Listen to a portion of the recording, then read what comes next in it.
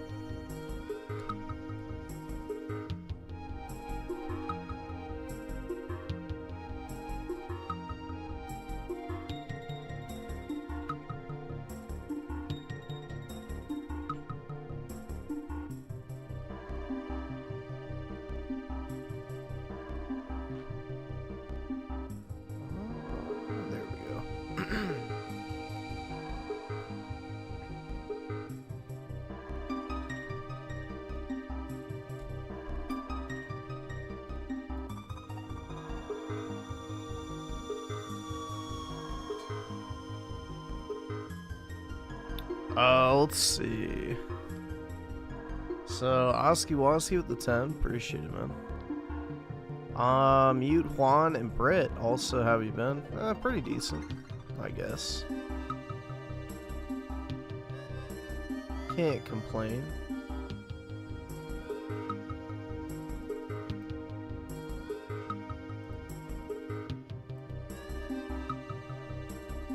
I had to work until like just about 8:30 tonight, but other than that, pretty good.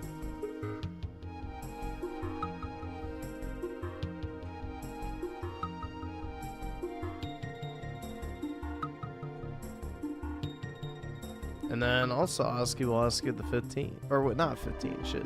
The 5. Appreciate it, man. I can't Big afford ups. this shit.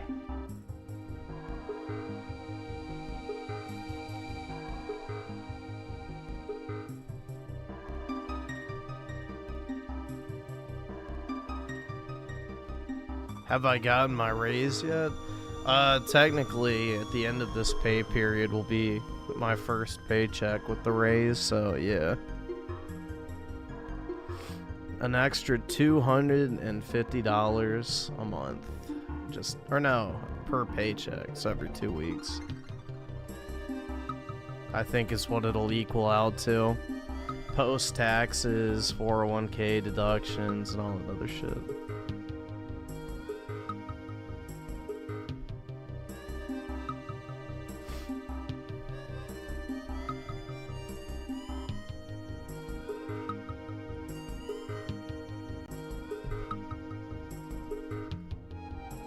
One step closer to retirement. Nah, not at this rate.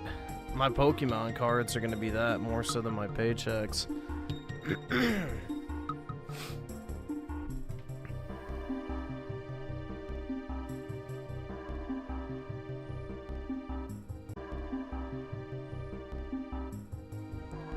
I got a better chance getting that for my my cards.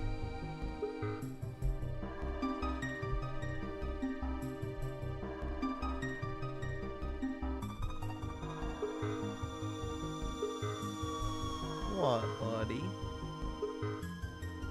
You came over to beg for something? What do you need? You need another chew? Yeah?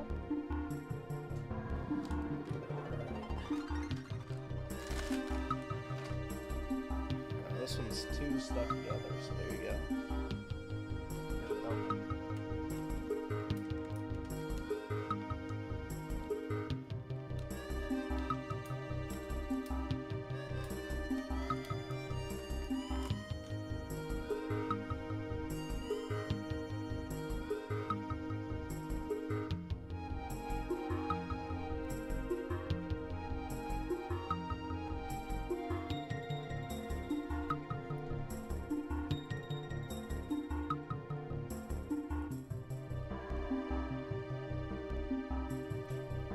Let's see. But yeah, I'll play the Mario Kart stuff in a minute. Just open that up. Hold on, I'm just checking something else real quick. Sent. I thought I sent myself something, but maybe not. Nope, doesn't look like it. I may have forgot.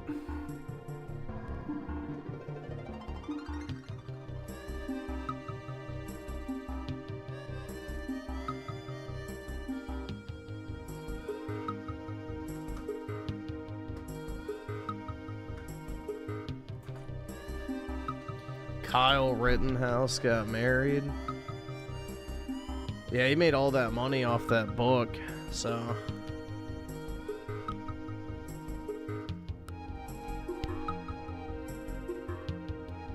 Money and fame, man. That's what it takes.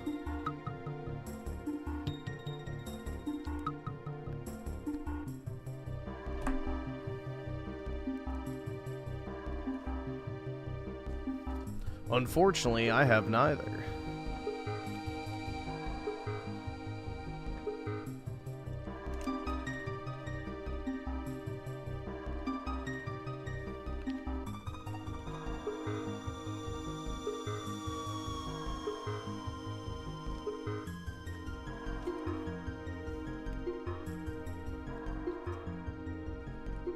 I think Metroid Prime 4 is fine. It's not my favorite game I've ever played, but I'm not really the biggest fan of Metroid Prime in general, so... But, I mean, it's fine.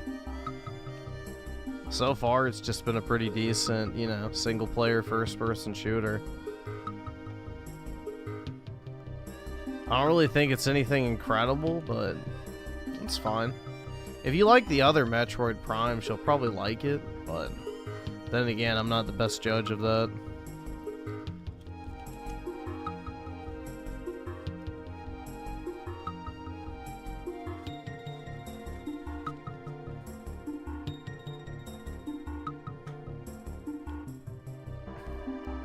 Raymond said he's gonna have to start working for his dad again because he isn't making enough off YouTube anymore. He got... Dude, he has, what, 20-something thousand subs? He should have never been doing YouTube as a job anyway. More likely, it's that the Super Chat money's running dry, so that's his big, that's the big determining factor.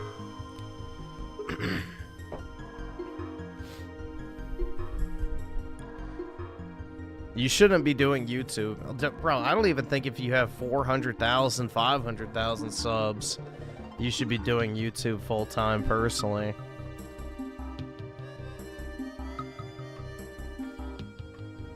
He showed his analytics and he's made 700 this month. What day was that, though? What day did he show it?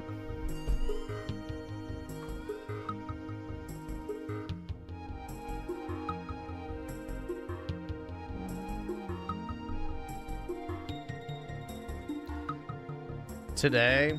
Okay, so if this month, so it'd probably be through the 6th, because the 7th probably hasn't shown up yet. 700, so what? He's on pace to make about 3,500 bucks. I mean, yeah, that's not great, so I wouldn't want to, yeah. I would definitely be working at that point, like, shit.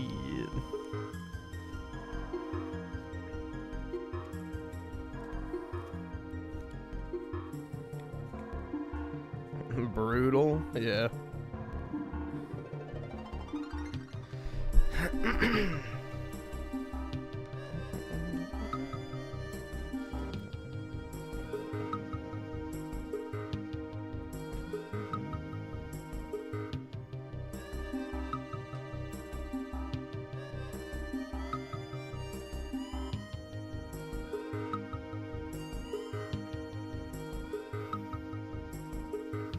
Yeah, I don't know. I didn't really care about the NPC that much in Metroid Prime. Like, he was minorly annoying, but not anything too offensive that it's like, oh yeah, I literally can't play this. I don't know. My tolerance has gone up a lot after playing a lot of shitty fucking games. My tolerance has gone up a lot. So the Redditor dialogue doesn't really strike me as quickly as it used to. I don't know. There's many worse examples. Plus, I don't really give a fuck about the story, so it's not really even anything I've been focusing on.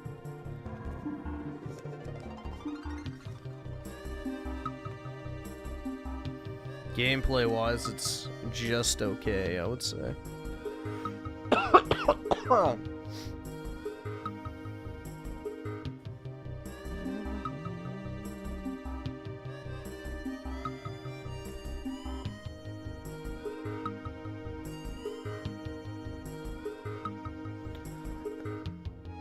And he was just whining about how he can't get laid. Some girl donated $5 to him, and he DM'd her. Oh my god. And she said she had a boyfriend. Yeah, dude. Why are you trying... Again, a woman, air quotes.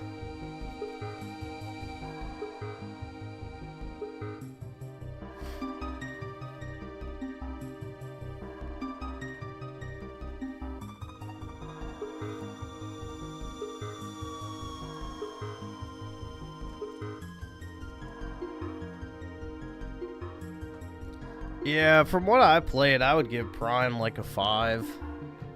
It's like a 5. It's just average. I don't really think it's anything great, and I don't really think it's bad either. It's just kind of like, yeah, it exists.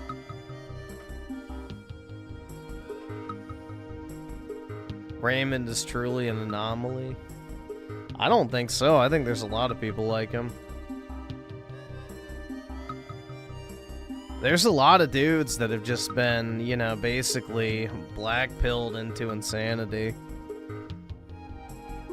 You gotta remember, the average, you know, Zog-brained consumer is literally just programmed from birth to, you know, lust. So, that's all he knows.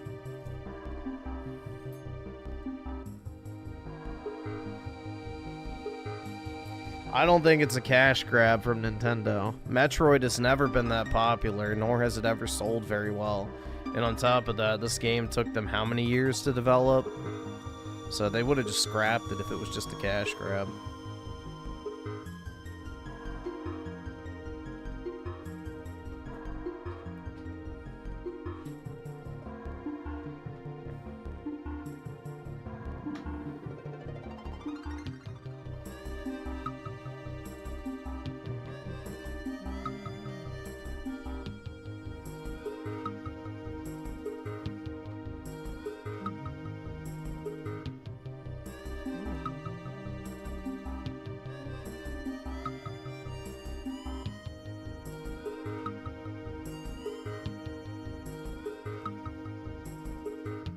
They should have put a amiibo in the game that gives you a bikini armor.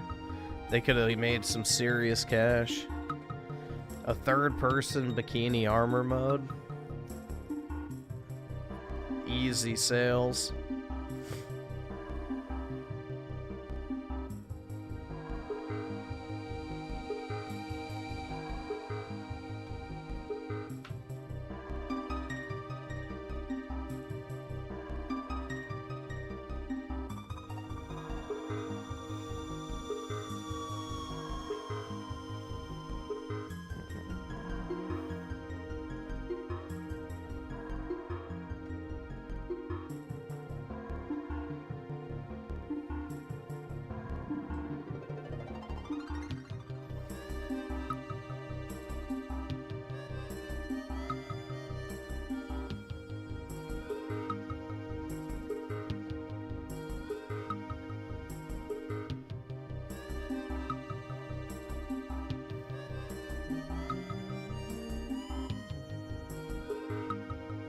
The worst part of the game is the green crystals. I don't know. I feel like if you do the shrines, they're not that bad.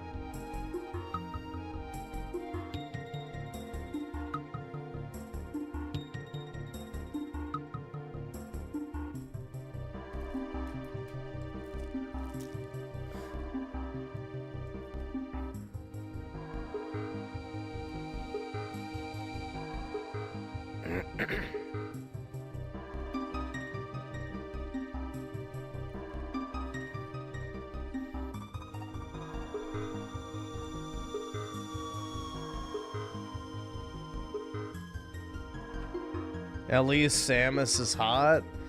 They kind of made her ugly in the recent Smash Bros. Game, but in Brawl, definitely. Zero Suit Samus in Smash Bros. Brawl was a work of art. Everybody was trying out the photo mode for various different reasons.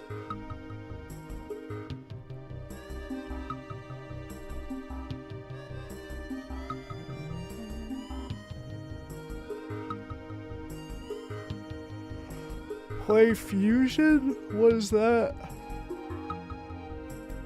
I don't know what Fusion is.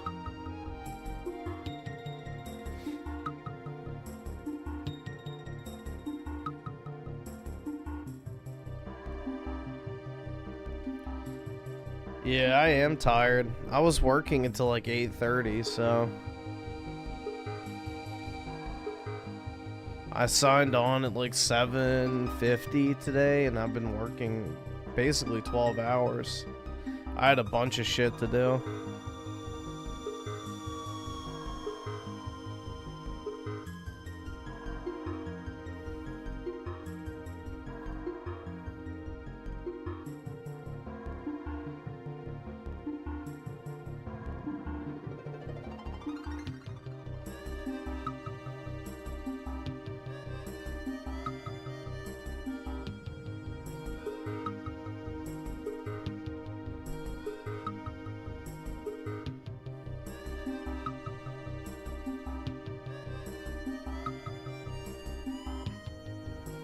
Metroid Fusion? I don't know which one that is.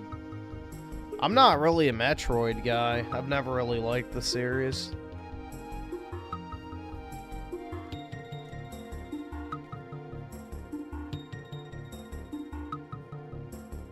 I don't really like 2D side-scrollers in general. I don't really find them very entertaining. Although that kind of goes for video games in general these days.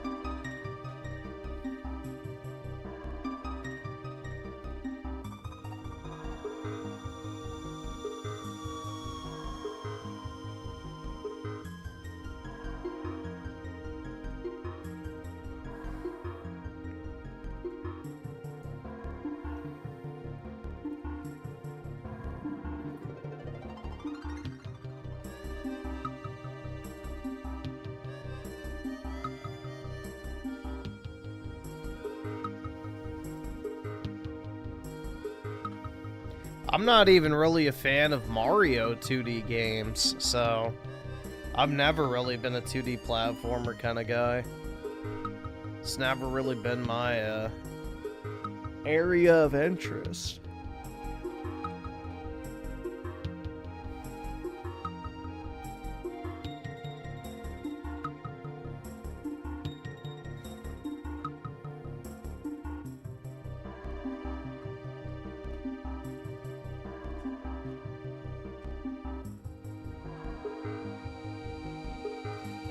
I mean, I guess. I'm not really even a 3D platformer fan. So I never played platformers as a kid, so I don't really have any nostalgia for them.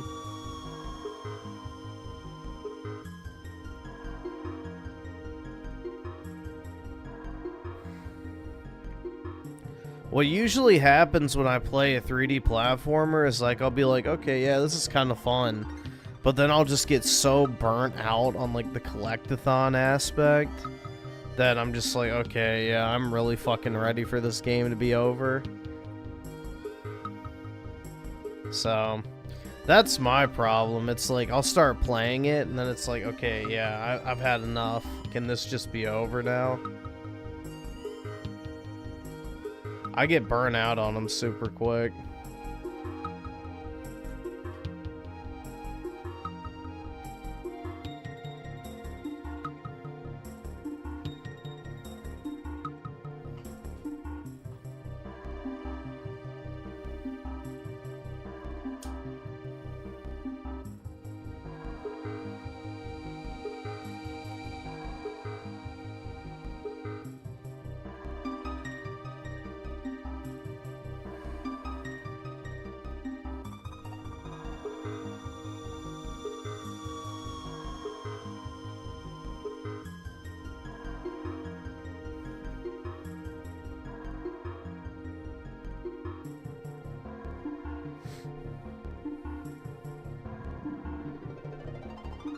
That's why Astrobot was good. Yeah, it was pretty quick, so it didn't feel like it was too long. Yeah, I agree. That game was only like, what, 13 or 14 hours to 100%? So...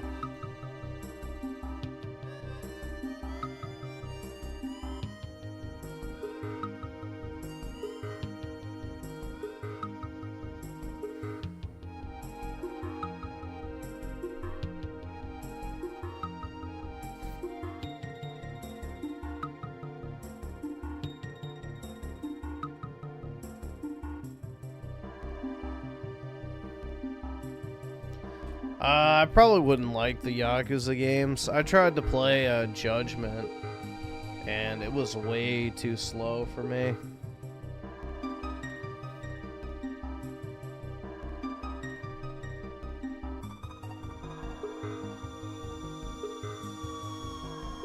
Nah, I didn't care for Mario Odyssey. I played it for like 8 hours and then got bored and never touched it again.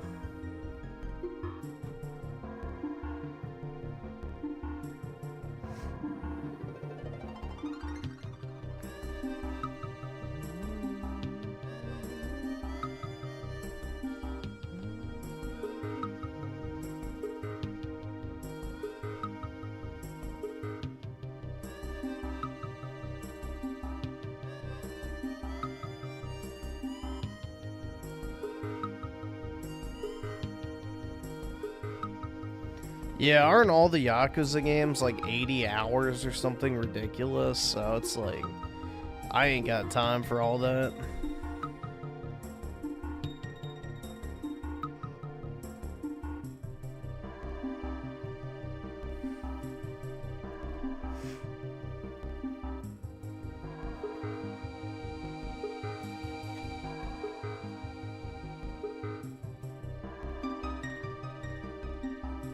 Hours, lol. Why is that funny, Britt?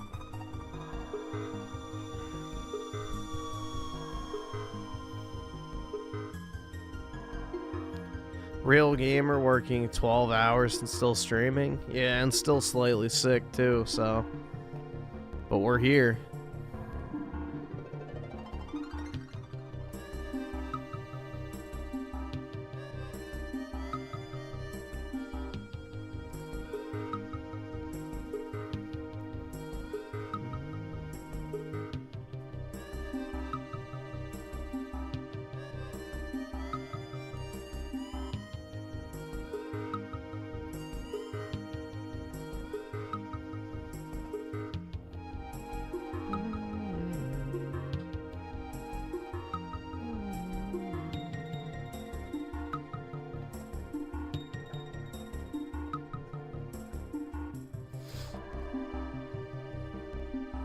Yeah, I just don't really have an interest in Yakuza. I'm not a Japanophile, so I think I have some of them on Steam, but I've never played them. Yeah, I have some of them. We got 1, 2, or what? That's 0. That's 1. That's 2, and then 3. So we've got the first 4, I guess.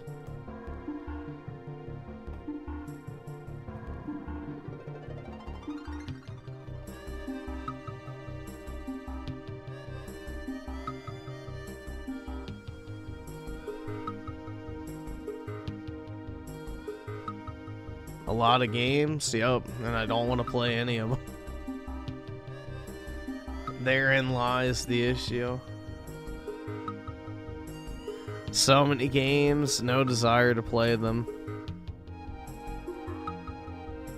Dude, nobody will be entertained by Yakuza 0. No, everyone will fucking leave, the chat will go still, because it's just going to be sitting there watching cutscenes in Japanese. No one wants to see that shit.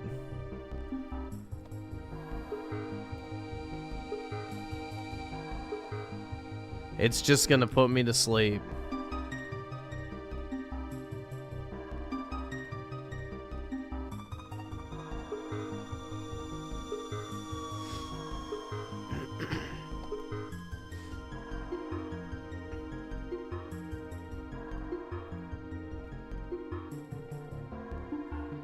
I wouldn't really say it's normie slop, but it's basically Japan's Madden.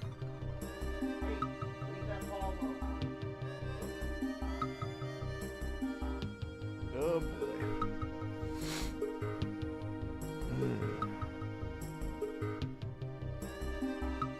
Yeah, I have mini ninjas, I'm pretty sure. I haven't ever played it, but I just bought it because I remember the commercials back in the day. Yeah, I do have it.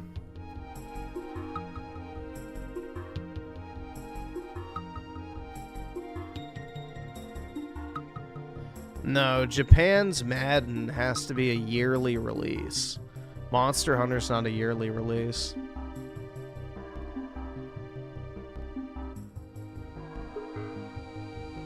The Yakuza studio literally releases a game every single year.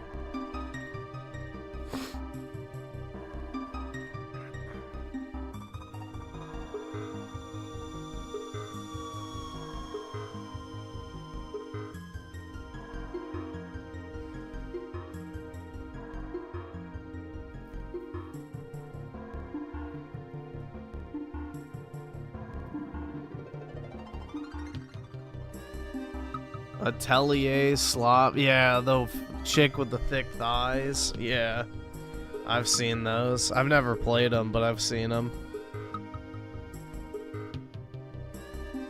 The anime babe with the thunder thighs, yeah.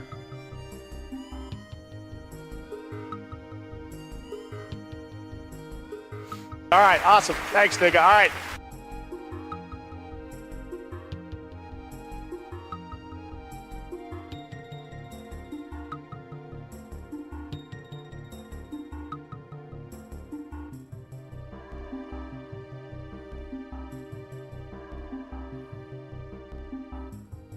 I've played Dead or Alive. I mean, I'm not any good at it. The only reason I played it is to enjoy the physics. That's it. Where is it? I have it in here somewhere. Yeah. You can see I put in a whopping 5 hours.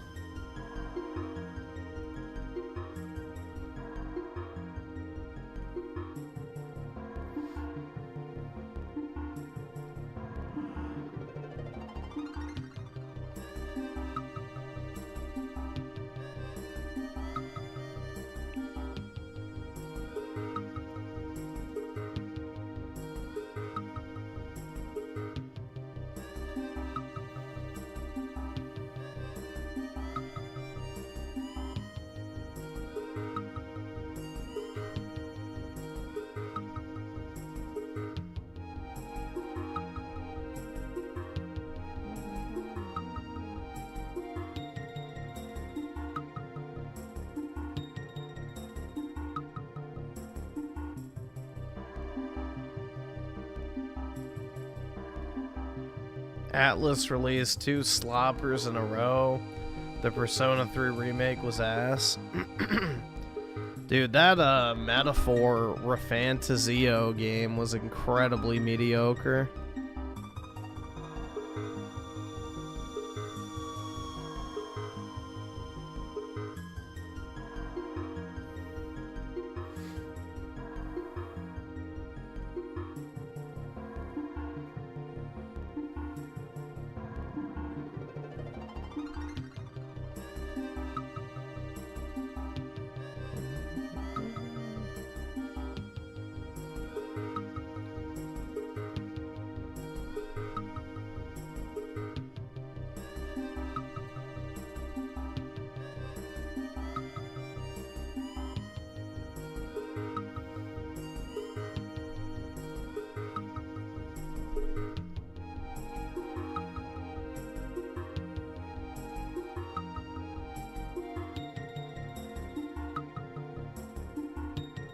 Yeah, Wolfenstein 2 was disgusting.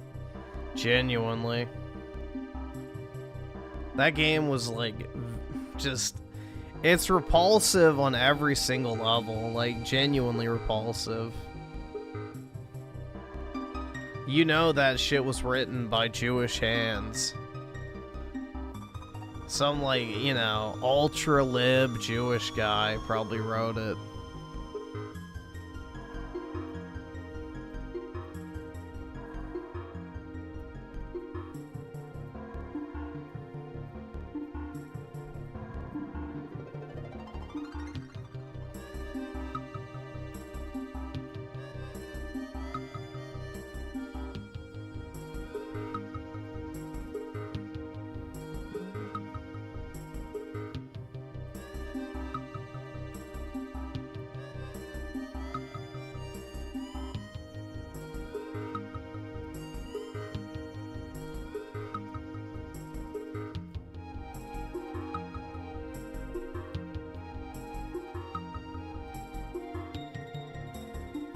All right, awesome. Thanks, nigga. All right.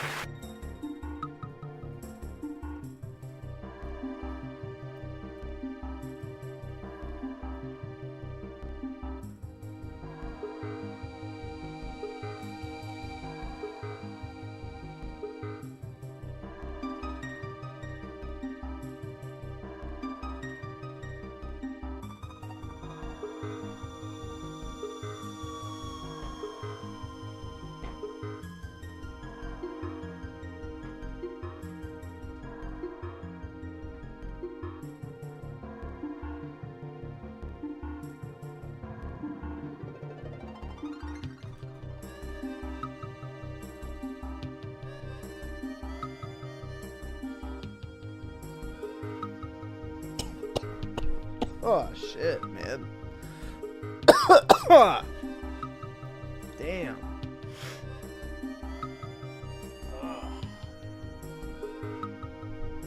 I'm sorry, buddy.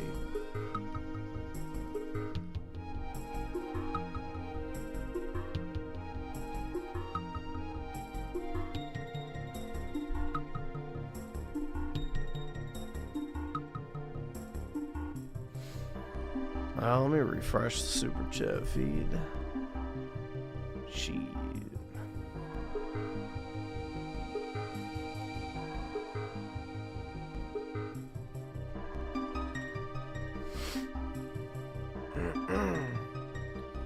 Let's see. Into the 9s of the 2. Yeah, we can play. Also, DSP. It just depends if there's anything worth watching. I'm not like Review Tech USA, where if DSP picks his nose, I need to have 5 hours of footage to watch. So, I don't know. There's something interesting, maybe. Either subscribe, donate, or get the fuck out. I can't afford this shit! Let's see. Juan with the 20. Oh, great. Stop the cap that you don't play 2D games. If it was Final Abortion, you'd be a good goy and consume that slop. Skip it up! The fucking loser faggot. Now play Metroid Zero. Oh, great. It's gonna suck. See, this is what always happens. I don't like this game. Someone sends me for me to play it. Yeah. Typical. I'll play it for a little while.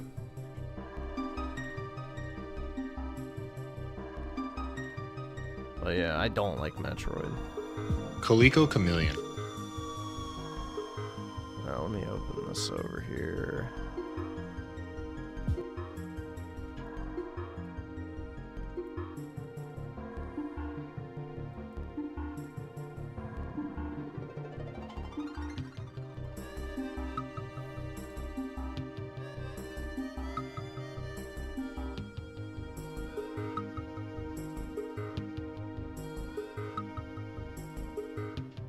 I don't really have a desire to do a drunk stream, to be completely honest.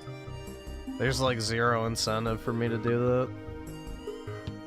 I live alone, like getting drunk by myself is not really a great idea.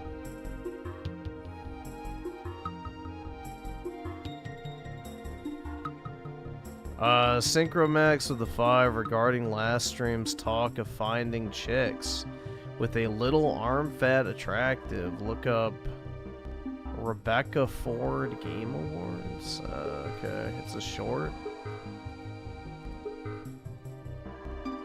Let me see if I can find it.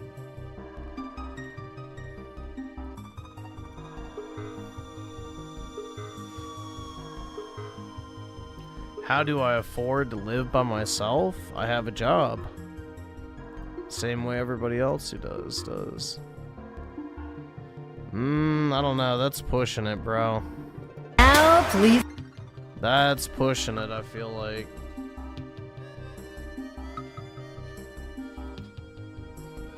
Just judging from the thumbnail.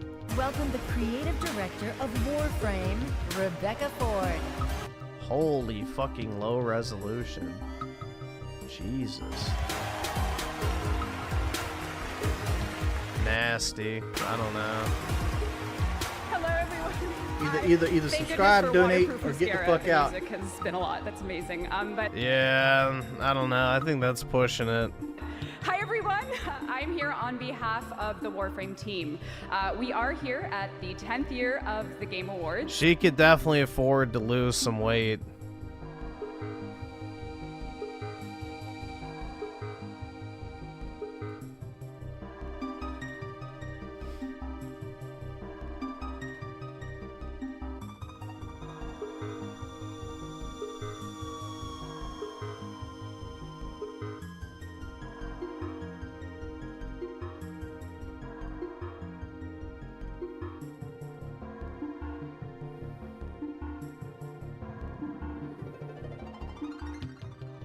Dude, she's one of us, I guess. I don't know.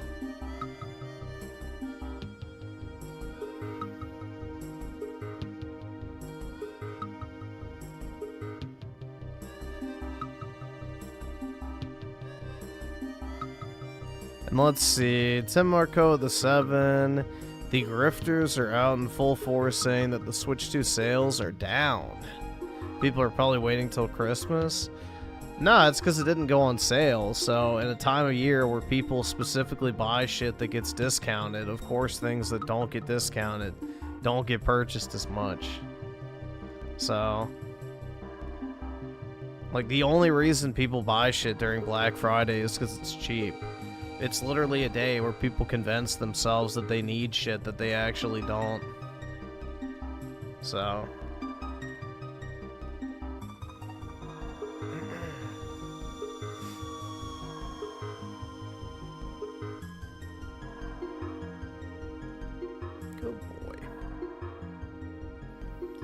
Spooky Cerberus with the 15 months. I miss Feral Bitch Fall. I don't know what the fuck that is, but alright.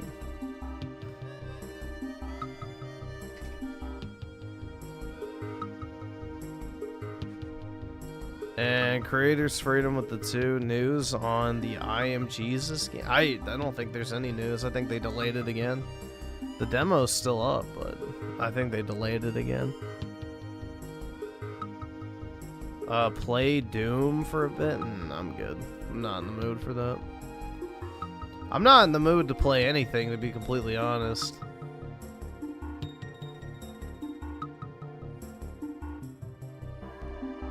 I'm getting fatigued of gaming in general.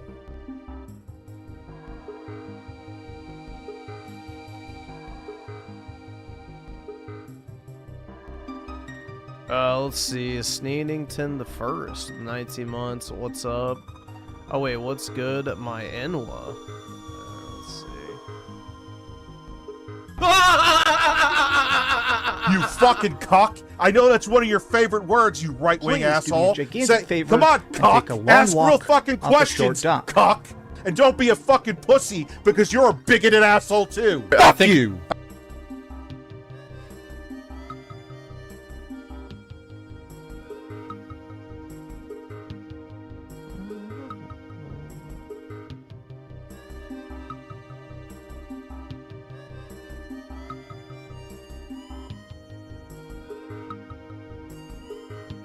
Who was Rich talking to?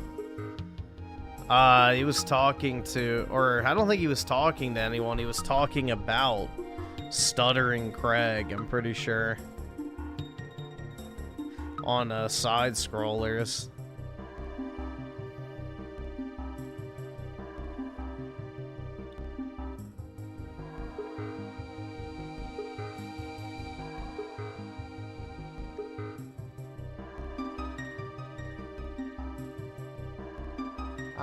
Leave that ball alone.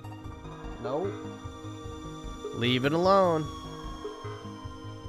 I'm gonna put the cone on if you don't stop. You've been doing so good.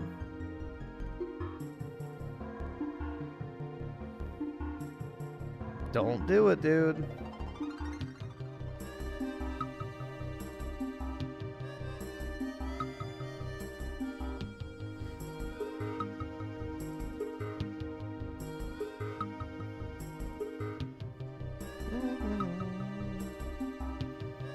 I wonder if Stuttering Craig's gonna do his real game awards again and give all the awards to just Gooner games again.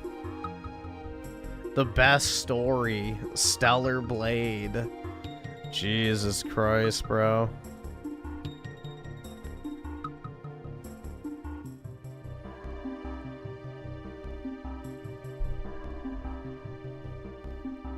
The fact that that was even allowed to be a thing is just incredible. The best story goes to fucking Stellar Blade. Okay, bro.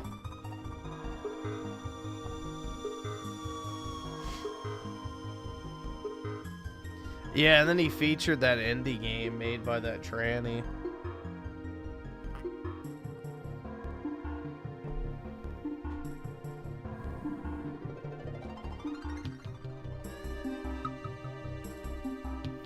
Yeah, but if you're the curator of an award show, you have to have some sort of oversight on the event to make sure it's not a laughingstock.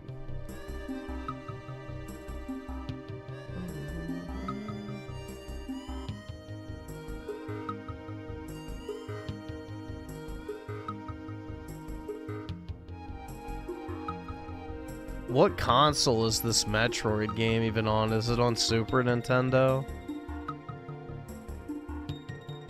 I don't even fucking know. I don't play Metroid, deliberately so. It's Super Metroid. Game Boy? Yeah, great. So it's gonna be even shittier. Ugh.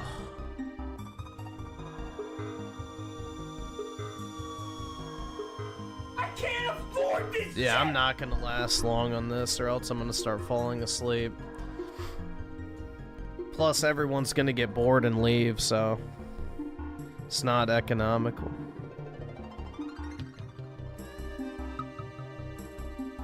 These type of games are like paint drying, especially for streaming.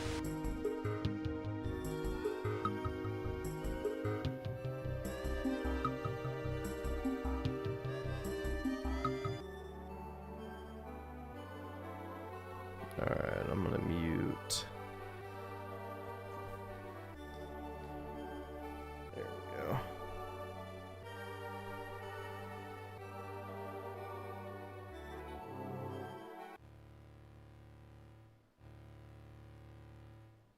There's no such thing as a good Metroid game. None of these are good. They're just incredibly boring. Wow, walk across the map. Now walk back. Walk across the map in a different direction. Walk back again. Oh, did you go back all the way? Well, it's time to go back to the first area. Oh, now it's time to walk all the way back again to open that door that was arbitrarily blocked. Wowie zowie, it's so much fun.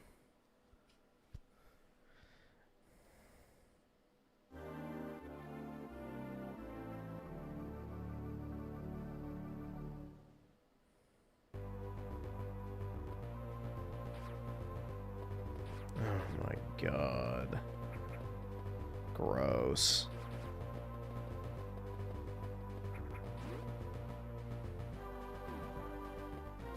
No, I don't really like Metroid Prime that much. 4's okay, but the other ones, no. I tried the,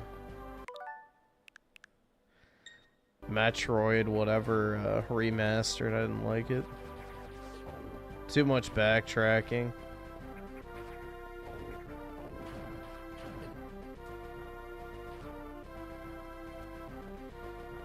Oh look, an area I can't access because I can't turn into a ball. Wowza.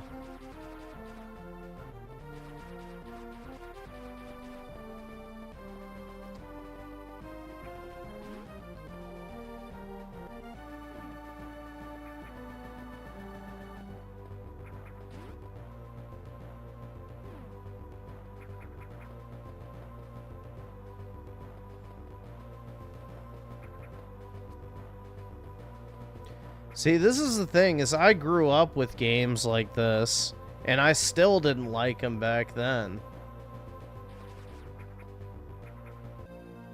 Like, this came out, I'm assuming, probably in, like, the early 2000s. Obviously, because it's Game Boy Advance. But even back then, I didn't like them.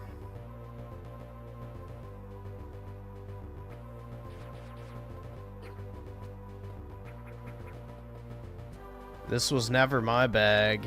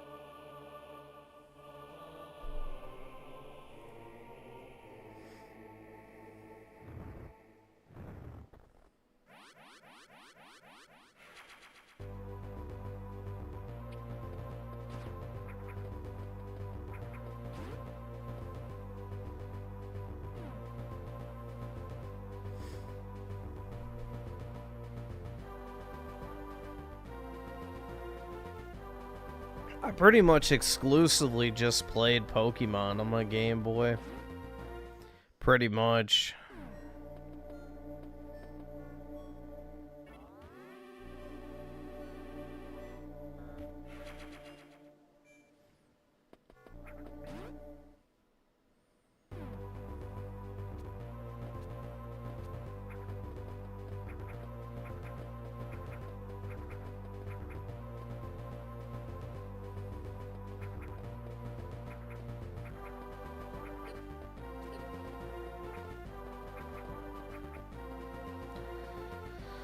Oh, I already don't like it.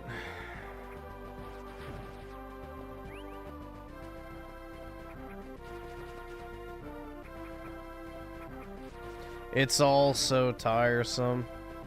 You've played one of these games, you've played all of them.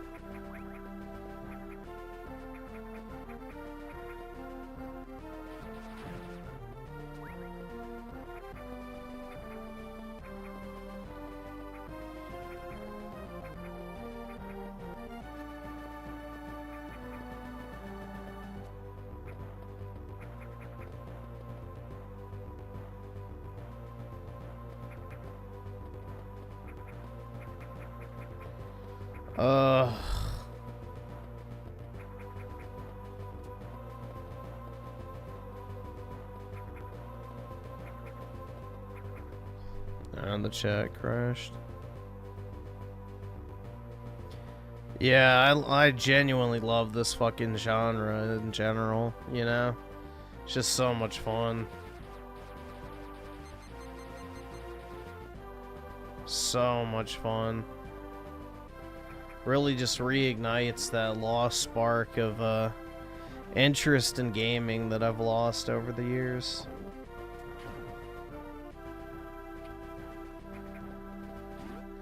I played Dead Cells, I got bored of it pretty quickly. I don't like any rogues, so anything that has roguelike mechanics, I'm good. Okay, well I can't progress. That's nice.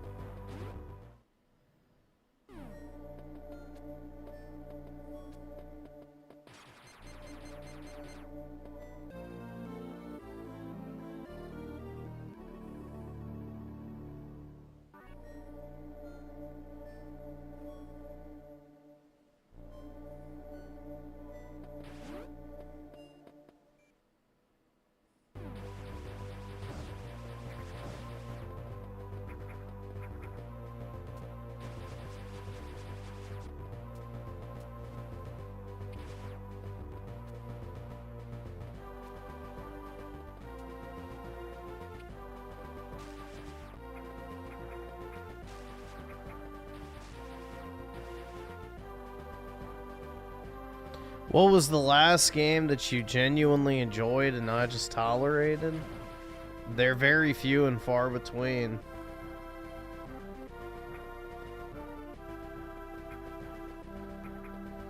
This year it would probably be... I'd have to think about that. I don't even really remember what came out this fucking year. It all just kind of blends. But I guess Mario Kart, Donkey Kong, the Ninja Gaiden game was pretty good.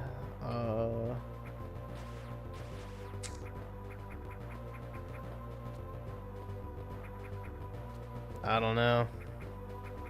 There's not many, honestly.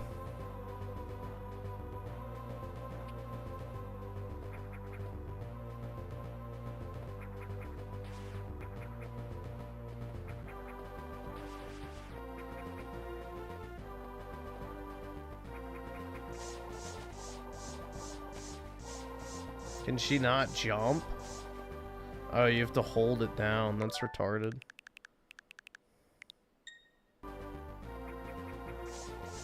Woman moment.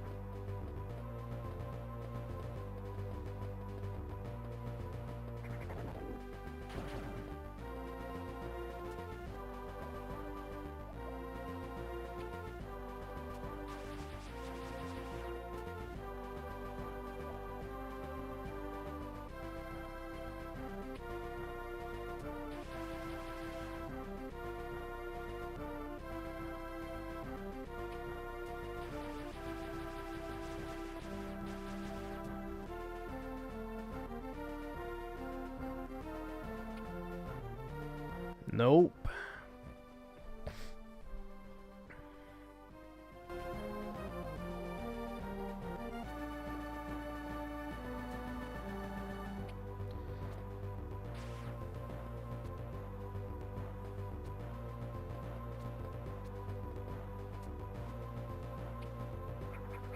Yeah, Doom the Dark Ages was just kind of meh. It could have been a lot better.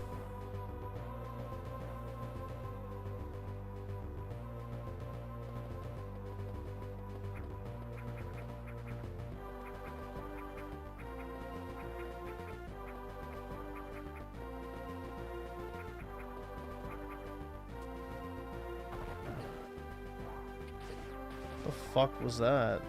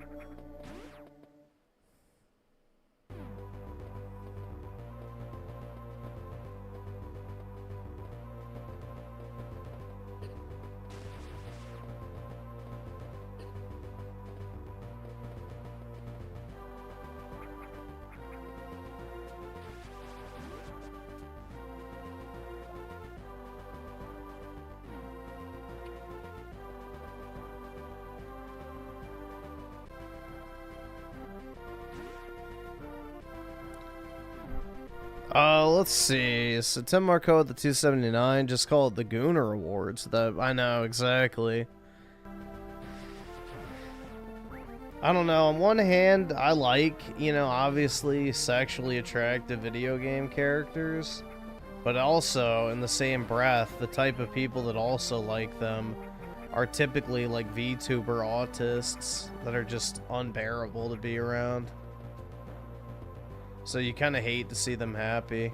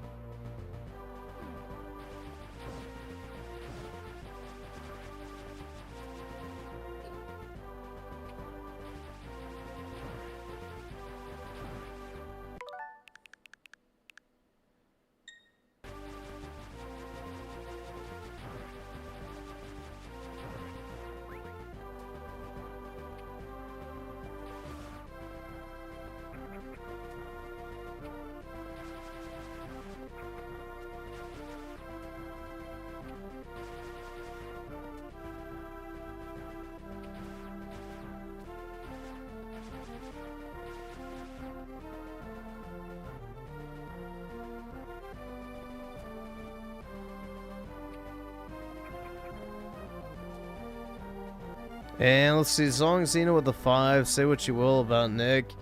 He got a huge dub on Piers Morgan. Oh, did he go on Piers' show? Don't know if anything will come of it, though. I highly doubt it. I don't think Piers Morgan is that important, generally speaking.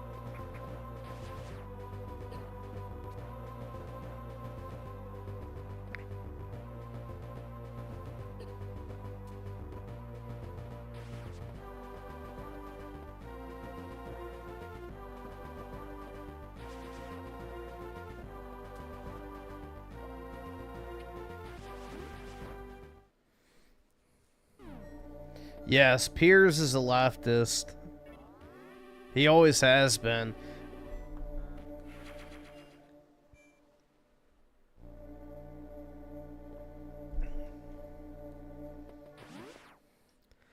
And he's a massive Israel shill too, so yeah, there's also that.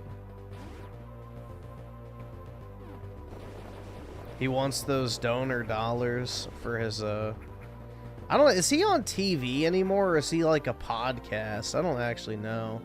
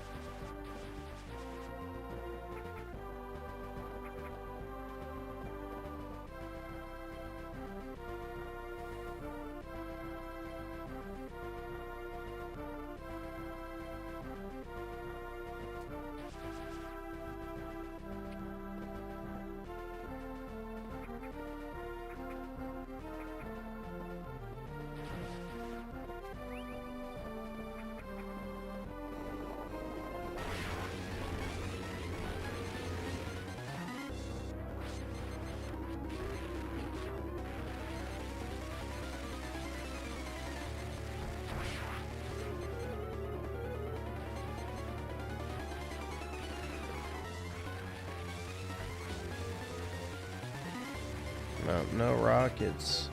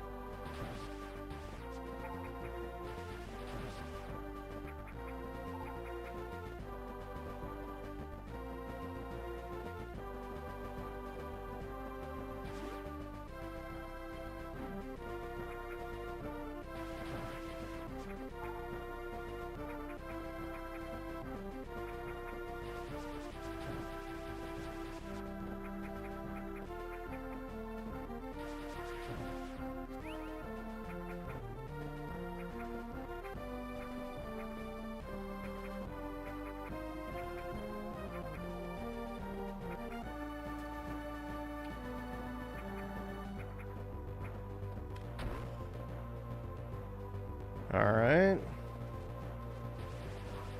Oh shit.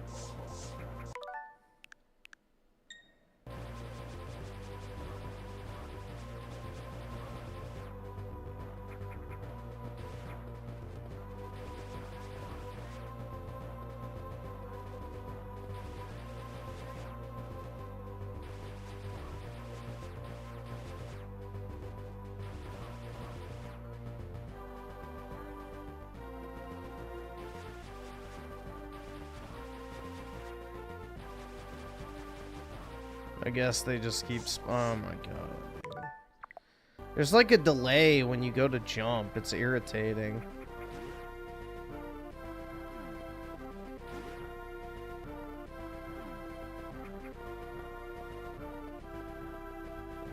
It's like a very brief delay.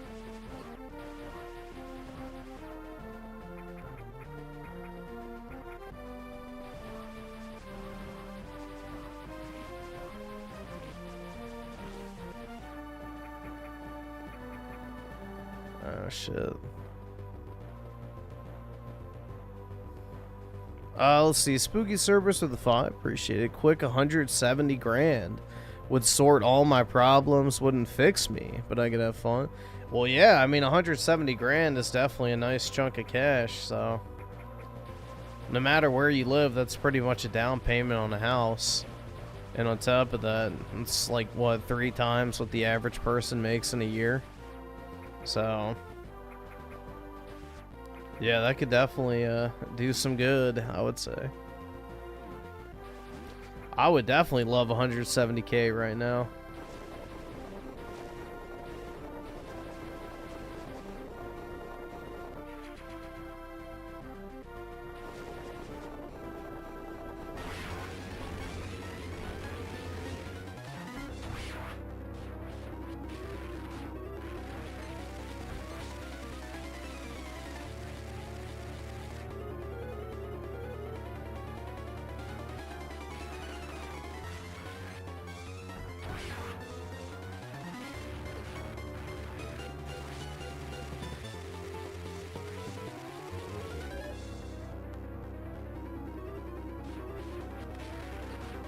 Oops.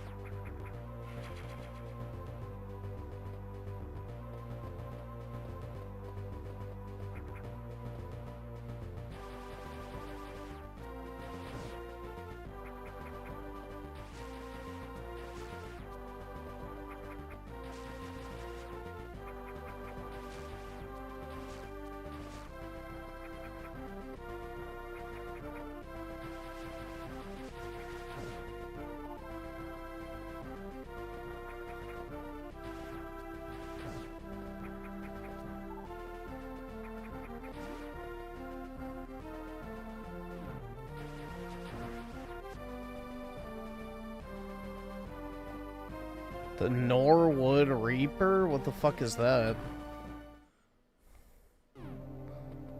What is the Norwood Reaper?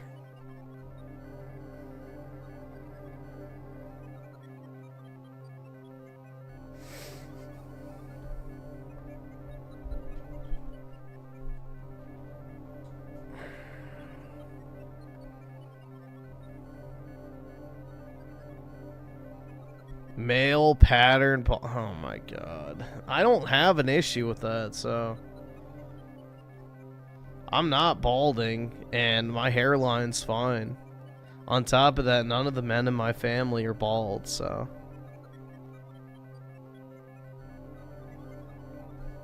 My dad's not bald, my uncles aren't bald, my grandfathers weren't bald. I don't really think it matters on my end.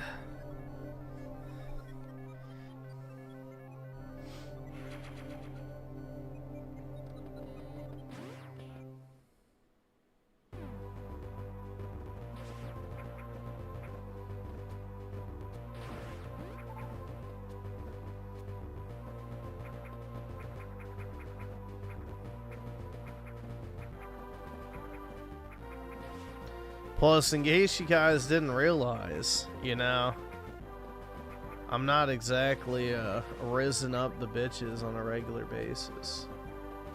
So.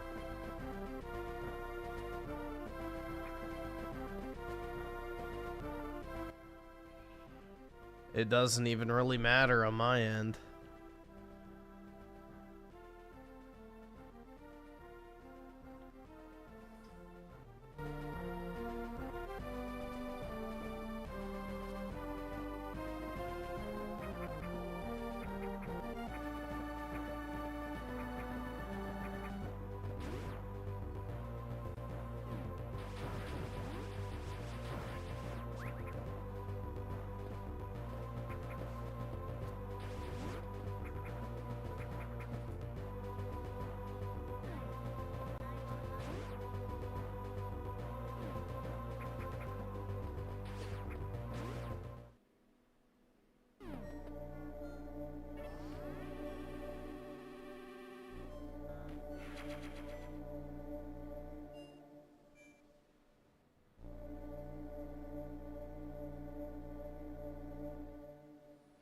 Typically, if you reach 30 with hair, you should keep, well, what, I've got a little more than 2 years? Yeah, I'm fine, so.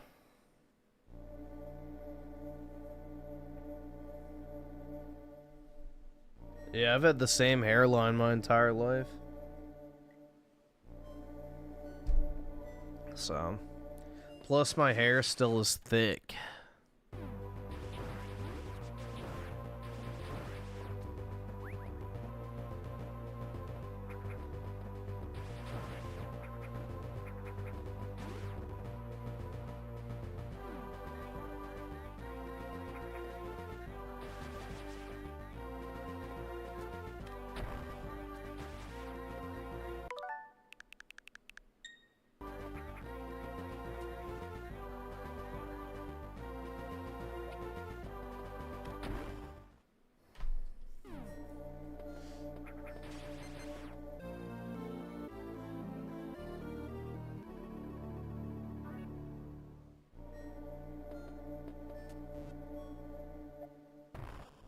I have no idea if DreamCastGoy is bald or not. Nor do I really care, to be completely honest.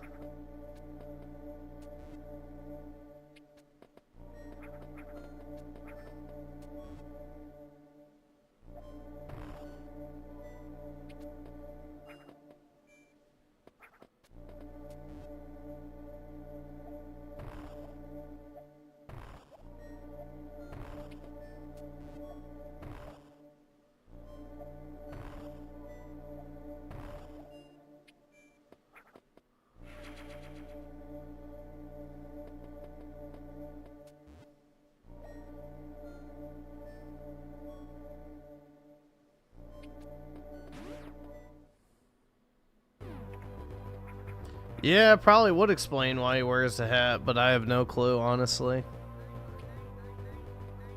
Another man's hairline doesn't really concern me.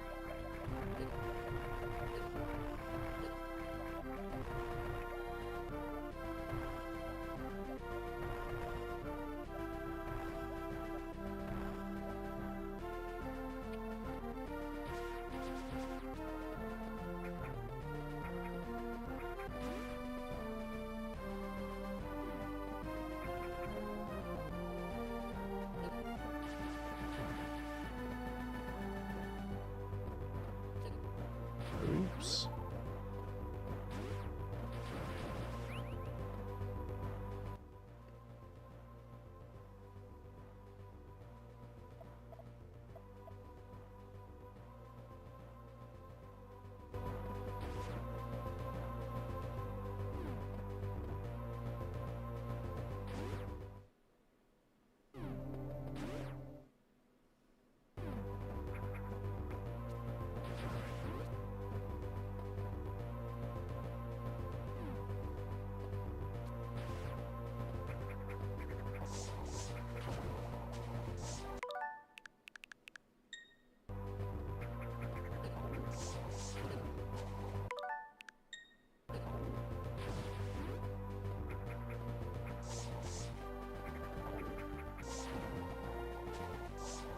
My God.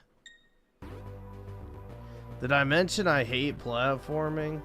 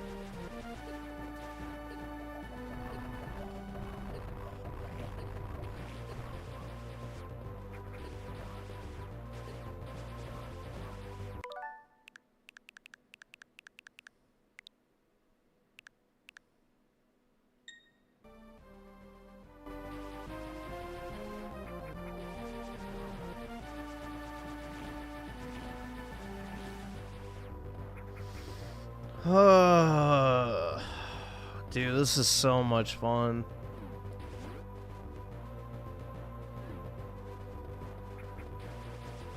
So good, dude.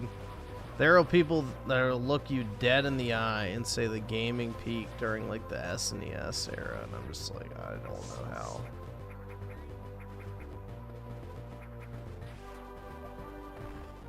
I don't have a nostalgia boner for retro shit.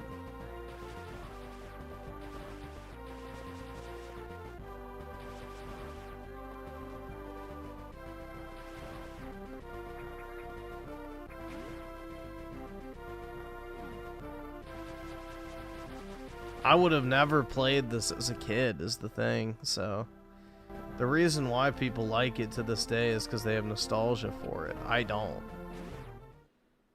I never played it and never would have.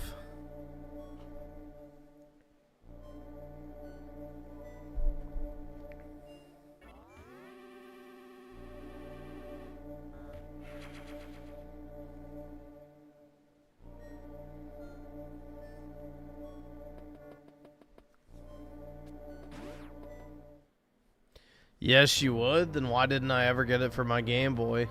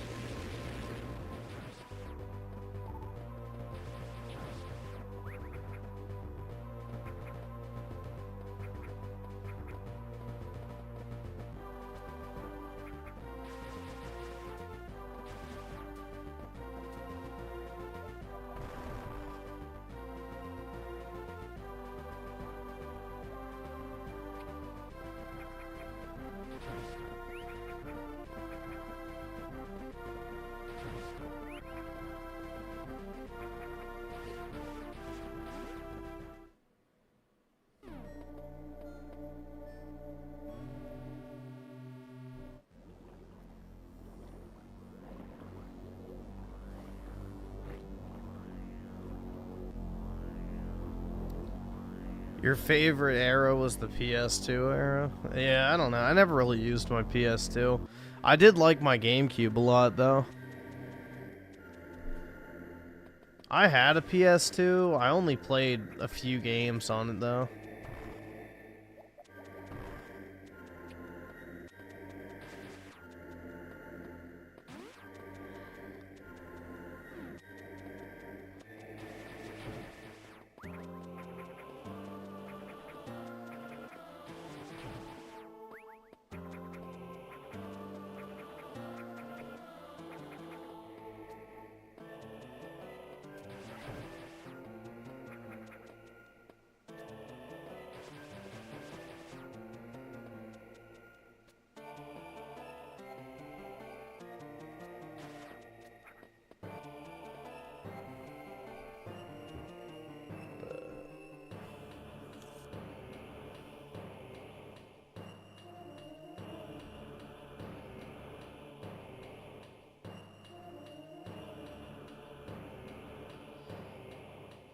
The only stuff I really played on PS2 was like Battlefront. I had Final Fantasy X. I'm trying to think what else. I really didn't have much.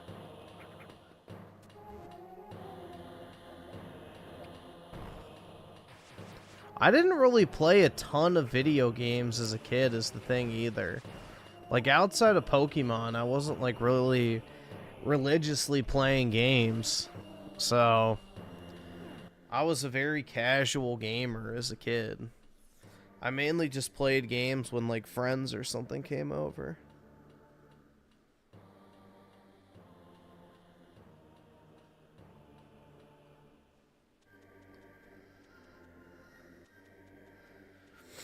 The 360 gen is when I really got into playing a bunch of different stuff. Also, because I finally started getting money to buy stuff, too, so that also might have something to do with it. If I had more money to buy games, maybe I would have played more, but...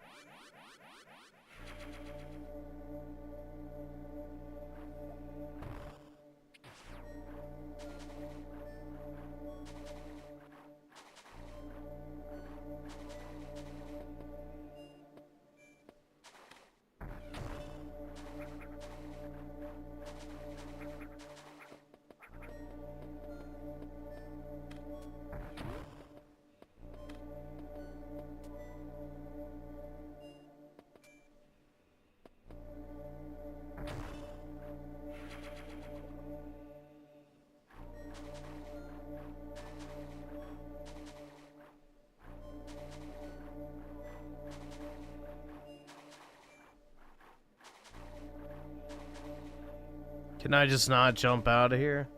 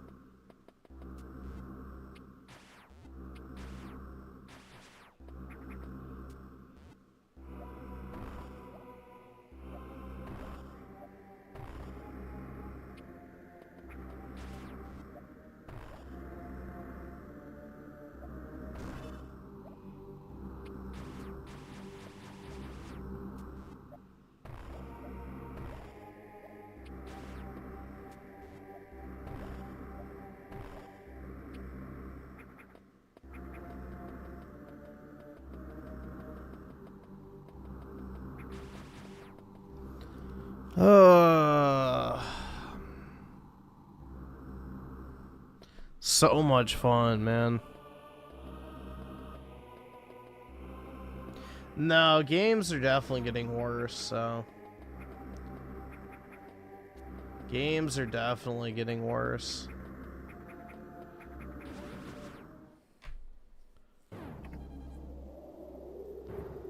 How is this fun? It looks boring? Well, your eyes are correct.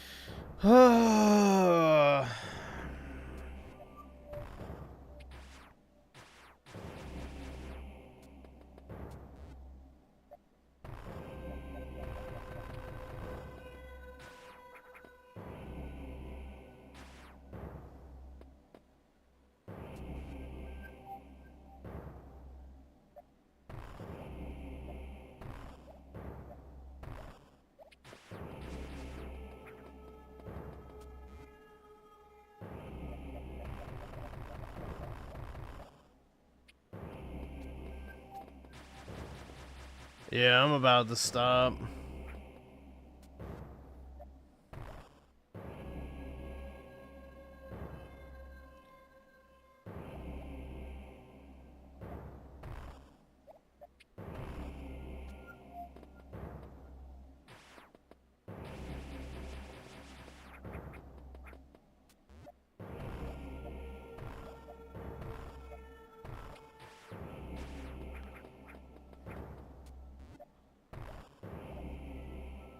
Wow, it actually let me do it that time. Alright. Wowza.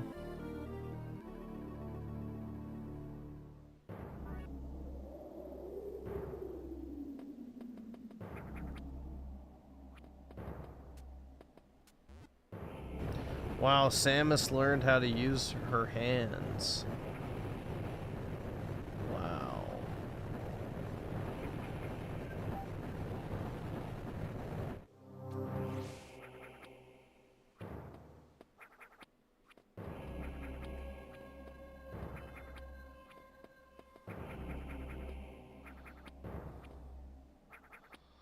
This is P Gaming, something like that.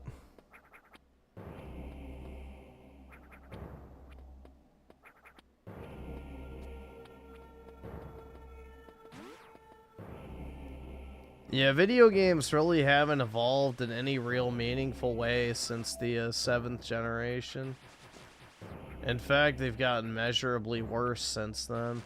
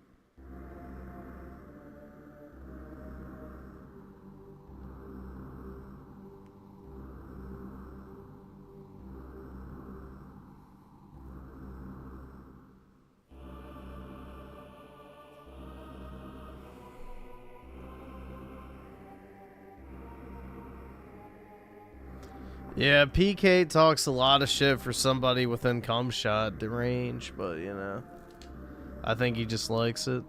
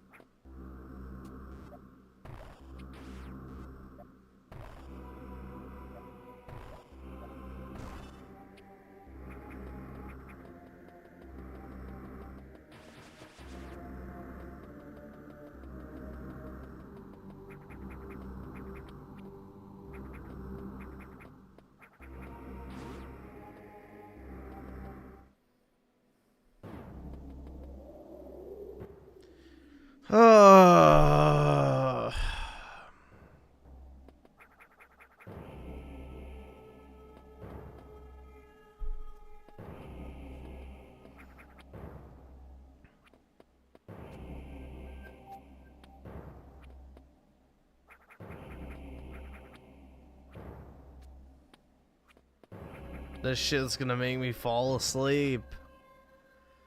It's all so tiresome. This is just like playing Prime 4. That shit made me want to go to sleep too.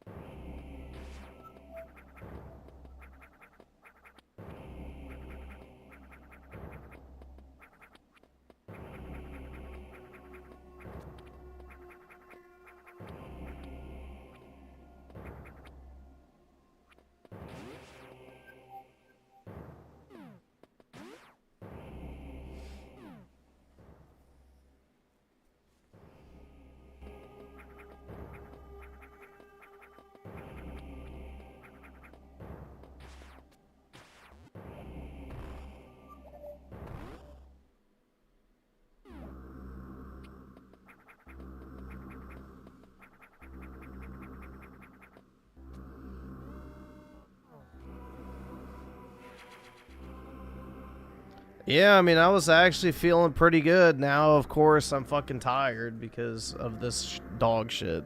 So, yeah. How long has it been? 50 minutes? That's more than enough.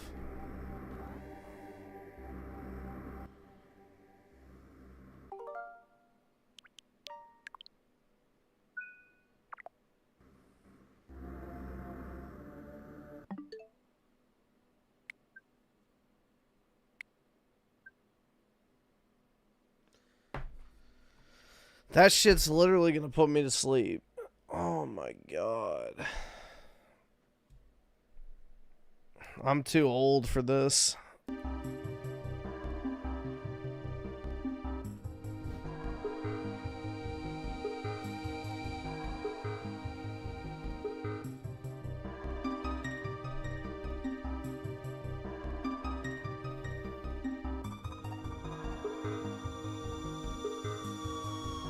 This is what you play. Yeah, dude, I literally stared at Excel for like 12 hours today.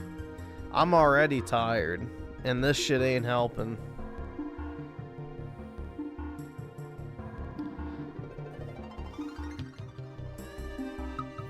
I already had to stare at Excel for 12 hours today.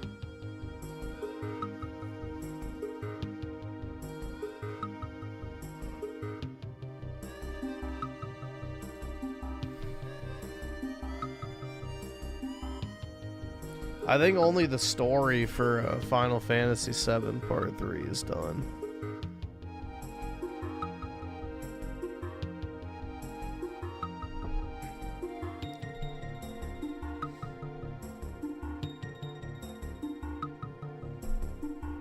Ooh.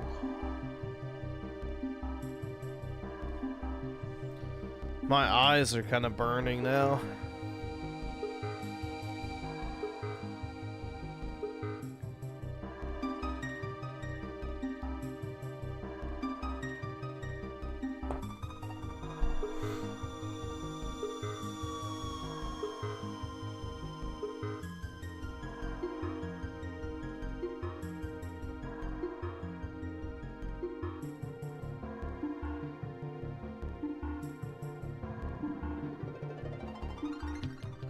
Should be going to bed a few hours after 12. That doesn't matter. If I went to sleep, I wouldn't wake up until like 5 a.m. So, which is what happened yesterday. I basically slept all day Sunday. Then I like took my dog out and was tired from that because I'm still sick. So I'm like super fatigued. And I just laid down for a little while and I was out. So.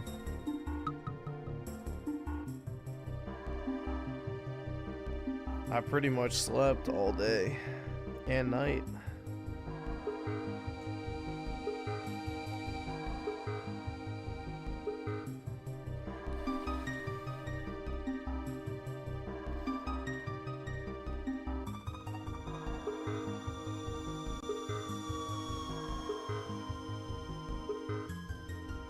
I'm just lazy? Nah.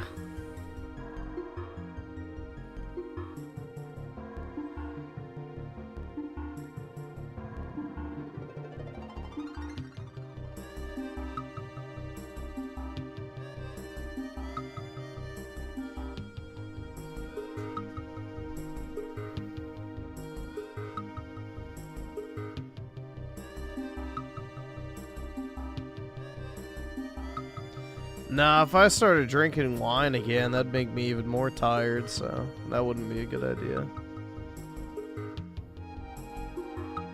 Anything that makes me tired is not going to be a good idea.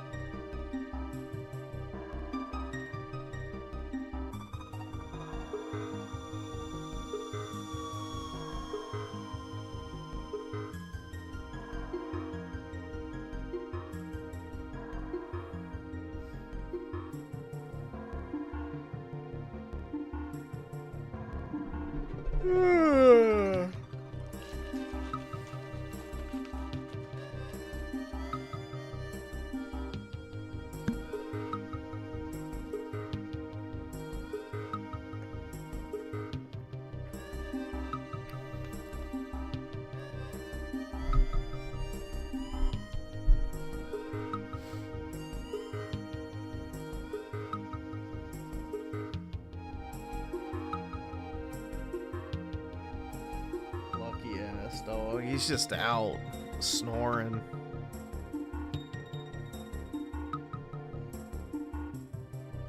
Get high like RTU? I don't want to do anything that RTU does.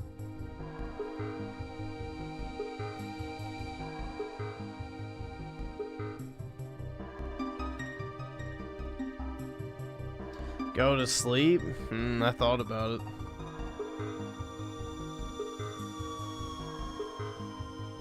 I haven't really played much of the Dragon Quest games. I played like the first 3 or 4 hours. That's as far as I got. I don't know. I have zero desire to play video games off stream, even on stream now. I don't know. There's very little drive for me to want to play games.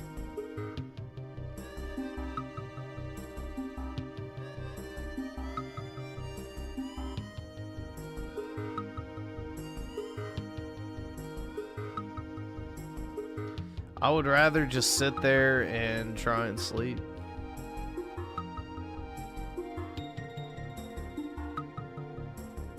You're replaying God of War Ragnarok on PC? I'm sorry, man. Stay safe. Let's see. Ironic with the 2. How much for you to play a game of my choosing? It depends on the game.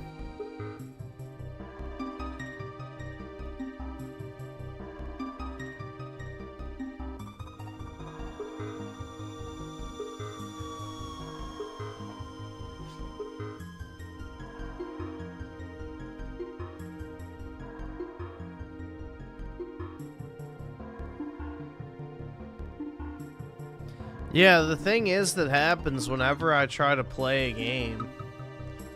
I'll like take my Switch 2 in my like bedroom and I'll lay down, or I'll lay down on the couch and start playing something, and I just pass the fuck out like within 5 to 10 minutes. It's not good. Like I'll try to start playing something, I'll put down the you know, Switch 2 and then just fall asleep.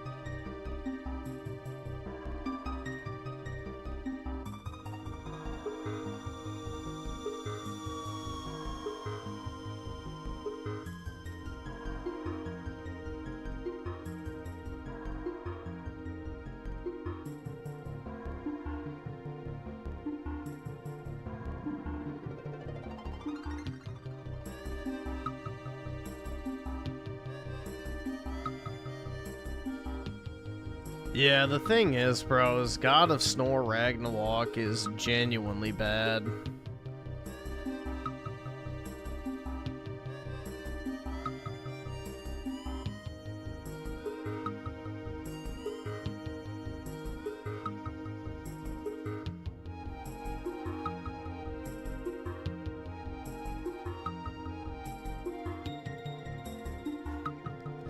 Dude, honestly, if I had the choice, I would just go to sleep at like 6 p.m. after finishing work. I probably could. Just sleep for what, 12 hours a night? I probably could at this point.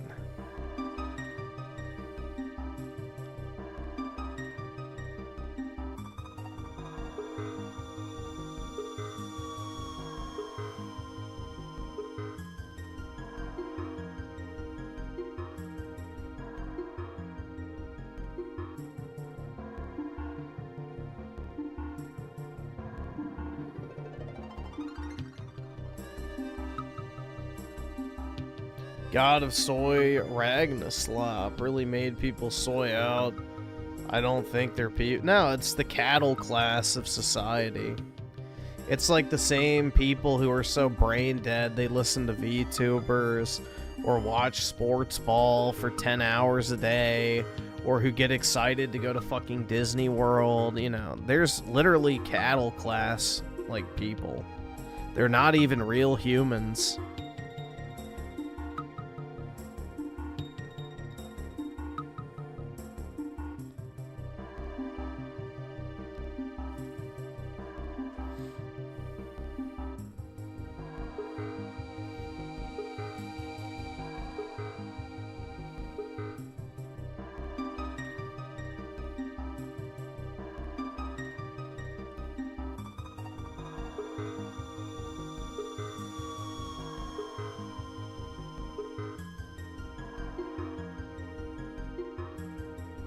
Yeah, liking Ragnarok is a sign of low sentience. Like, you may think you're alive and capable of making decisions, but in reality, you're not. Everything you think you're deciding on has been decided for you. You're just too dumb to pick up on the subliminal messaging. Yup, Bugman.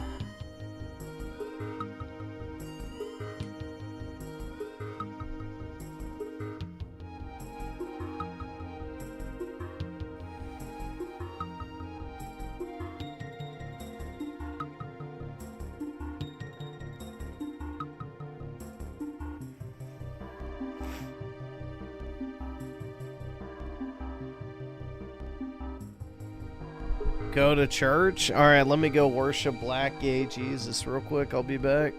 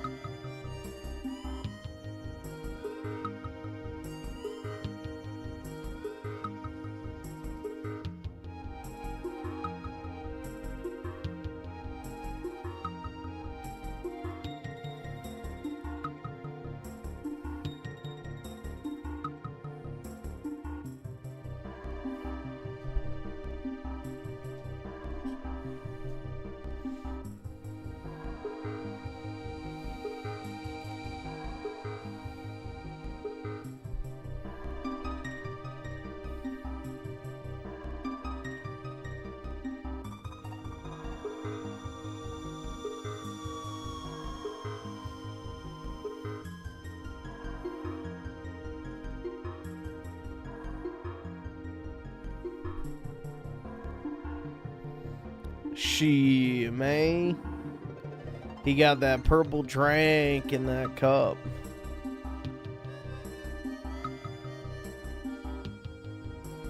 Water to lean.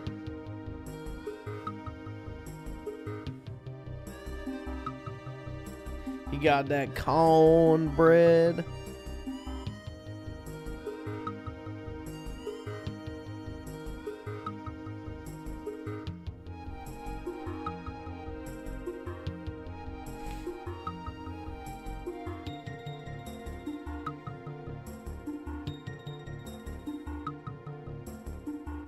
No, that was bird shit on the window, so...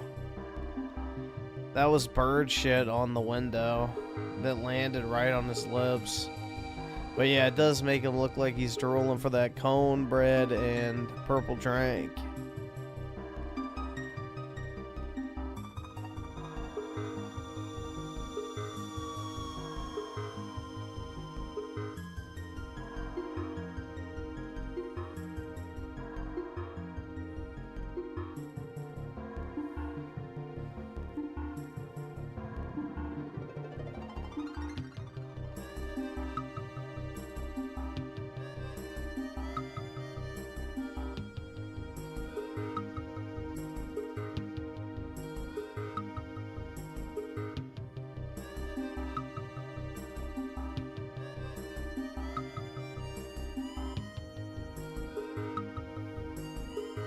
All right, awesome. Thanks, nigga. All right.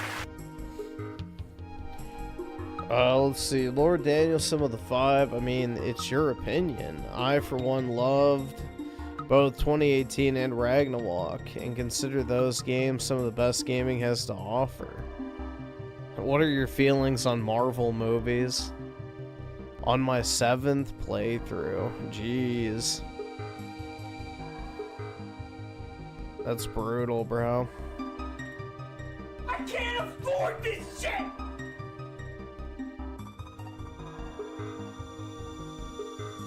And Daryl's on with the 2? Do they... Wait, do the sleep stream? I can't. My bed's not in the same room.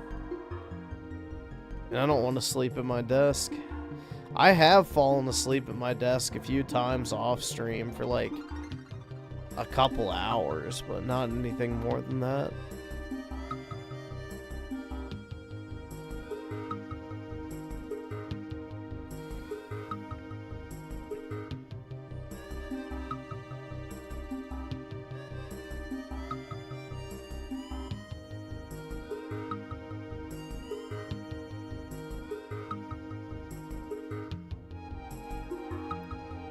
Let's see, Dr. Nefarious with the 2. All these modern movie games are pretentious as fuck. Yeah, it's just... God of War 3 was a much better and more emotional story, in my opinion, than God of War Ragnarok. I genuinely didn't fucking care what happened in Ragnarok, but God of War 3 was awesome.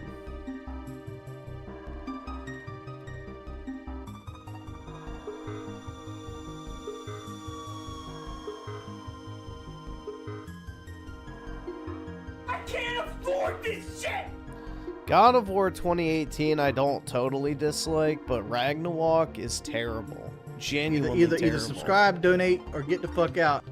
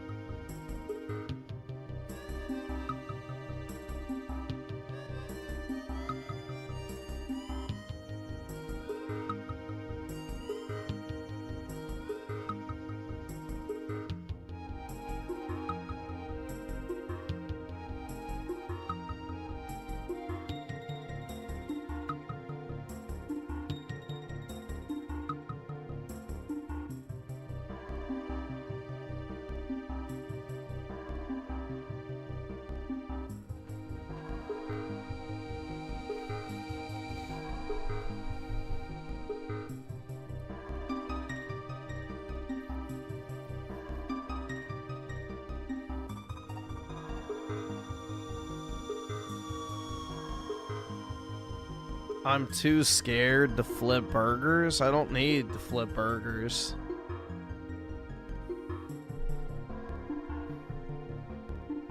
My job already covers all my actual expenses, so...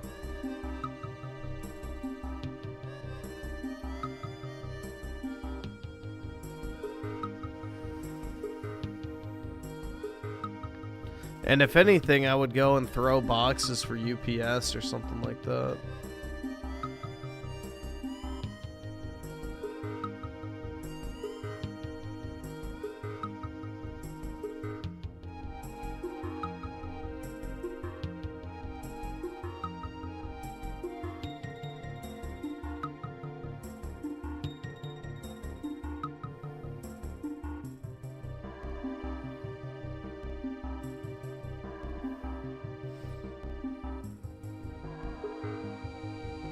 Dude, I haven't been to McDonald's in years, so...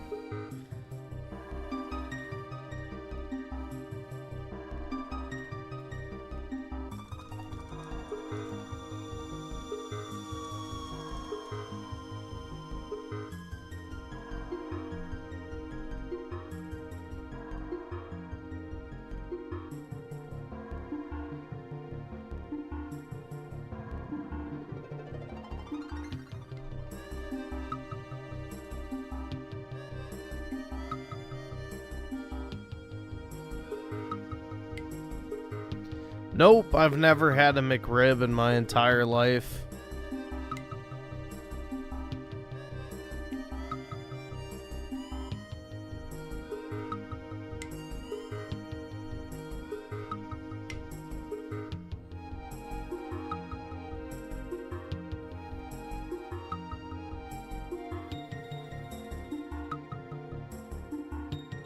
The picture of Black Jesus is disturbing. Yup.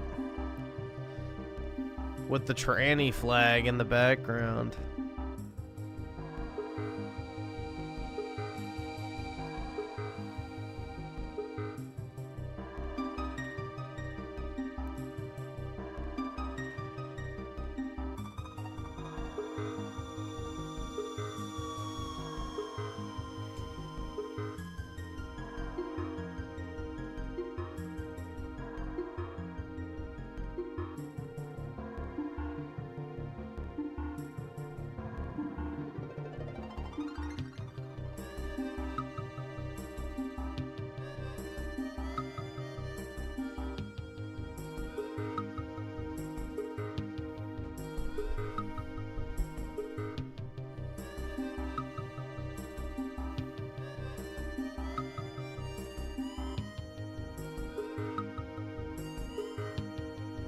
Yeah, that's the thing. It's like all the fast food restaurants are so overpriced that you're better off just ordering from a local place. It's pretty wild. You're not getting out of like a fast food meal for under like 15 bucks now. Shit's sad.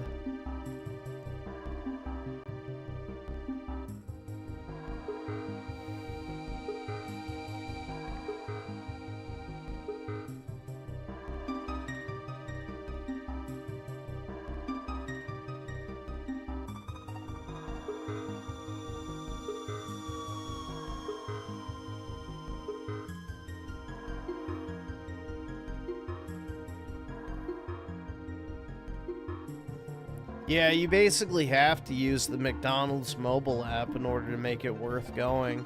Because they have like the buy one, get one free deals inside.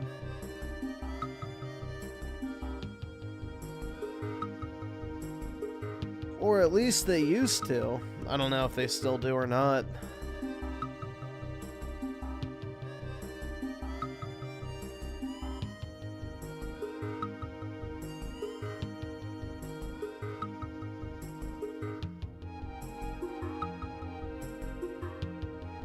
I don't think I have a Hardee's near me.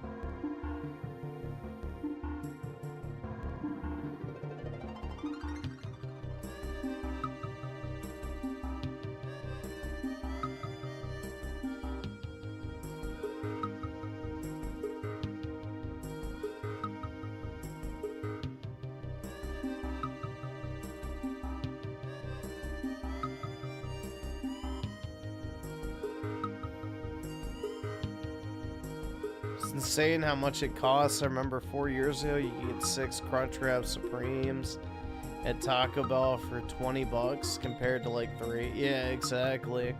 I remember like I used to get the quesarito from Taco Bell for like 3 bucks. Now, I think what, right before they got rid of them, they were up to like $9 or something like that. It's like fucking ridiculous.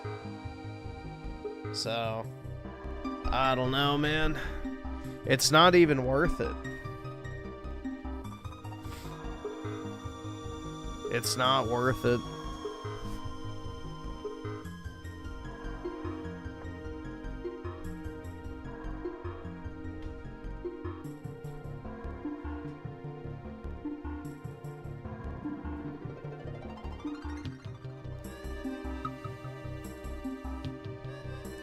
I'll just eat my beef and onions and be good.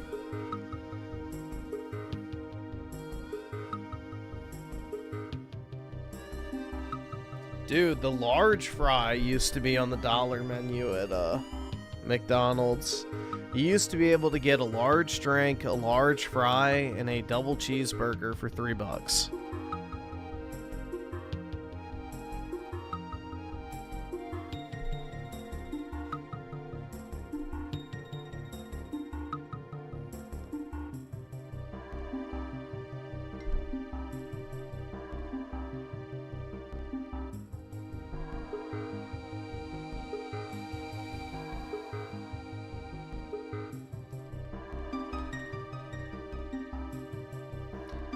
I've actually never had a McFlurry.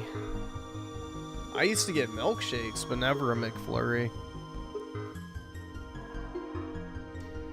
I stopped getting McDonald's milkshakes when they started doing the McCafe bullshit. That's when they ruined them.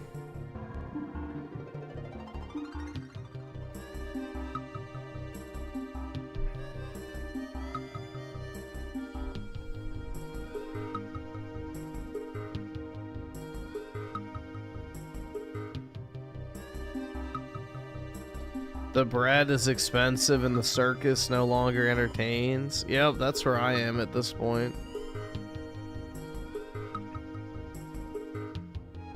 That is definitely where I am at this point.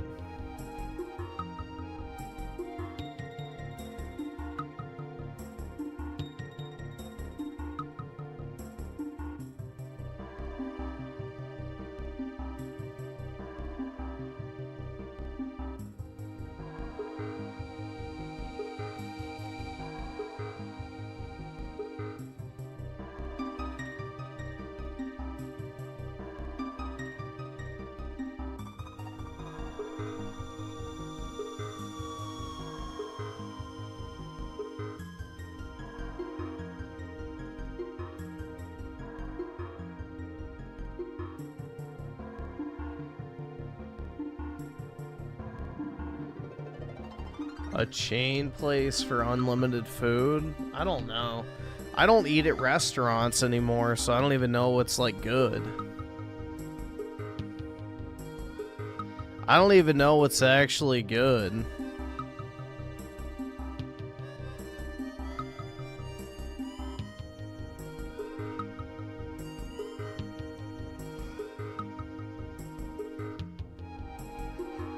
I guess I'll just go with Longhorn or something like that.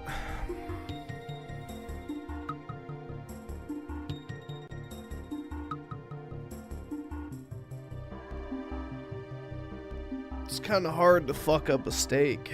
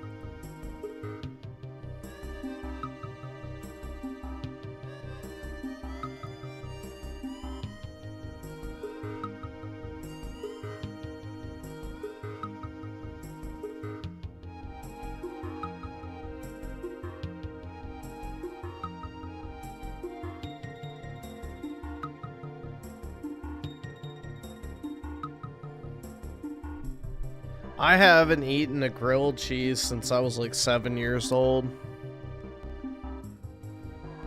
The last time I had a grilled cheese was when I was like 7, and I didn't really like them.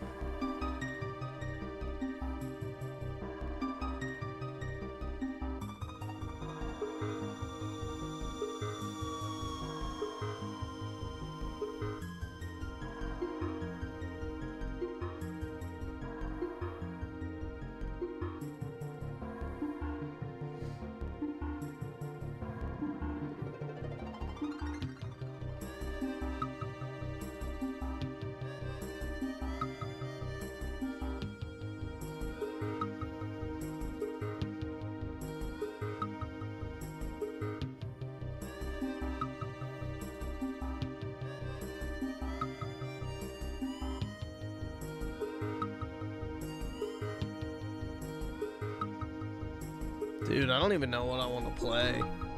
This is bad. Let's see. So, Rad Kicker with the 41 months quite said Jesus was betrayed by his own people. Yep. But don't worry, they're God's chosen, so we should thank them for doing it.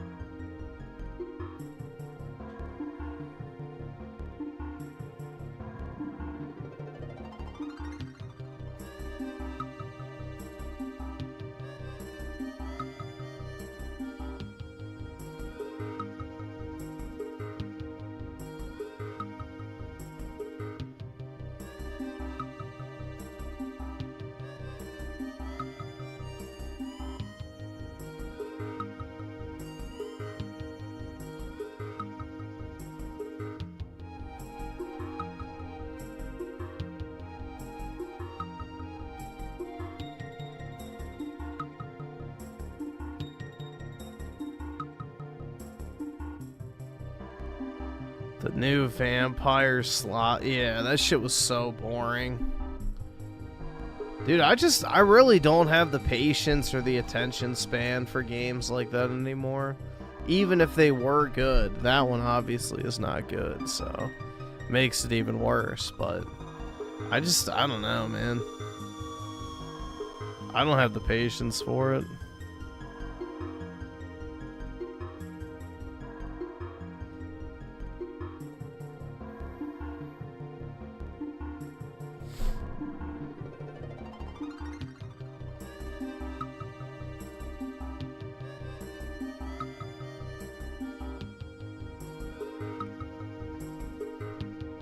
Am I getting Blood of Dawnwalker? Probably not. I don't even know what that is.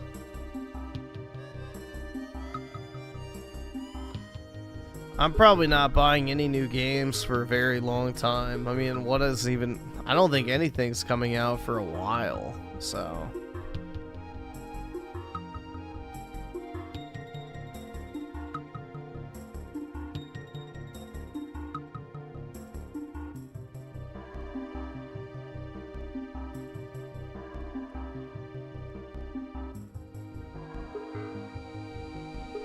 I would dislike playing BioShock. I literally replayed BioShock 1, 2, and 3 recently. And I was perfectly happy doing so. So, I don't know about that one, man.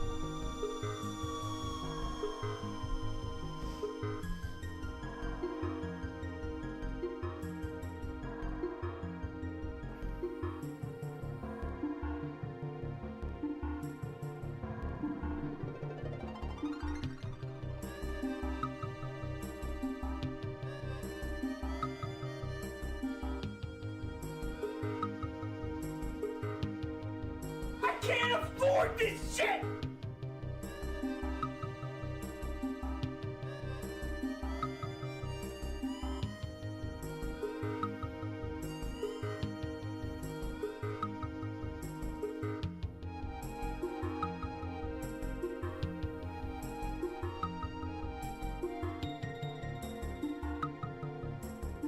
You hate gaming? I'm getting close to it, man.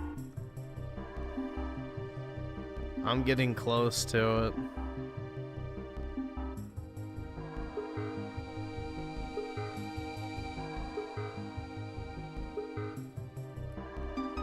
Let's see.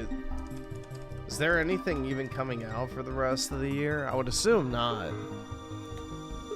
New games.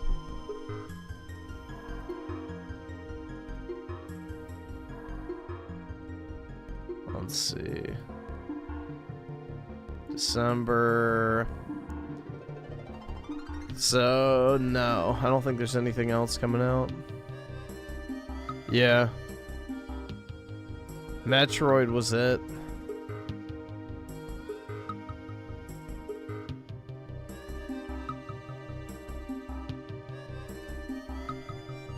Let's see. 2026 game releases. Let's see what comes out next month. Code Vein 2, which I will not be buying. February, Deus Ex Remastered. Okay, I guess it's fine. Dragon Quest 7 Reimagined. I might get that, I'm not sure. Ew, High on Life 2. Nasty. And yeah, that's it. Resident Evil, but I'm not buying that. March. The only games that are coming out is Monster Hunter Story 3, Fatal Frame Remaster, and Dynasty Warriors 3 Remaster. So, yeah. That's a pretty grim list, honestly. That's a pretty grim list.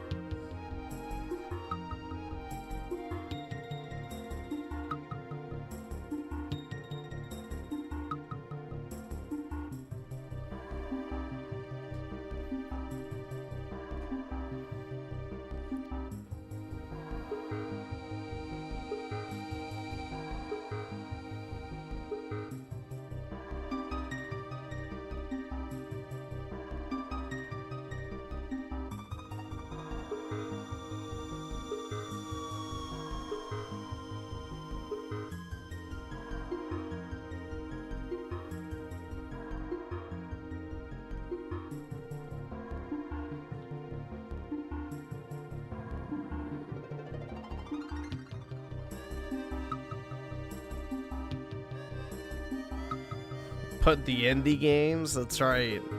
The future of the industry has never looked better, man.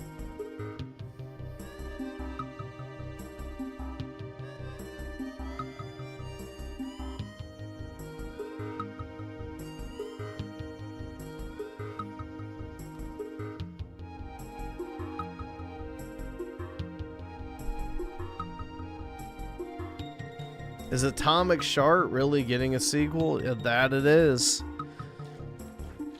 Hopefully they just make it a linear action shooter instead of trying to have shitty inventory management, the obnoxious puzzles every 10 seconds, and they refine the gameplay more.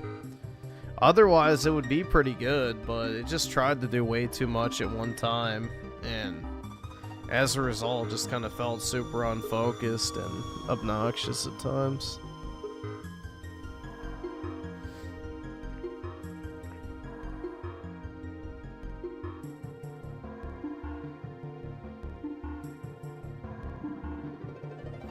Yeah, I genuinely couldn't give a fuck about GTA 6.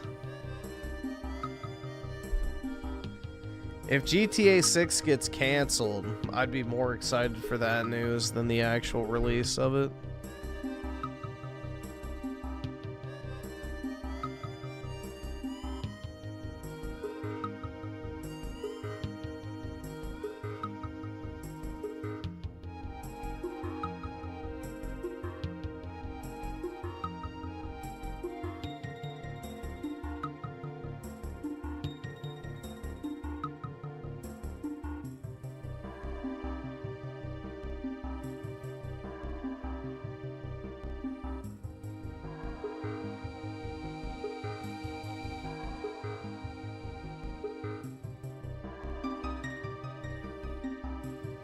Yeah, GTA 5 is incredibly unremarkable. There's really nothing special about it. The story is meh at best. The only good character is Michael, and the online is just a cash extraction scheme, so yeah, it's pretty mid.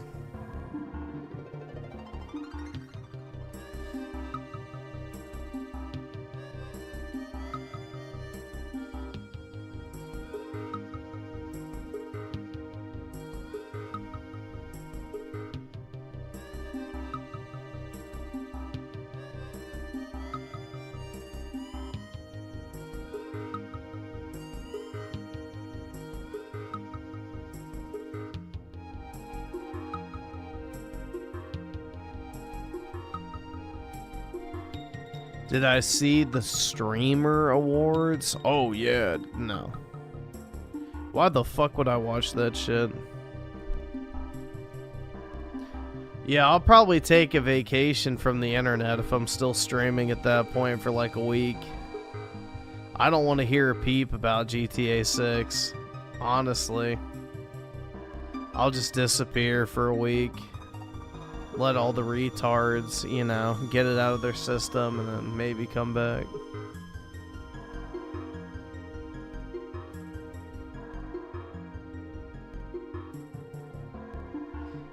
I have zero interest in that game.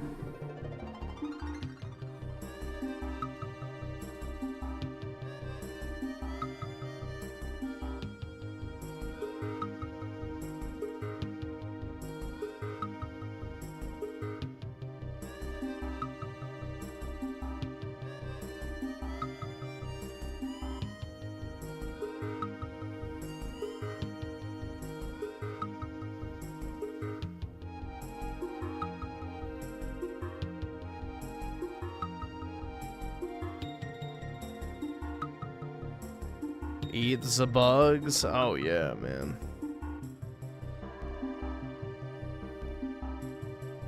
There's no thoughts on Elder Scrolls 6. It doesn't exist.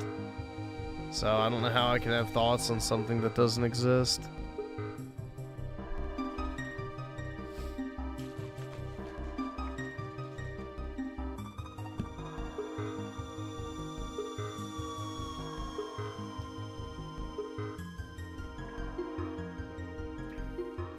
Yeah, I would say Red Dead 1 is the best Rockstar game. At least what I've played. which, yeah, I highly doubt any of their other stuff is actually better.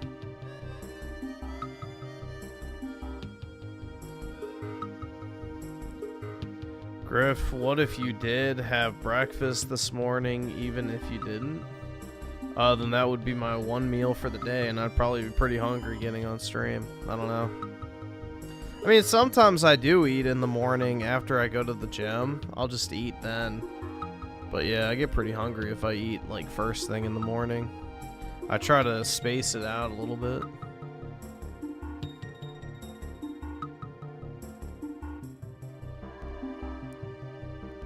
Griffin's baby mama applying pressure, child support been increased. Yeah, no.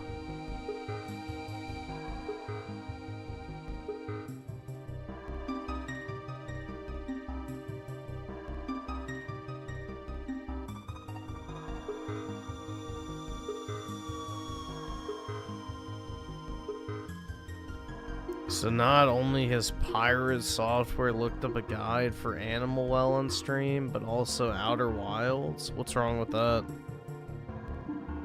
What's wrong with looking up a guide? I look up guides all the time.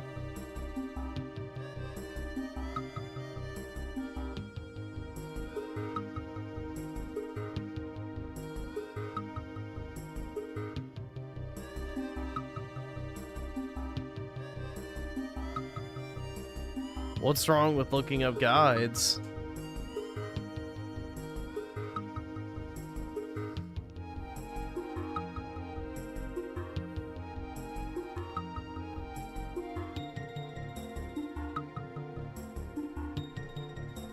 I don't like playing games that force me to look up a guide, but I don't have a problem looking up a guide to do something specific in a game.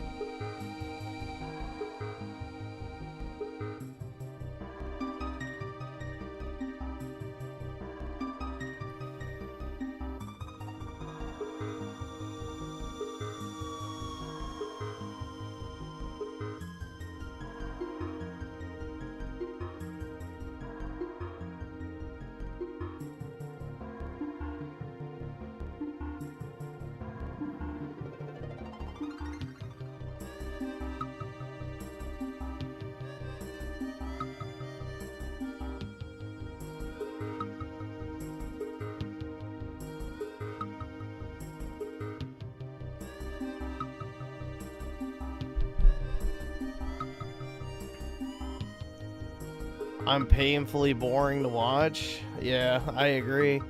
Dude, I'm like fucking zapped now. I had a little bit of energy getting on tonight, but these like 2D ass retro games just zap the life out of me.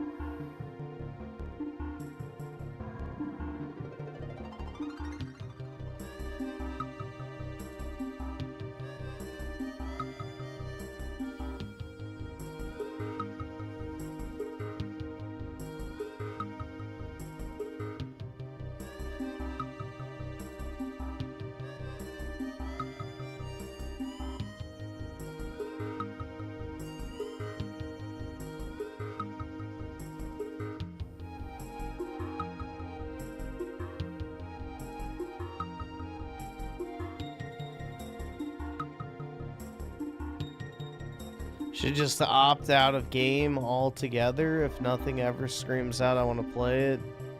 This isn't a hobby for you. And yeah, I mean, there's hardly anything that makes me want to play it.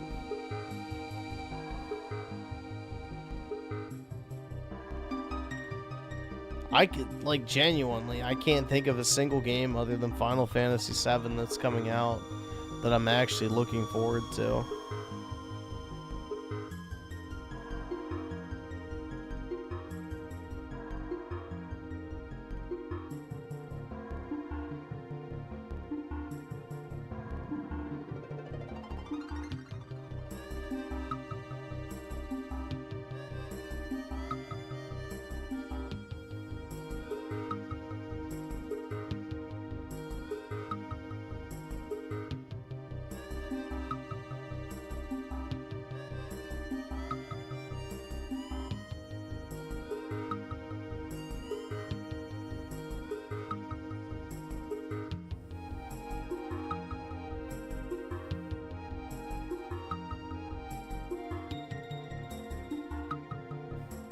Become a React streamer? About what?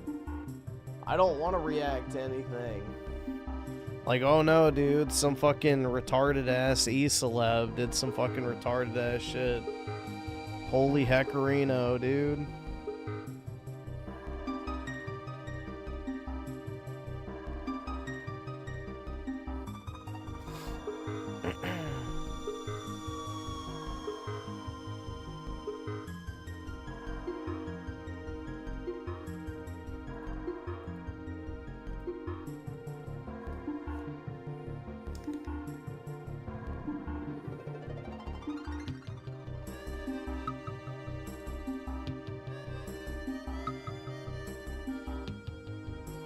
Nah, it's time for the Smith & Wesson retirement plan.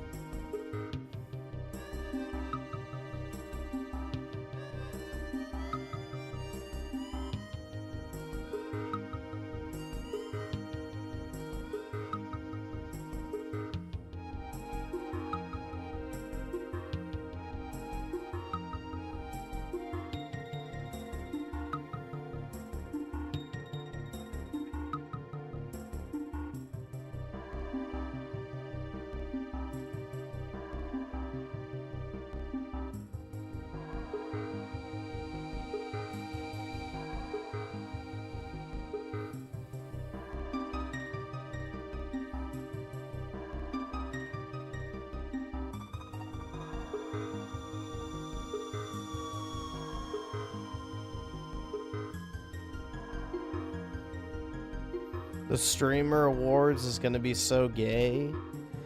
Yeah, I mean, isn't it just like some fucking Twitch whore who does it? Or maybe it's Twitch themselves. I don't actually know who's in charge of it. But yeah, don't they always just pick like the Hassan types to win every single year?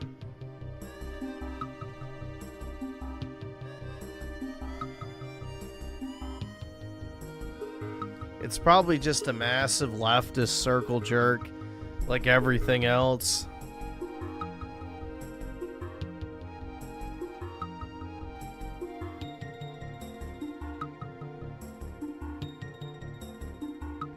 Well, isn't the CEO of Twitch like a massive fucking coomer? Like he's tier 3 sub to all the fucking Twitch whores and like is obsessed with the titty streamers.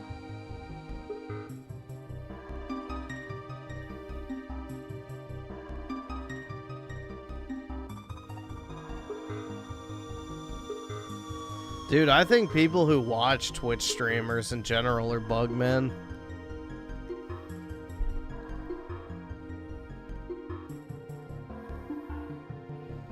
Like, Kai Cenat viewers are subhuman filth.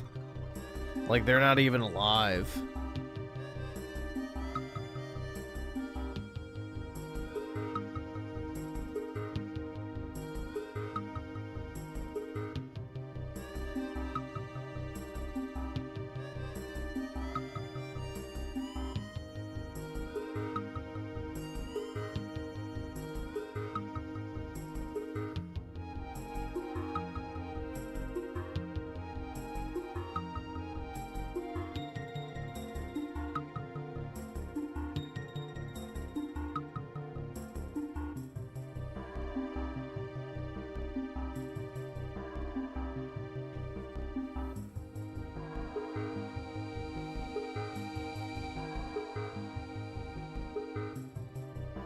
Nah, that's insulting to telephone polls, bro.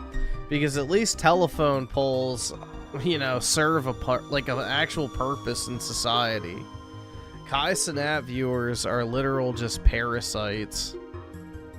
They just take money from the system and, you know, sit at home, probably smoke weed and steal shit during their free time.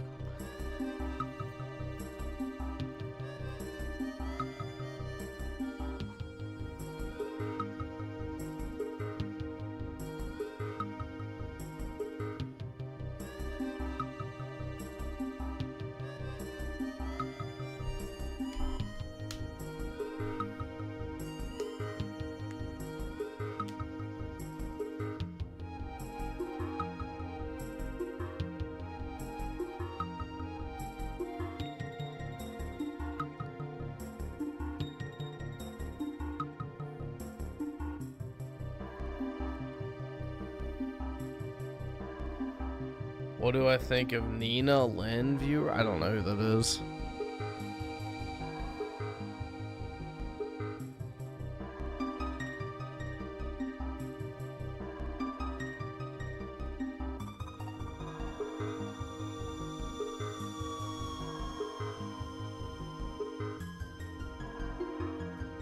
Dude, it is pretty crazy, the whole culture surrounding the streaming shit. I don't get it personally, but people just want to watch people act like fucking retards. And it's a big business. Yup, Zog Slop. I don't get it. Watching a grown-ass man pretending to be a mentally retarded child for 12 hours a day. Like, Jesus.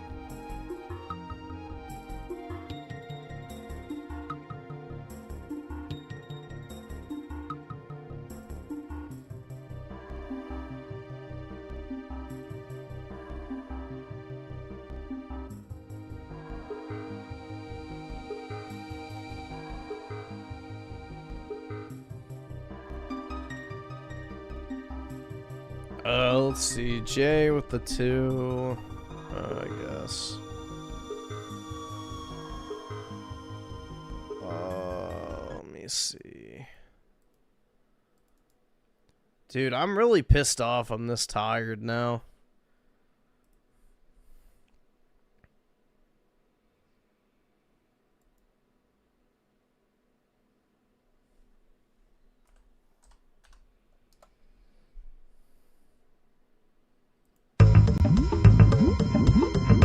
I actually had a little bit of energy.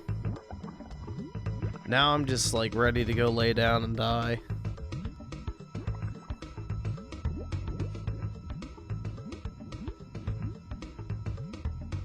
Yeah, the entire economy is fake.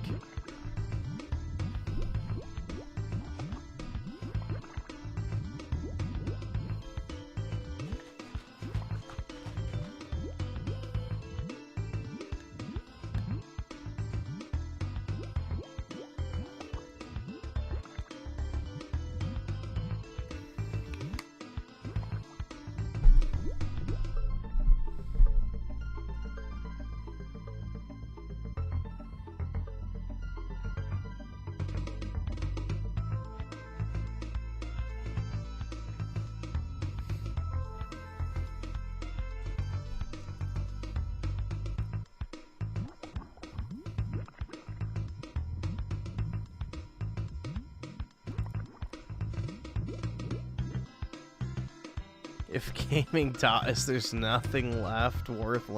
I would highly disagree with that, man.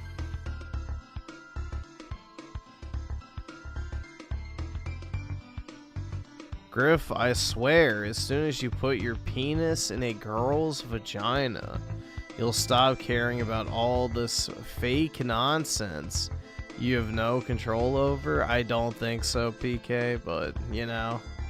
If that works for you, then I'm happy to hear it.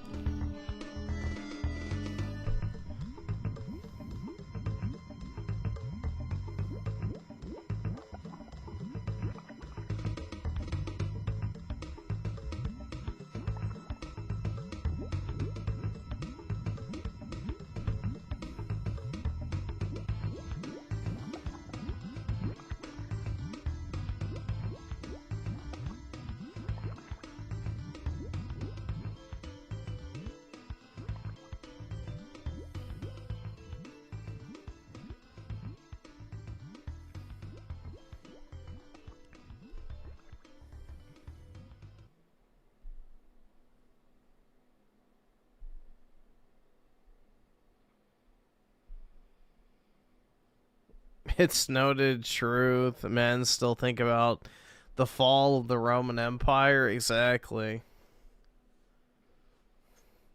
I don't know, dude. I just like... I don't really see how, you know, God, I need to get laid would fix any of my, I guess, concerns.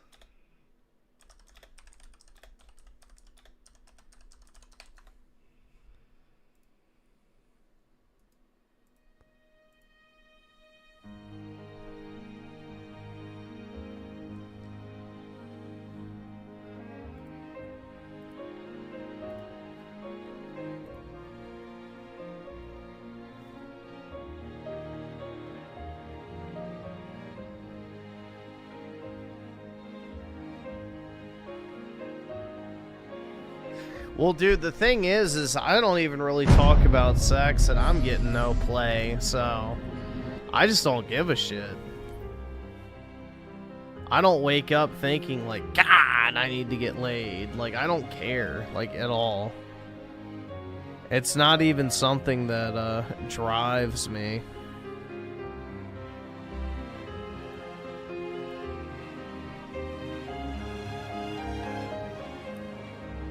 I'm definitely not Raymond maxing.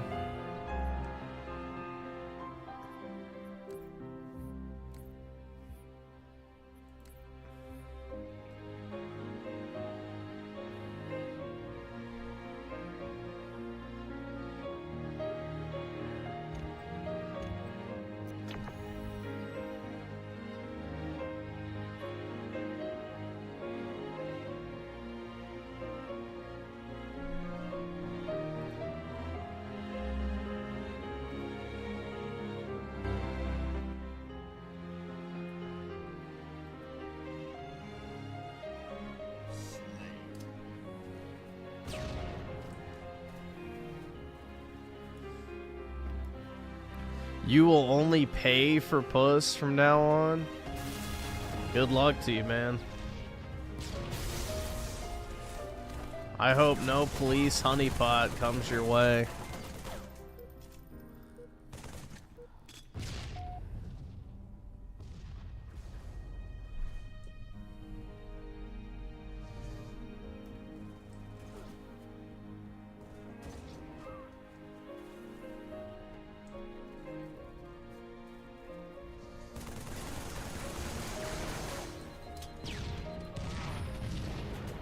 Shit.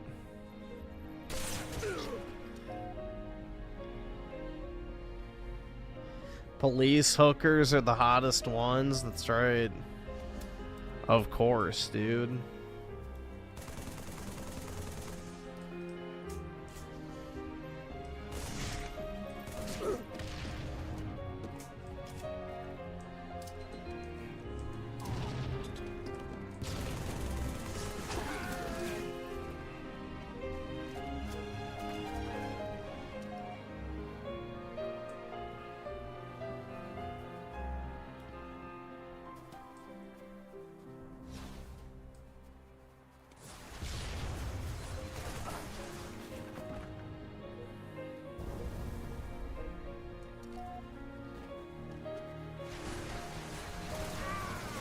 Yeah, bro, just hire a hooker on a Klarna payment.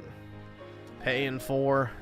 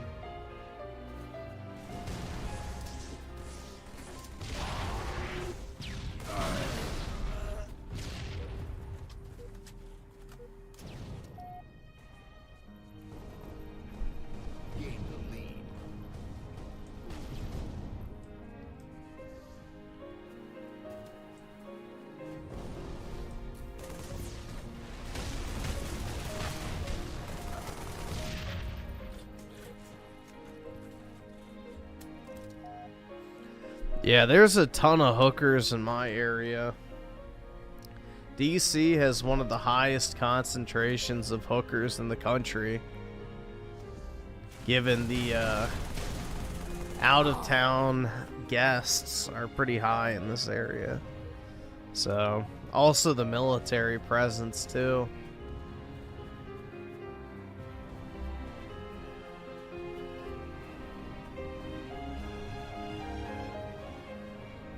I don't know, man. The thing that would be like the mental block for me with hookers is just all the fucking disgusting guys she's fucked before you. It's like gross. And even in the same day sometimes it's like nasty. I don't know. The whole sex work industry to me is pretty disgusting. I don't really want to partake.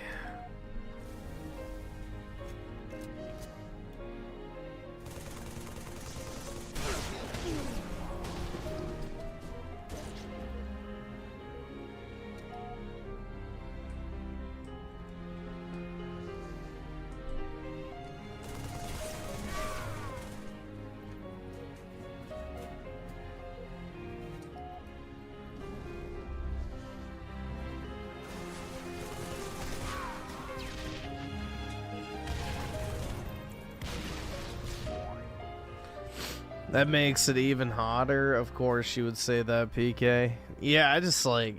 Imagine a Harvey Weinstein looking motherfucker, you know, having sex with the chick that you're banging right now less than 2 hours before. It's just like disgusting. I don't know. No thank you. That shit's never appealed to me.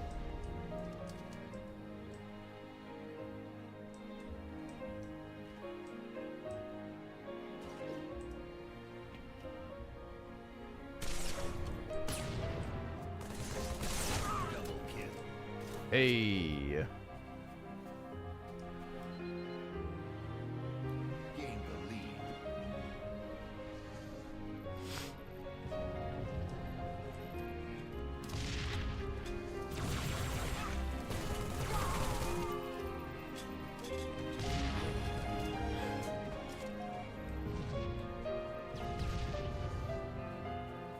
Getting laid is necessary for the economy to get better.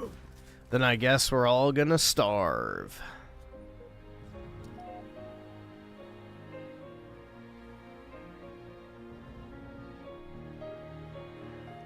There are some people who prefer to pay for hookers. Like, I don't know. I'm not one of them. But, yeah, there are people who prefer... You know, just paying a chick $400, fucking her for an hour or two, and then leaving. So...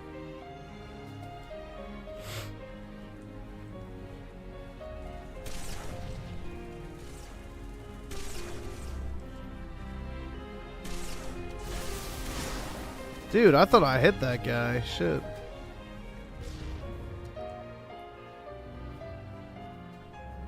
Yeah, geomaxing. Erase the white race even faster.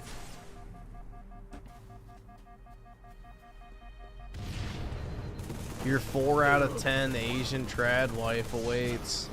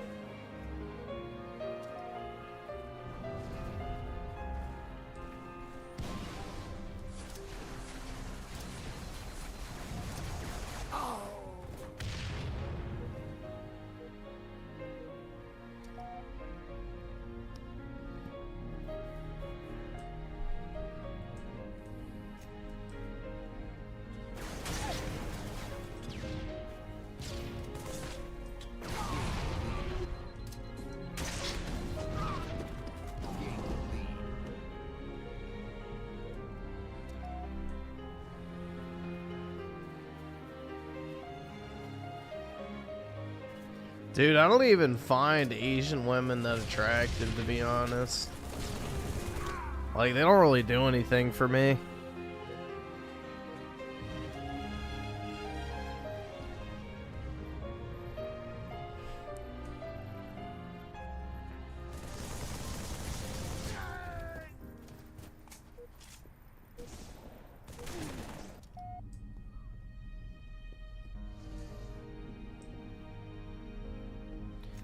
Asian girls in the West definitely have tattoos, bro. In fact, I would argue that Asian girls probably get tattoos more than white chicks do. At least from what I've seen.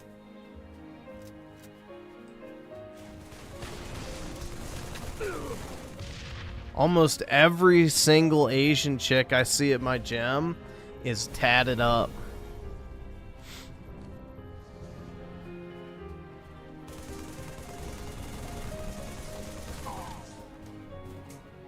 They all have a lot of hand tattoos, too.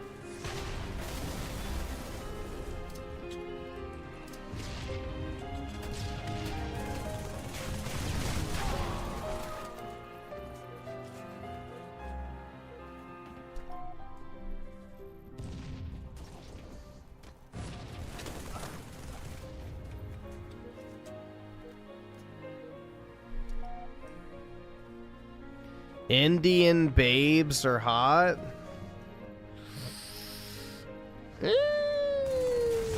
Maybe when you put them in the oven. I don't fucking know, man.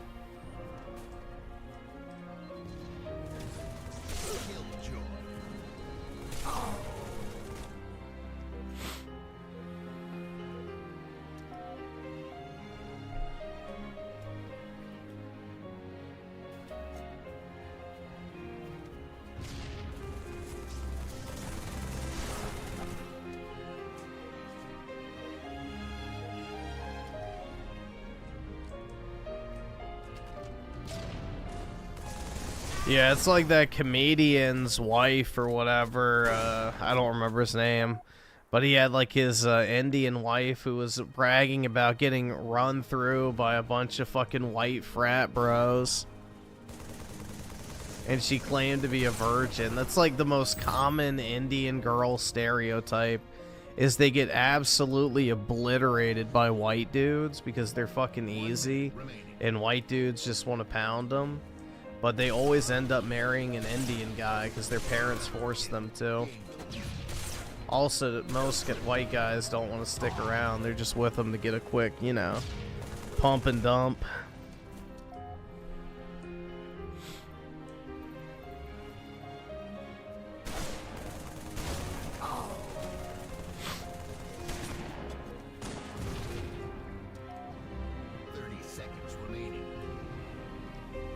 Yeah, white guys are the most appealing across every racial demographic, so there is no upgrade.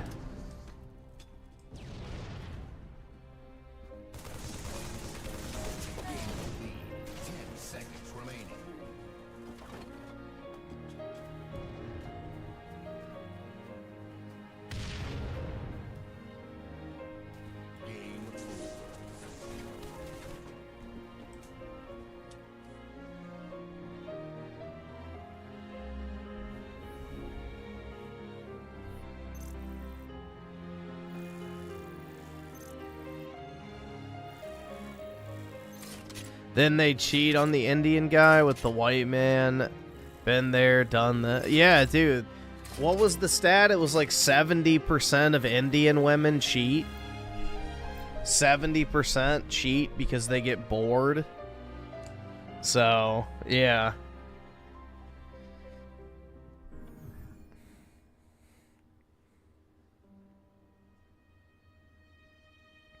Nope, white women do not despise white men. White women are the least likely to race mix, which is why the propaganda is pushed so hard in the media.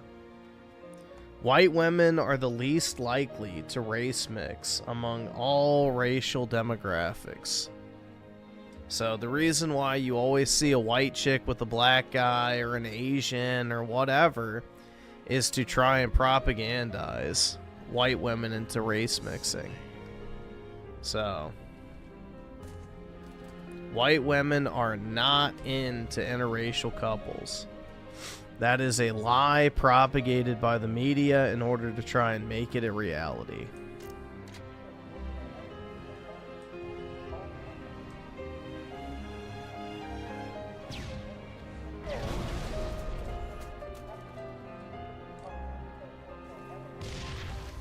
The #1 most likely to race mix is actually Asians.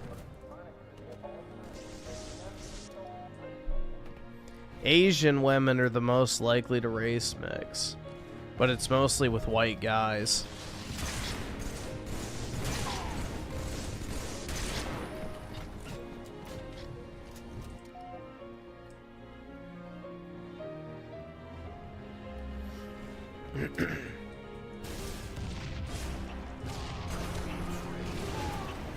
Oh, I got betrayed. That's nice.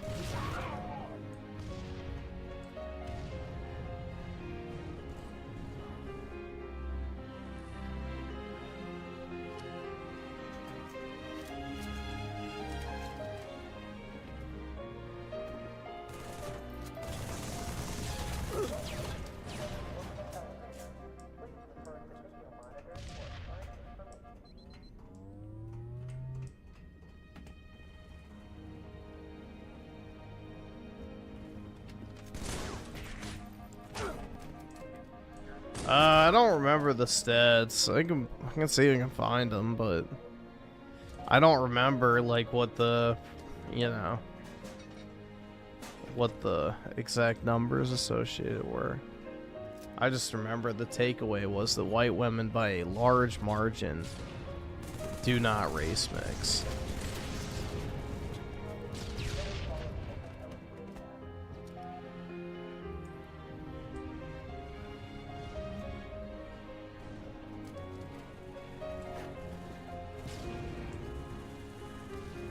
Dude, the most promiscuous are blacks. Period. Black men and women have the most sexual partners out of any racial group. It's the reason why AIDS and STDs spread in the black community so much. 50% of black women have herpes. So, no, blacks are by far the most promiscuous and sleep around the most.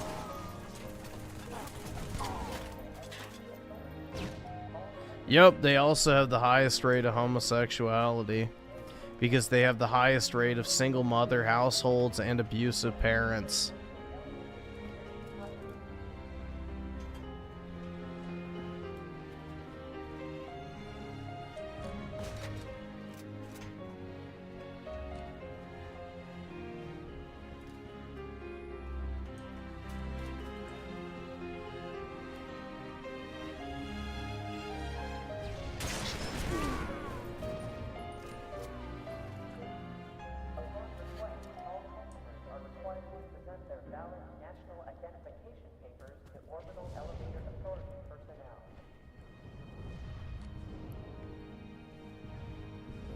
Yeah, I mean, if you're from a single mother household, your chances of being gay are way higher. And on top of that, if you have an abusive parent, which a lot of black mothers are abusive, especially to sons, because they don't actually love their kids, they just want welfare checks. So they have a bunch of, you know, babies with baby daddies in order to get free money from the government. You know, so they don't even like their kids in the first place, and then also because they're single, they resent men, even their own children, so they're abused. So, yeah, it's like a double whammy. Abused kids and single mother household children are way more likely to be gay.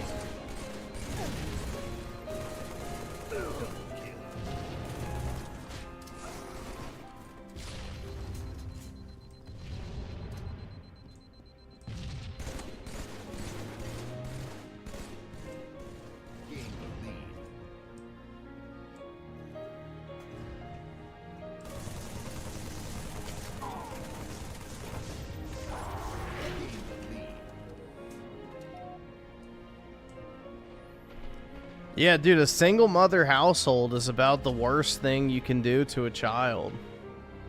They're better off in a single father household. The outcome is almost identical to that of a nuclear family.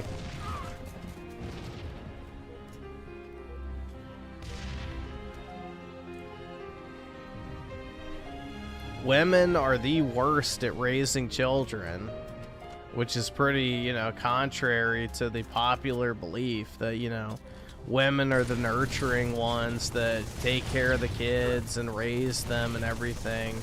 Well, it turns out that it's actually the fathers that are responsible for kids turning out better on average. So, a child raised in a single father household has the exact same outcomes on average as one raised in a two-parent household, but with single mothers, the likelihood of that happening is far lower by a large margin. Also, you have a way higher chance of going to prison, committing a crime, you know, being poor. So being raised by a single mother is just about the worst thing you could possibly do to a child. But all of our fucking laws incentivize women to become single mothers, and, you know, they get paid for it, essentially. So,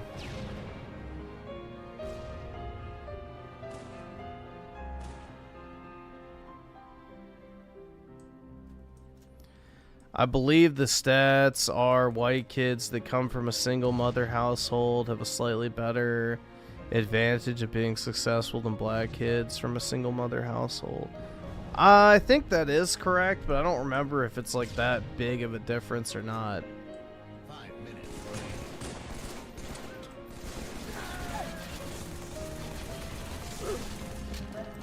I think the biggest differentiator with that is the fact that, you know, most white children who end up in a single mother household don't start off that way, if that makes sense. Whereas most black children who are born are literally born to a single mother.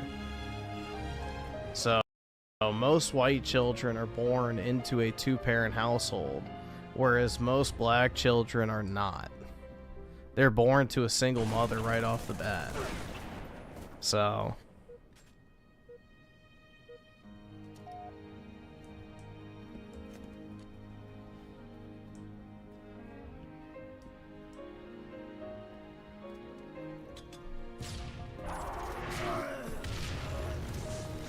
I'm happy my black parents are still married. That's probably why you turned out well, man. Honestly, like it's incredibly, like, it's very, very, very important to be raised in a proper familial environment. So it's one of the biggest, you know, determining factors for if you're going to be successful in life or not. So yeah, it is good.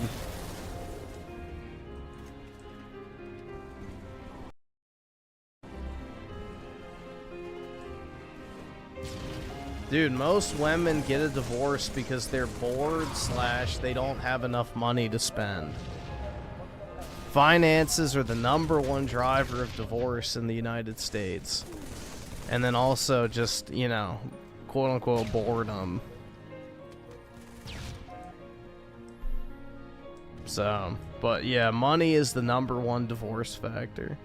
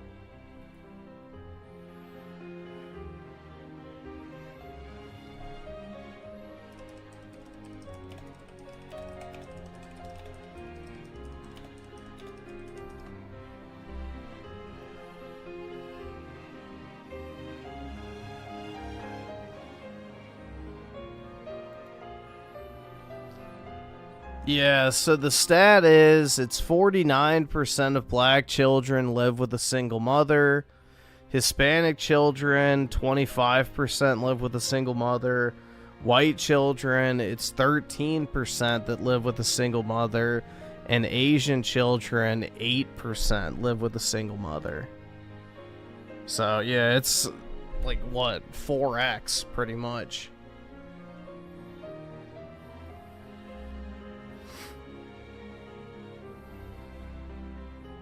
I know math is hard when you're an idiot, but like if you're a broke boy, just say so.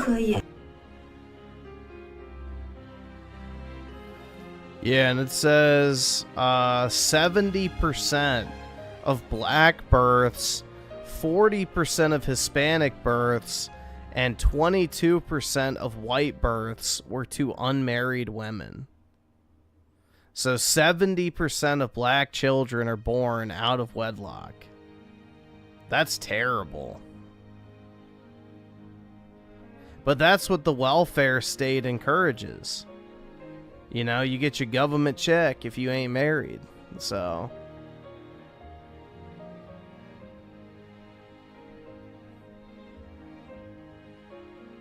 it incentivizes that behavior. You know, as LBJ said, I'll have those N-words voting Democrat for the next 200 years. So, prophetic words.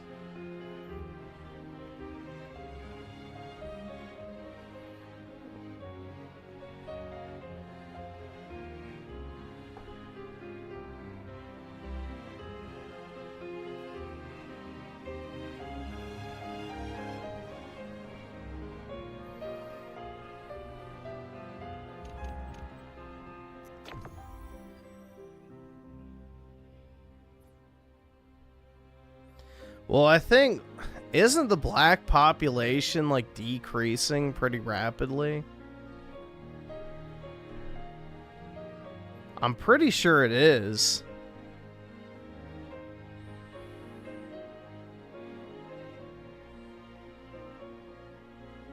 Yeah, I'm pretty sure it is. Like, I know that they dropped from, like, 14% of the population to 13%, and now it's closer to 12%.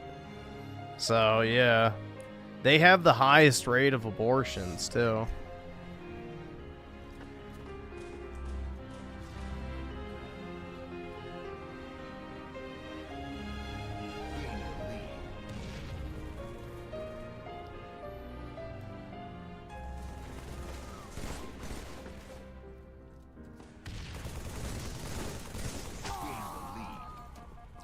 LeBum James is a fucking mental midget, bro. That guy is genuinely fucking stupid.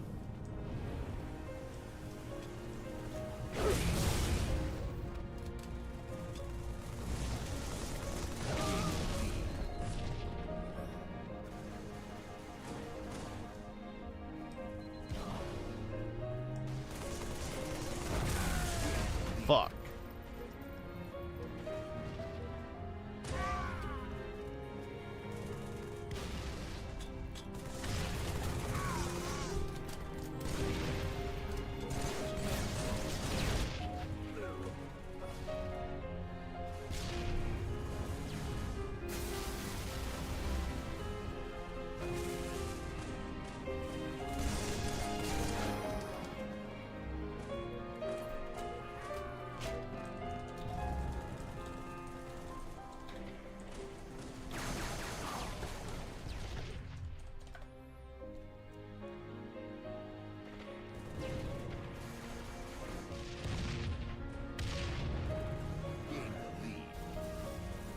Yeah, so it says the black replacement rate is at 1.6.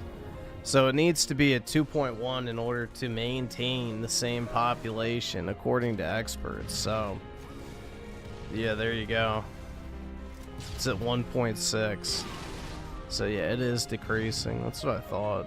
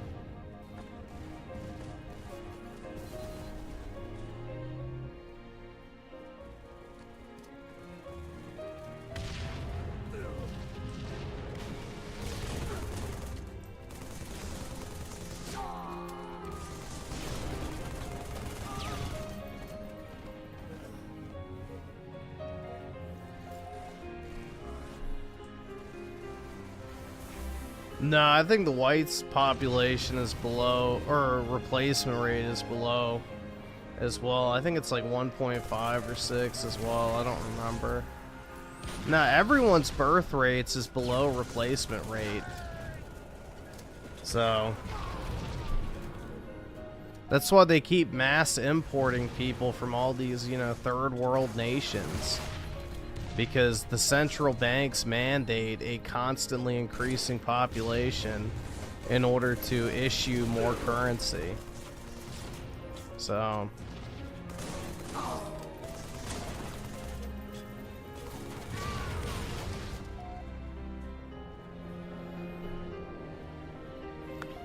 and the problem is they're discovering is even once you import these third worlders, after a generation, none of them want to have kids either. So they all become culturally, you know, I guess, in tune with the whole birth rate epidemic.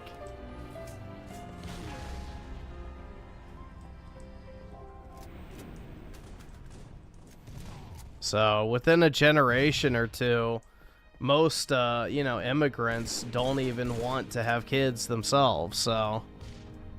Because the consumer economy is just too strong, bro. People just want to sit around buying shit. They don't want a family. They don't want to actually do anything that matters. They just want to, you know, sit around, watch Netflix, go on vacation, and, you know, finger fuck each other's asses, I guess. I don't know.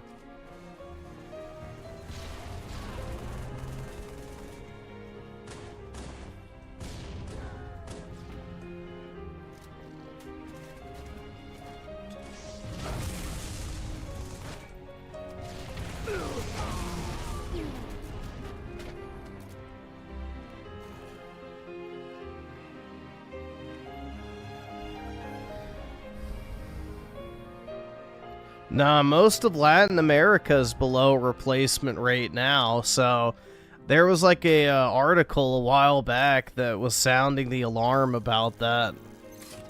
You know, the global elites are freaking out about the fact that now all their third world sourcing material is below replacement rate now.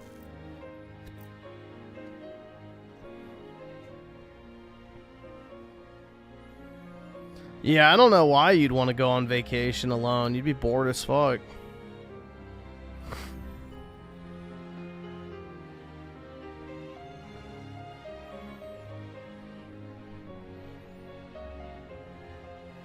Let's see. Raging Boar with the 5th. Really appreciate it. Thank you so much. It's very generous of you. A buddy invited me to his Minecraft Bedrock world last night. I got full netherite armor and tools right off the bat. Very cool. Him and his bro have already beaten the game. Essentially, I'll probably play to hang out with them since there isn't much to do. Yeah, honestly, like, I definitely go through the Minecraft phase every once in a while where it's like you just get really engrossed into it. But yeah, I used to have a Minecraft world on PS4 that I played with my friends, and that was always a good time. But really appreciate it. Thank you so much. It's very kind of you.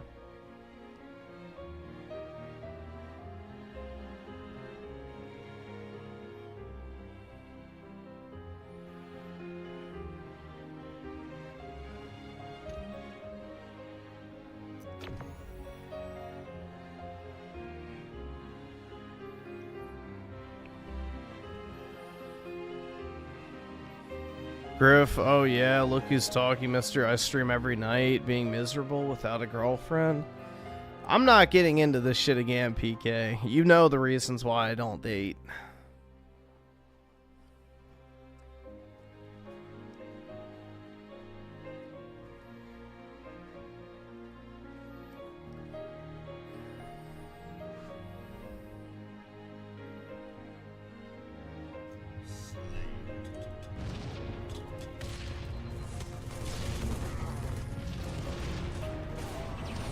There's zero excuses not to date. Nope. There is one very good excuse not to date. I don't want anything tying me to this area. Period. As soon as I can leave, I'm peacing out. So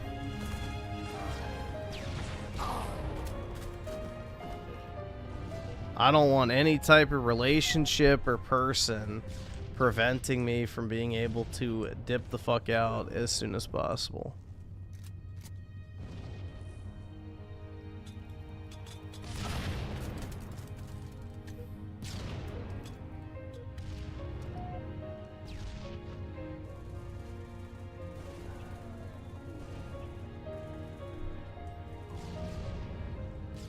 When can I leave retirement age? I don't know, man.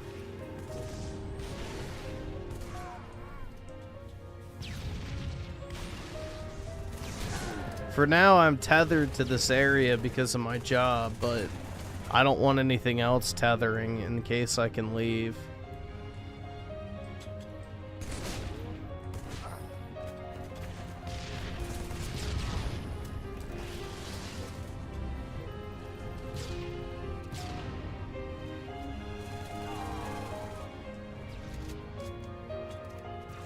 Dude, it doesn't matter if someone has similar life goals. What matters is that they have a job. They're not going to quit their job because their fucking boyfriend or whatever wants to move to a different state. Like, that's not realistic. That does not happen anymore.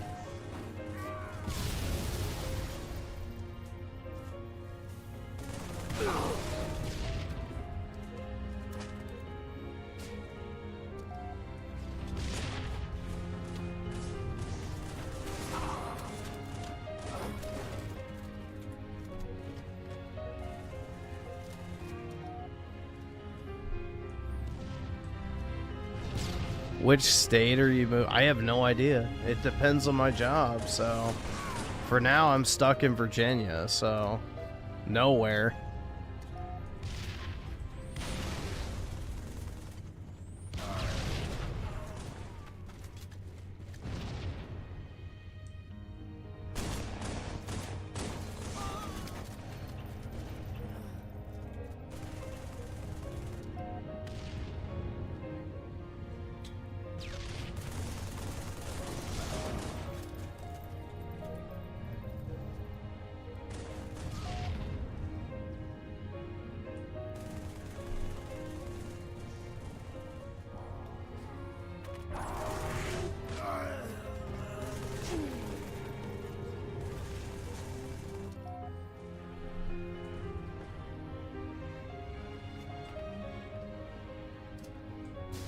Dude, there's nothing that politicians can do to stop the male loneliness epidemic other than barring women from entering the workforce. Because realistically, if women can make money on their own and they get government funds for having children on their own, they quite literally don't need no man. So, unless you take away their right to work, it's never gonna happen. So this was all carefully planned out, deliberately, as a means of population reduction.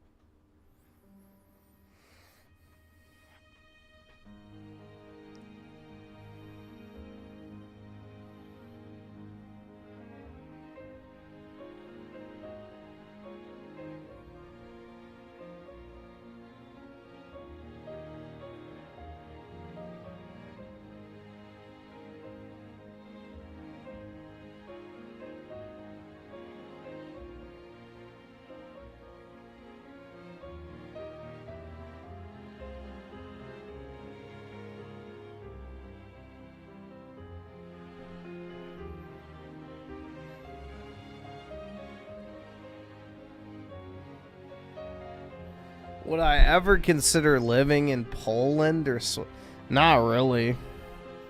Maybe if the United States like collapses, but otherwise no. Not really. I don't have a desire to live in either of those places right now.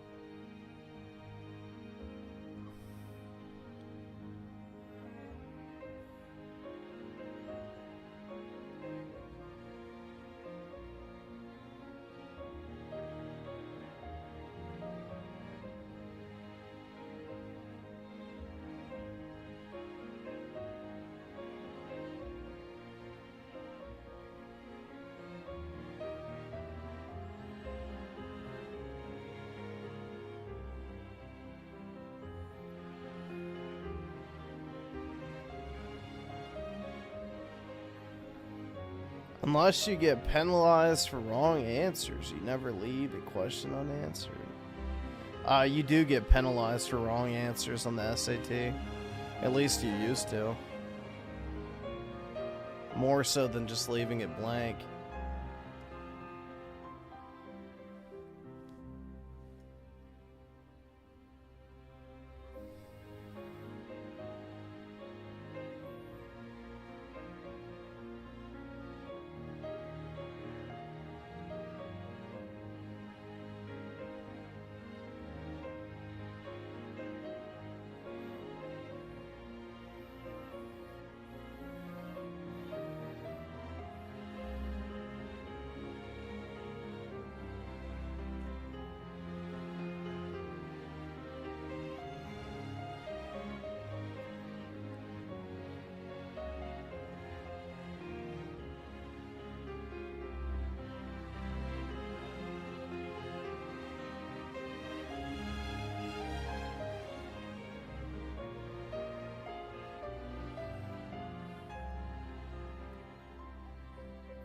We don't even have a real education system anymore. It's just an indoctrination system.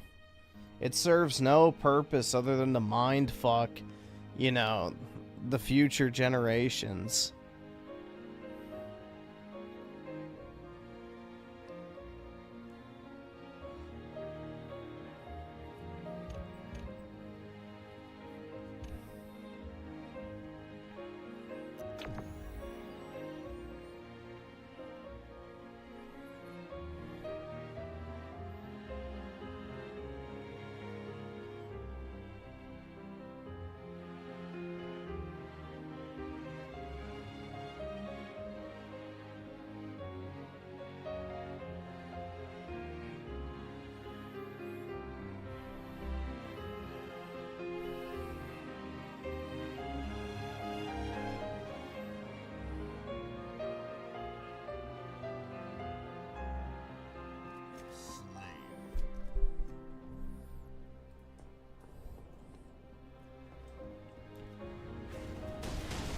Yeah, I think there was a thing where it's like modern teenagers are unable to read books in the first person.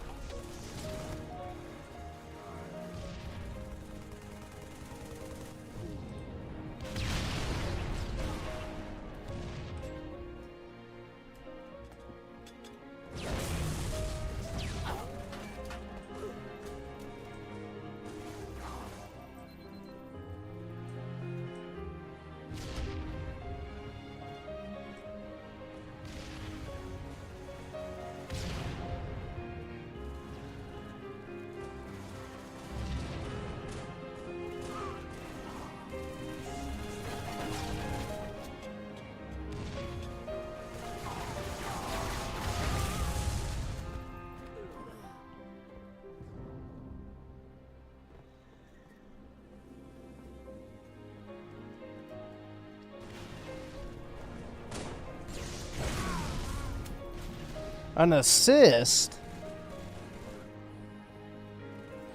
I shoved that hammer up his ass.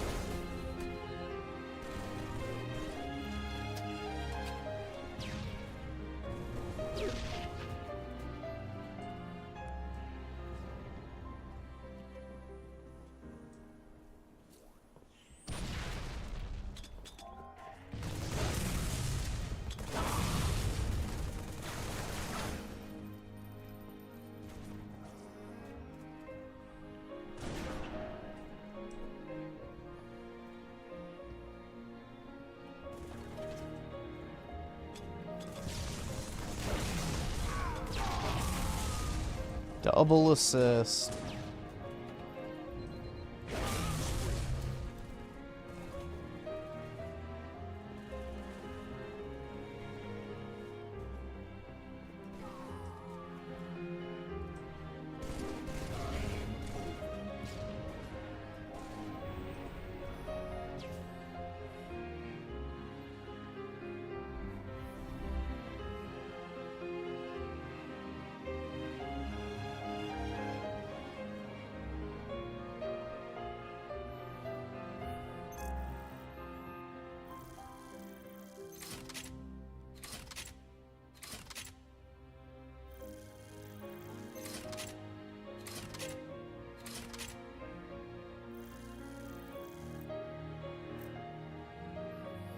Yeah, I don't even think most people can write legibly anymore, honestly. The handwriting nowadays has got to be like absolute fucking dog shit. I mean, mentally, children are unable to even spell because everything they do is now with spell check.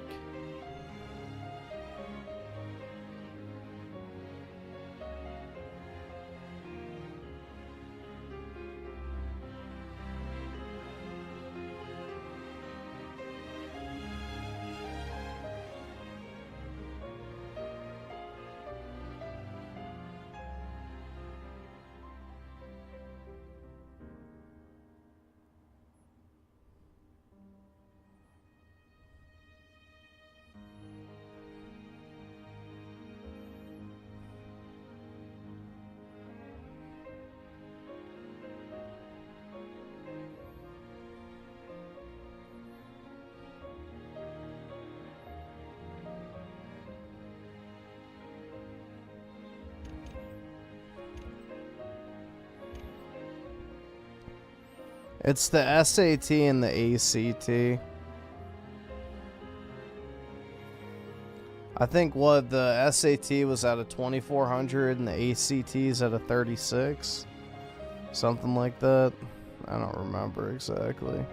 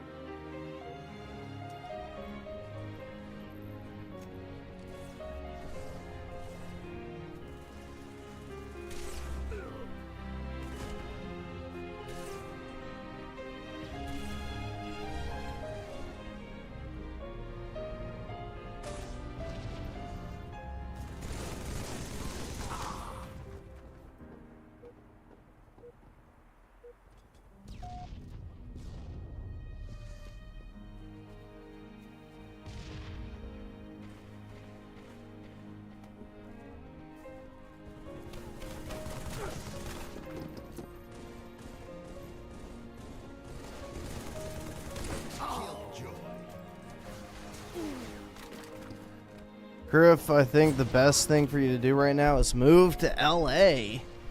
This place will change in any different way. Yeah, I can go find myself a nice skinny blonde ketamine fiend to call my own.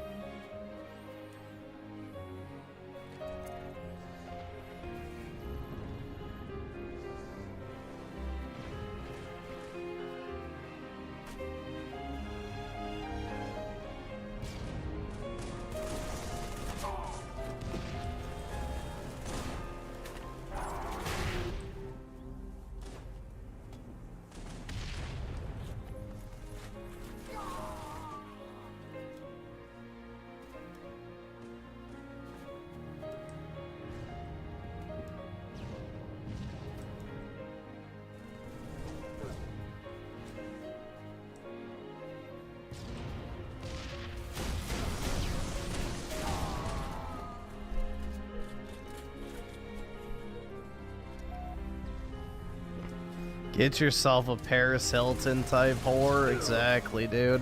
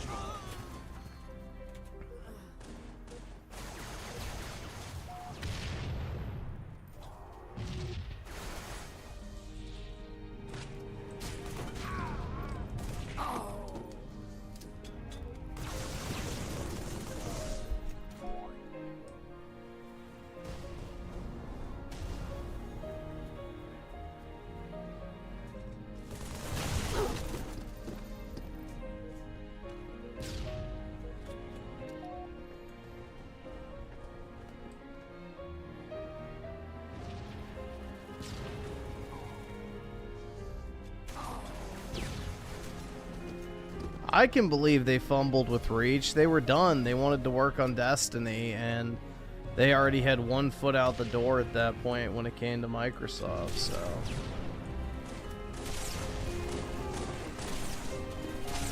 They didn't give a fuck anymore at that point. They just wanted out.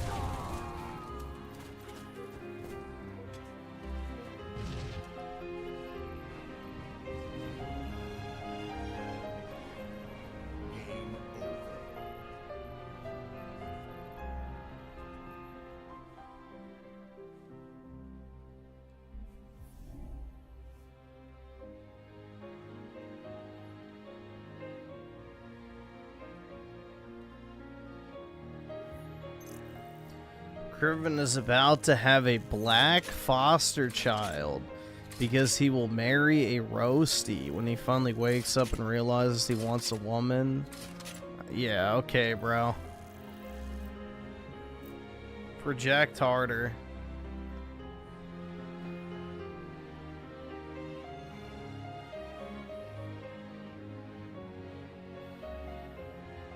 Project harder. Please.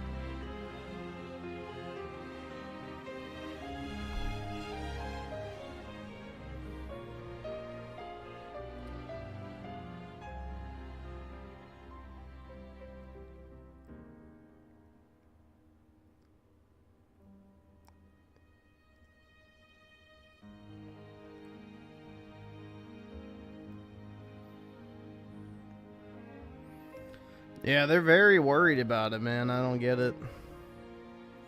Personally.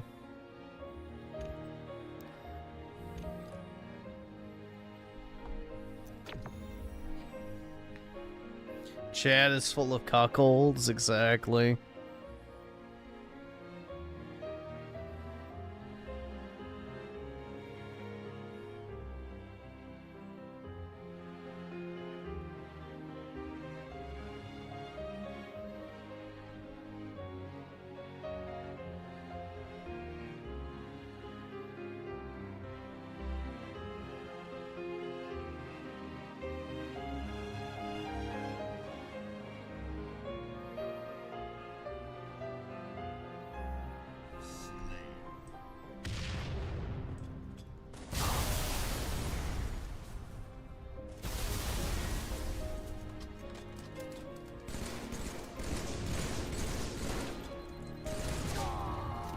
It's not even shitting on me for it. It's like literally obsessive behavior.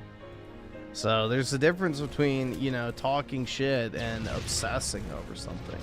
Y'all obsess over it because obviously it's a point of insecurity for you, and therefore you're using me as a proxy to voice said concern about your own life.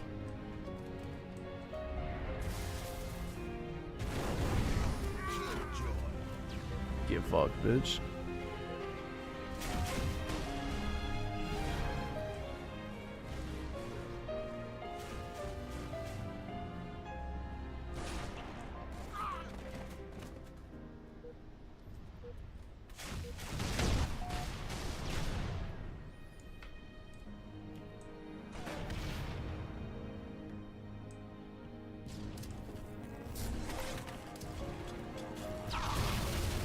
Damn.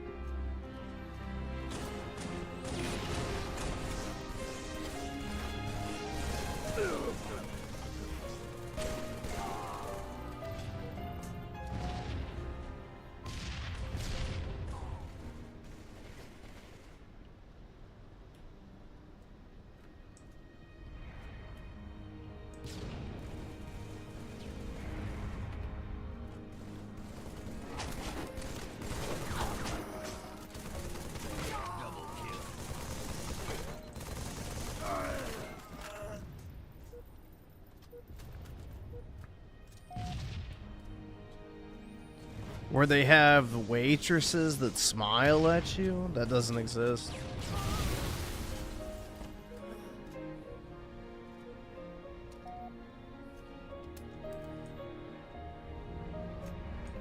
I can't even get a woman to look at me.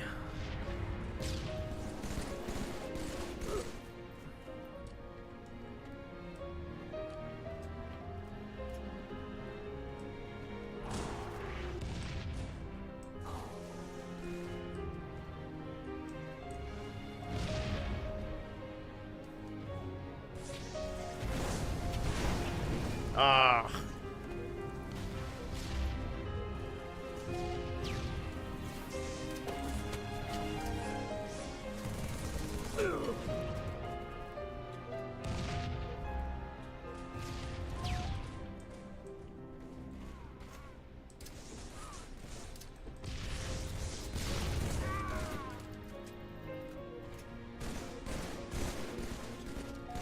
Shanique was banging at your door, Griffin. What do you do? Call the cops.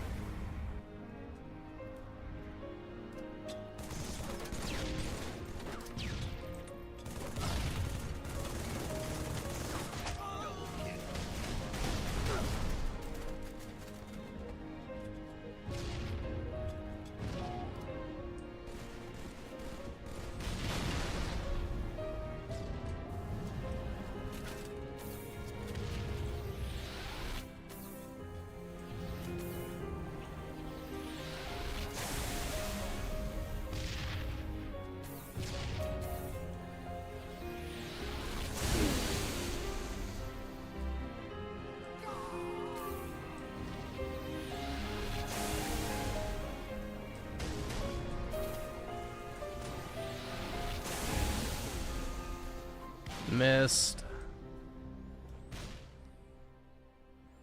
Yeah, I don't like the Spartan laser either.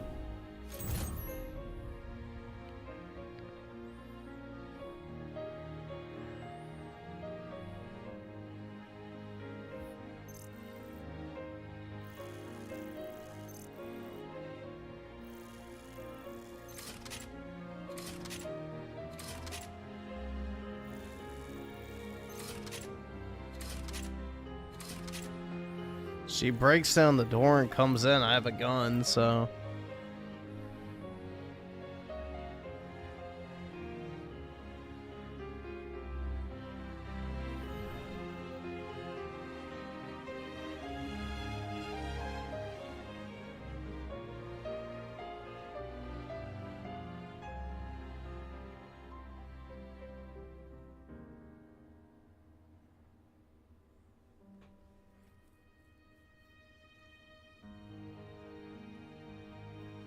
They're bear rounds, so they can cut through fat very easily.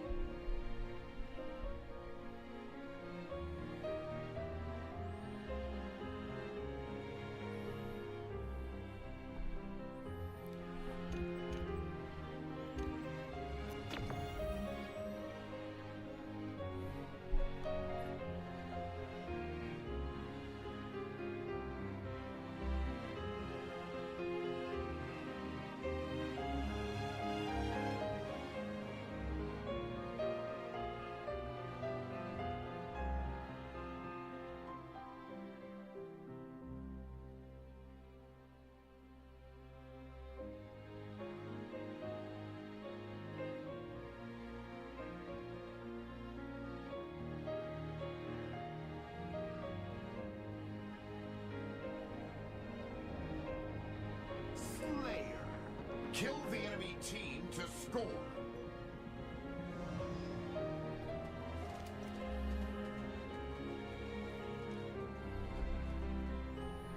Oh, nice. Halo 2.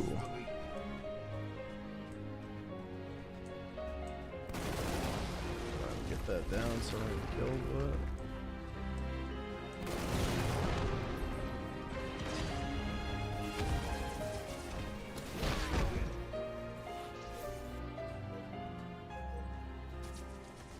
Lost the lead. Gained the lead.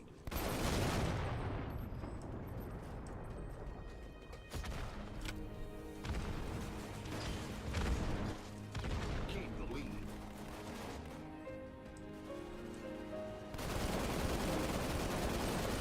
Gained the lead. Double kill.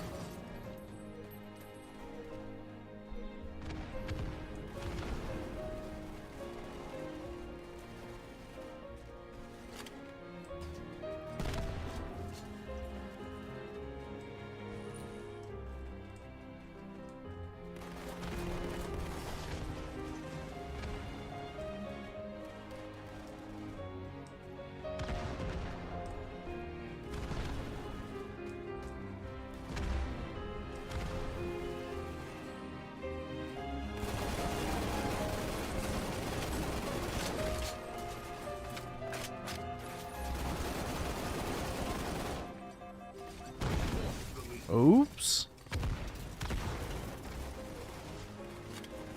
Lost the lead. Gained the lead.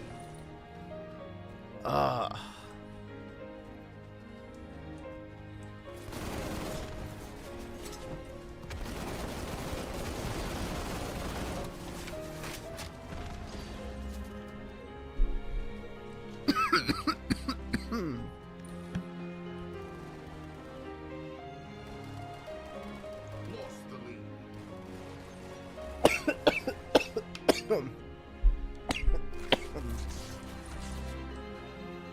Damn.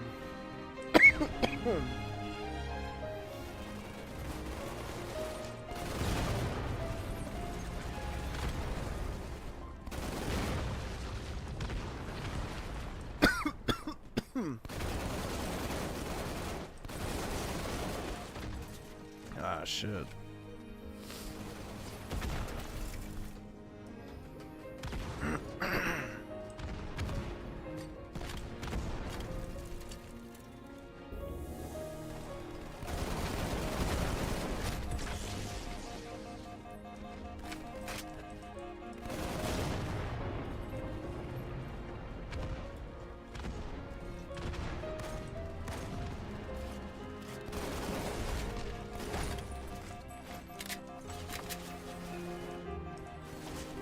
Damn it.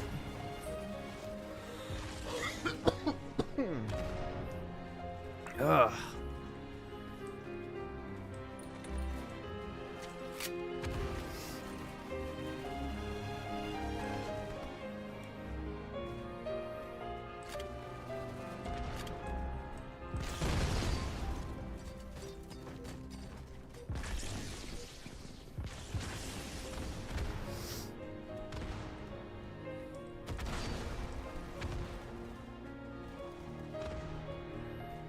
I really look forward to the day I never have to interact with the public again.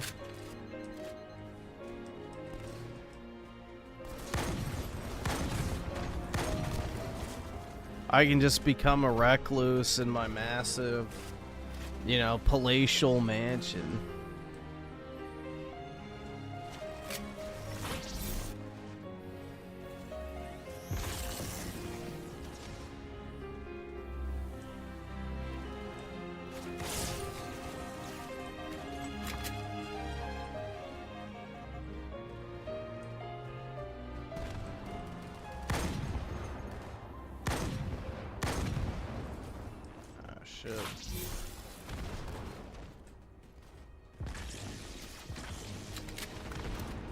Oh, seriously? It dropped the fucking sword. Damn it. Oh well.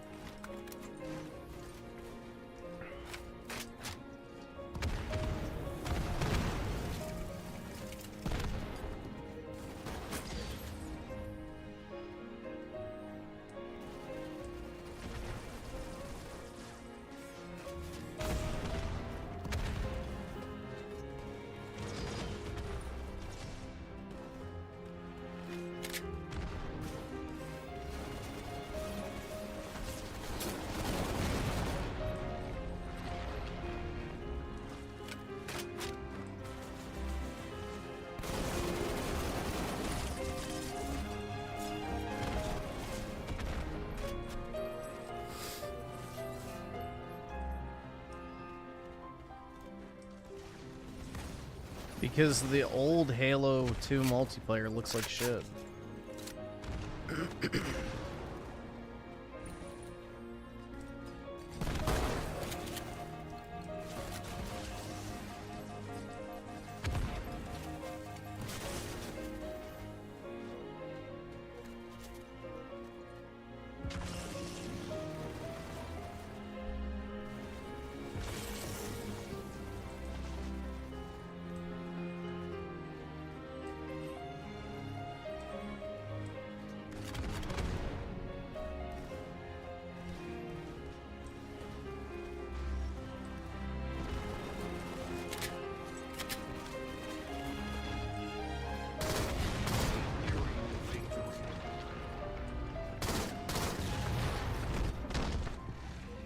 Damn, that didn't fall.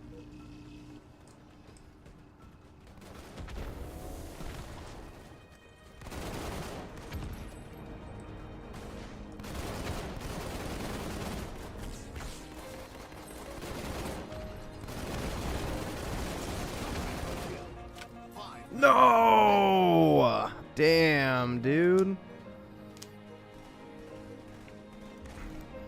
I was so close to making that jump.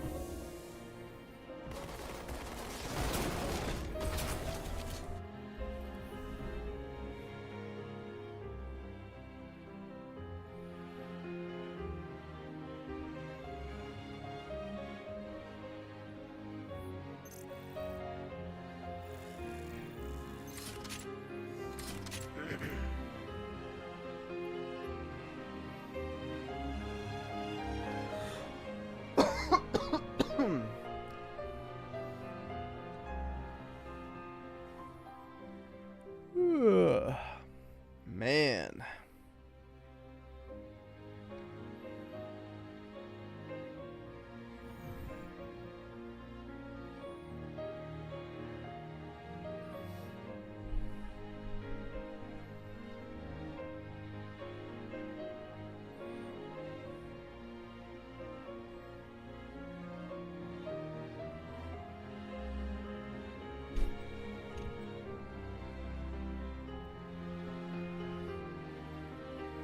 Yeah, soon, hopefully, I'll be able to retreat to my house and just seal myself off from all the SARs and travelers and everyone else.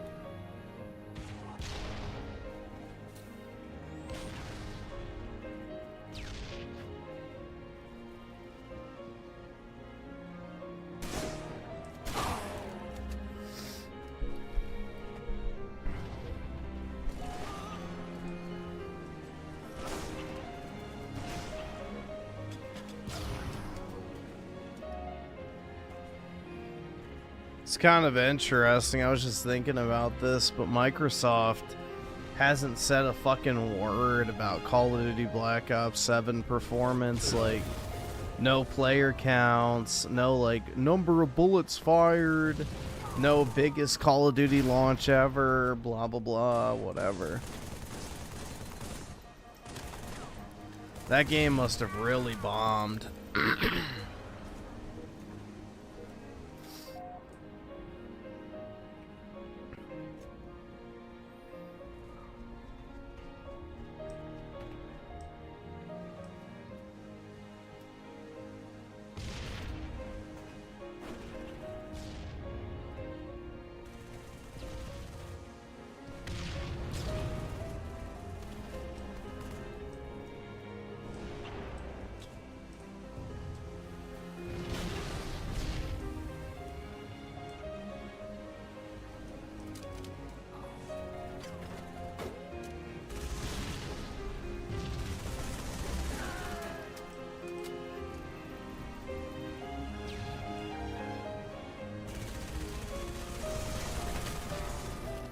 Really?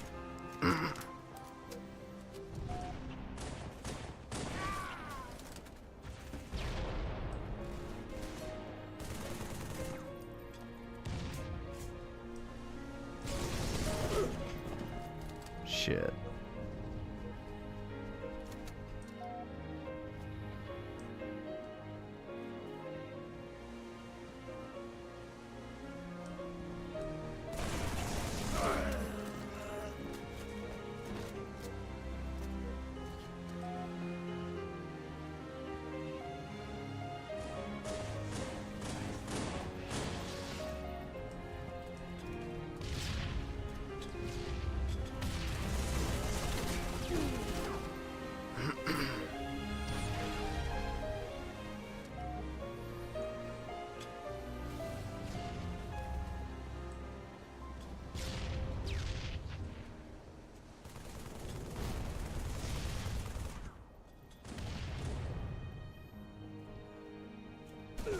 I've never had Reese's Puffs. I always used to think they were ghetto, so I never wanted them as a kid.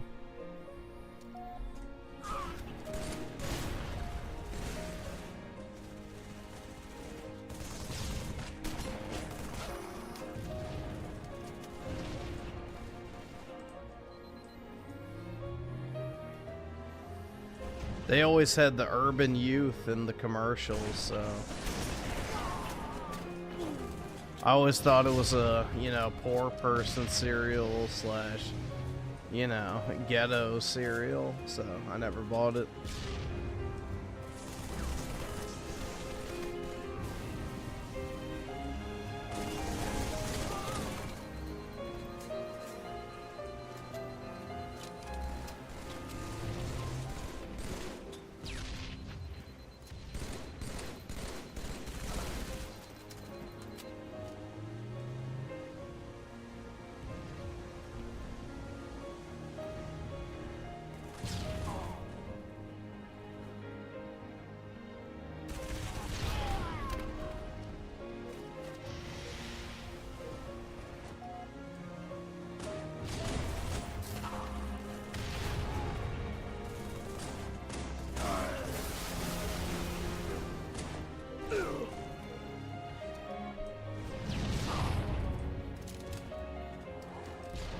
I used to always get Cinnamon Toast Crunch for the most part.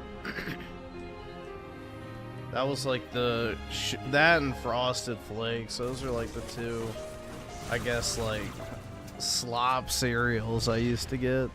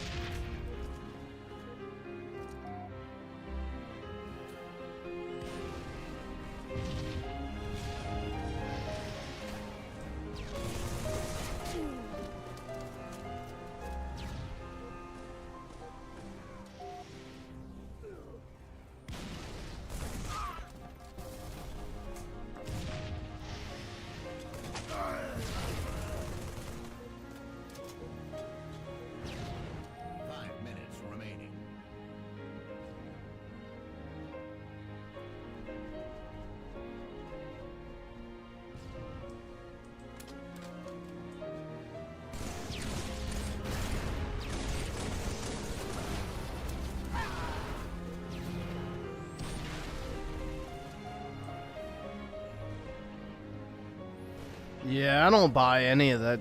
I haven't bought cereal in like almost a decade, I feel like.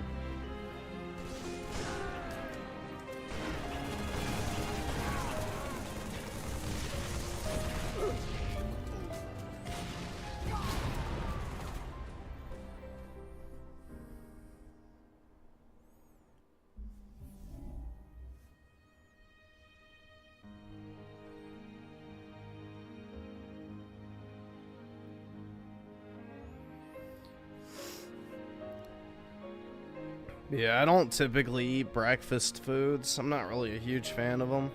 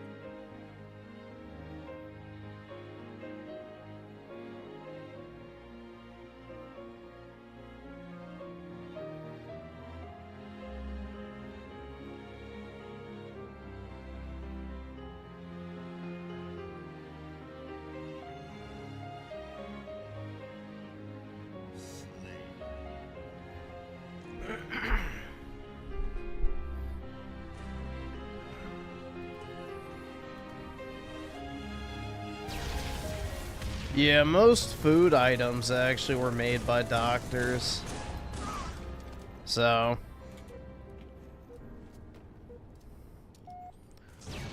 I mean, the #1 hirer of, you know, PhDs in chemistry are literally, you know, food companies, so. It's all about formulation.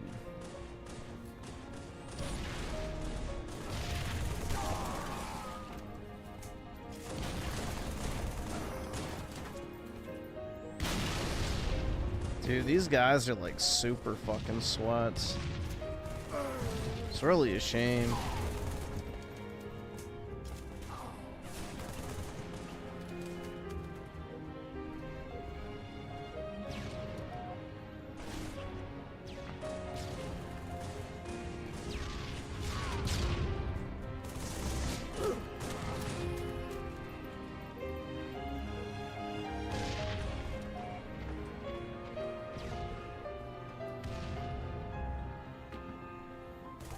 Yeah, I just don't eat cereal at all.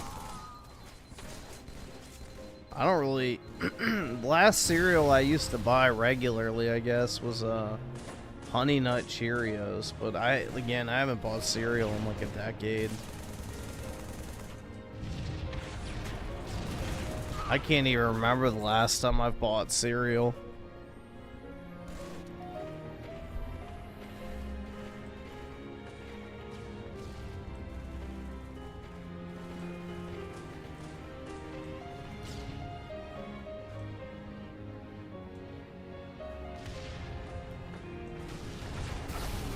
Shit.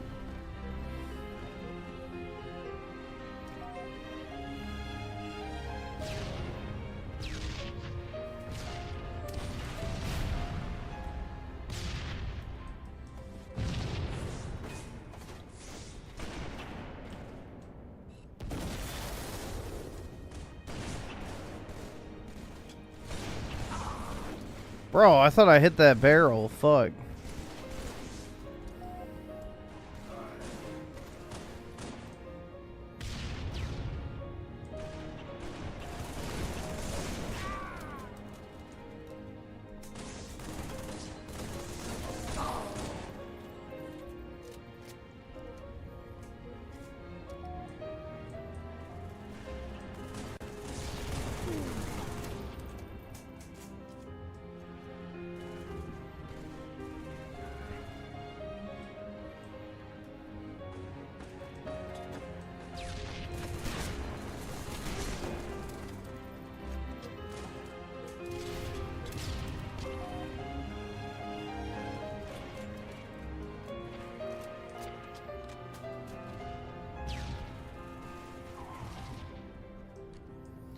Yeah, there's no actual hype for Call of Duty anymore, so they don't release special editions or anything like that.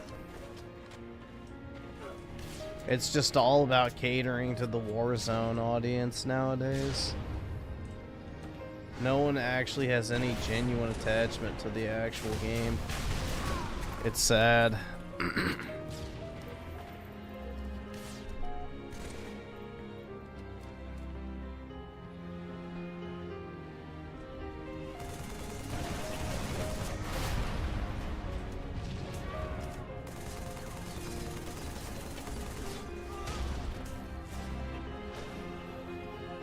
Nah, dude, Raymond's sides hurt because he literally had, like, liver and kidney failure, so...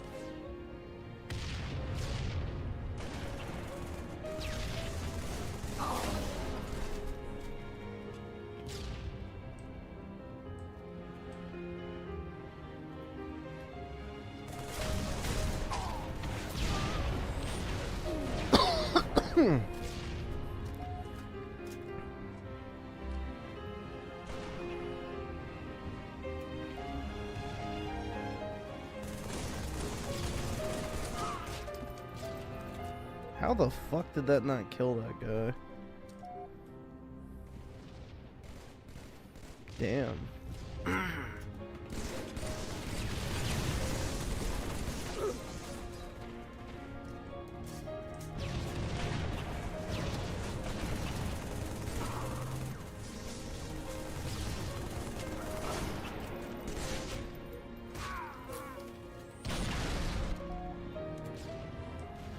It better not have snowed where I am. I haven't looked outside.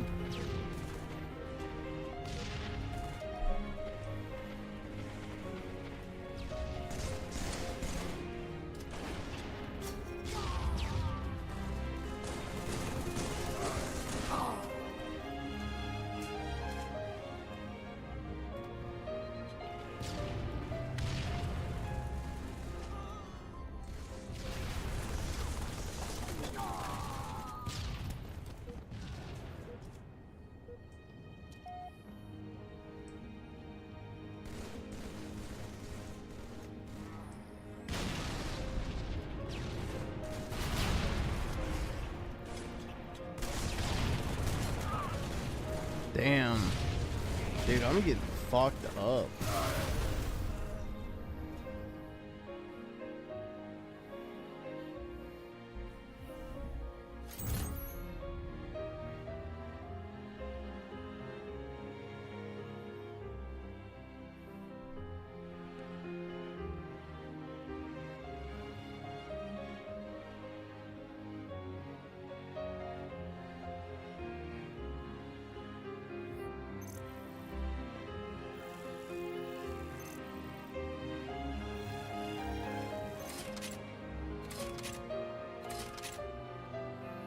I mean, well deserved. The cod is cooked. I think Raymond is hilarious. He's definitely something, bro. Like, it's definitely a unique content creator. All right, I gotta go take a piss real quick. I'll be back. Give me a minute.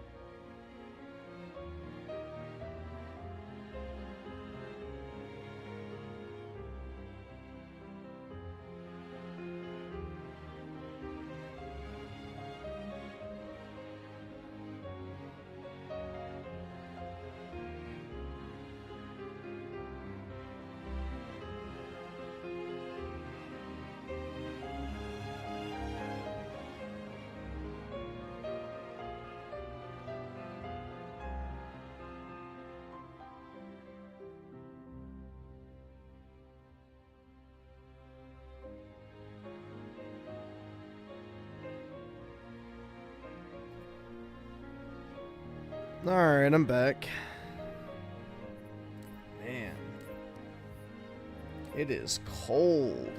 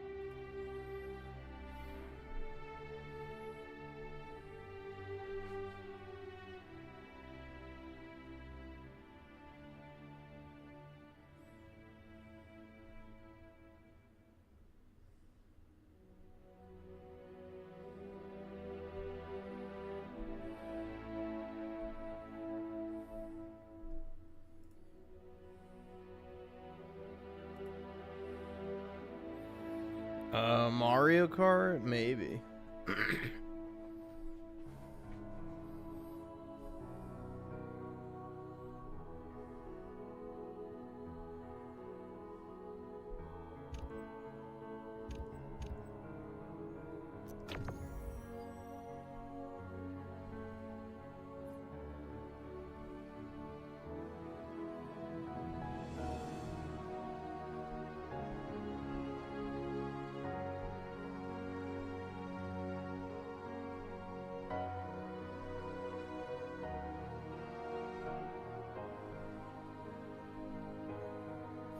Yeah, PK's LARPing again.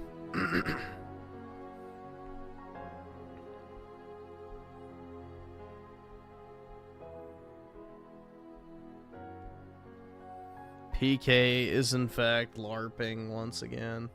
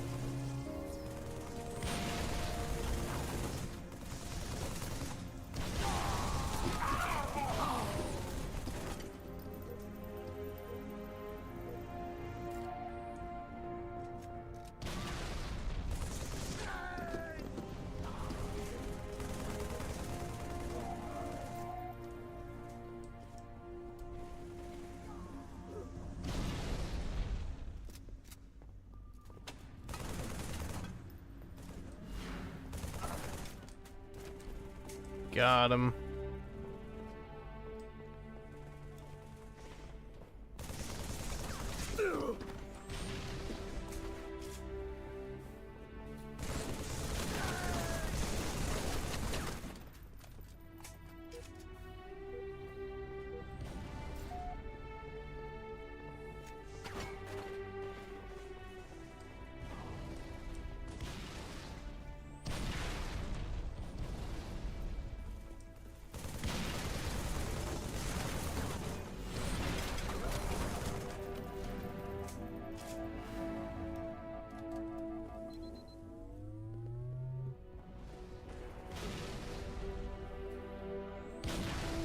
What would I do if the actual Melanie Mac came in here, your chat? Wait, came in here in your chat room?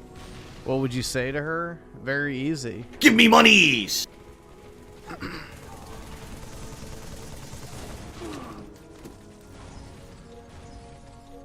So the only thing I want to hear from a woman is the sound of her credit card, you know, pinging on fucking Apple Pay. That's about it. As she sends a super chat.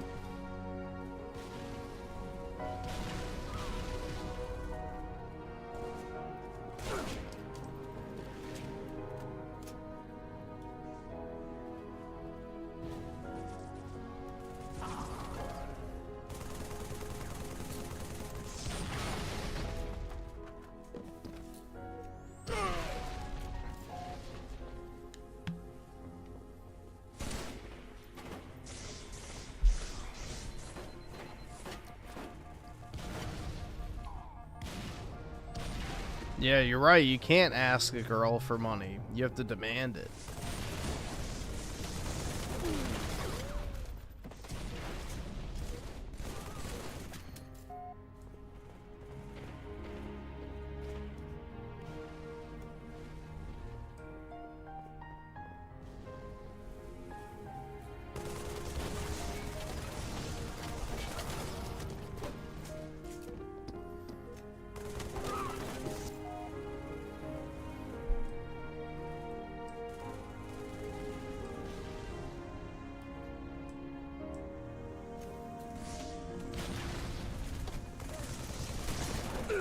You think Quartering's gonna try and make a move on her when he goes to that Turning Point USA event?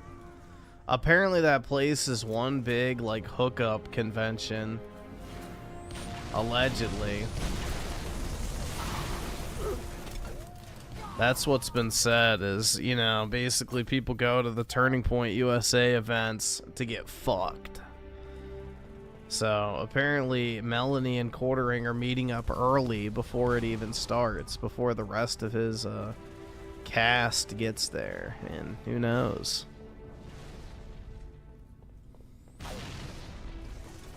Anything could happen.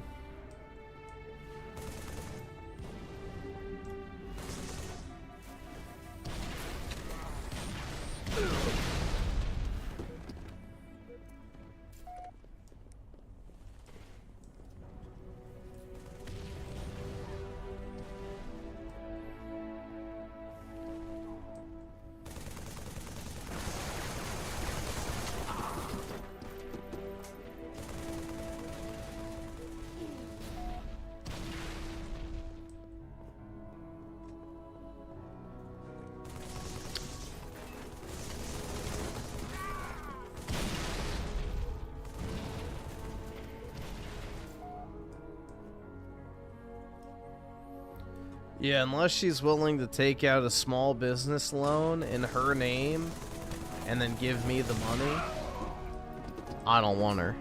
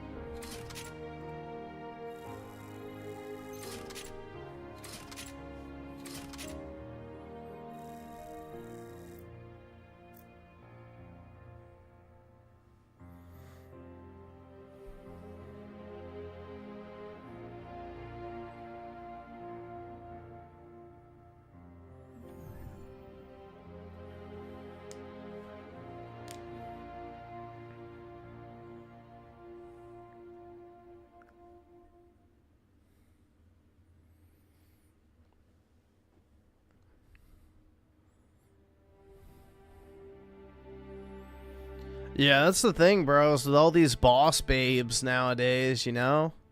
I don't think it's unreasonable to expect a woman to give you money.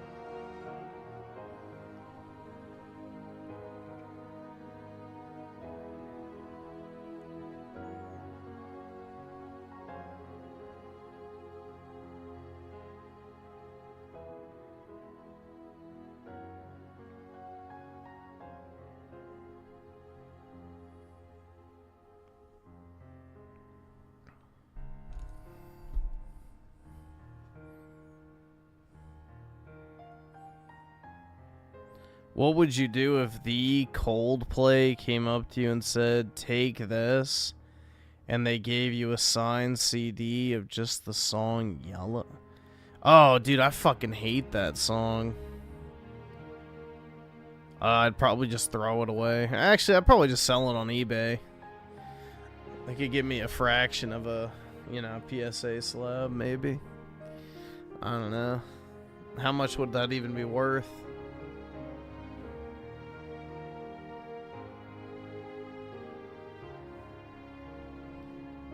I don't really listen to boomer tunes.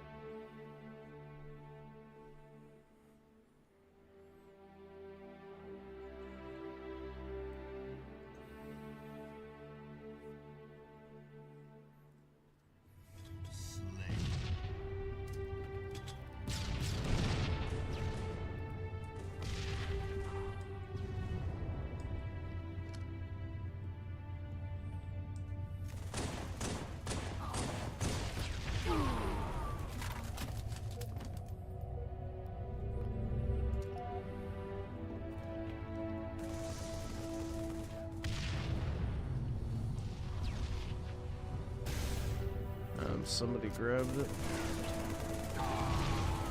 Oh, that would be who?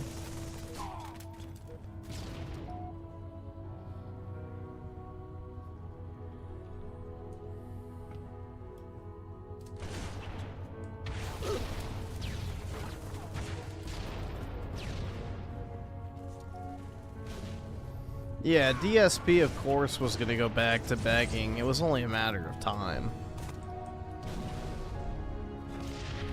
The Asmongold viewers are only going to stick around for so long.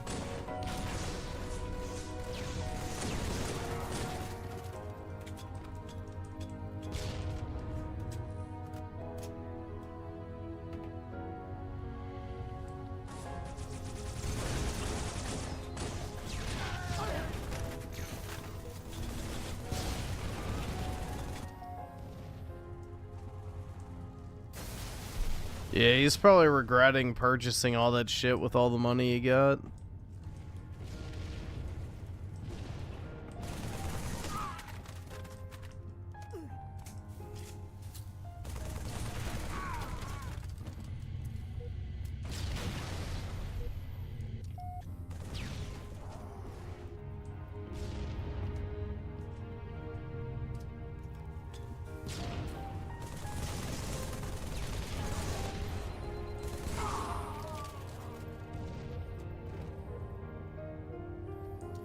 Yup, 3K on shit he didn't fucking need. He could have saved that money for a rainy day, but no. If he didn't, his wife probably would have eaten it through DoorDash orders. So maybe it was for the best to buy stuff.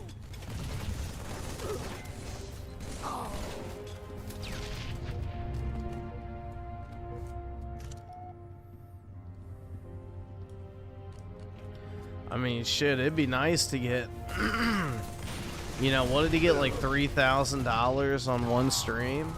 That'd be fucking great. But, oh well. I sure as shit wouldn't blow it on a bunch of stupid stuff, but hey, that's just me. I would buy assets. AKA Pokemon cards.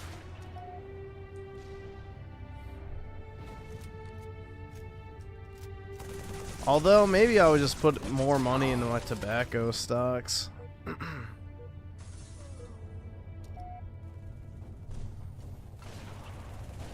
haven't put money into stocks for a while, ever since I've started doing my 401k contributions. Haven't really felt the need to.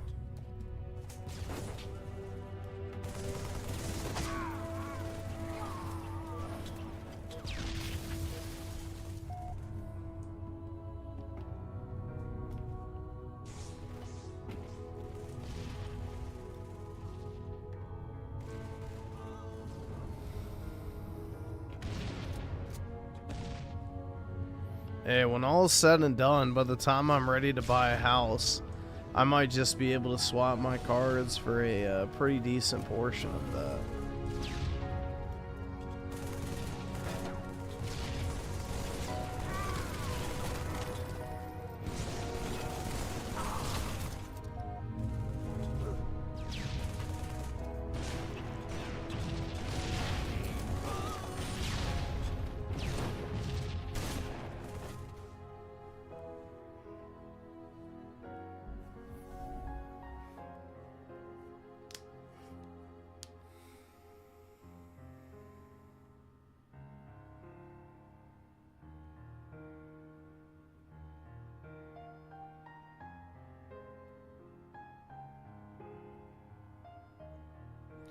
I'm making big money? Not really.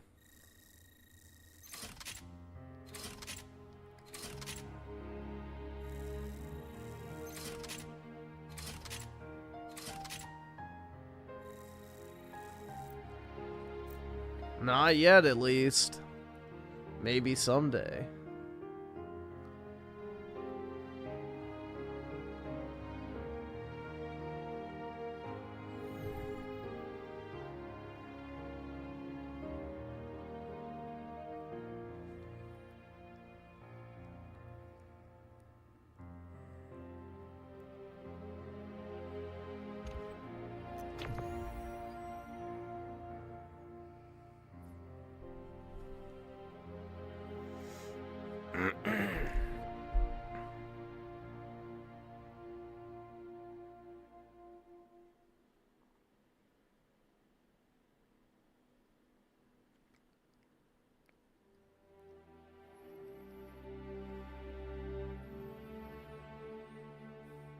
I'm not buying a Porsche.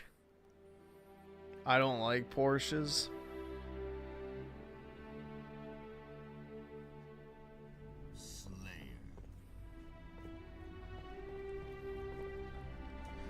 I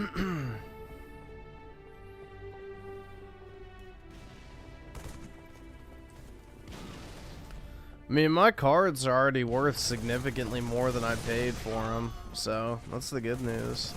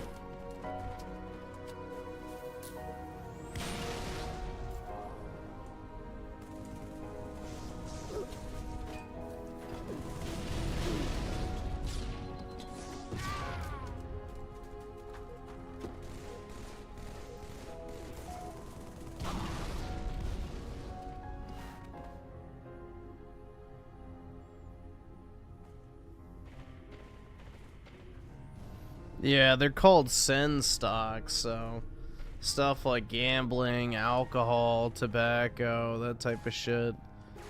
You know, the addictive, you know, stocks. People don't lose their addictions because times get tough. If anything, they double down on them because it helps them cope.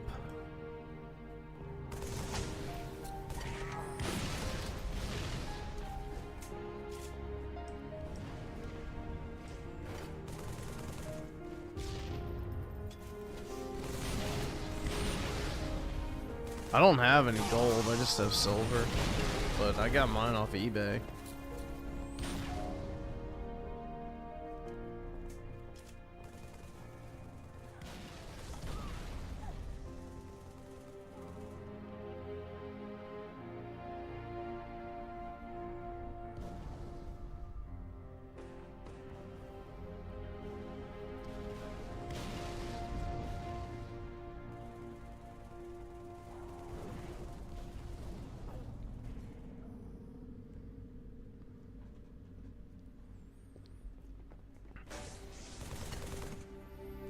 Well, dude, America was founded off of, you know, functioning alcoholics.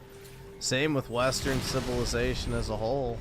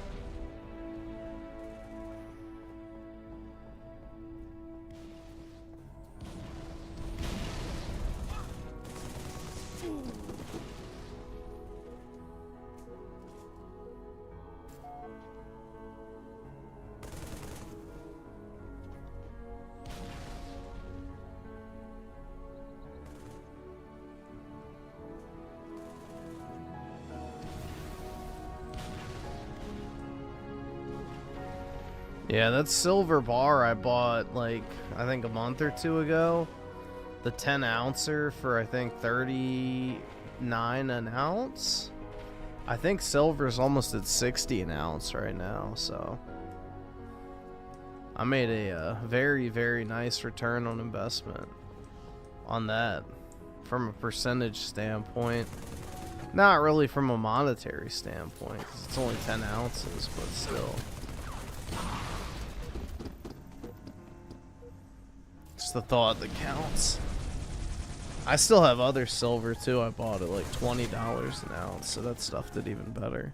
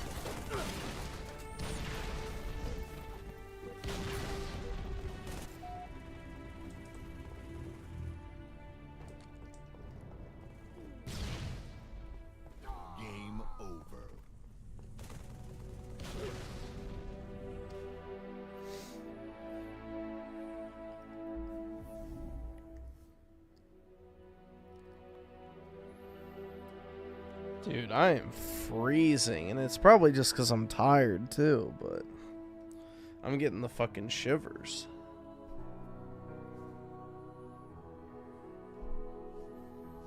How cold is it outside? Oh, that's why. 21 degrees. Bruh. Holy fuck, man. That's brutal.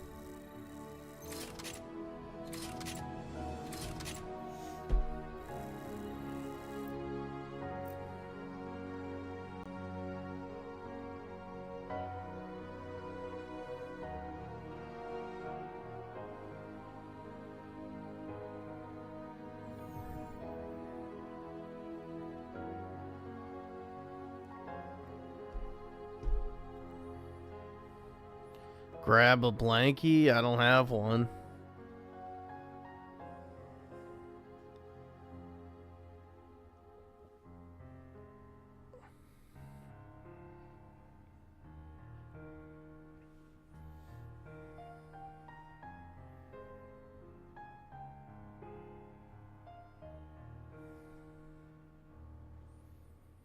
Too poor for a blanket? Yup. Can't even afford that shit.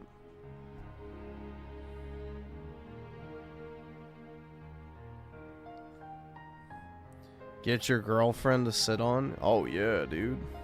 But then I'd have to take my pants off and I would get even colder.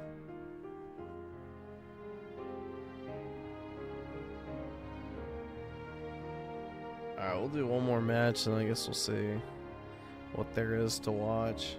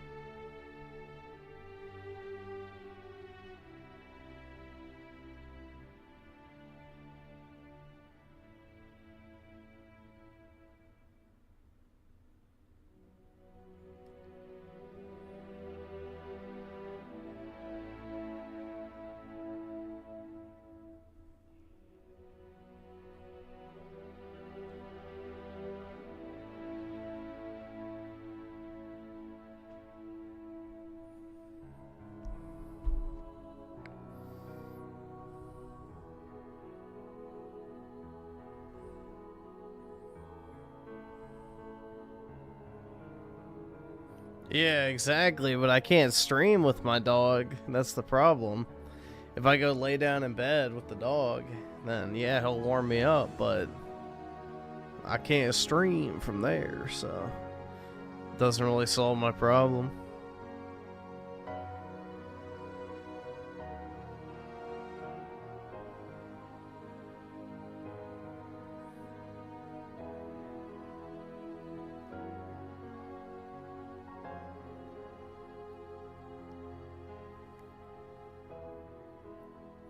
Well, yeah, millennials are now the only ones really on average that are buying video games, so unfortunately, you know, millennial Reddit humor is here to stay.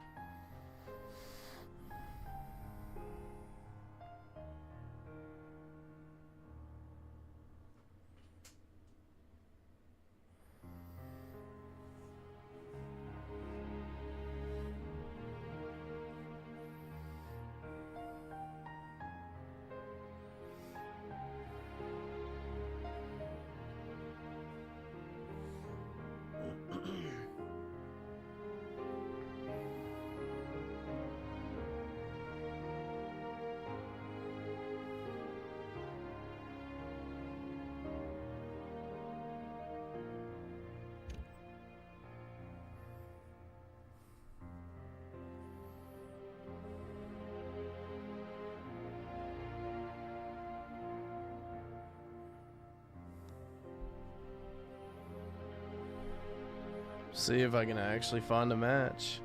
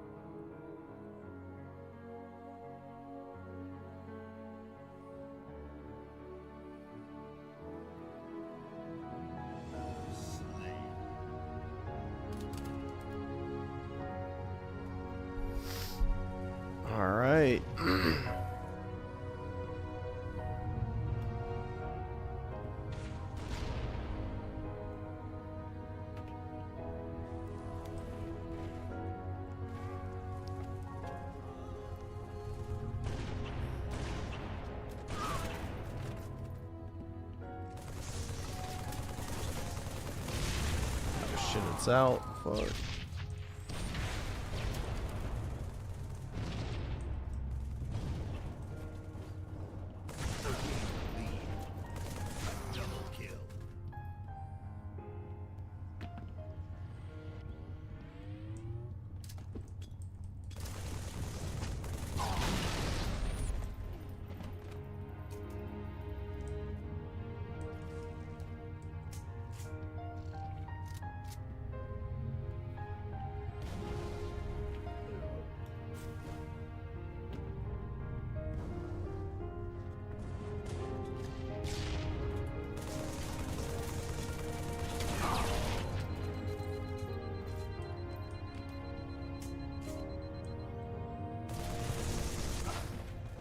Shit.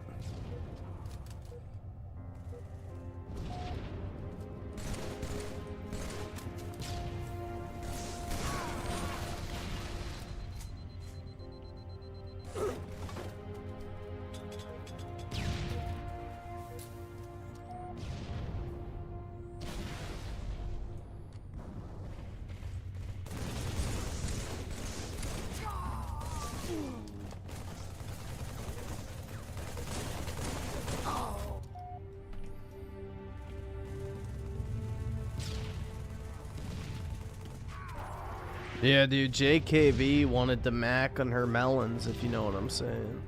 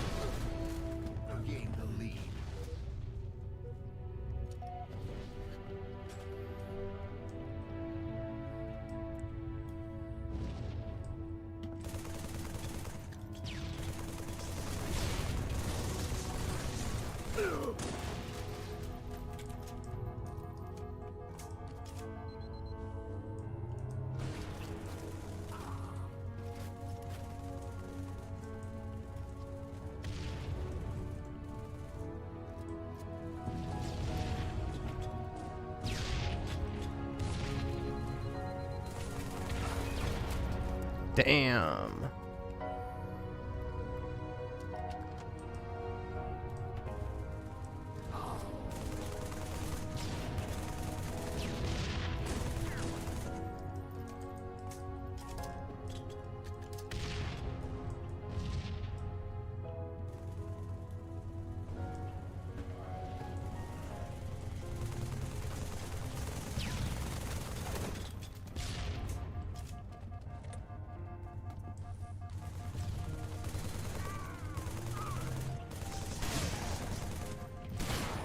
Shit.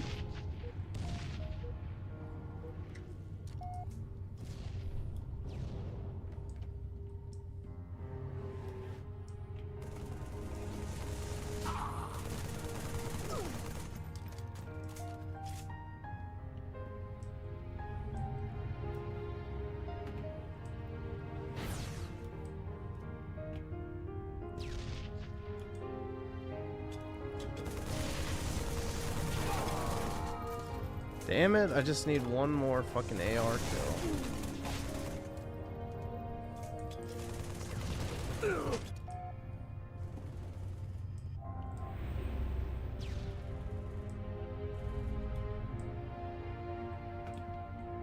Yeah, PK's buck broken, dude.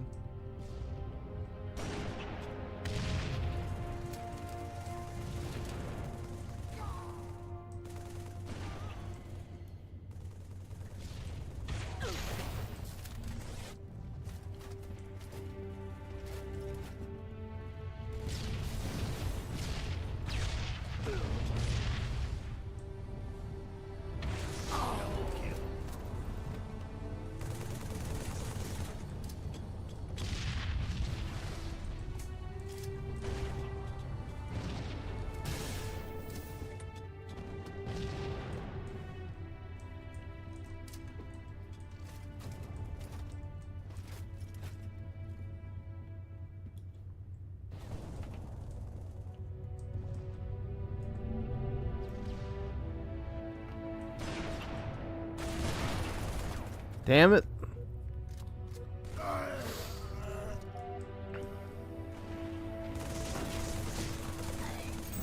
Alright, there we go.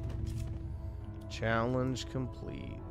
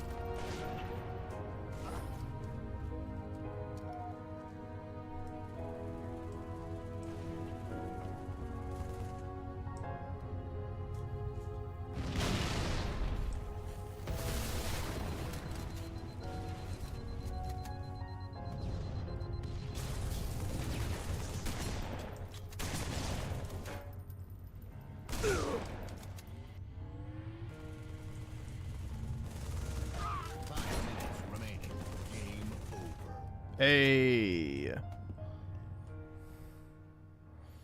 Top of the team, dude.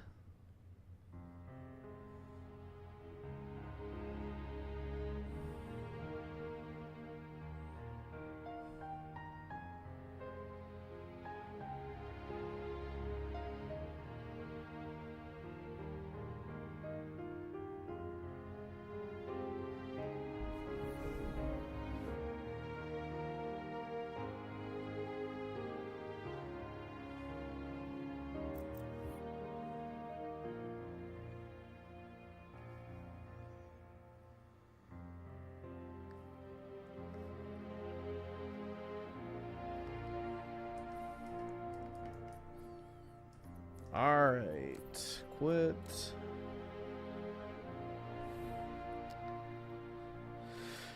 Alrighty, watch this and then go from there. Damn, man. My eyes are like hurting.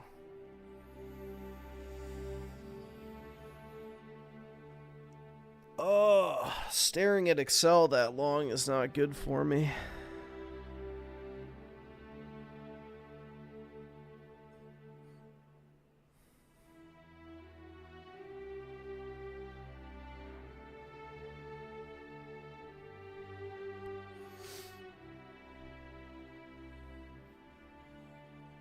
My eyes are like hurting.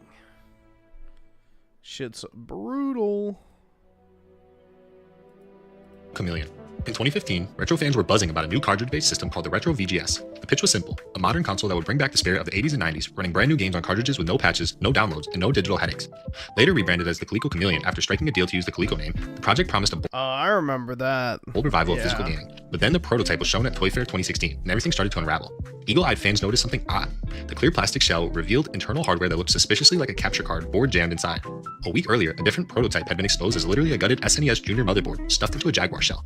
When confronted, the team behind the Chameleon offered conflicting explanations, but the internet had already torn the project apart. Within days, Coleco Holdings yanked their support, stating they could no longer back the system.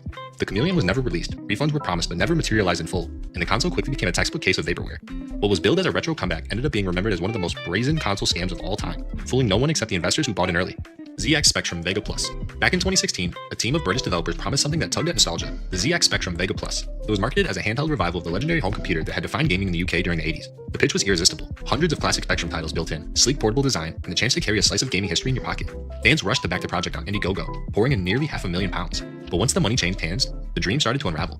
Updates were scarce, deadlines were missed, and every promised release date slipped further away. Worse, the few units that eventually did trickle out looked rushed and unfinished. Cheap shells, unresponsive controls, and barely functional software. Backers felt strung along, and the longer the delays dragged on, the more frustrated they became. Eventually, Indiegogo itself stepped in, demanding answers and even refunds for supporters who'd been left in the dark. By the time the dust Yeah, the Amico better be in this. settled, the Vega Plus had become infamous, not as a triumphant Spectrum comeback, but as a cautionary tale of crowdfunded disaster. What should have been a celebration of retro gaming turned into one of the most public scam console meltdowns in modern No, this was Juan. memory. Soulja Game. In late 2018, rapper Soulja Boy shocked the gaming world when he suddenly announced he was launching his own line of consoles, the Soulja Game console and the Soulja Game handheld. The pitch was bold, hundreds of built-in games, compatibility with major platforms, and a flashy new brand led by a celebrity. The problem? Gamers quickly realized these consoles were nothing more than cheap, mass-produced emulation boxes from China with a Soulja Game logo slapped on top. The listings boasted libraries of thousands of games, almost all of them were unlicensed ROMs. Nintendo, Sony, Sega, you name it. Their games were being advertised without permission. Tech reviewers who bought the systems discovered laggy performance, clunky menus, and hardware identical to devices already being sold online for a fraction of the price. The gaming community tore it apart, and before long, legal pressure was rumored to have arrived at Soulja Boy's doorstep.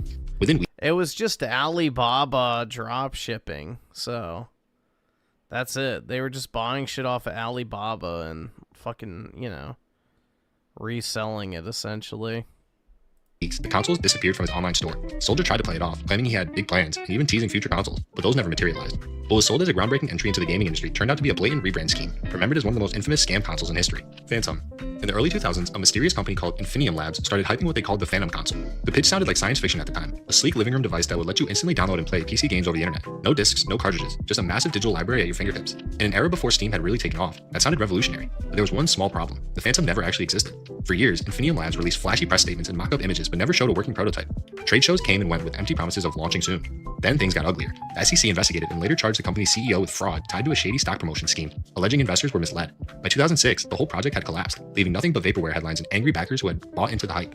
The Phantom name became ironic, because the console itself was just that, a ghost. It's remembered today as one of the most infamous gaming scams, proof that sometimes the boldest promises are just smoke and mirrors. Gamers never saw a single real unit, only broken promises. Ouya.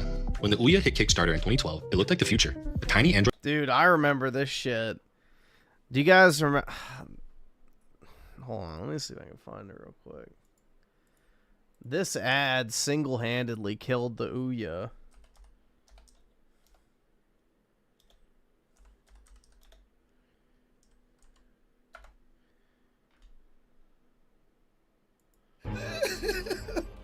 $60? This game's... This was like literally a fucking commercial for the console. This shit's so nasty. I remember you could get the fucking Ouya for like $40 at Target almost immediately after launch. It bombed so hard. Sucks! They screwed me! It's exactly the same game! Oh, God! $60? Oh, they did it to me again! I could've... What in the...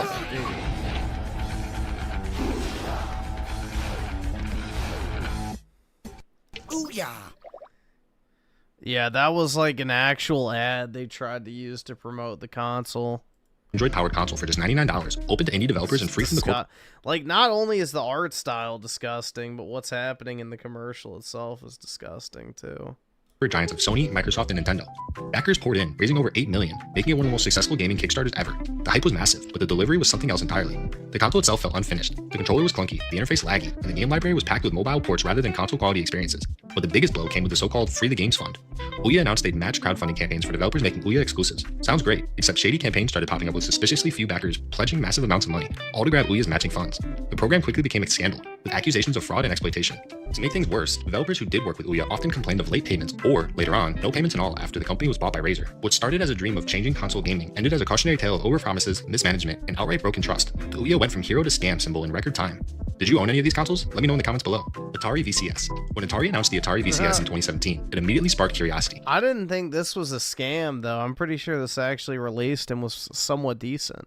Here was one of the most iconic brands in gaming history claiming it was coming back with a hybrid console PC system, something that could stream, emulate classics, and even run modern games. The company launched an Indiegogo campaign that pulled in over $3 million, with promises of shipping by mid-2019. Backers imagined a modern revival of the Atari name, sleek and nostalgic.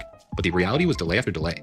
Reports surfaced of leadership shakeups, engineers walking away, and constant missed deadlines. By the time the system finally trickled out in 2021, it was priced far higher than the promised $249 entry point, landing closer to $400. And what was shipped wasn't the revolutionary console Atari had teased. Instead, it was essentially a small, underpowered PC running a custom Linux interface. Reviews called it overpriced and pointless compared to a real gaming PC or even cheaper alternatives.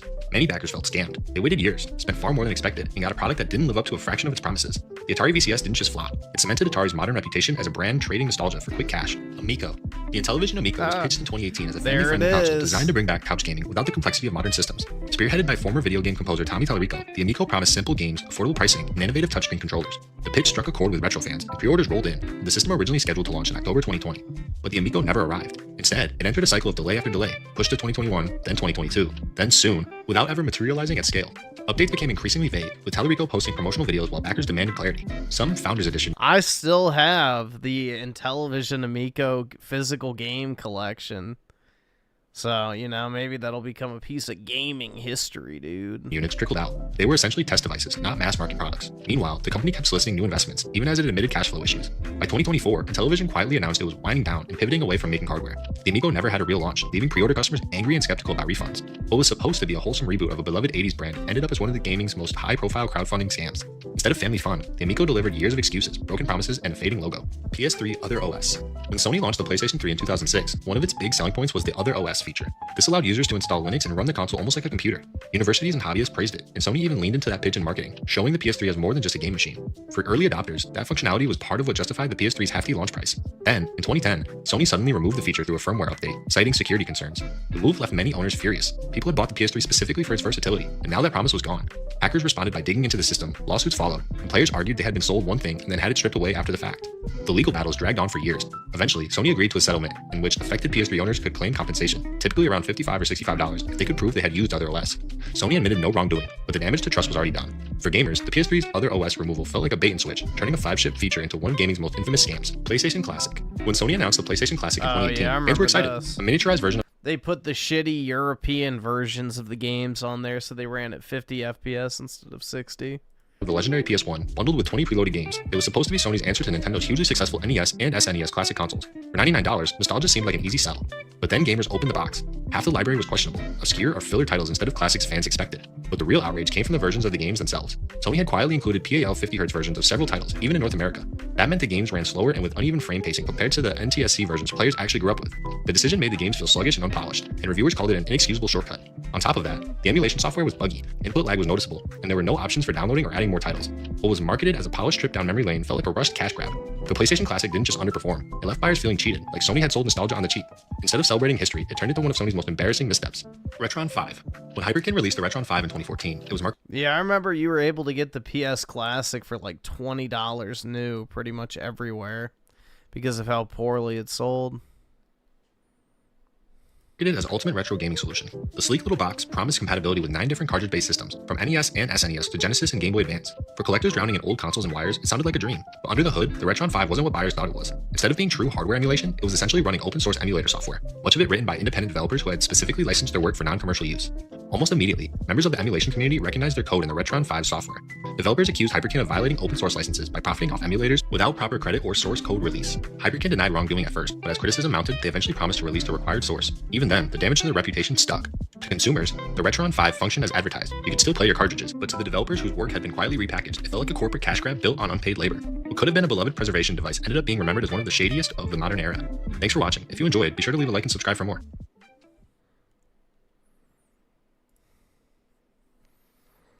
Sucks to be a gamer, yeah. I mean, the good thing is most of those consoles they talked about are pretty much, you know, irrelevant, so most people wouldn't even be affected by that crap. The Ouya is probably the most high profile. I remember there was like genuine excitement for that dog shit. I was like, honestly, I never got it. It was basically just an Android console, essentially.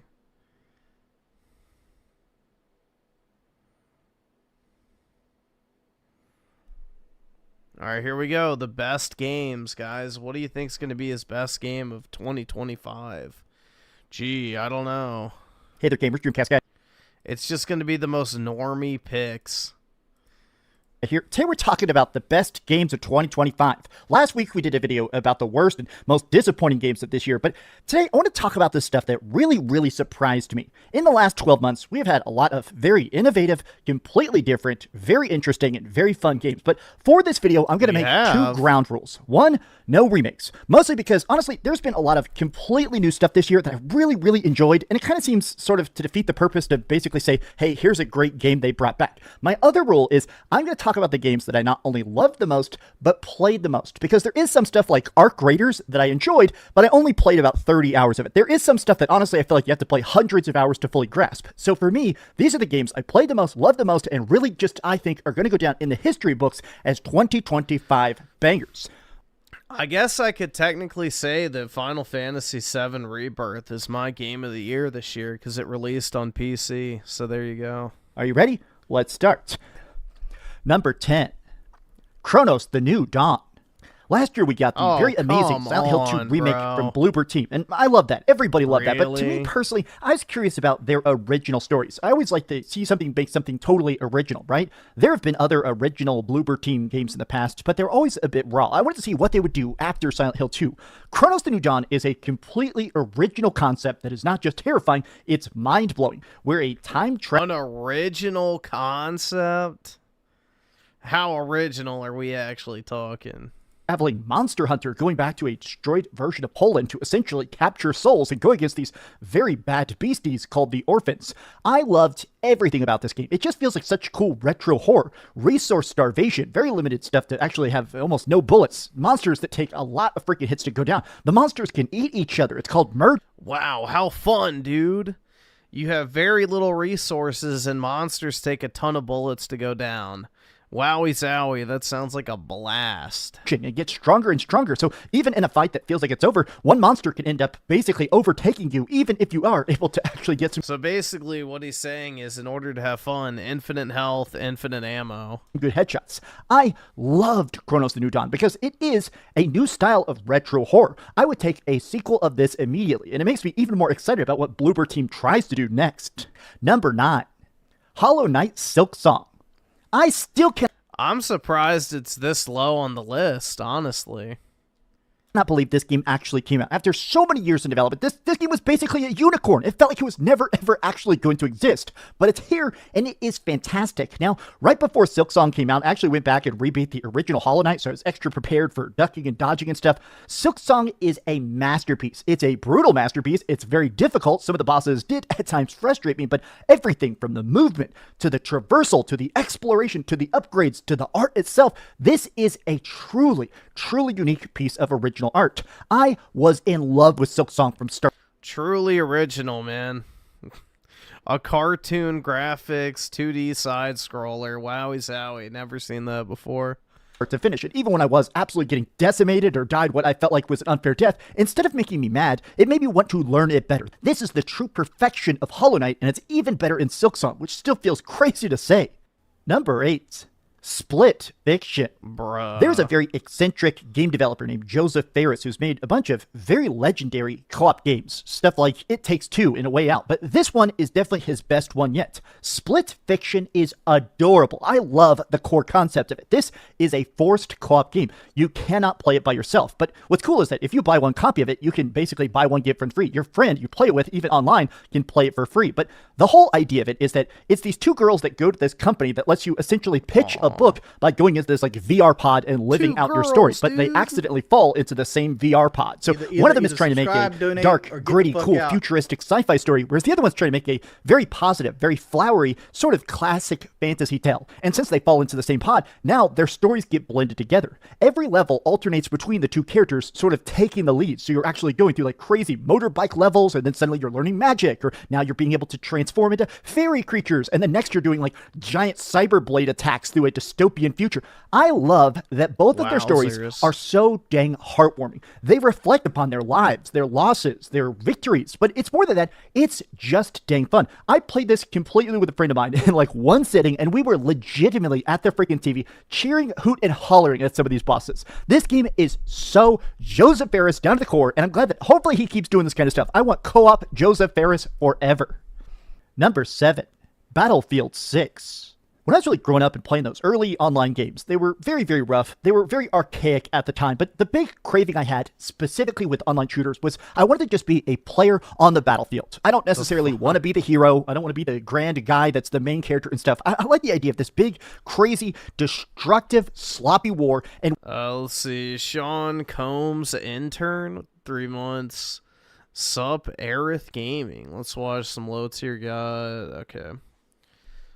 Check it. We're a single soldier in it. Battlefield 6 does that perfectly. It is insane to get in these giant 100-player matches with fully destructible environments and capturable points and pushing the boundaries of war, getting in tanks, trying to pick up that next weapon and get a sloppy shot before your revive fails and stuff.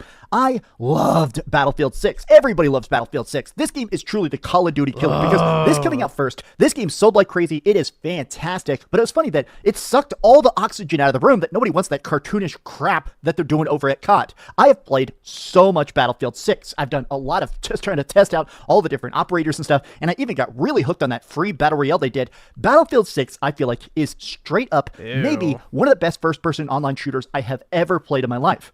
Maybe just ignore that rather rough campaign. Number 6. Ghost of Yotei. Bro. Nope. Get that shit off the list, bitch. Let's see. Daryl's on the 2. My game of the year 2025 is DK. It's my people game. Nice, bro. I'm glad you feel represented. One of the very last Sony games we got on the PlayStation 4 was Ghost of Tsushima. And that game, it was such an experience. It was gorgeous. It was evocative. It was just so, honestly, classic. It felt like an old school black and white samurai film, but fully playable with duels and fields and people trying to basically get these blood revenges and stuff. But I have never watched a samurai movie in my entire life other than the shitty Tom Cruise one. Curious to see how they could do a sequel. Ghost of Yotei is bigger, it's more beautiful, and honestly, in a lot of ways, it's even more savage. This main character will do anything. She does not care about honor. She does not care about justice. It is about brutally taking out every single target. And I like the fact that one of the things that really got me the most about Yotei is sort of the exploration system, because you don't know where the targets are. You're trying to kill these people called the Yotei 6, and while you're searching for them, it's not exactly a straight line. A lot of times, just by helping villagers or exploring things and stuff, you slowly get hints as to their location. And once you get them, it's a whole separate set of missions of basically trying to take down these legendary, terrible tyrants. I loved Ghost of Yotei. I know that some people didn't. Some people felt that it was barely an upgrade to Ghost of Tsushima, but to me, since Tsushima was already the very best PlayStation 4 game, upgrading that experience even by 5%, to me, Yotei deserves all the love it got and more. I absolutely loved this game. Number 5. Death Stranding 2. Bruh. All right, let's just admit it. This game is kind of controversial, but not for the reason I feel like people typically find games to be controversial. Shut the fuck! Don't you fucking tell me to my face to shut the fuck up! Bad design or bad gameplay or just in general it's kind of boring. And I always thought that Death Stranding as a universe, it's trying to be strange. It's trying to be bizarre with tar submarines and practically time travel and people in these loops of life and death. But yeah, it's just exposition slop. It's a bunch of random shit thrown together for the fucking sake of throwing it together. There's no actual, intelligent storytelling behind it. It's just visual vomit. I feel like Death Stranding 2 almost feels like an answer to bad art. This game is so fun. It has way more combat, way more exploration, way more just craziness that actually fits into the world. Death Stranding 2 feels like more than just a sequel. It feels like an advancement of the Hideo Kojima concept. I put a lot of hours into this game, and even still, this is one of those games that I like because every cutscene is so off the wall, mind-bendingly strange, and yet fits the universe. There's like people with 2 left hands performing weird psychic baby surgery, there's ninja cooks, there's quests with VTubers, but it's not just about cameos and strangeness and stuff. Death Stranding 2 truly has a passion and art and love at the center of it. It has an actual care for the freaking genre. It has an actual love for video games that a lot of stuff in this like corporate genre now, it feels like so many games feel like they purely exist to make cash. Death Stranding 2, even if it sold 0 copies, I know that Kojima would be happy because he made his own weird vision. If you have not played Death Stranding 2, play it. Go into it with an open mind and have it just bleed out of your ears. Number 4. What? Kingdom Come. Have it bleed out of your ears? Deliverance 2. And now we got Kingdom Come Deliverance 2. I don't play a lot of simulation games. I'll be honest, a lot of times if it's too realistic, if the game has too many weird subsystems like tuning and crafting and stuff that just makes it where you have to basically live inside that game to even barely grasp it, those are the kind of games that, for me, are the hardest to kind of sink my teeth into. But Kingdom Come Deliverance 2, this is straight up a hyper-detailed, ultra-realistic, medieval simulator. You can become a... I hate this fucking game. blacksmith or a bandit or a cop and wander the countryside as Henry of Scotland. But what's the most fun is that you truly cannot trick this game. You can try any weird tactic to get out of a job or escape and stuff. This game has hundreds, if not thousands, of branching paths, and all of them are absolutely so deep and creative. I really like this game because it's the thing that I feel like it walks that fine line of making stuff hard, but at the same time, very, very rewarding. Like, learning the combat took me so long. Just the whole exhaustion and aiming your hits, trying to actually get the guns and stuff, like medieval equivalent of guns to shoot people and stuff. This game is very, very, very tough to grasp. But if you can wrap your mind around it, this game is a masterpiece. It's not often, sometimes people talk about recency bias, right? A lot of times the games that win the most Game Awards, like, are typically released in like October or November, right? Or a couple summer releases. This came out in February, and people have been playing it, talking about it, and memeing on it for the entire year. This is the kind of game where I feel like this is straight up medieval Baldur's Gate 3. This is that kind of game where you can just play it forever and always find new stuff to enjoy. Kingdom Come Deliverance 2, I did not realize it would be so good, and I'm glad I played it with an open mind, because what the heck? Number 3, Hades 2. Are you fucking kidding? Dude, they just keep getting worse and worse. Holy shit, man. There's been a huge explosion of roguelikes over the course of the last couple of years. Games with a randomized element to it, random upgrades, random re-leveling, random cool paths, random bosses. But what's funny is that it just keeps getting worse and fucking worse.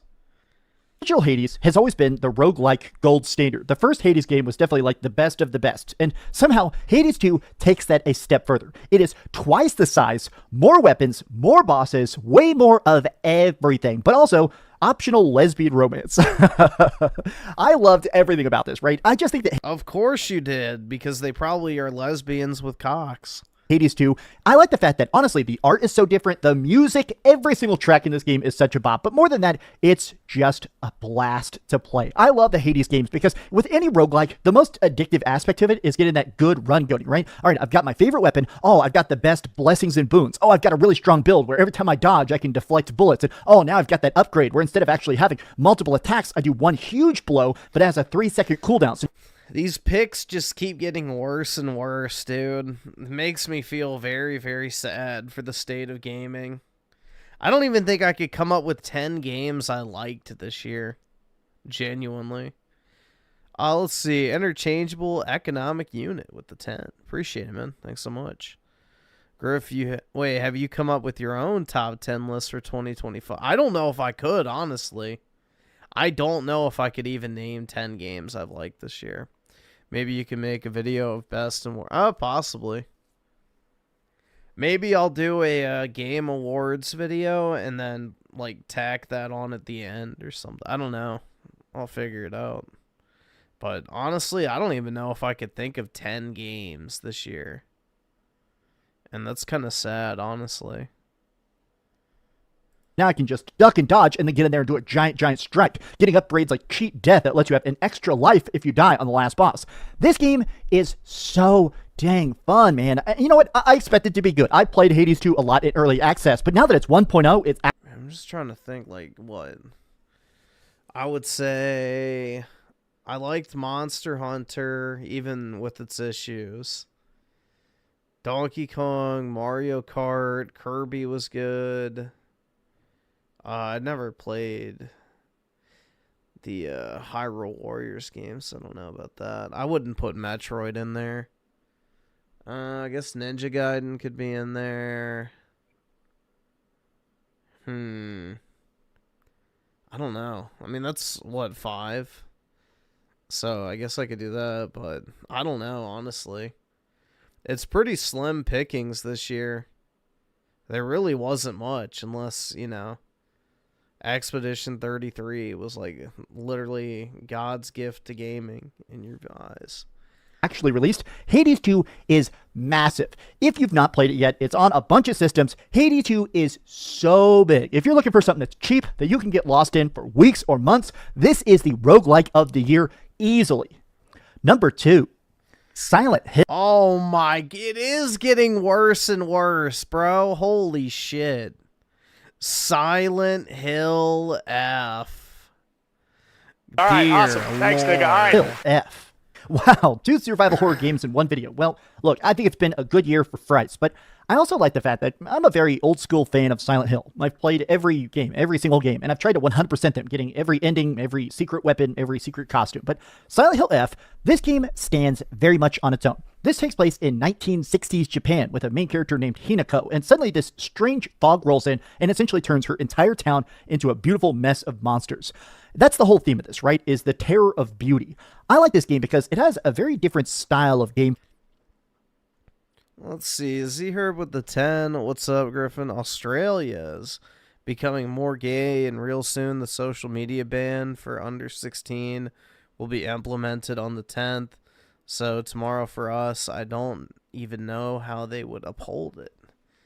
My guess is all it's going to do is require social media companies to take the age of users, and if the user's account is marked as age 16, then I guess it'll be immediately blocked. I have no idea.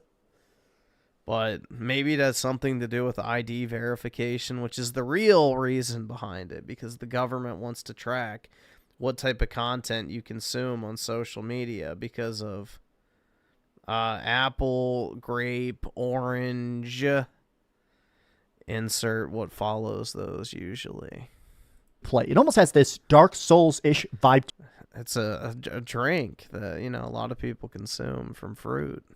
To it. You've got a stamina system. Your weapons degrade and actually have to be constantly replaced. But even the monsters themselves, I like the fact that the game doesn't seem to shy away from really just getting in your face with the frights. There's not just a lot of jump scares, but a lot of times a lot of the puzzles and stuff will really freak you out. But also, man, is it dark. I've always thought that one of the... Yeah, of course it's going to be Expedition 33. All these fucking slop tubers are unable to form their own opinion on games, so Expedition 33 will be the heckin' greatest video game of all time, dude. The sad thing is in an actual decent year for gaming, Expedition 33 would not even make the list. The problem is that gaming is in such a shitty place right now that a good, at best, game seems like a fucking masterpiece in comparison to the other dog shit that released during the year. The best parts of Silent Hill stories is that they are just unflinchingly messed up. Silent Hill F might genuinely be the most messed up Silent Hill ever. But what I also like is that you can beat this game over and over again to unlock all the different endings, and stuff in the game changes, which I did not expect. The second or third time you're going through this game and you find stuff in different locations, or you hear different lines, or see different cutscenes, you start to think, wait a minute, is Silent Hill F sort of learning from the player? I absolutely got blown away from this game. I went in with the highest expectations and it still completely exceeded it. The fact that this game sold so well genuinely makes me happy because I want weird stuff like this. I want Silent Hill to keep going in different directions and not just a bunch of great remakes, right? I want new Silent Hill to keep being this good specifically. Number 1, Expedition 33. Look, okay, we all knew this was going to be number 1. I love turn-based RPGs, but I want to tell you about why. Dude, look how shitty the graphics are in this game. Hold on.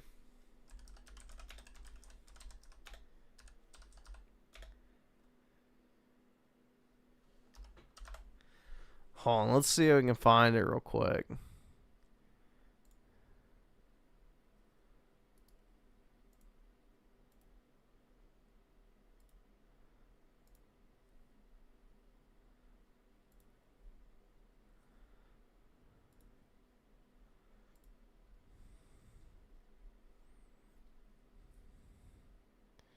Can I find the image?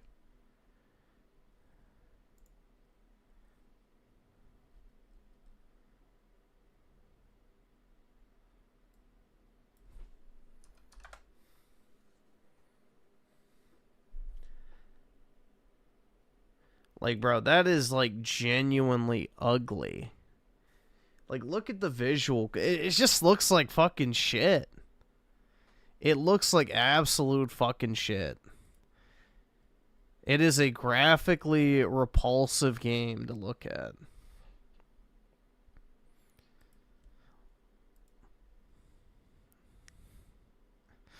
Remember, this is from a Xbox 360 game. You know, just for comparison's sake.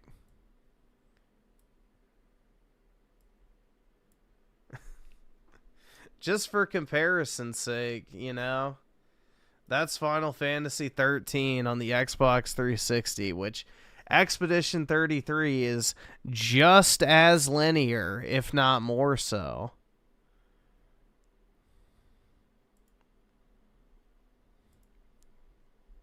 But, yeah, it genuinely looks bad. Like, the visuals of Expedition 33 made me not want to play it. Like, it's just... Ugh. It just looks so... I don't know. Zero immersion factor at all. I thought the environmental designs, the enemy designs, the character designs were incredibly lackluster in that game. It just felt like copy-paste Unreal Engine 5 shit with the fucking fog filter on it for whatever reason. This game completely just melted my brain, right? I am a kid that grew up totally in love with turn-based RPGs, especially classic JRPGs, you know, stuff like the old school Final Fantasy. I wouldn't even call this a turn-based RPG, to be completely honest. It's a fucking rhythm game. It is so much of a fucking parry simulator that it's essentially just a rhythm game. Like, you will have to parry 70 fucking times in a row for some of these fucking fights. It's ridiculous. You know, 10 fucking hit combos you have to perfect parry. That's not even turn-based at that point. Final Fantasy 7, 8, 9, 10. Those were like my main bread and butter. And in a lot of ways, the developers have said their goal was to basically make a new Final Fantasy 10, something that is this bleak, rather hopeless style of story, but with this Final Fantasy 10? I would not say that those two games have a similar tone, but hey, what do I know? Glimmer of centeredness to it, right? A center of characters trying to expand and explore and sort of survive against all odds. Expedition 33 takes place in a land called Lumiere, where essentially there's this giant monster on the horizon called the Paintress, and every year she paints one number lower. When that number... And none of it's real, it all happened at a painting. Wowie zowie, how fucking deep. You know, truly profound. I never could have imagined it was all just a dream, dude. Goes up, everybody in the land vanishes. There have been a bunch of expeditions. Every year, people, if it's your turn to go and die next, people sail towards that far-off land to try and kill the Paintress. And this goal is basically a lost cause. Profound. Nobody has ever come back. But if your choice is to basically get gourmaged, which is like killed by the Paintress, or sail there and try and survive, a lot of people choose to go on those expeditions. But Expedition 33, this game feels like it reminds me so much of that old school first time you're ever playing a Final Fantasy vibe. The monster design is great. The world is great. The monster design, they fucking suck. Dude, I'm so sick of people acting like, oh yeah, dude, it's so cool. They look like little animatronic. Like, no, they look like fucking shit. It looks like shit. The game just, the visual aesthetic of it looks retarded. I'm sorry, like, it just, there's no consistency. It just looks like, oh, let's take a bunch of random assets and copy and paste. The builds you can make, all the different upgrades and customizations and weapons, and honestly, the whole land of this lost continent. When I was a kid, I kept getting pets here and there, right? And I'd always name them after Final Fantasy characters. I had a big old fat yellow cat named Cloudy and stuff like that, right? I think there's going to be a ton of people growing up now where Expedition 33 is going to be their Final Fantasy 7. What that is. Growing up? My guy, you do realize the average person who soys out over this game is like 40, right? Does he really think little Timmy's going to stop playing Fortnite to play Expedition 33? No. For me, there's going to be people naming their cats Gustav and stuff like that, right? This game is perfect. There's already people who name their cat Gustav. It is. I know someone who named their fucking cat Gustav. Unfortunately. So freaking good. I've watched hundreds of hours of interviews about how they even made it because it is so good. When I was reviewing this, this is my favorite review I have ever made in my entire life because before this game came out, one of my extended family members has a cat named Gustav. He was a black cat with a little white spot on his forehead. But yeah. It felt like nobody was talking about it. They called him Gus. But yeah, his actual name was Gustav. I got a super early review code. I played it like 100% before launch, and sitting there for weeks and weeks at a time, just literally bawling my eyes out. The story is so perfect, and then it comes out and the whole world... Bawling your eyes out? Alright, it's time for the euthanization. Dude, this story fucking sucked. Like, nothing about this story pulled me in at all.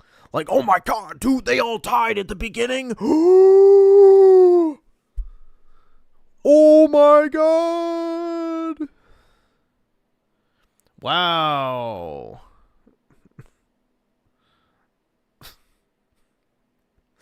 Oh my science, I've never seen anything like this before in media in my entire life. Just breaks in half at its brilliance. This is still the game that I feel like is going to go down in the history books. I think Expedition 33 might be in my top... the history books? Oh my god. Top 5 favorite games of all time, excluding... Holy shit, dude. Top 5 of all time. Holy recency bias. Final Fantasy, because Final Fantasies, there's like a billion of those, and those are all on my list. This might be my top 5 favorite games of all time. Expedition 33 is legitimately that good. It is so fantastic. Even if you've never played a turn-based RPG, even if you've never heard of it, play this game and have your brain changed to...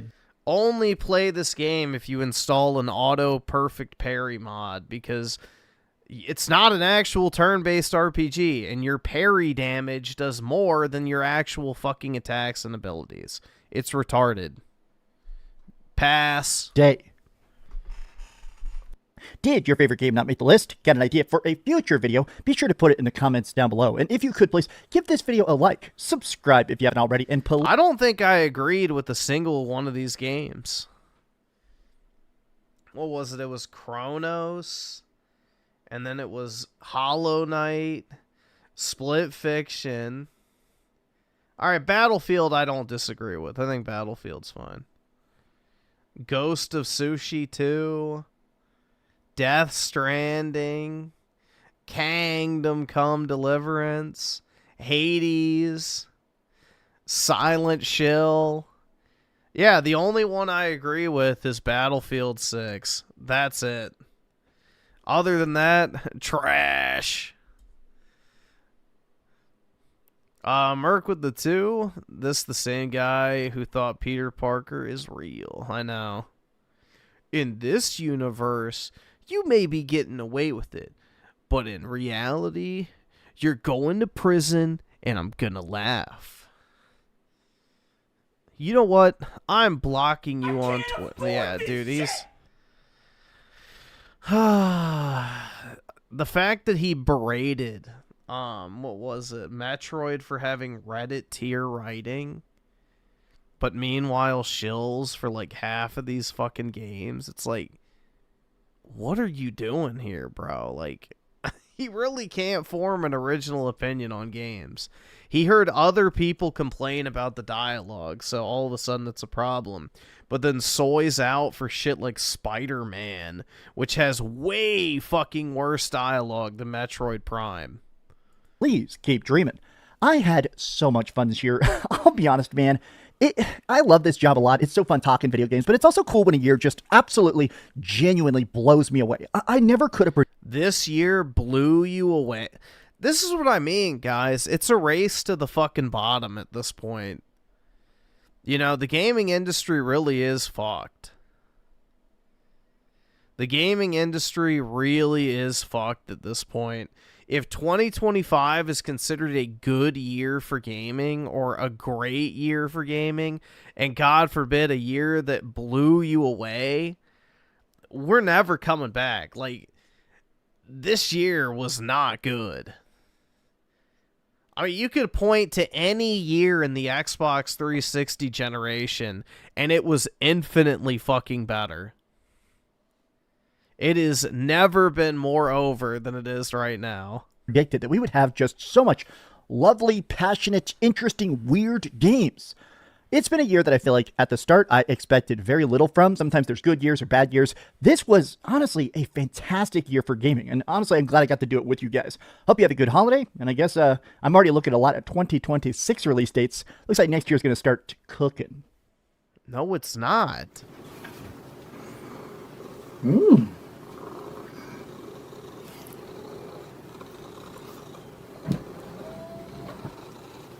His cat's similar to my my cousin's cat, but it was all black, not a white stomach.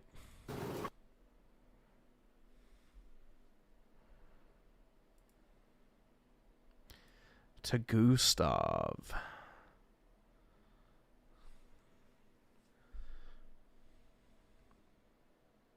That's what I mean, dude. It's like Expedition 33 would be considered a good game at best during the 360 generation. But because everything else is so fucking bad, it makes it seem like a masterpiece to these fucking, you know, consumers. It's just sad, honestly. It's very fucking sad. We're never getting gaming back. Like, you know, take your pick of any year again during the 360 generation. Infinitely fucking better. I can find you 10 games in any year of that generation that are better than the fucking dog shit he named during this list. That still have more cultural impact than any of the games he listed off here.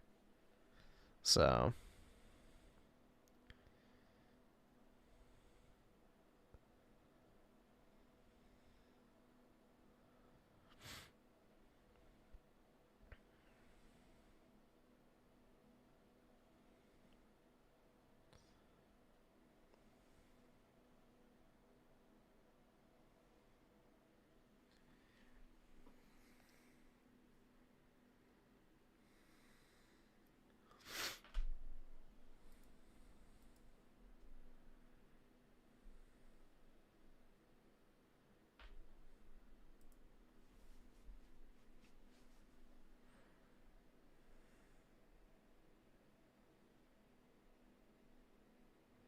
Normies do not experience deep thought? I guess not, man.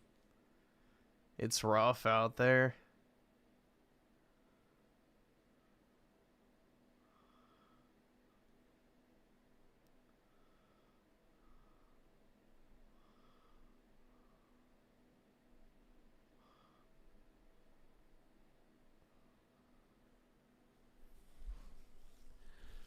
I don't know why Avowed wasn't on his list. I know, man.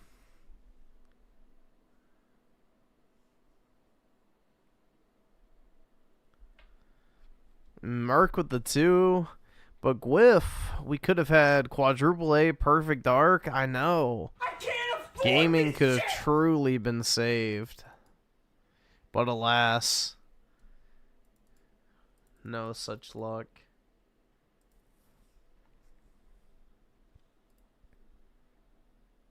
All right, so lately Pokimaine, I don't know if I'm not gonna call it a midlife because she's still too young, but you know, women when they start not that young, approaching 30, or if they are 30, they start to get these reinvention, these weird ideas, these I must do this, I must do that. They start to get this urgency about them biologically. All right, so this is like the 3rd clip where Pokimaine has gone viral for whether it's relationship advice, whether it's telling a story about how she burned some guy out that had a girlfriend. And I'm wondering what's going on. You know, how old is Poki? Not that it matters, but it does for this particular topic. Is she 29? Okay, 29. All right, so Poki is 29. She's approaching TikTok. I don't know, she's one of the 3, 29, 30, 31. Let's just call it 29. Let's just give her 29, all right? So Pokimaine is 29, and she's going through what most women go through when they start approaching 30. Is, damn, I'm f***ing 30. And I'm f***ing, you know what? I'm single, but f*** everything. I don't need anthropoids. I don't need a boyfriend. And you know what? It's my world. So she's been going viral for doing these relationship things, these, you know, snitching on this guy that was in her DM, so on and so forth. And she's kind of got a little snap about her lately, I noticed. But that's what women have when they're approaching 30. They get this little snap about them, especially if they're single. Because she wouldn't have told that story about the guy, right, sliding into her DMs if she had a guy, right? If she had a boyfriend, that would have never happened. So Pokimaine shows off. She's waiting for me. Well, she waited too long. On the engagement. She's old. Ring that she bought herself. She says, a lot of you were saying, girl, just go and get one for yourself. So that's what I did. She's like, the person that you are engaged to the most in life is yourself in your entire lifetime. It's your damn self. So why shouldn't I get this ring? Let's see what she has to say about it. I bought an engagement ring for myself. Okay, but you guys told me to. In the comments of my last video, you guys kept talking. Oh yeah, they told you to. About a ring. A lot of you were saying, girl, just go get one for yourself. So that's what I did. A ring at bulk rate that I just fell in love with. It felt like way too... She got fleeced, bro. You already know that this ring, because Bulgari is owned by Louis Vuitton. So, dude, she got fucking fleeced on this ring, I guarantee you. 4 to 5 times market value of the diamonds and the actual metal, at least. At least. It could even be as high as 10x markup. She got absolutely fucking fleeced on this, I guarantee you. Too much to get for myself, but then the more I thought about it, I was like, I hope someday I actually get engaged. The person that you are engaged... I'm gonna stop real quick. She says, I hope one day I actually get engaged. Here's my thing with women that are, you know, like I told you guys before, women that are touching 30 or 30 plus and single. It doesn't matter if you're rich or not, dude. Like, it doesn't matter if you're rich or not. Like, you shouldn't overpay for something just because it's in a fucking store. So I think it's... But look good to the general public, that's a huge red flag. Because I have to really kick back and wonder, why is nobody wifing Pokimaine up? Like, what is, like, I'd understand if she had an anthropoid. That would mean that she had some sort of relationship, at least that failed, and an anthropoid came out of it. But what is wrong with Pokimaine, where she looks good, she's successful as fuck, has money, everything going for her, but why doesn't she have a man? It's just like, I have to think, like, because I have to actually turn it back to my experiences, that every time I fuck with a chick that's, like I told you guys, is touching 30, that is 30s, there's always a lot of hangups about him. I'm not saying that that's what her hangups are, but from my experience... No, her hangups is she wants someone who is better than her. She wants someone who makes more money, who she views as more attractive than her, but also is more famous than her, while also does everything that she wants when she wants it. That's never gonna fucking happen, because the type of guy who has more money, fame, and is better looking than her is never gonna fucking deal with a fucking, you know, stuck-up bitch. He quite literally will not fucking care about the fact that she's wealthy. So, she has to lower her standards big time. Experiences is usually the glurp and glob game is not up to par. This is what happens with these wealthy women, is, you know, they demand the fucking moon and stars, and when they don't get it, they're like, what am I doing wrong? It's like, well, you wanted to be the boss, babe, so fucking act like it. Usually, you're, you know, there's a lot of air pockets. High value, you know, high performing woman, why do you need a guy to match you? Don't you got it? Usually the experience level is not up to par, and they're not willing to learn because they're already set in their ways due to their current age. And usually they just want to move extremely fast. Like every single chick that I've fucked with that has been touching 30, that I have not known for a long time, somebody I might have known for 6 months, so on and so forth, they want a relationship in 30 days. They want a relationship in 2 weeks. Yep. And or one of the things we're talking about, there might have been a pH issue. I feel like the more classic a woman gets, the air pockets start to become a thing. The glurping glob game is not up to par. The Griffin is a boss, babe. That's right. Game is usually stagnant, if you know what I mean. Like there's no rhythm in the bedroom. There's no knowing how to ride correctly. There's just a bunch of things that, from my experience, that when women are getting to that age, it's just... Yeah, exactly, dude. Like the type of guys that she would be interested in are going for the younger model that doesn't come with all the fucking obnoxious, you know, social media influencer bullshit attached. Something that I start to really understand and really get the point as to why they're single. Not saying that's what Pokimaine's issues are, but I just have to wonder as an onlooker, what guy doesn't want Pokimaine? Like, how come guys aren't shooting their shot nasty towards Pokimaine? Are they intimidated because she seems extremely confident with herself? Like, what's really going on? I'd really like to know. Are her expectations through the roof? What's really going on? Let's click the rest of the clip though. Age 2 the most in your entire lifetime, is your damn self. So why shouldn't I get this ring for my damn self? So, this is me proposing to myself. Damn! That shit's up.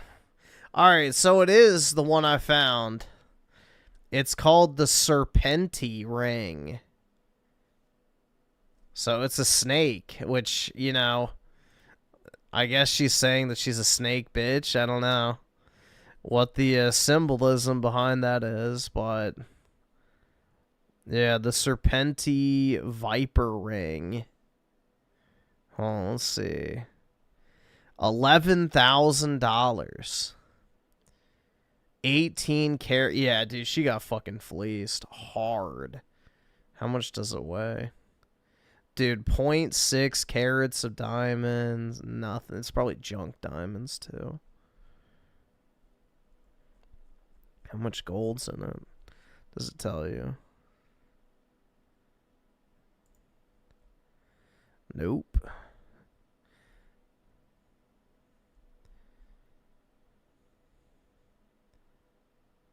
Yeah, dude, she got fucking fleeced.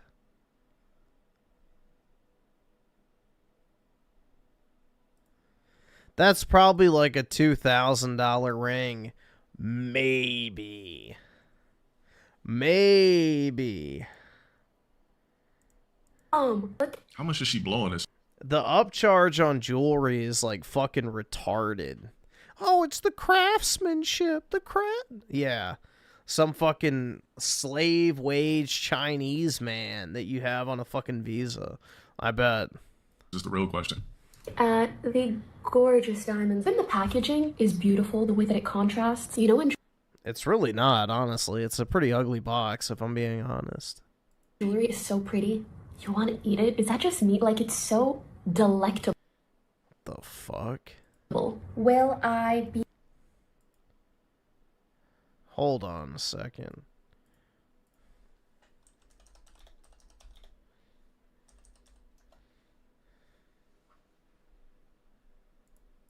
How much is she blowing this is the real question.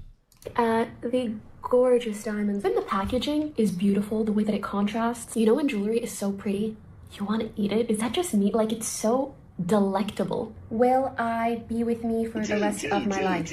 Well, yes, I have no choice. But yes, I'm gonna have the opportunity to gift my husband the sickest engagement ring for men that there ever was, and I cannot wait.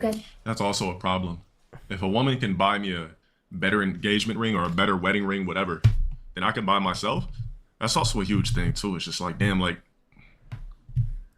your woman is ready. That's right. I'm never, no matter what I do, unless I'm already rich, there's nothing I can do to top this woman on top of that.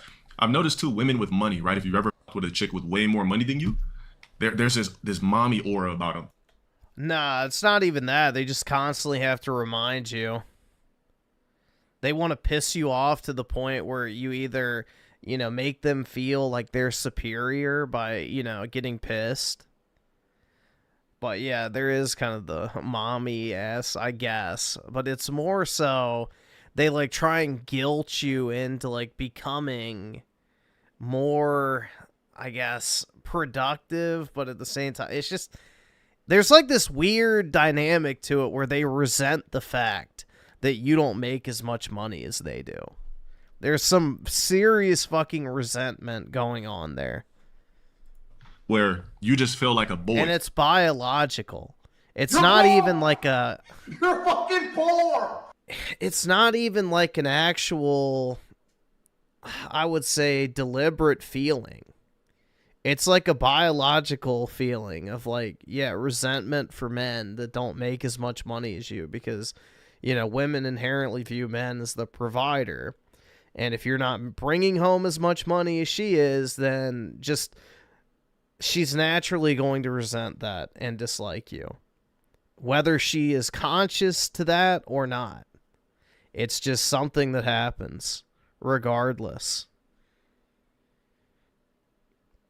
Because she has a lifestyle, and, you know, she will expect you to pay for it.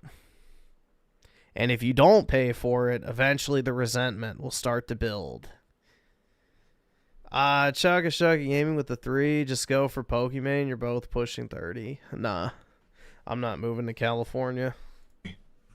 like I said, I dated a millionaire before, and she just was way more successful than me. Like, I'm talking about millions, Benz trucks, Audi trucks, everything, house, all of that before I even had a house, right? And she would just treat me like a toy. She'd be like, "You're just so handsome." She'd just sit on my lap, grab my chin, be like, "You're so handsome." And I'm just like, I get it. Pay me for my efforts. She just thinks I'm hot. And I would always ask her, why did you want to, why would you want to fuck with me? Like, what is it about me that, like, you're way more successful. I'm not beating myself up, but you're way more successful than me. Why is it me? She's like, "You're just so handsome and we just get along so well. I just like you. Is that a problem?" I'm like, it's not, but yeah. Know how much I love gift giving and just that idea. She's a gift giver too. Yeah, she's one of those boss mommies. Yeah, it was a couple of indications I got. She said she's gonna buy her husband a best engagement ring ever. Dude, women don't like giving gifts. That's such a lie. They like giving gifts so that you have to give them more than they give you. That means she's always gonna make more money than you. It's like if a chick says, "Oh, I don't want anything for my birthday or Christmas." It's like, yeah, that's a lie. That's a lie. Don't fall for the trap. And you know what? Pokimaine's probably not attracted to rich guys. I'm gonna be honest with you. There's probably numerous amount of rich men in her DMs. I don't think she's attracted to rich men. She's a boss mommy, so I think that she's probably attracted to a guy who makes significantly less money than her because she can be in control. This is just what I'm getting from, just wait, what? Seeing her clips over the years and what I'm downloading. That's just what I'm computing here. Makes me so happy. How much I love gift giving and just that idea makes me gift giving. Yeah, like I said, the boss mommy that I knew. When I say boss mommy, it means like mommy vibes, but I'm a boss, but you can still date them, and they don't have anthropoids. Yeah, I could see her doing that because the woman that I knew, she was buying me Versace. She tried to get my teeth fixed. She was buying me this, buying me that, and I just always felt like such a bitch. Every single time she tried to gift me something, I'm like, damn, like my grill too. Like I'm thinking like I was gonna get my own grill fixed, but bro, she tried to gift me a whole dentist, a whole like ortho everything, and I like flaked on the appointment, and she got so fucking mad. She's like, "I booked this appointment for you. I'm paying for everything." She's like, "Why didn't you go?" She's like, yeah, if I was in that situation, I'd just extract as much value from it as quickly as possible in case it doesn't work out. "You always said that was your last thing about yourself you would fix. Why? I'm fixing your teeth for you. Why didn't you?" I'm like, because I would have been sitting here cheesing and smiling right now, knowing that a millionaire chick just bought my whole grill. For me, psychologically, it's just like, who the fuck cares? Bro. If you can get some money out of a dumbass bitch, then go for it. What's the difference of getting it from her versus a super chat? It's just something I couldn't really go through. Nah, she was an Ecuadorian chick. So happy. I mean, you really didn't even have to ask the question. You knew she wasn't black. Axe. Yeah, so for Pokimaine, I think for her, finding a guy is going to be difficult because she wants somebody who she's attracted to. Also not super unsuccessful, but successful enough. But I feel like not as successful as her. I think that's what might be the issue. Like I said, again, I'm just an outsider looking in. But with my experience on dating chicks that make way more money than you, they have the Pokimaine vibe to them. Yeah, but is the Pokimaine vibe like an actual real vibe is the question. Because when she lets the mask slip, she's a completely different person, which I honestly think is better. The whole broke boy thing was very nice, if you ask me. If she had that energy constantly, who knows, maybe I'd be a fan. But I guess not. I can't afford this. Gotta do the ooh-woo fucking anime gamer girl dog shit and whatever.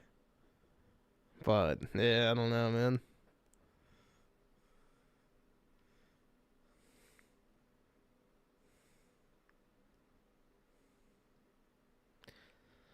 Yeah, I mean, I like the arrogant side. I think that's pretty far, but it is what it is. She's a bit of a chud. I don't think so. Pokimaine is a massive leftist for now.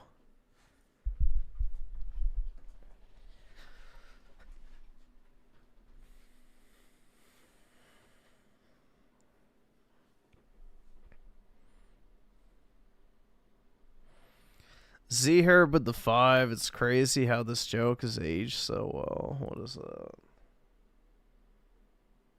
Oh. I don't think I can. Let me see how long it is. Yeah, I don't think I can watch this. It'll get copyright claimed pretty much immediately.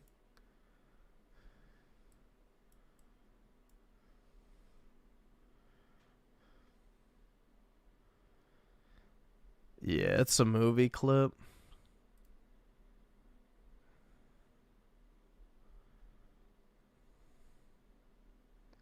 Get the idea though? Oh yeah, I know the clip.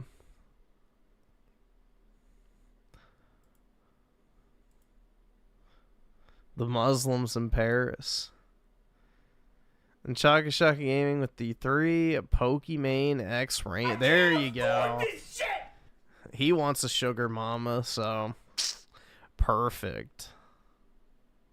And see here with the 5, are you gonna watch Silent Night, Deadly Night? Oh yeah, dude, I can't wait to see Santa Claus kill Nazis, bro. That's so fucking based. Gee, I wonder what race or nationality the person who made that movie is.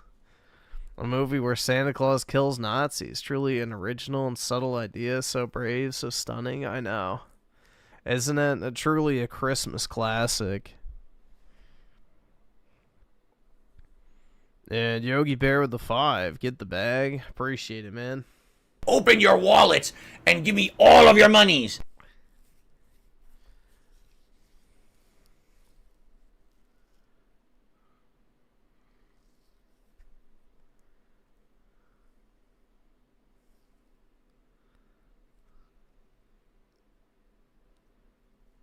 Turning myself into a 10 in Japan? Impossible.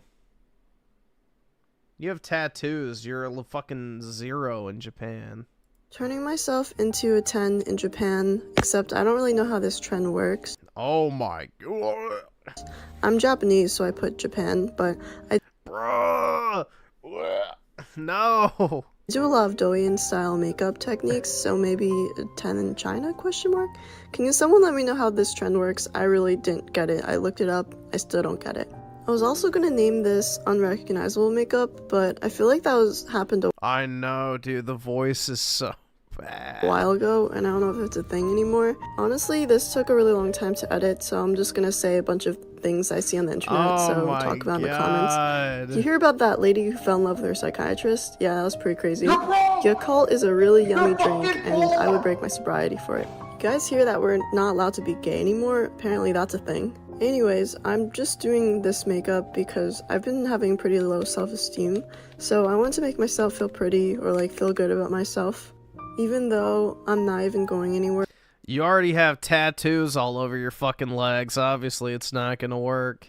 I just went to do my laundry and go to the doctor. To me, doing my makeup is kind of like a mental health thing and a little bit of self-care combined.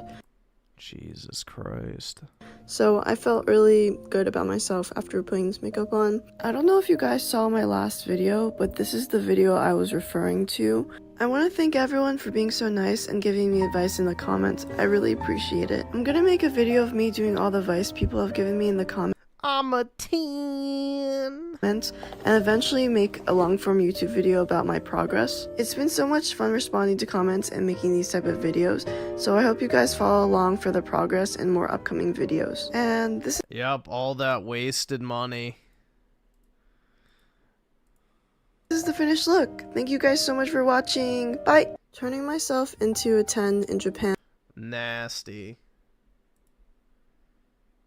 Just completely nasty.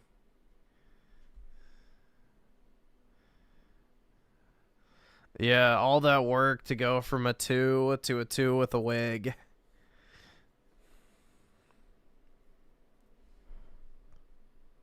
Oh, I like the Order 1886. I think it's pretty good.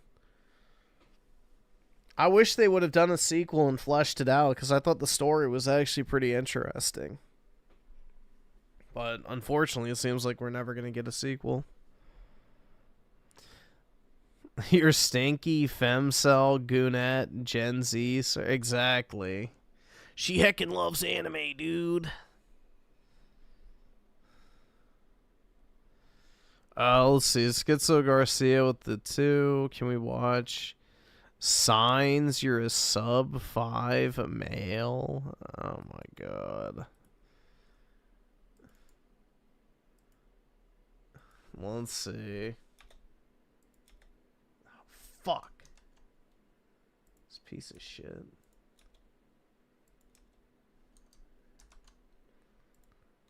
I'm about to say a word that starts with an N.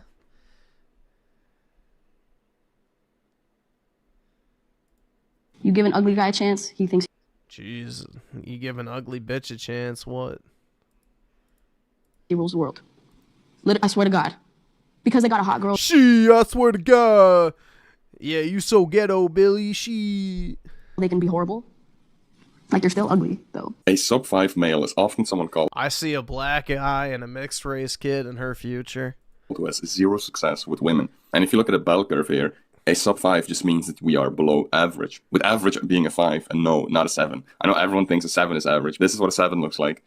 And this is what a 5 looks like. And most likely, if you're watching this, you're a 5, as am I. So then a sub-5 man means someone below average who looks more like this. Surprised that it fit perfectly in the dimensions because I just like eyeballed it. Yeah, nailed it. Nailed it. Show banner. Ugh. Dude, Amaranth is so gross. So the first sign that you're sub-5 is that you're invisible to women. I don't really want to talk too much about women in this video because it's kind of obvious and a lot of it's already been said. Damn, bro. I am invisible to women. At the start of this university year when I was bald, you know, women, they didn't want to interact with me. There was zero eye contact. I was just a ghost. There was just nothing I could do. And what's even weirder is some of these girls... In other words, I can't even get a woman to look at me. I knew, like, we were like acquaintances, or however you want to say it, you know, someone you just know well at school or work, right? Someone you just kind of talk to and you're kind of cool with. You're not really friends or anything, but you do talk to them. But, you know, after I went bald because of the hair transplant, it was just gone. Like, the whole acquaintance, suddenly we became strangers, and it's just wild to me how bad women treat you. You know, women are really brutal, guys. Like, people always say that women are reserved and they don't make their intentions clear. Yes, they do. Just pay attention. Like, stop sleeping, pay attention, and watch their body language. Us kissing was the most horrifying thing either of us. Yeah, but the problem is, dude, is getting yourself in a situation where you can even show your personality to women. That's the issue. Because what's like 70-something% of couples meet online now, so it's like impossible to actually show off your personality until you've already, you know, attracted them based off of your looks online. Have ever had to go through. Because we're doing the kiss this week between Ron and Hermione. What? Doing the kiss between Ron and Hermione. This week? Because we're doing the kiss this week between Ron and Hermione. What? Doing the kiss between Ron and Hermione. This week? Who's the standing right next to you? Come on, get my name right. I don't know, I think it's just Ron. Wait, what's my name? Look at the script, I think it's Ron, just no name. What's my name, Rob? What's my name? What's my name? Yeah, Robert Pattinson's based. He's a fellow Aerith enjoyer, FYI. Just wanted to toss that one out there. Watch how they speak to you. Watch their eye contact. It's so obvious to me when a girl is into you and when she's not. And that's maybe because, you know, I've gone from a sub-5 to a 5 to a 6. So I've seen quite a lot of differences. But yeah, this is one of the biggest ones that they just ignore you. You don't exist. And, you know, that was the most brutal memory that I have, is that these people, like I said, like if it's random women that I don't know, then, you know, I don't really care. But the fact that these were women that, you know... Why do I know that? Because I saw the clip on Twitter. Who were cool, like we talked and everything, and some of them were even into me. You know, I've said this in a past video. Some of them were even into me, but then I'm bald, and you know, all of a sudden, all of that goes out of the window. You know, after I became bald, after I became an ogre, it was just gone. You know, it was just deleted. Like none of these, like, bro, I'm talking. There were like 9, 10, 12. You know, there were a few girls that I was like kind of cool with, right? At my prime, I guess I should say, in my second year, and bro, like all 12 of them, like I'm talking every single one of them, just ghosted me. Like it's just. It's just so wild to me, you know, how they have a hive mind. Like, people always say that that's a misogynistic statement to make, but I've never experienced something like that, you know, that every single, you know, people always say this stuff that, oh, not all women are this. Like, they weren't even friends with each other, you know. I mean, some of them were, but some of these women, they didn't know each other, but they did know me. But it's like all 12 of them had this group chat where they were like, oh my god, the real is bald. Don't ever talk to him because that means your reputation is going to go down. And it's just wild. So yeah, this is the biggest sign that you're sub-5, is that women just, you know, they don't talk to you, or if they do, they avoid you as much as they can. No, Oh, okay. Mel time. Why did I say that? Mel time. It's Mel time.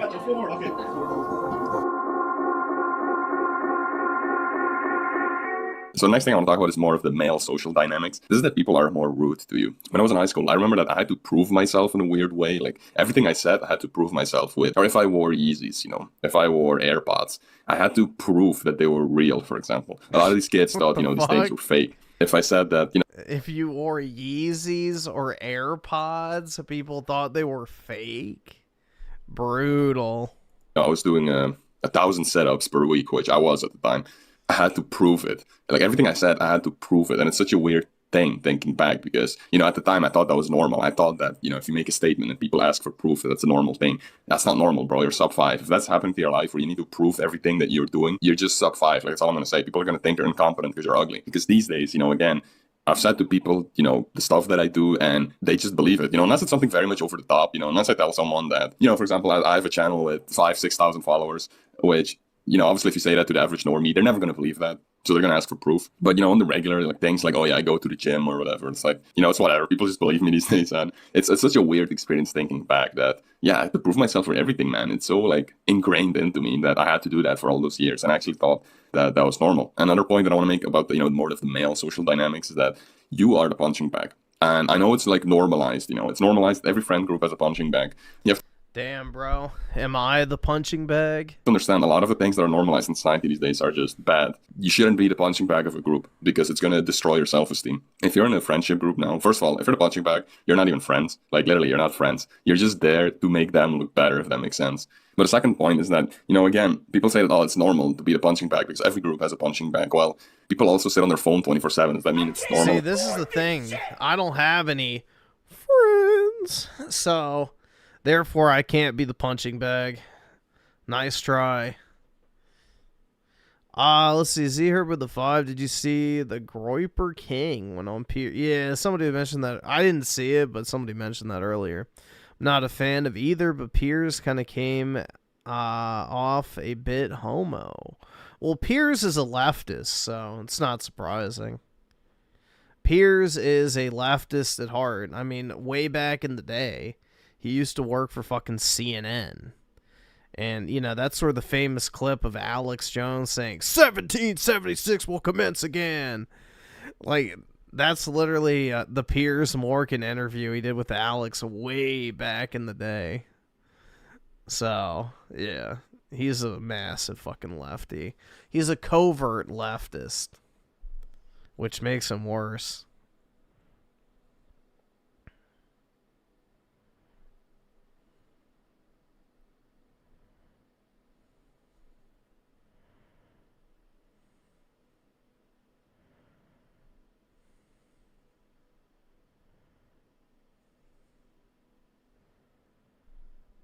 Piers should do... Wait, should do character assassination Nick all video? You mean he tried to? I don't really think you can character assassinate Nick Fuentes. I don't really think that's the thing. That's gonna be worth your time. Like, I don't know how you character assassinate somebody who just doesn't give a fuck. It's healthy. People also watch porn daily. Does that mean it's healthy? There's a lot of very bad stuff normalized in the modern day society, which, you know, that's a rant for another video, right? But it's like, it's no wonder that everyone these days is depressed because we're normalizing stuff that isn't healthy for us. And yeah, being the punching bag is one of them, bro. It's not normal to be the punching bag. Like, I'm sorry to be the bearer of this news, but it's better for you to be alone than to be the punching bag, because when you're alone, at least your self-esteem isn't going to get attacked every time, you know, you go out with these people. I think F students are the creators of the world. I was a high school dropout, but I also got kicked out of 17 schools in total, but I never let school get in Oh my god, bro, this shit's so corny. the way of my education, because I don't believe in school. A students are my #1 employees. B are my managers. The C, those are the ones that are like almost an owner, on the verge of becoming a business owner to being a manager. And then you have the D, that those are business owners. And then you have the F, and the F are the ones that create new inventions for the world. Now, if we're talking about a true sub 5, you know, because people always say sub 5 as in, you know, looks, but in my opinion, a true sub 5 is also low in the IQ department. It's low intelligence. A true sub 5, a true cell, as you could say, is someone who isn't only ugly, but also dumb. This is Giant Cope, which, you know, the clip at the start pretty much already showed it to you, where there's these people who are like, oh, school doesn't matter, bro. And they always pull out, you know, the Elon Musk card. Oh, Elon Musk says college degrees don't matter. Or Bill Gates dropped out of Harvard. Or, you know, they say some wild stuff like that. First of all, bro, you're not Elon Musk. You're not Bill Gates. So stop with the cope. Yeah. All right? You're not a billionaire. So that's number one. Exactly. But second of all, school isn't that hard if you're like average intelligence or high intelligence, however you want to say it, unless you have something that's severely destroying you mentally. For example, for me, I was very much addicted to video games, but even with my video game addiction, I went through most of high school in a breeze. Like, I did average classes in my first year of high school. I was like a straight A student in my first year of high school, which then the school put me in all these AP classes, you know, and all these advanced classes, and I still went through most of them without really trying, I'll be honest. Now, of course, if you know my story, then you know that the video game addiction did take a hold of me, and it definitely made me fail a few years because of that. Dude, I have never actually been addicted to, I don't think, really anything. But definitely not fucking video games. I don't have an addictive personality. Thank God. But, yeah, I've never been addicted to video games. I can't think of a single time in my life where I was, like, actually addicted to gaming. I just did it because I had nothing else to do. Which is kind of true with most things I guess, do a lot of. It's like, I don't really do it because it's like, oh my God, I have to fucking do it. It's like a, you know, impulse or some shit. It's like, nah, it's just, I got nothing better to do, so might as well do something, right? But the point is, if we look at it in a vacuum, you know, I didn't really struggle with school. It's not like I was sitting there studying for 8 hours, and that's what these people believe. You know, these people who are, I'm just going to say it as it is, these dumb people, these unintelligent people. Caffeine's not an actual addiction. Drinking coffee's not an addiction. It's like saying drinking water is an addiction. Yeah, I wouldn't worry about that, man. Addicted to money? No, I just have a very clear goal in life. I'm not addicted to money. I spend all my money. If I was addicted to money, then I wouldn't spend any of it. Saying that, you know, school doesn't matter, bro. Like, yeah, I'm not going to tell you that school is on 100% matters. It doesn't. But for you to sit there and say that, oh, I dropped out of high school, it doesn't matter. Like, no, you're just dumb. Like, that's it. High school shouldn't be a struggle. If you're struggling with high school, you're just dumb. And that's fine. Like, if you're unintelligent, the first thing you need to do is acknowledge that you're unintelligent. And then we can move on and see what we can do with it. But to have this huge amount of cope, you know, where you can't deal with a problem and then you say that the problem doesn't matter. Like, you can't deal with school, but then school doesn't matter. I don't know, man. It's just such an unintelligent statement to me. And yeah, I don't get it. You know, there was a video I made a while ago, which was signs that you're intelligent, which, you know, it's one of my cringiest videos I've ever made. But one of the things I read in the comments was someone saying that, oh, this guy only talks about school and this. And, you know, as much as I hate to do that, it is one of the easiest ways to measure how intelligent someone is, because we can sit here and be... It is, well, it also is a good test, too, because... You know, 90% of school nowadays especially is self-teaching.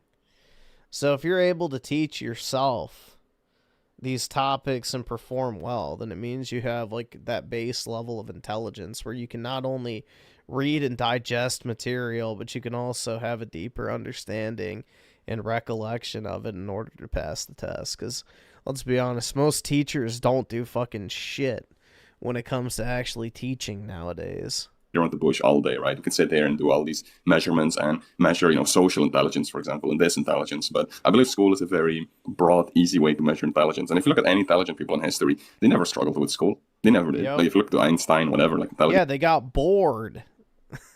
That's the thing. It's like Einstein, Bill Gates, all these people. Elon Musk. They all dropped out of college, dude. It's like, yeah, because they got bored. It wasn't because they were, like, literally failing or unable to keep up with the... No, they got bored because it was too easy. Like, people misrepresent that shit all the fucking time. They didn't drop out because it was so difficult for them.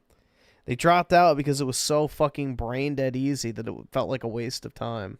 Guy, they never struggled in school. So then where is the scope coming from that school doesn't matter? Yes, it matters. And especially if you want to get like into a good industry, it matters, because in these, you know, industries like becoming a doctor, becoming a lawyer, you need the degree. So for you to say it doesn't matter, it's just the scope, man. You just have low IQ and whatever. Like, that's all I can say. It's just sub 5 grade. Oh, I'm letting these guys have their way with me and they can't even text me back. Guys can be such a-holes sometimes. I just want to find a nice guy. You know, sometimes the treasure you're looking for is buried in your own backyard. So the last point, and I want to wrap this up by talking about girls again, is that, you know, just like when you're nice to guys, that they use you, girls do basically the same, but it's even worse because they also gaslight you. You know, you've had the statement where they say, oh, nice guys are entitled and they just want to get laid. I mean, I don't know if girls know. I mean, they do know this, but every guy who's talking to them, like 99% of guys who's talking to them, wants to get into their pants. Like, it doesn't matter if it's chat or some sub 5, they want to get into their pants. That's the reason why 99% of guys talk to you. So that statement in itself to me is just wild. And, you know, obviously a lot of guys are... Griffin for real? That's right. Sorry, that's my plea. Like, just look, I'm right here.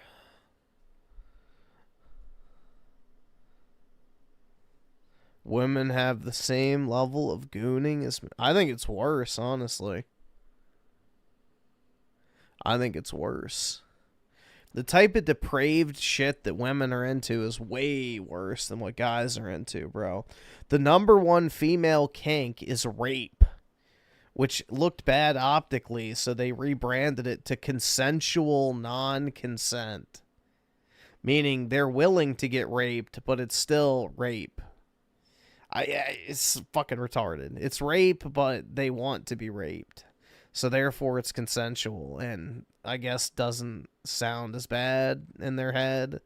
I don't fucking know. But yeah. That's the #1 female, like, fetish or fantasy or scenario is, like, rape. They're the ones that watch all the, like, freaky bondage porn and, you know, we don't need to get into that, but yes, female gooners are far more prominent, believe it or not. The type of shit they get off to is far worse than your average guy who's just, you know, trying to find some, you know, hot 19-year-old with the perfect peach ass. Nice, not because they want to, it's that they were taught this. You know, I talked about this in a past video where I said that Disney ruined like an entire generation of men. And basically, you know, they brainwashed us. They made us think that being nice gets us stuff, essentially, if that makes sense. And all of a sudden, you know, you become an adult and you're gaslit, and people are saying, oh, just because you're nice doesn't mean you get stuff. And it's like, well, why did you tell me that then when I was growing up? You know, why was I brainwashed growing up that being nice gets me stuff, but then when I grow up, being nice actually doesn't give me anything? Like, what? Am I the only one who's confused there? And so the solution to this is that, you know, you stop being nice. Now, obviously, if you're sub 5, there's not much you can do because girls are very looks-based. And as I said at the start of this video, if you're sub 5, you're mostly invisible to women unless they want something of you. Just like with men, honestly. Like, unless they want something out of you, unless you have something of value, like you're a smart guy, for example, and they want, you know, your homework, or they want you to help them with an assignment, they want you to help them with their job. Like, unless they want something out of you, they don't really talk to you. This is like universal if you're sub 5. This goes both for men and women. However, something that I did notice with women is that in university, once I started becoming more rude, so once I started, you know, being more absent, you know, not being this happy guy who's always laughing and saying hi and holding doors and hee-hee-ha, you know, once I stopped being that dude, once I became more serious, you know, this was my second year of university where I peaked, which I've talked about quite a lot, but this is where, I had the most amount of girls who were into me. And something that I haven't told you is that a lot of these girls that were into me actually did not have a father. Like, a lot of these girls randomly would trauma dump me with their whole, you know, that their parents are divorced and blah, blah, blah. It kind of makes sense if you know something about, you know, how psychology works, but let's just say it this way. The amount of fatherless women are just on the rise. They're just more and more and more. So I guess being rude is one of those cheat codes where they actually fall for you because it reminds them of their absent father. And an even more extreme example of this is the black community, where over 50% of them are fatherless, which is just crazy to me. Like, if you're black, it's literally a coin toss if you're gonna have a father. You know, that's why in the black community, everyone's trying to be a thug. Everyone's trying to be hard and be absent because this is what appeals to black women. You know, I learned this from this YouTuber called Jacked and Stacked. He talks about this in one of his videos called Thug Maxing, which I'll link in the description if you want to watch it. It's a very interesting video, very, very insightful, you know, into why there's so many like black criminals. Because I never really understood that issue. But, you know, at the end of the day, everything men do comes down to women. And, you know, this is just another one of those. But obviously, you know, with all that being said, this doesn't apply if you're sub 5. You know, if you're sub 5, you're invisible, like I said at the start. So, but I just wanted to point this out that, you know, if you're nice, that it doesn't really matter. Like, if you're rude or nice, I would say honestly, if you're sub 5, you should be rude. Honestly, if you have to pick two situations, right? You're sub 5. Are you going to be nice to people or are you going to be rude? I would say be rude because people don't like you anyway. So what's the point? You're not going to win them over. You're ugly. Like, nobody's going to like Shrek. Nobody. That's just the way it is. But yeah, that's the video. I think the next video I'm going to talk about signs you're becoming more attractive because, you know, as I'm like looks maxing and all that stuff, I realize it's harder for me to think of points of, you know, what a true sub 5 is because it's been a while since I've been a sub 5. I'll be honest. It's been a while. It's been like almost a year now. And you kind of forget some of these things. How would you know if you're sub 5? Well, that's what he was just saying, is if you're invisible to women, basically. So maybe I should watch some of my old videos again to get some points. Or maybe I should read some of my old notes, because I did write down quite a lot of stuff that happened. So our next video is going to be signs, you know, when you're becoming more attractive. So if you want to see that, you know, make sure you give this video a like and a comment. And yeah, that's the video.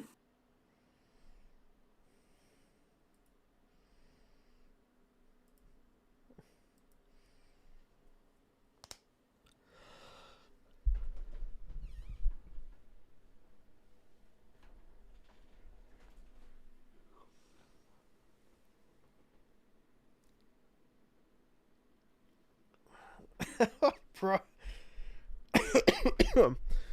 Physical traits that repel women tier list. Bruh, what the fuck? We got a new rabbit hole, huh?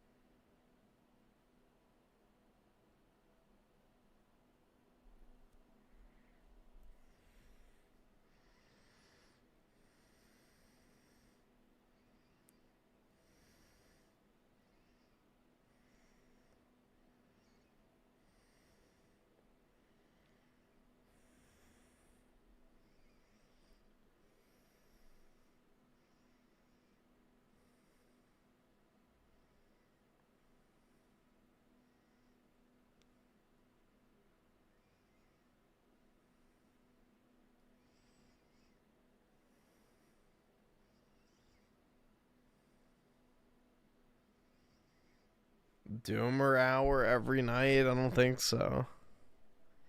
I'm not dooming.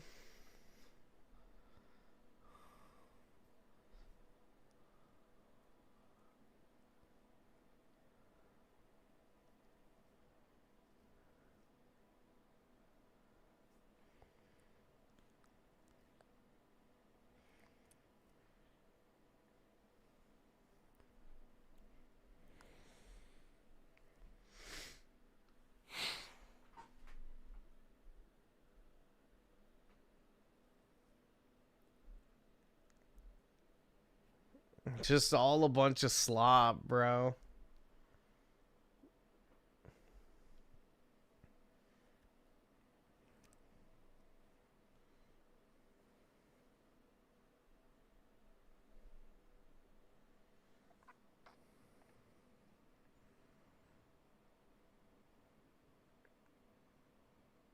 And let's see, SNK Nostalgia with the 2. What's up? Beefy boobs. Damn, bro. They sure are beefy. With some nice salami nips, too. The COD Doomer. I think we watched. We can see. We'll see. What is going on, everybody? It is Random Hero Gaming. I hope you all had a wonderful Thanksgiving. I was around a lot of my family, and on my dad's side of the family, I have cousins that are extremely normal, by all means. My one cousin, she is 32. She's got 2 kids now, husband, house, lives in a very, very affluent suburb. She has a good job. And I'm always completely perplexed by her life. And seemingly, I mean, look, we only get a glimpse on the outside looking in, but it just seems perfect, like a Disney fairy tale. Like she's a Disney princess. Married, you know, she's attractive. She married a guy that's attractive. He comes from a very wealthy family. She comes from a wealthy family.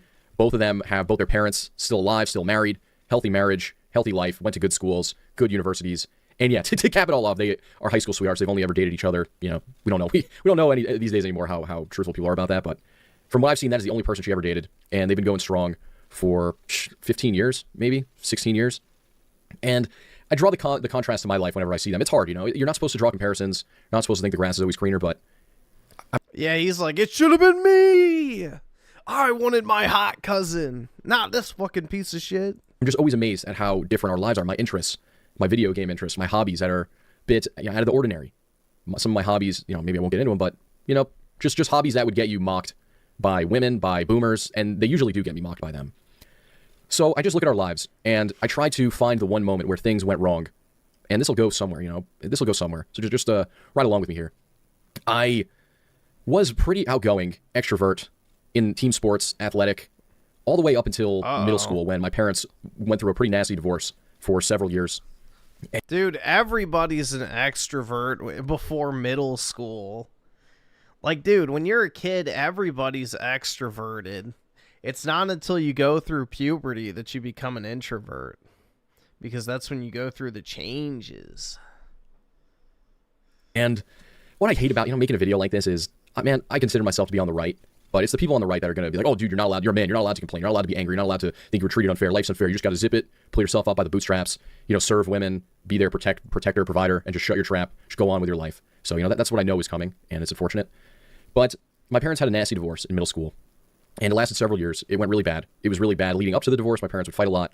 I, being the oldest sibling, would kind of get dragged into it, just being a mediator between them from a young age. And that was when things changed. My grades nosedived. I was a very, very talented writer. All my teachers told me I was going to do something with my life. I had great grades.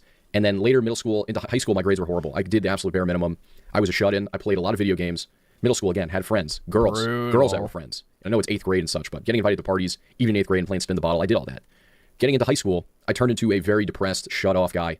And those are some of the most important formative years of your life. They really do set the tone for the rest of your life, whether you get into He started dooming. To a good school and you go out of state or something, and you make good friends. You socialize. You know, everyone talks about the year of the lockdowns and what that did to kids, but that was me for 4 years.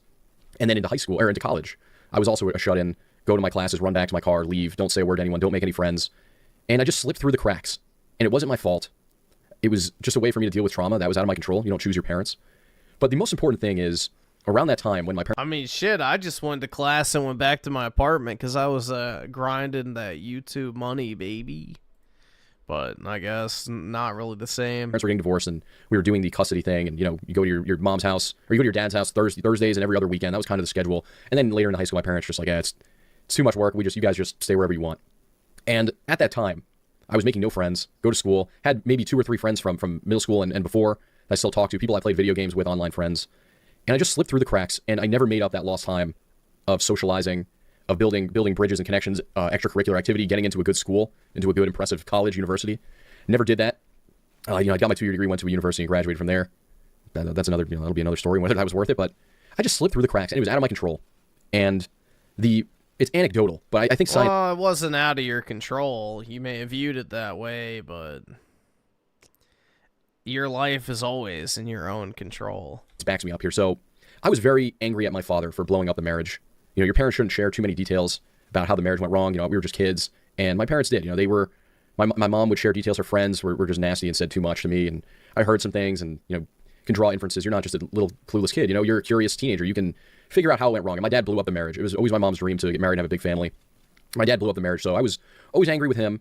But I did the whole, you know, Thursday every other weekend thing. But my brother did the opposite. He stayed with my father probably 95% of the time from middle school through high school, and then he went away to college. But the differences between my brother and I mean, yes, my brother, don't get me wrong, my brother is much better looking than me. But my brother around women is just an absolute slayer. Not only with his looks. I mean, the guy has insane game. He treats women like garbage. I mean, I watch him just treat women like dogs almost. Yeah, well, that's the thing, though, is once you actually get attention from women, it doesn't matter how you treat them. So the hard part is getting them to even want to interact with you in the first place.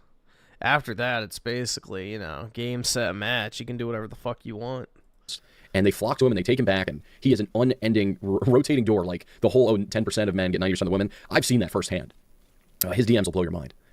But his overall attitude towards life, my brother is extremely extroverted. And yes, I do think, to make it clear, I do think you need a mom and a dad to have a very balanced human being to come out of that arrangement. I don't think you can just do one or the other. I think there's a lot of downside to my brother. But being around my mom and growing up mostly around her and feeling bad for her and, you know, wanting to protect her, and I loved my mom, and I can... Yeah, it made you a wimp. Never look at women, you know, how they really are. Their real nature. I could never accept that women weren't this amazing Disney fairy, whatever, you know, this perfect, clean, intriguing, you know, not to say all women are intriguing, but I just put women on a pedestal. Yeah, exactly, dude. There's nothing more damaging to a man than being raised by a single mother. I was that guy. Oh my God, hold the door open for every woman. I love women. They are amazing. They're sensitive. They're incredibly kind. You know, the total blue pill package, because it was all I knew. It was all I knew. And this was very off-putting to women. I did get lucky after college, just some circumstances. I got with a girl that I really, really liked, and we had so much in common. Very curious about a lot of things: nature, animals, science, astronomy, and we really seemingly enjoyed each other's company. But it all blew up in my face because I was too perfect, as in devoted too much time to her, was too predictable, didn't have too much else going on. I made her feel like she was incredibly special, and then she felt like she didn't deserve it. She wasn't deserving of that, and then she blew it up. Went back to her ex, and I think they're actually still together, living together, probably going to be married. So, you know, that was, and I could never understand it. Until, you know, I got into these spaces in my early 20s, and then I did understand it, and it totally made sense to me. It was crystal clear. But I go back to my parents' divorce and the age I was when this happened, and choosing to be more with my mom, and you know, my dad screwed everything up, and my mom's raising me for the most part by herself. My dad really isn't a good guy by any means, so like not a good role model. But I feel like you need that balance of a mother and a father father to learn how to treat women and how to just be masculine and intriguing and hard and a provider and a protector and firm. Yeah, exactly. PK should be taking some notes. Never got that. And I slipped through the cracks. I had years off of socialization. I became a shut-in. I know people like to point out that like I have a lot of friends or I'm like a low-tier normie or something. I went to a bachelor party for a guy I grew up with that I knew since I was 5 years old. And I went to his wedding, and those were the people I was around. I knew those people from school. Wasn't really friends with them. I was mostly just knew them because of my brother. But if it wasn't for my brother, I really would never have gotten many social opportunities to be social and go out and do things, which would happen, every so often when he would come home from college. But where I'm going with this, I know I'm dragging on a bit. But as I said, I consider myself on the right wing. I watch guys like Tucker Carlson, listen to the conservative. I don't listen to really Matt Walsh or any of these guys, but I consider myself conservative. But what they'll tell you to do is, oh, dude, you need to get married really young, stay married, have a bunch of kids, and stop complaining, stop making excuses, just go forth and get married, and all these things. They treat you as if you're already the total package. And if you're not, well, then you're just weak. Well, then you're just making excuses. Well, you're just complaining. But what choice did I have? I don't like to look at myself as a broken person, but a lot of the last couple of years of my life have been picking up the pieces and trying to put it back together, trying to right those wrongs of missed years of social opportunities. And I still don't. And I didn't have any girlfriends in high school or college. I didn't have those experiences with women. I tried once and it went horribly wrong. I got my heart ripped out from my chest. And it was very confusing as to why, at the time. Brutal, but dude. Now I'm 30 and I'm not married and don't have kids. And a lot of people will just say, oh, dude, you're old, you're this, you don't have, you fell behind, you're a loser, like as if I just chose to be like this. And, oh, you're just making excuses, this, that. But no, that's legit trauma. That is, I didn't get the full package. And I'm only putting this out there, not like I'm some kind of unique case. I'm putting it out here because of the opposite, because I know a lot of you can relate to this. I know a lot of you had circumstances probably worse than mine that put you at a disadvantage, and people don't want to acknowledge that. They don't want to create solutions for us. They just want to call you a loser and say, stop making excuses, and you're just weak, or something like that. But that's mostly what I'm getting at, is I was just mostly raised by a single mother. I can be emotional. I get emotional when I watch movies. I can see that I'm more in touch with the feminine side of myself. I can be sensitive. Sometimes I read these comments. I never thought this channel would get that big, but sometimes I read these comments, and it's difficult. Like, I don't want to read the comments sometimes. And this isn't attractive to women. This isn't being so comfortable with being alone, being so comfortable with doing things on my own, going to movies on my own, playing video games on my own, going to a bookstore, walking on the beach by myself. It's gotten so comfortable and I'm so used to it that it's hard to give it up. And you're constantly told to be a functioning human being that people admire. You have to give it up, but I don't know why you'd want to go do a bunch of shit by yourself. I've never gotten the appeal of that. That was my formative years. That's what's comfortable to me. And you're making up for lost time, putting the pieces together. But one day it could just be too late when you get it right. That's all I got to say. And I know a lot of you can relate, so that's why I'm making this video. Thank you for listening.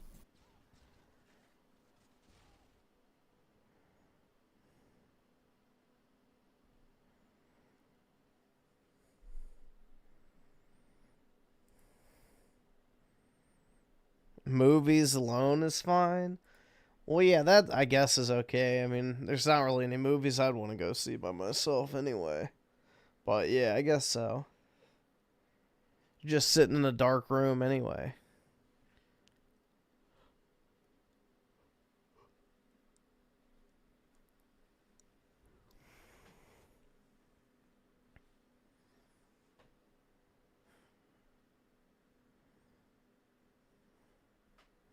Not gonna see Avatar 3. Yeah, I think I might miss that one.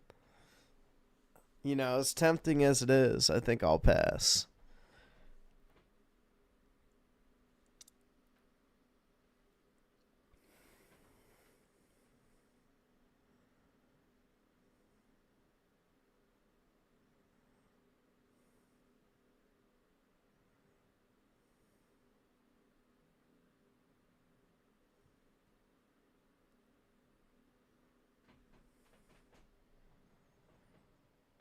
Yeah, I've only ever seen the original Avatar. I never watched the second one.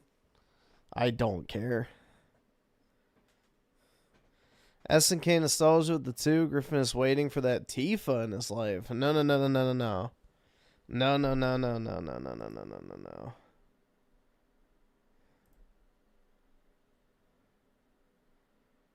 We're waiting for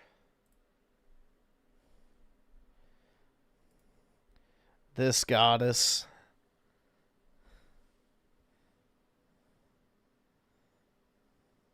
I can't afford this shit!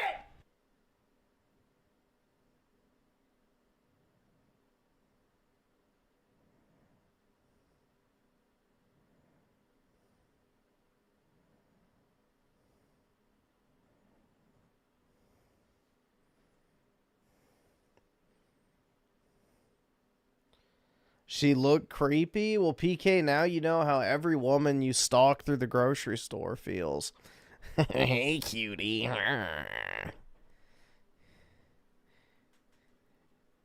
You want to leave that cart in the aisle and take me home?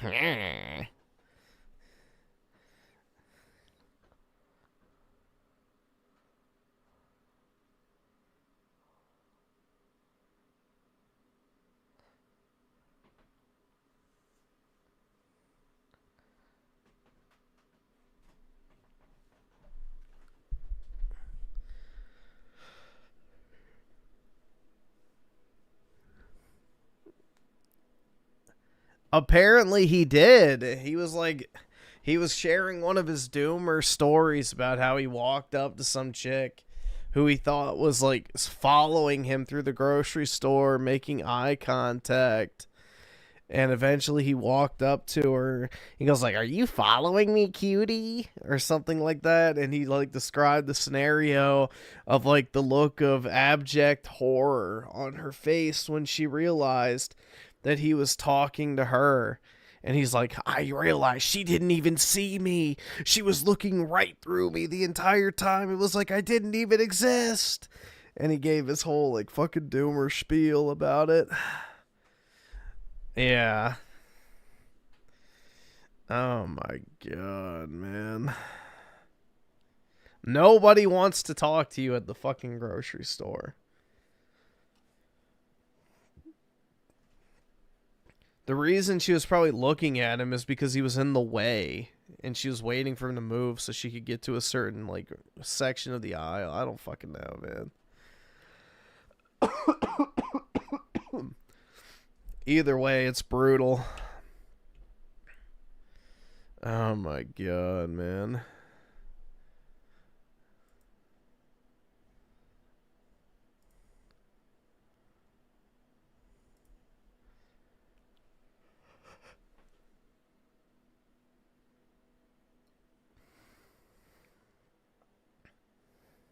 Let's see. SNK Nostalgia with the 5 get the memberships. Really appreciate it, dude. Thank you so much, sir. Thanks for the positivity, my guy. Really appreciate it. It's very generous of you.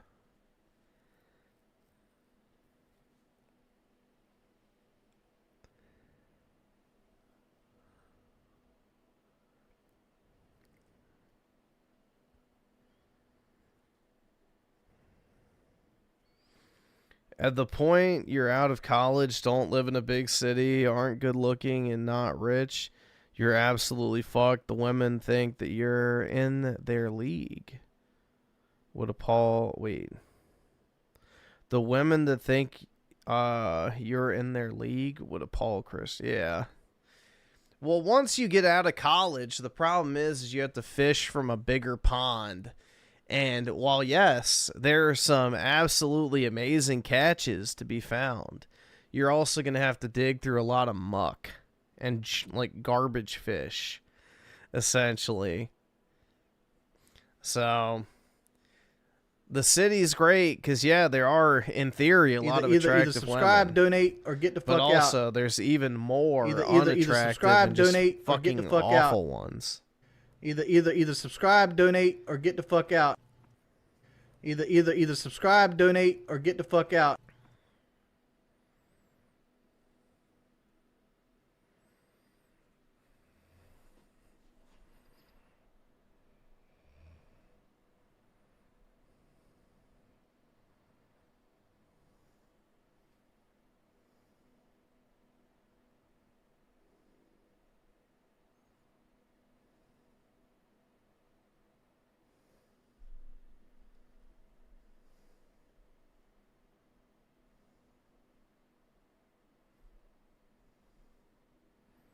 Oh my god, this fucking short spec. Ugh.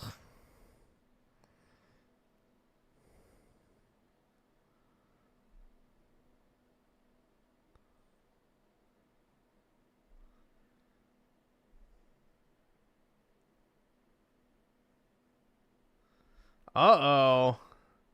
Oy vey. Install ad blockers right now. Internet ads are hacking your phone. Uh-oh. That's pretty anti-Semitic of you there, Mudahar. You better be careful. You might have to take a trip to the Holocaust Museum in Auschwitz to learn about how telling people to install ad block is, you know, the equivalent of a modern-day Holocaust. Be careful.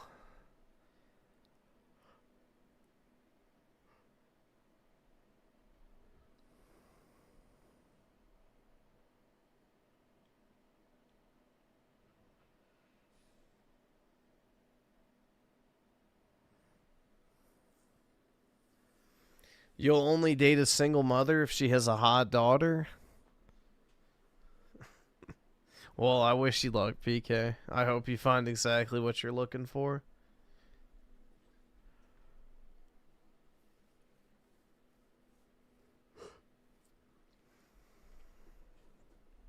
I hope you find everything that you're looking for.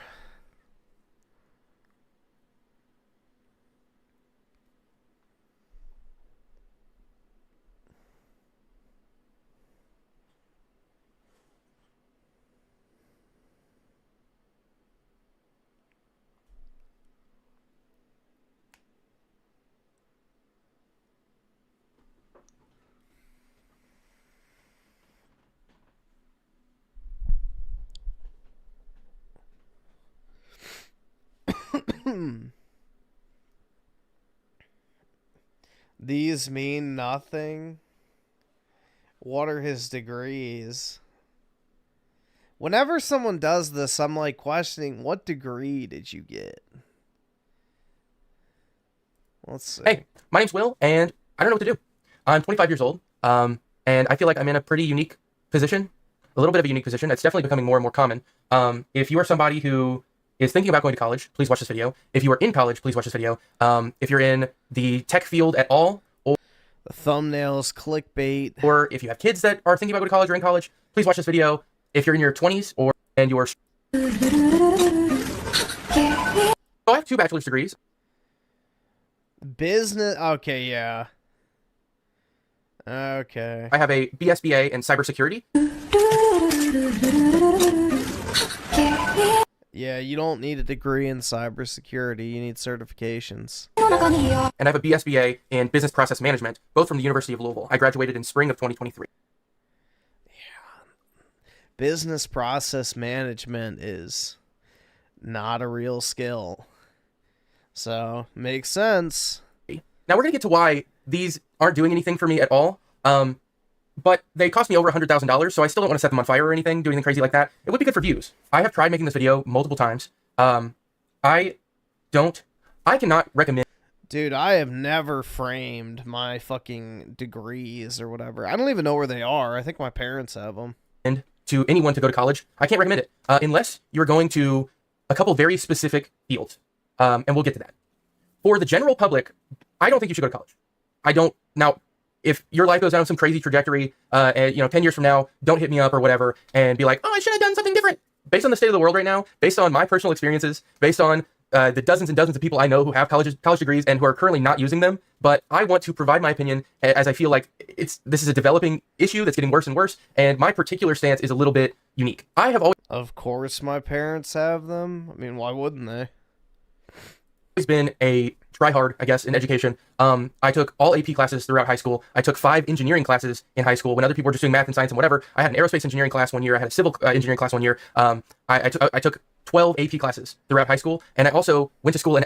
Congratulations, bro. Yeah, he should have gotten like an actual degree in like business, information systems, or, done some shit like accounting, finance, something along those lines. And then, yeah, the cybersecurity degree is fine, but is he pairing it with a bunch of relevant certifications as well? Because certifications are the name of the game if you want to work in cybersecurity, especially on the technical side. So, that's much more important than the actual degree.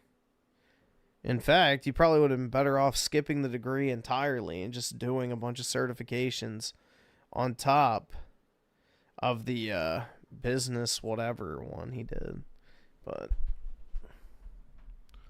yeah, I don't know.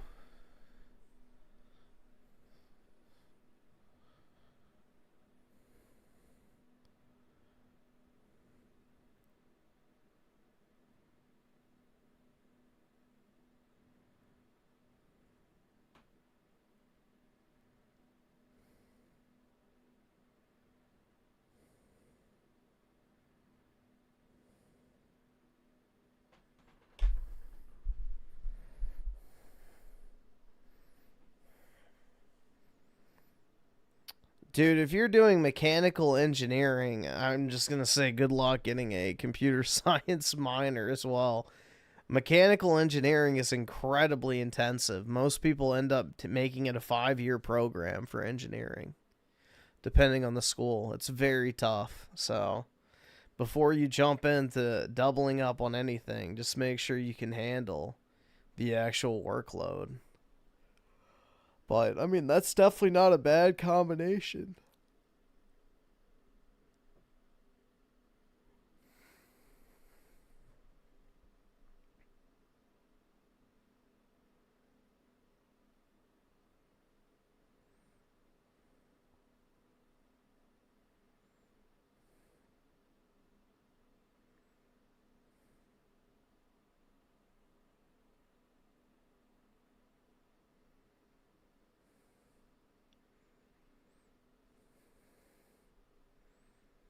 Yeah, my friend did engineering and it took 5 years. Yeah. It's the reason why I switched from engineering. I originally went to do engineering, but I swapped out once I saw the coursework and stuff. There was so much theoretical math. I was like, no. No, thank you. So I swapped.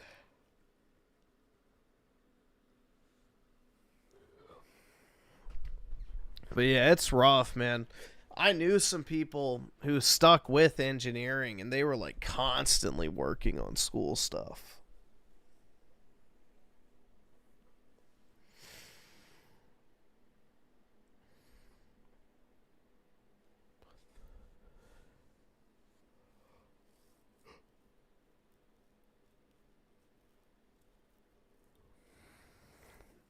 Does bricklaying pay well? I'm not sure, honestly. I have no clue what construction type jobs pay.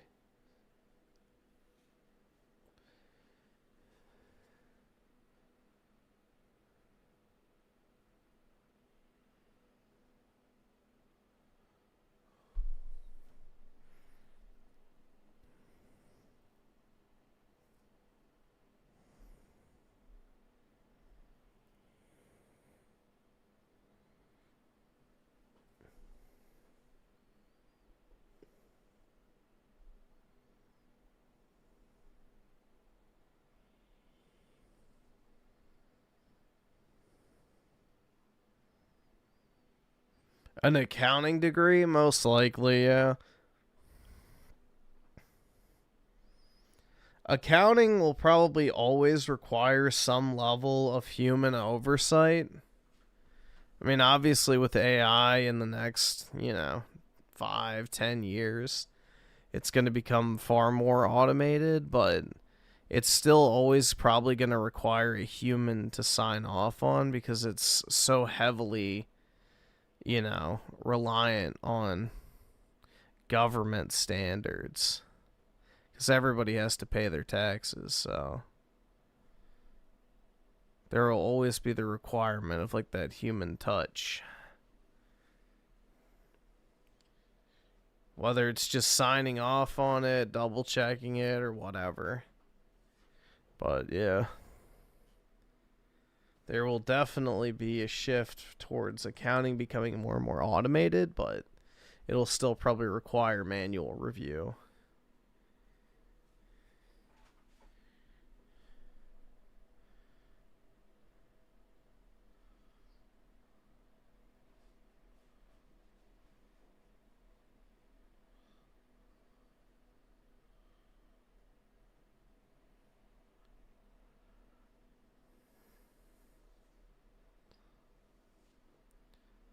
SNK Nostalgia with the two. My friend owns his own HVAC company.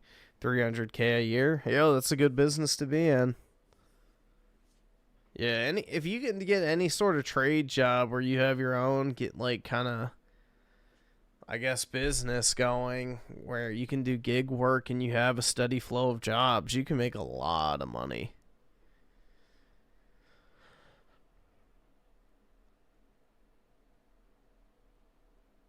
I can't afford this shit! You steal things for a living? That's how I know you're not white, PK. Exposed.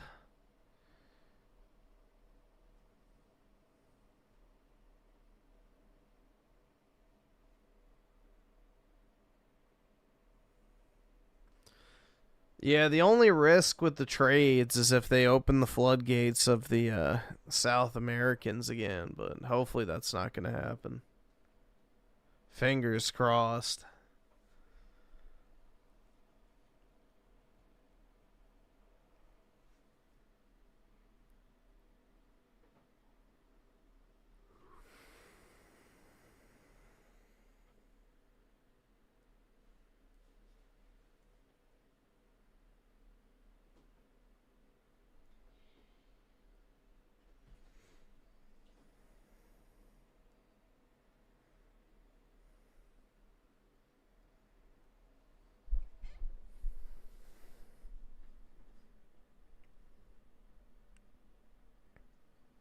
He built the whole HVAC at USM Sports Building past 8 years. Nice.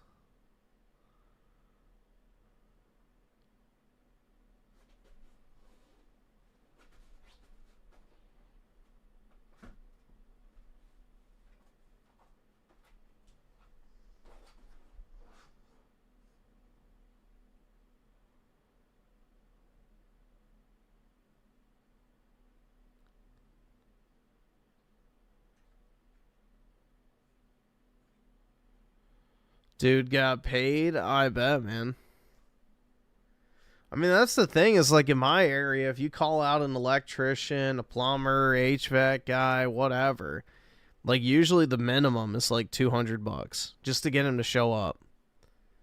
So, I could imagine it's probably pretty damn good money if you do, like, 3 of those a day, even. 3 or 4 of those a day is incredibly good money.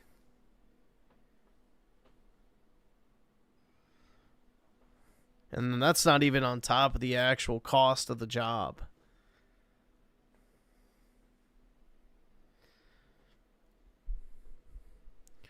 Pressure washing, yes. You just have to be careful not to, you know, damage the house that you're pressure washing. Now, if you're just doing sidewalks and shit, then yeah, that's easy money.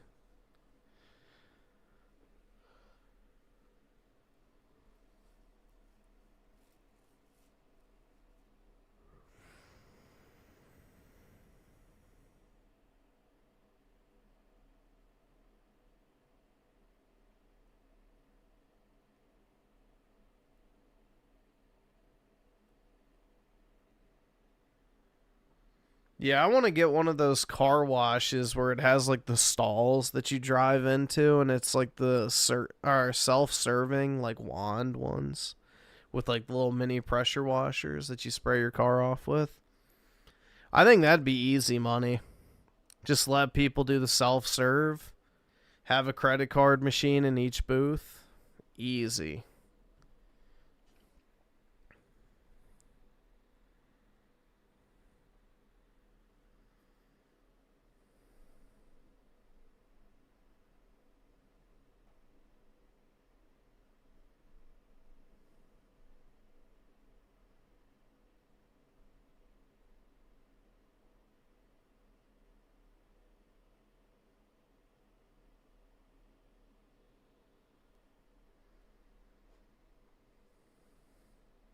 Touch-free car wash? I don't know. I kind of like the self-serve one because there's less moving parts for it to break. You know, it's just hoses, essentially, which are super easy to replace if somebody, you know, messes it up.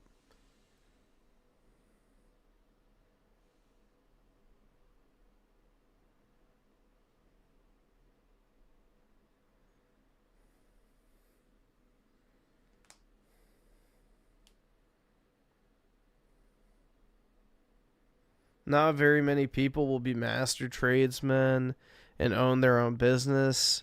Advising people that they will be able to be successful and be rich probably isn't the best advice. Okay, you're just going to be a loser in life who does nothing. What? No, you absolutely can make a lot of money at the trades if you operate your own business, which is very easily done as long as you know what you're doing. It's not that hard to do.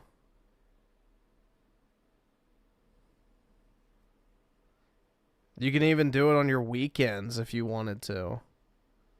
That's how a lot of these guys operate as well, is they work for a bigger company during the week, and then on the weekends they'll do odd jobs for clients off the books in order to make some extra money.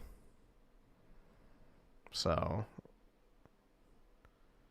no, it doesn't take a fucking, rocket scientist to figure out how to run a, HVAC repair company or a plumbing business or an electrical bit. Like, there's thousands of people in my area that do exactly just that, so it's not some, insurmountable feat. As long as you're good at what you do and you have a little bit of business acumen, you'll probably be fine.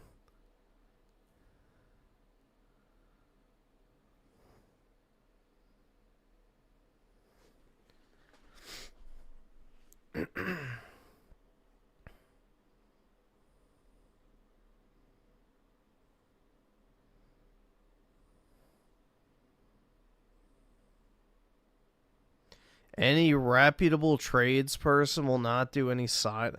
I don't know what fucking world you live in. Like, yeah, no.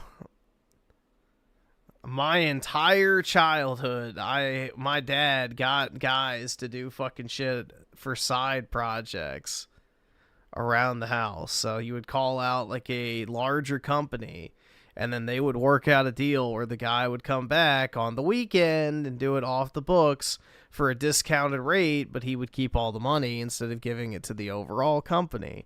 So, no, that's incredibly common. They just keep it off the books and nobody knows. So,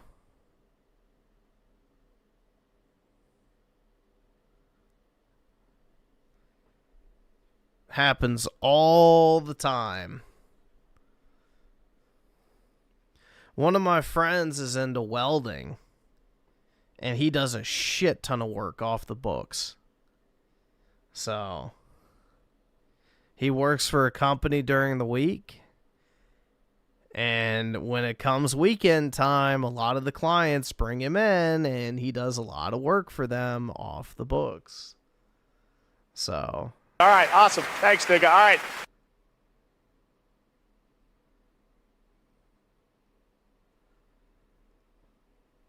You can make a lot of money doing those little side projects. Yep, exactly. That's why illegals flock to it, because, there's a low barrier to entry if you know what you're doing. And on top of that, most of the jobs are done off the books and cash.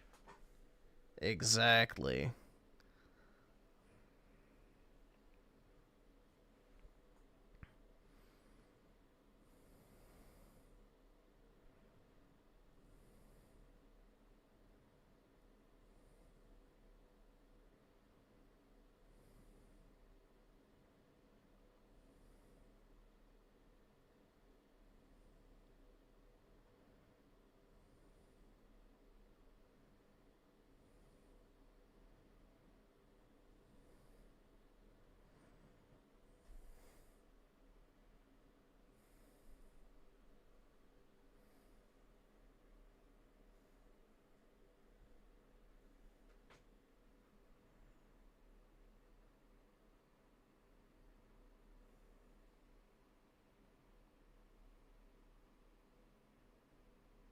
The guys that do underwater welding get fucking paid. Yeah, that'd be kind of fun, I feel like. But also, yeah, it is probably pretty risky.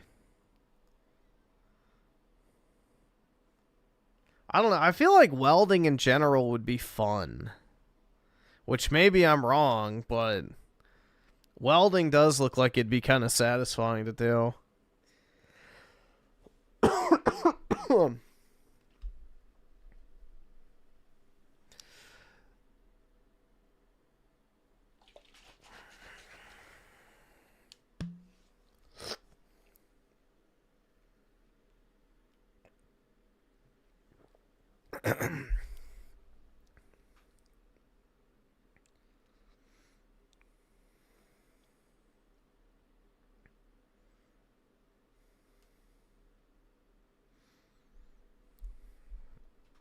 An oil refinery or on the oil rig?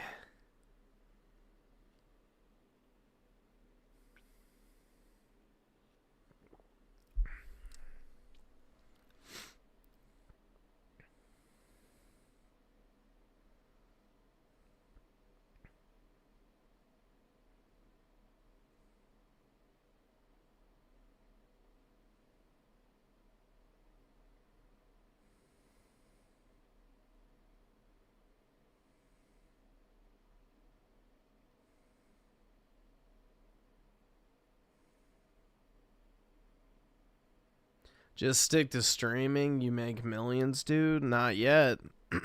Probably not ever. But it is what it is. But yeah, there's a ton of ways to make money. Don't sell yourself short.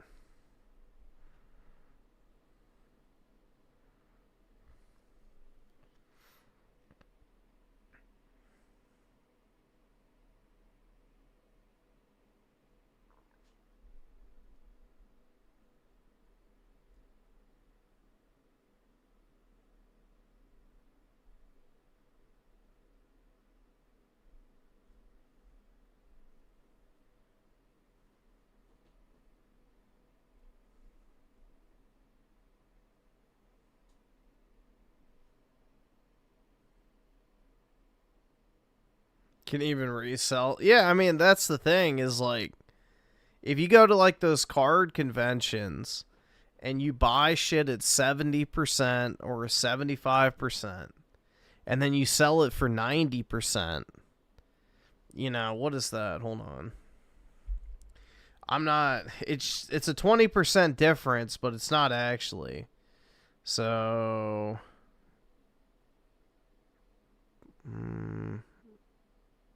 1 minus, oh wait, no, hold on. 0.75 divided by 0.95 minus 1. It's a 21% profit margin. So, pretty good.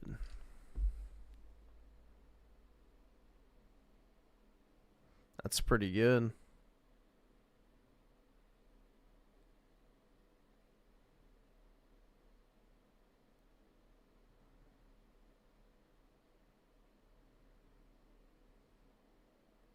If you want to make money in hobbies, make sure you actually buy at a low price. Yeah, but that's the thing. If you buy the 75%, you're good. Because worst case is you sell it on eBay and get 87%, which means you're still making a little over like 13, 14% profit margin.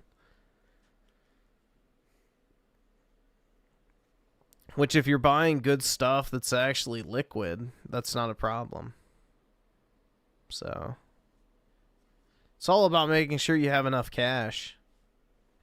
That's the number one thing.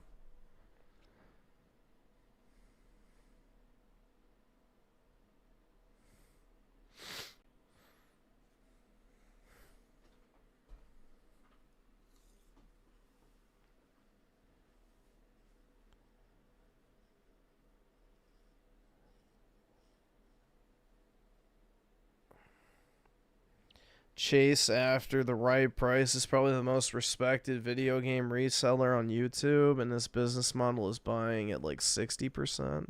Yeah, video games are different though. Video games are much harder to move than trading cards, depending on what the game is. And then on top of that, he probably moves a lot of inventory because he has a YouTube channel. So that's the other thing too. If you have social media channels, you can sell a lot more inventory a lot easier because your fans will buy from you at full price. So if you have clout, you can make extra money.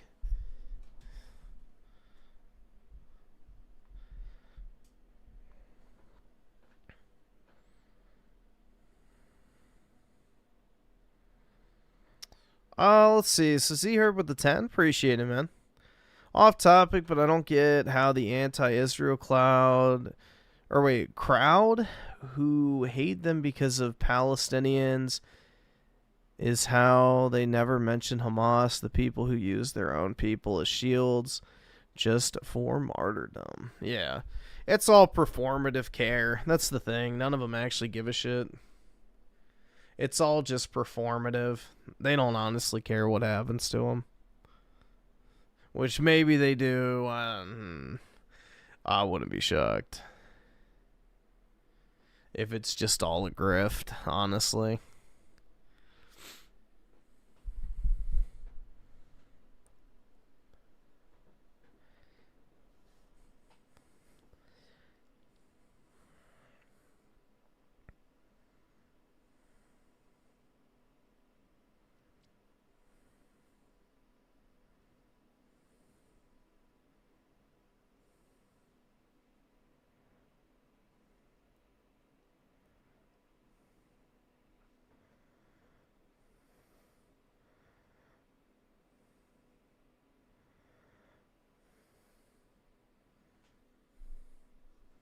SNK nostalgia with the 2. It's like if people care about Sudan or Burma. Lol, yeah, exactly. None of them actually do. So it's just everybody wants their little spotlight of, you know, morality shined on them for a few seconds on the internet so they can pretend like they're actually standing for something that matters, dude. They're so righteous.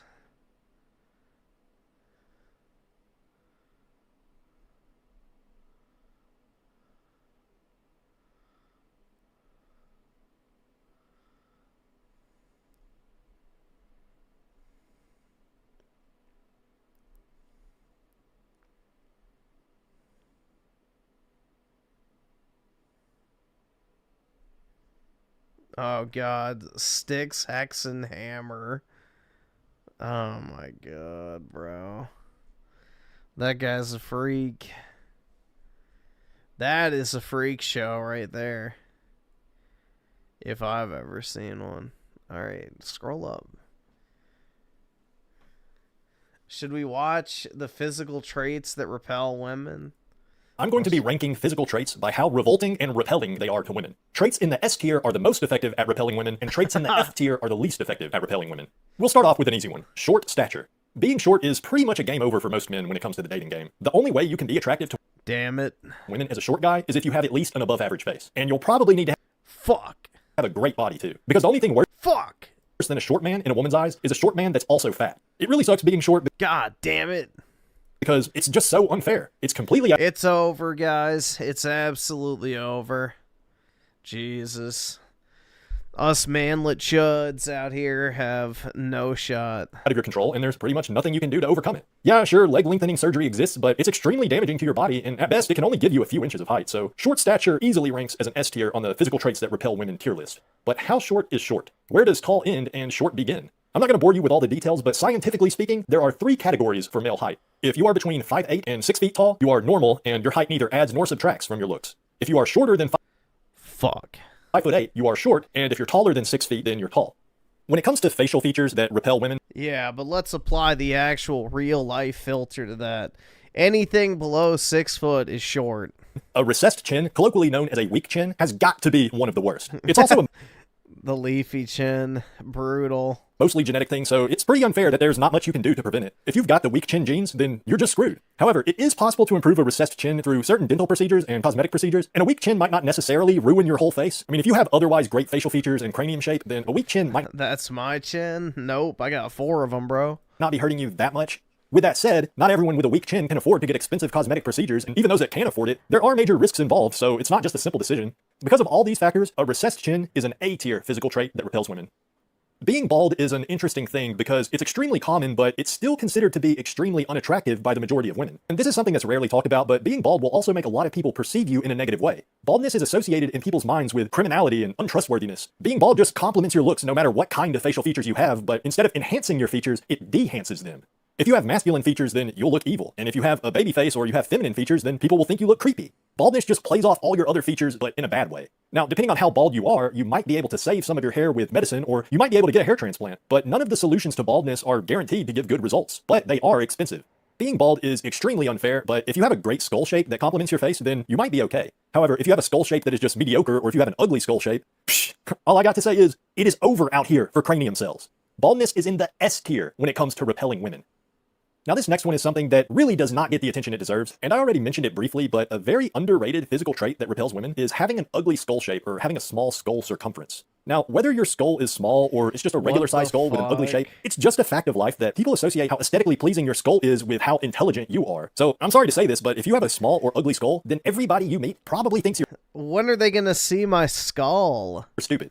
Of course, if you have a full head of hair, people might not actually be able to see the shape or size of your skull, so having a small or ugly skull is mostly only a huge disadvantage if you're also bald. But since it does have such potentially devastating effects on your appearance, and also since there's not much you can do to fix an ugly skull, small or ugly skull ranks in the A tier when it comes to repelling women. And by the way, if your Dude, do I need to measure my skull? Skull is small, then it's also ugly by default. What the next physical trait I'll be ranking is really a combination of traits. If you have a pear-shaped body, that means you have narrow shoulders relative to the width of your hips. And that is a very ugly physical trait for a man to have. Mostly because it's just seen as feminine and weak. The opposite of the pear-shaped... I don't have that, but I feel bad for the people that do. ...body is the V-shaped body, which is characterized by broad shoulders and relatively narrow hips. And that is a highly desirable trait. But even though a pear-shaped body is considered extremely undesirable... Dude, my Giga Chad build, what can I say? To women, for most men, they can improve their shoulder width to waist width ratio significantly through weight loss and lifting weights. Of course, there are some true sub-5s out there that just got sub-5 written into their DNA, so there are some men out there that just naturally have super narrow shoulders and wide hips. So I'd have to say a pear-shaped body is in the B tier when it comes to repelling women. Pupillary distance refers to the distance between your eyes. If your eyes are too close together or too far apart, it can really ruin your appearance despite any other good features you might have. But I do think pupillary distance is a binary thing, like your eyes are either too close together or they're not. You know, your eyes are either too far apart or they're not. And there is a really wide range for what falls into the normal pupillary distance category. So it's actually very rare for someone to have problems with their pupillary distance, but for those of us that do have issues, and let me tell you, as a man whose eyes are way too close together, it really is just so over out here for eye distance cells. My case is kind of a weird one because one contributing factor to my very short pupillary distance is the fact that I also have a very small skull circumference, so relatively speaking, it's a bit less noticeable that my eyes are so close together. But anyway, I know some of you are probably thinking, hey wait, it's actually not that rare to see someone whose eyes are too close together or too far apart. But statistically speaking, actually it is very rare. The fact that so many people seem to think that it's actually more common than it is, that is a testament to how utterly brutal an abnormal pupillary distance can be. No, that's just because Hollywood pushes it so fucking hard on, you know, these women recently. Abnormal pupillary distance goes in the B tier. If you have a really big nose, especially if you have a big hook-shaped nose, then there's a good chance you've noticed it having a negative Hey, curb your anti-Semitism. Impact on how attractive you are to women. However, your nose, more than any other feature, is highly dependent upon how it looks relative to all your other facial features. And I think the reason it's like that is because the nose is the most centrally located feature of the face. It's literally surrounded on all sides by other major facial features. There's also a lot you can do to remedy an ugly nose. Rhinoplasties and other procedures, or nose jobs as they're often called, are fairly low risk and inexpensive as compared to cosmetic procedures targeting other parts of the face, and you can even make a big nose look a lot smaller just by wearing big glasses. So because it's so relative and easier to fix than other traits, a big nose or a hook nose ranks in the D tier. In a lot of ways, having a small frame and being short are pretty similar. Both make you look weaker and less threatening, and they both make you take up less physical space. However, the way women perceive a man with a small frame versus a short man, there's really no comparison. Being short is so much worse than having a small frame. In fact, if you're tall, then having a small frame really won't hurt you much at all. Of course, if you have a small frame and you're short, well, I'm truly sorry for what you're going through. Having a small frame does have a big impact on how other men see you, even if you're tall, because men judge you more so based on how confident they are they could beat you in a fight to the death. But for women, height is kind of all they notice. A small frame just isn't much of a factor unless you're also short. Because of this, small frame is a F-tier physical trait that repels women. If you have bad teeth, it is 100% over out here for you. Bad teeth is without a... Yeah, there's no excuse to have bad fucking teeth, man. It's 2025. Everyone should have normal teeth. It's not that hard to fucking brush. doubt one of the most women-repelling traits a man can have. However, no matter how bad your teeth are, you can get them fixed. It might be expensive, but the technology is out there and has been for a long time. And cosmetic dental procedures are pretty safe compared to pretty much any other cosmetic operation. And on top of that, fixing your teeth is completely socially acceptable, which stands in stark contrast to every other type of cosmetic procedure like hair transplants or nose jobs. There is truly no stigma at all associated with fixing your teeth in any way. And I consider not even saying this, but honestly, if you have bad teeth, it's probably your own fault for not brushing your damn teeth. So I really can't feel too bad for you. But I know some men are just born with really crooked teeth naturally, so I mean, I do have some sympathy there. But since bad teeth is the most easily fixed physical trait on this list, I'm putting it in the B tier. And I know some of y'all are going to disagree with that ranking because obviously we all know women really do not like men that have bad teeth, but it is what it is. You heard my reasoning. Being fat sucks. And if you're overweight, you probably know that women find you disgusting. But if you have a good enough... Is that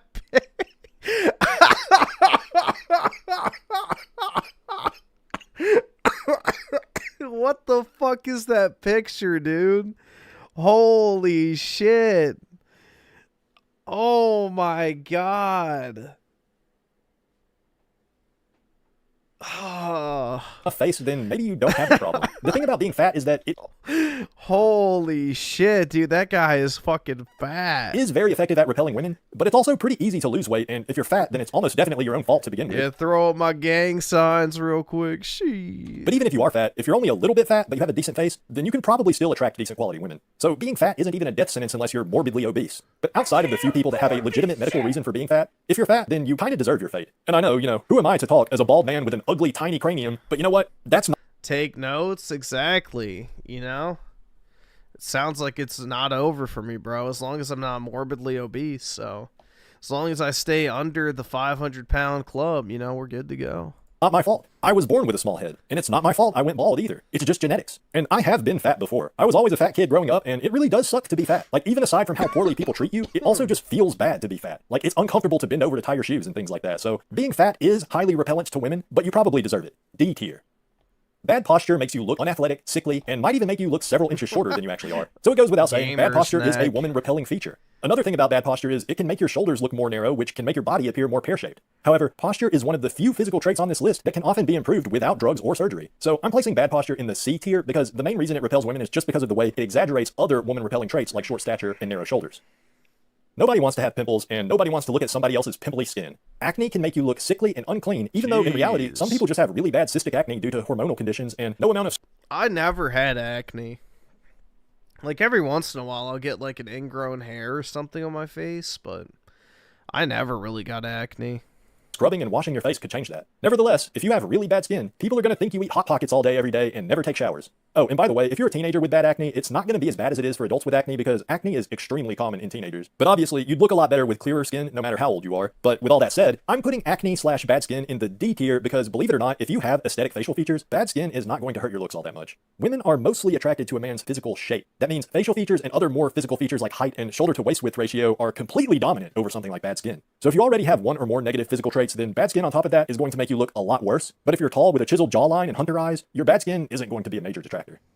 Having a weak jawline is kind of connected to having a weak chin. I mean, literally, your jawbones and chin bones are connected, so yeah. And pretty much everything I said about having a recessed chin also applies here. There's not much you can do for a weak jawline outside of expensive and risky surgical procedures, and it's also one of the more unfair women-repelling traits to be addled with because it's just something you're born with. Oh, and mewing is total bullshit, by the way, just in case you didn't know. But yeah, the thing about... Yeah, what the fuck are hunter eyes? I've heard that before. Is that like hunter green or some dog shit like that?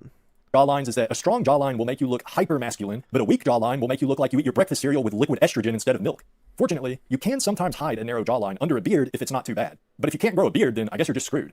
Weak jawline is easily in the A tier. Gray hair is an interesting one because it does repel women, but it doesn't repel women because it in itself looks bad. Women are repelled by gray hair because it's associated with old age and everything that goes along with it. I know a lot of people like to say that men age like fine wine, but that's BS and you know it. Women prefer men that are physically fit and mentally sharp. And if you have gray... Look up hunter versus okay, hold on. Just gonna copy that. Let's see.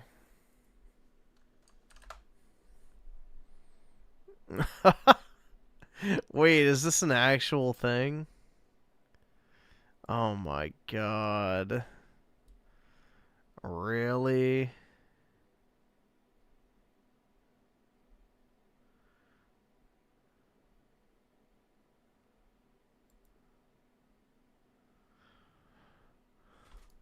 So, like that. So if your eyes are straight across, well, this is straight. I don't. This is retarded as fuck, man. So trim your eyebrows, I guess.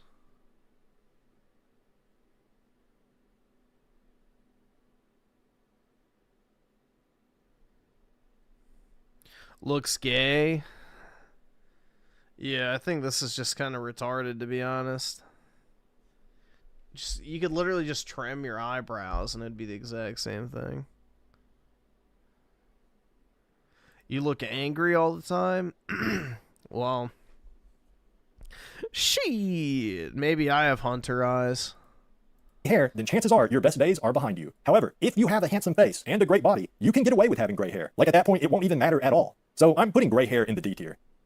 Unlike gray hair, wrinkly skin is ugly in its own right. Wrinkles actually change the shape of your face in a sense because loose skin around your jaw can make your jawline look less defined. And it's the same for pretty much every other facial feature. Of course, for the vast majority of men, wrinkles aren't going to be a problem until you're at least like 50-something. And if you're already that old, then wrinkles might not be the worst of your problems. Just squint. I always look angry anyway, so yeah. I probably do have the hunter eyes, dude. I didn't know that was a fucking thing. That's the game nostalgia with the 2. This guy worries too. Yeah, this shit's retarded, honestly. I can't afford this shit. I don't know, man. This is a whole new world for me. Anyway, nevertheless, wrinkles go into A tier because they pretty much do ruin your face. Big ears is another one of those traits that it's just really highly dependent on other features like your skull shape and how bald you are. In fact, as long as you have a full head of hair, your big-ass floppy elephant ears might not even be noticeable. And some guys actually look good with big ears. It really just depends. But for most men, if you have really big ears that stick out from the side of your head like a satellite dish, well, let's just say women are not going to want to come near you. But hey, at least you might still be able to hear them making fun of you from an unusually large distance. Big ears are in the C tier because, like I say, it really depends. Okay, so there you have it. I know I didn't cover every single possible physical trait that repels women, but you know. No friends, no girlfriend, no hope. Brutal, dude.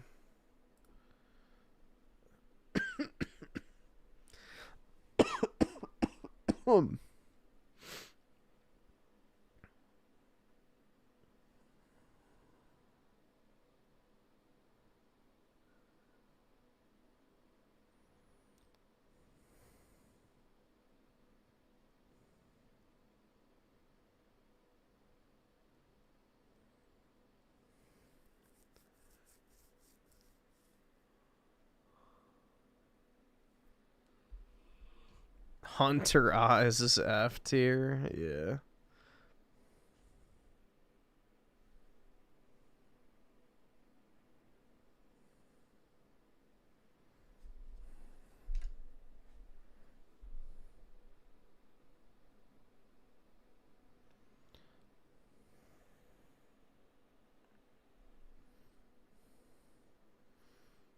Yes, I'm looking right now, and I guess I do have hunter eyes, dude. Oh my god. I didn't know I possessed such a powerful trait. Holy shit. Wow. Am I an alpha?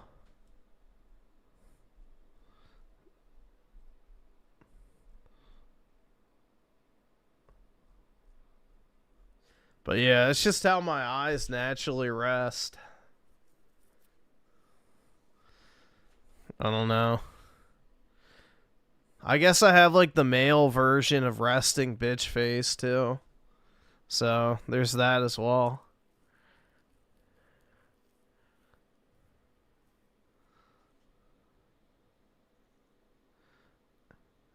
Grape face and pear body.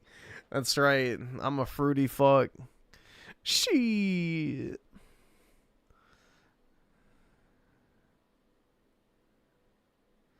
The resting face is a big one.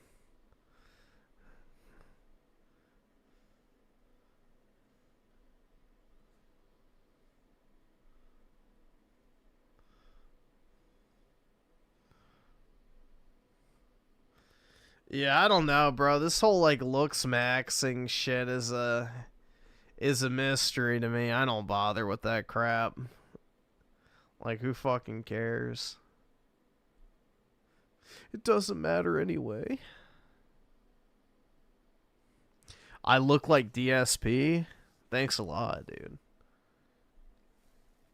Oh, it's Raymond Light.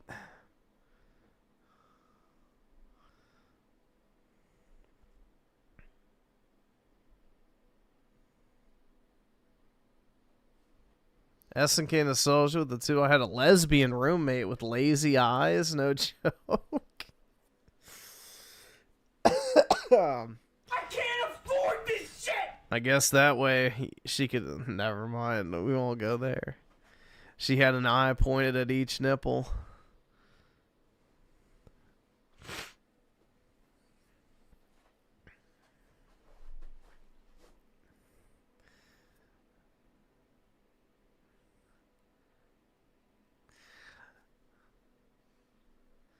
Yeah, this guy up here, Dad Mode in Dark Mode, which is the most retarded channel name ever.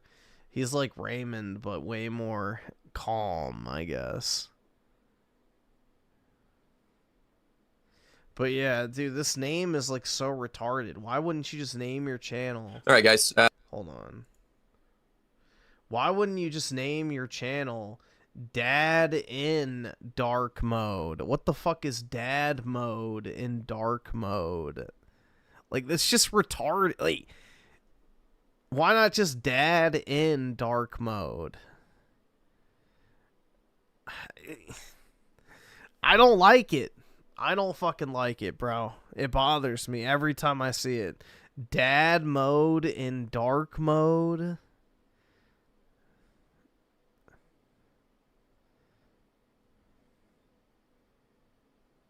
I don't know. Me no likey. Fed mode and fed mode, exactly. Abandon all hope. Resistance is futile.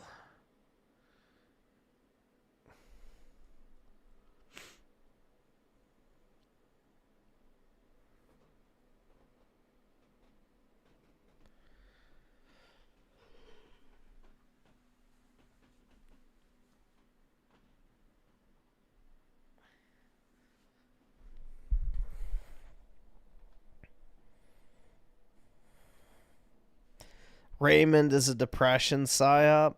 No, I think what he is he's found a way to link his misery to his dopamine hit for making money. So in order to maintain his high, essentially, of getting paid, he has to remain miserable. So his misery is his happiness, while at the same time, his happiness is his misery. So it's like this really weird, fucked up feedback loop that he has to maintain in order to, you know, make cash. But, oh well.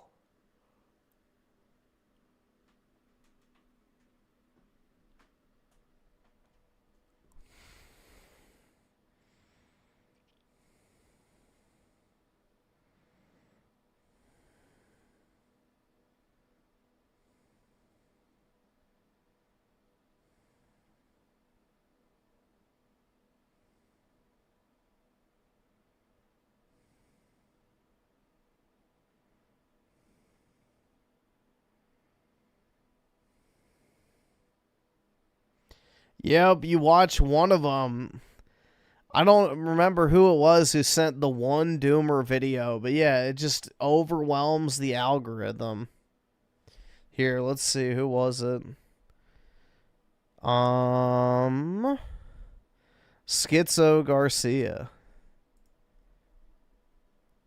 Yeah, you look up one of these Doomer videos and they just give you 1 million of them. Like, they're desperate for you to, like, watch this shit religiously.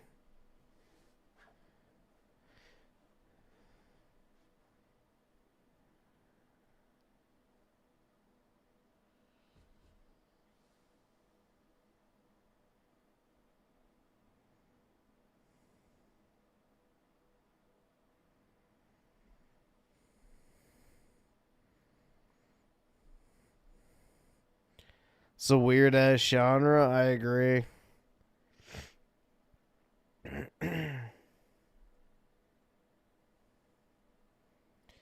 Signs of extremely low IQ. Let's see. You ever meet someone who argues with absolute confidence but makes zero sense? They talk loud, act sure, and double down, even when they're completely wrong. Psychology says that's not We had experience with that the other night.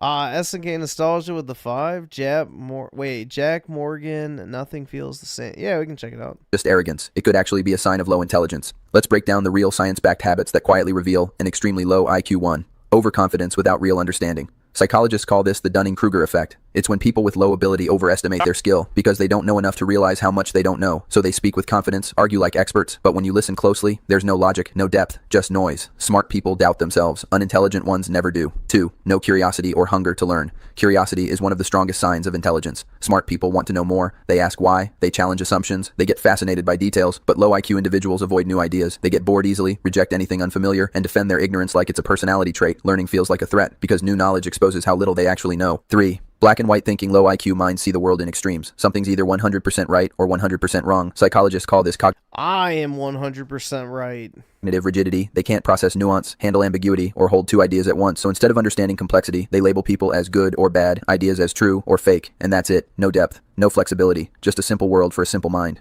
4. Poor emotional control. Studies show low IQ is often linked to low emotional intelligence. They react instead of respond. They get angry fast, take offense easily, and can't pause before speaking. Meanwhile, emotionally intelligent people observe, think, and then respond. That difference, it's the line between wisdom and chaos. 5. Constantly blaming others. Psychologists call this an external locus of control. Low IQ individuals believe life happens to them, not because of them. They blame people, luck, or society, but never look in the mirror. They don't reflect, adapt, or learn, and that's exactly why they stay stuck. 6. Can't handle opposing opinions. They confuse disagreement with disrespect. When someone challenges their beliefs, they get defensive, not curious, because debating requires reasoning, and reasoning takes effort. So instead, they shut down, lash out, or insult. That's not confidence. That's insecurity wearing a mask. Here's the truth. Low IQ isn't about your grades or your education. It's about how you think. Do you question your own beliefs? Do you adapt when you're wrong? Or do you double down on bad ideas just to protect your ego? Because the scary part, the lower your IQ, the less you see your own flaws. If this video made you reflect even a little, that already sets you apart because awareness itself is intelligence. Keep growing, keep questioning. And if you love understanding the hidden psychology behind human behavior, you already know what to do next.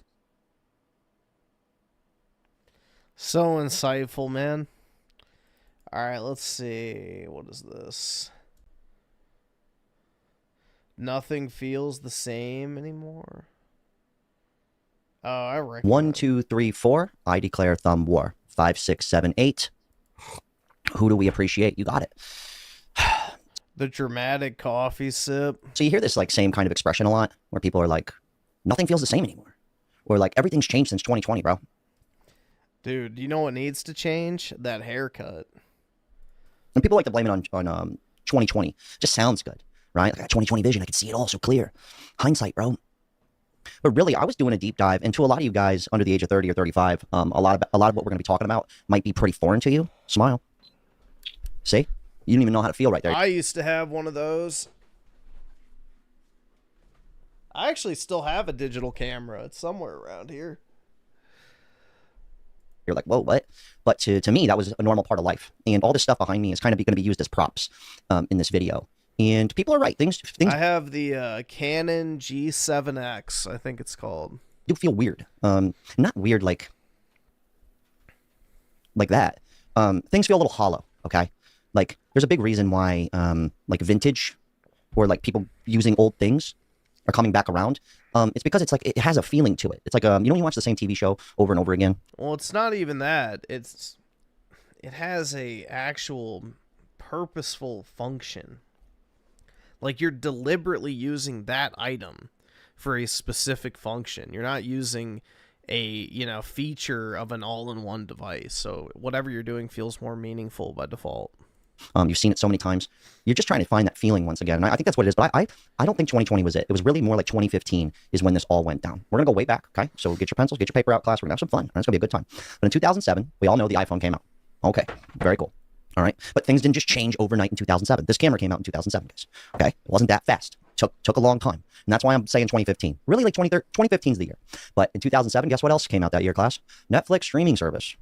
Okay, same year, but it didn't become popular overnight. It took quite a long time for these things to really get with the times. All right, when did you get your first smartphone? Forget iPhone.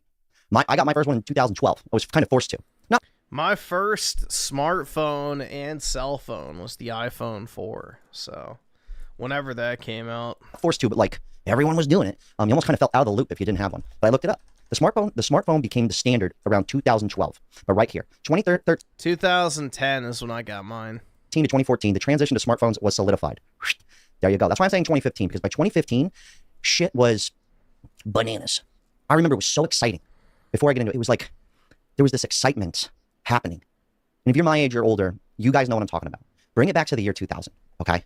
Like we can't go this far back. That's like the 90s, the 80s. Yellow TVs, they don't make those anymore. There's a feeling to that, right? Boom boxes? When's the last time you had a fucking boom box, dude? Like, I'm serious. Probably never. These all still work, by the way. Okay. Where I'm getting at is every year, especially if you, let's just bring it back to the year. I just want to pull this up again because I absolutely love this case. You know, this is one of the coolest phone cases I've ever owned. Hands down. Like, look how sick that looks. I don't know, bro. Like, this phone case, I've always wished they would have made another one. But I loved this phone case so much. The spec, geometric. I really like that. That's the one I had. That, and I had a clear blue one as well.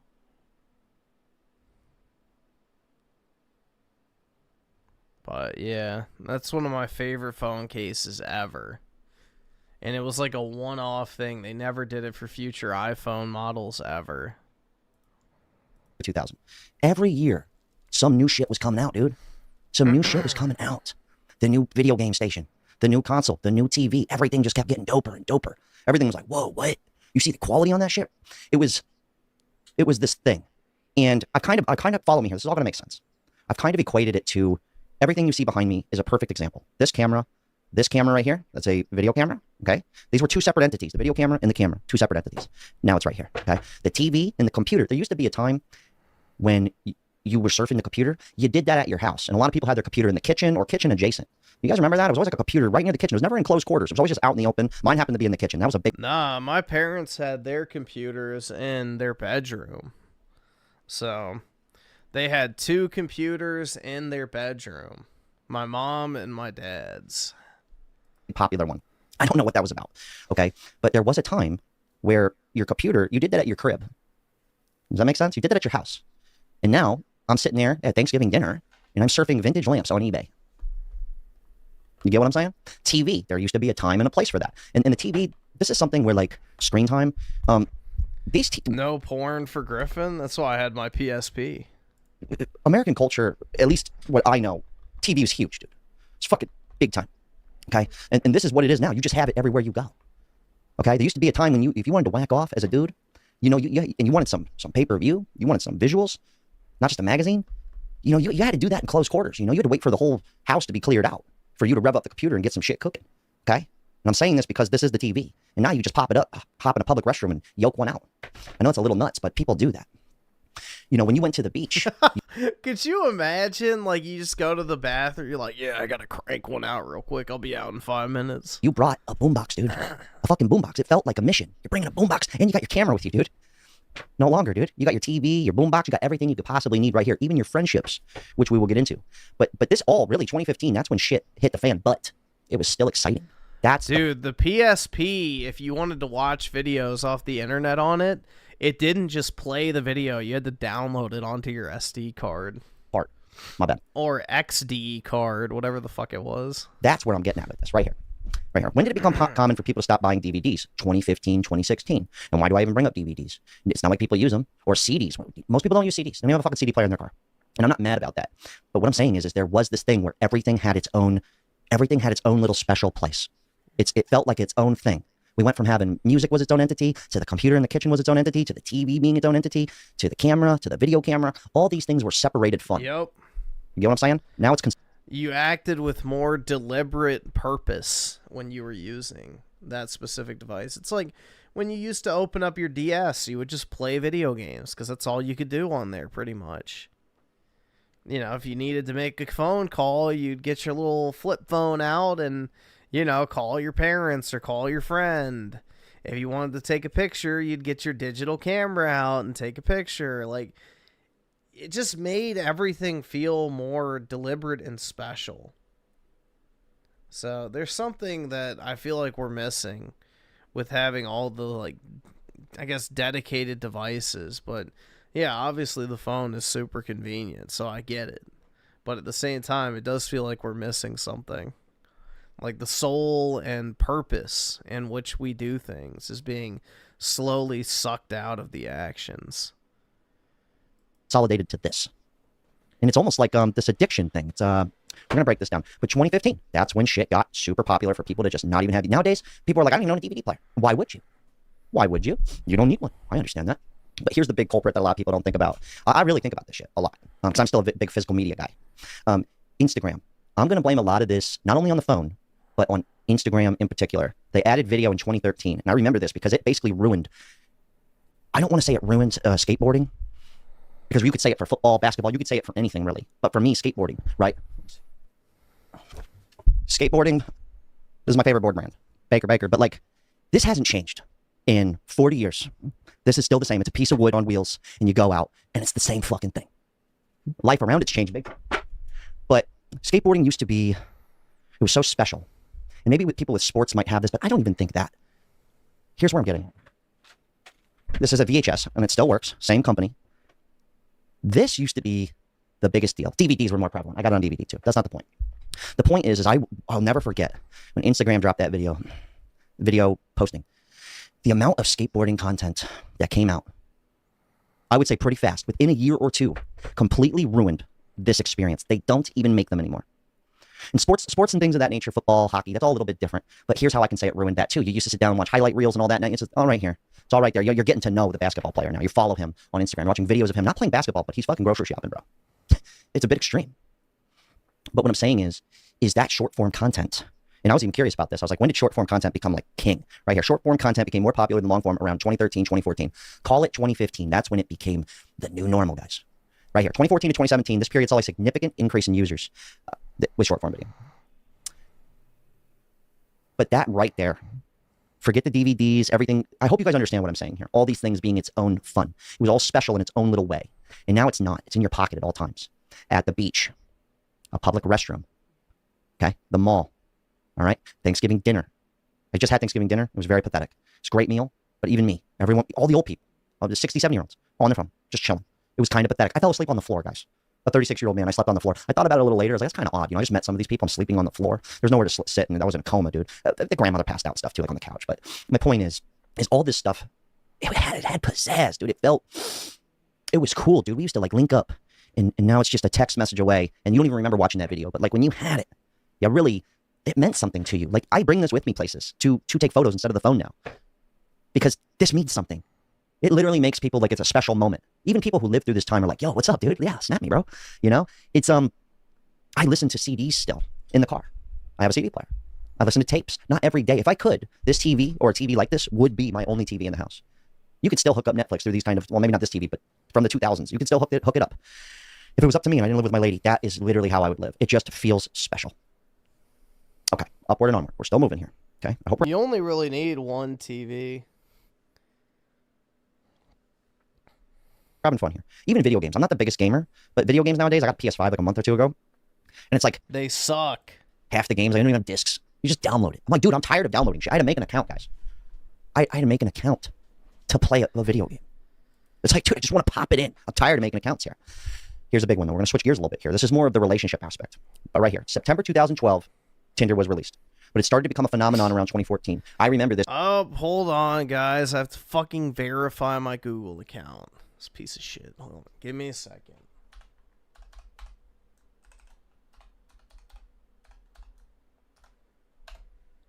Open your Gmail app. Wow, I've only been live for 8 hours.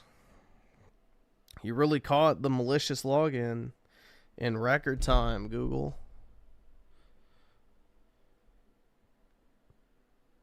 All right. We're good now. Because I'm bringing Tinder up because this is a big one. I understand dating online's been around for a long time. The internet's been around, but you used to do it at your fucking house on a thing. It was its own entity, guys. Okay. Now you're doing, not only you're listening to music and watching TV and whacking off in the bathroom. I know some of you sick fucks. I get it. I've done it. You think I don't know? Come on. Who are you kidding? And I hate to bring that up. It's disgusting, but come on. You know it's true. That's where something's up. But not only can you do your grocery shopping and all that, but you could find true love. I've been to 5 weddings in the past like 4 years. Every single one of them met on a dating app. But okay. It's over. But why people think things aren't the same anymore, and a lot of people are they're even lusting at things that they never even lived through. They're wanting to experience all these things behind me, or at least they think they want to. But the truth is we're so not even just our partners, like sex. Well, the thing is there's like this new trend on TikTok where it's like Gen Z and Gen Alpha is like romanticizing the late 2000s and early 2010s. So it's about to get a lot more heavily, I guess, or I guess the interest is about to get a lot more heavy because, you know, they're just looking for something that feels real. You know, society and life today feels fake. Like it's not natural. So they're just clinging on to anything that feels like something that actually, you know, feels like real, authentic life. So, I don't know, man. It's pretty sad, honestly. We live a very hollow and empty, soulless existence in today's day and age.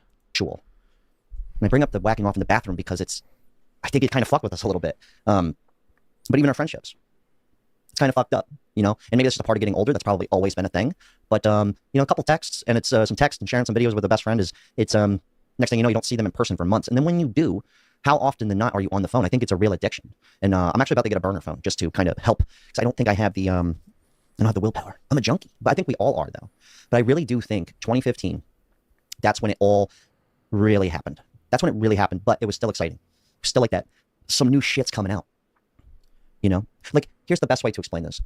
People are seeking that feeling so hard, this feeling behind me, right? Not everyone, a lot of people aren't.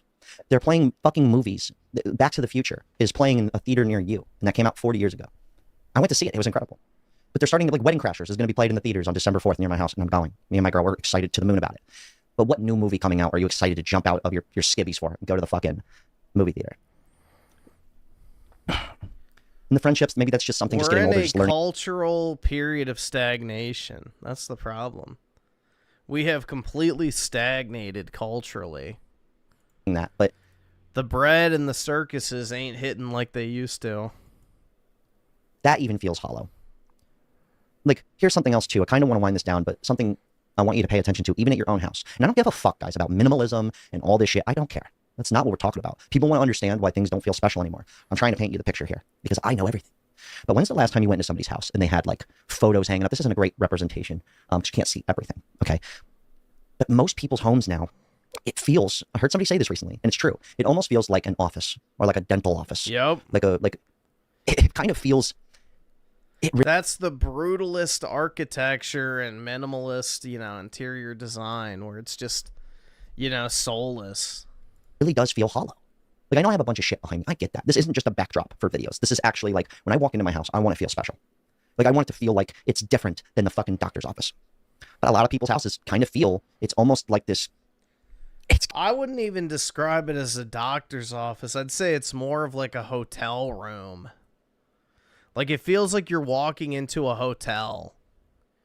It's not a house, it's a hotel. Like, you're a guest in your own home because you never actually make it your own. It's like this display piece that's just there to look, you know, pretty instead of something that's, you know, practical and something that, you know, is actually a reflection of your day-to-day life. It's more so just a showcase versus actual practical, lived-in, personalized, you know, dwellings. Kind of strange. It's kind of it's a little bizarre. It really is. And I'm not saying there's anything wrong. The empty white room? Yes, I want a singular empty white room in my house. Fucking sue me. A singular empty room. That is not what he's talking about. With that, I get the minimalism thing. But I think the only thing I can really do is just kind of, hey, I can do it for myself. And also, I can leave this at home and just bring a burner phone with me when I'm going to spend time with friends, right? Maybe it'll wear off on them. I don't expect them to get a burner phone. I'm just saying maybe me being more present will force them to be more present. When somebody comes over and I do pop in a DVD or something like that, they won't even fucking realize it. Maybe they will be excited for that. Not to mention, like, cars. Like I have a 1985 Cadillac. I wasn't even born in 1985, dude. And thanks everybody who bought a shirt, by the way. The Caddy got a shirt. Link down below. But that car feels so special. And I wasn't even alive then. But every car, most cars felt like that. They had like a crazy green interior, blue interior, fucking plaid, dude. Wood grain cars, dude. An entire car was wood grain. Nah, hold on, here. I'll share the vision. Here we go. Where is it? Like, just imagine this. Tall ceilings. Like, we're talking like, this is probably like 2 stories tall, just so you know. It's one of those ultra high ceiling rooms. You've got the windows all around, the columns built into the wall. The floor would not be wood. It would be white marble. And just imagine walking into it. It's completely empty, pristine, white, clean, open, tall ceiling. You can hear your footsteps echo as you walk through. Like, how nice. You could just stand in there and take it in, bro. Soon. This will be a reality. This will be a reality at some point.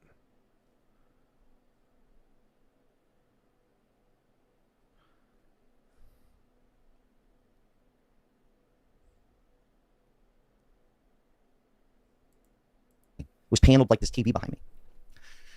Hey, Toyotas, dude. Like, green interior. Plaid, crazy, cool, just for no reason interior. A basic car. We're not talking about luxury vehicles here. Well, I guess the Caddy was a luxury vehicle back then. It was. But even basic cars. And now it's gotten to a point where people don't even want to drive the car. They don't even want to drive the car. They want the self-driving Tesla. Not everybody, but it's becoming it's a thing. And I wouldn't be shocked. Remember, guys, what we learned here. It took 7 to 10 years for all this stuff to become so normal. Now we're looking back and go, why does life feel hollow? It's kind of bizarre. It's a little trippy. And there's nothing really I can do about it. The only thing I can do is like, well, I guess I'm going to, ditch my phone more often. And I do listen to CDs in the car. And I do watch DVDs. And I have sex with a woman, Like, that's some Why? Old school shit. I don't mean it like that, but it is kind of strange, is all I'm saying. And I know TVs have been around for a long time. Why would you want to do that? But I'm going to end on this note. I was over at someone's house. And they're a big sports fan. And on the TV in their house, they had 4 games playing at once on the TV. Sports cattle. 4 games, guys. While surfing the phone. And I kind of just looked at myself in that situation and said, wow. I go, is that... Yeah, that is the definition of sports cattle. What would I look like? It's kind of like... It's kind of junky status. Not to mention, we got people over here. And we're not even... Yeah, we're talking in between, like, the 5 games going on the phone. And like, oh, yeah, what'd you say? But that's my conclusion on it. Shit isn't the same. Nothing's the same. And we can't really relive it. I don't care how many DVDs and VHSs, and I go, smile, ass, smile, dickhead. Nothing's ever going to be the same. But something you can do and something that does work is literally, like, you'd be surprised. I'm not saying just go buy this camera or anything. I'm not saying that. But you'd be shocked if you did start adding some separate elements or, like, treat this like a thing to do and not just always doing it. You'd be kind of shocked. Like, I'm using a real camera here. I'm not using an iPhone. I'm using a fucking plug-in microphone that plugs in with a giant cord. And I'll walk around with this all day, but I'm saying it does work. My cars, they're old. I drive a 2000. I'm not saying go buy an old car. I'm just... See here with the 5, what's your dream house? Mine is something like Arno's safe house, AC Unity, minus the cafe attached to it. Yeah, I mean, I definitely like the, old French style of houses. I mean, it's kind of tough. It really depends on where the house is located, because I want it to be, well seated into the surrounding environment. So it just depends, but something like this.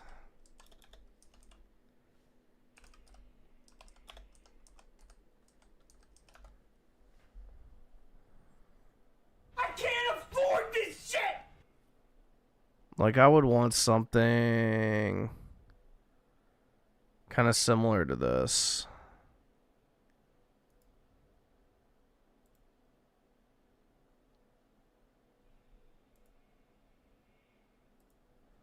That's like fucking 100p. Never mind. Let's see if I can find a good example.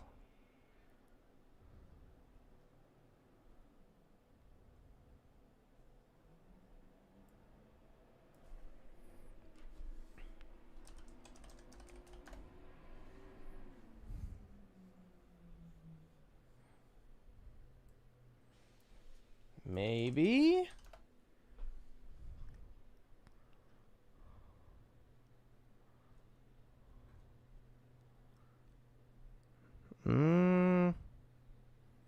It's not a good one. The Taj Mahal? No. No. I don't want anything that exotic.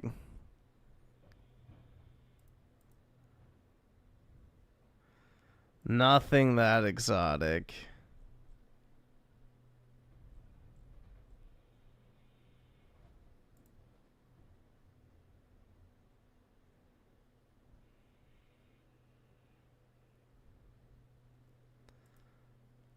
Probably something like this, I guess.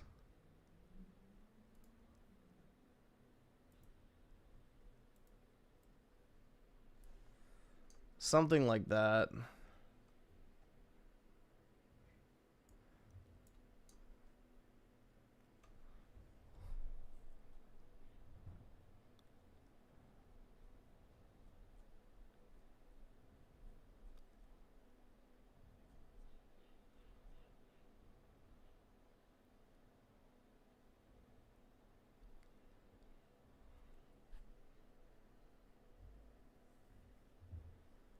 I don't want anything, like, insane for now. But I would definitely like something like that. I think that would be awesome.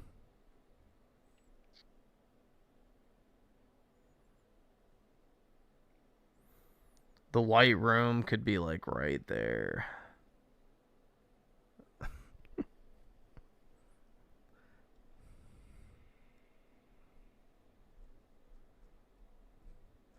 But there's another one I can't... Hold on, let me check and see.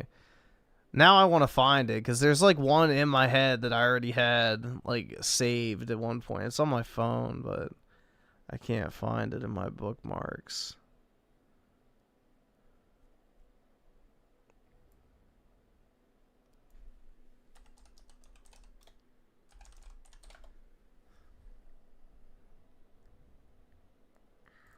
I mean, if we're talking about, like, dream houses, then... I mean, that's kind of out there, so probably not. I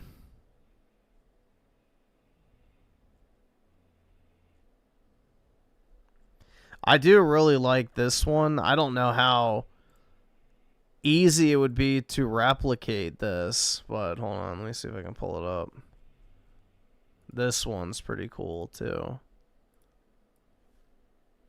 I like that a lot. I don't know how easy that would be to replicate now. But that shit looks awesome, too. Like having the water go underneath your house. I have no idea how hard that would be to do in the modern age. But that would be pretty sweet.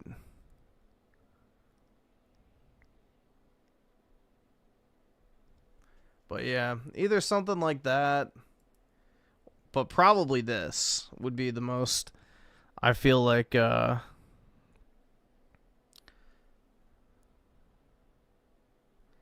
this would probably be the most practical, I would say. Just something like that.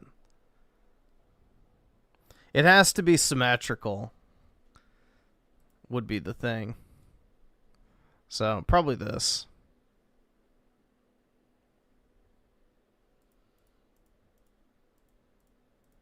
What was that one called? Let's see if I can find it again.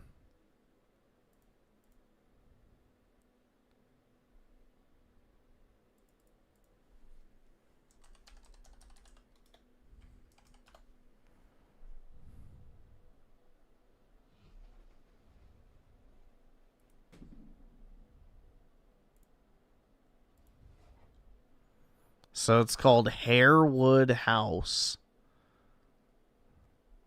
Is the name of it. Let's see what the front looks like.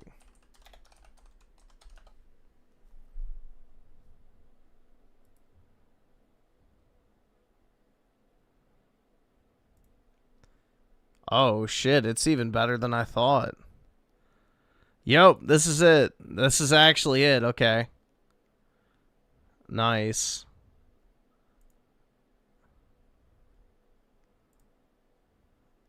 Hold on, let me see if I can get a good picture.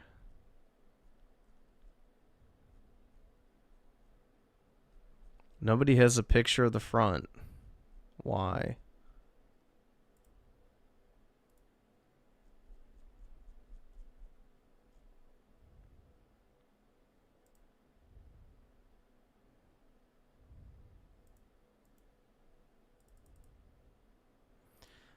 Alright, well this is the closest I can find to the front. This is what the front looks like.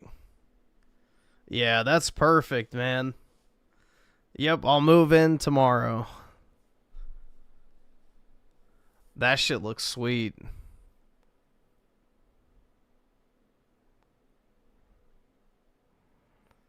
Got the Roman Pantheon front. There we go.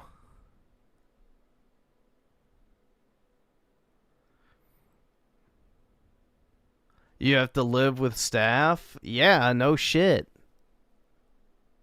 Of course I would have my fucking, like, servants in there. Duh.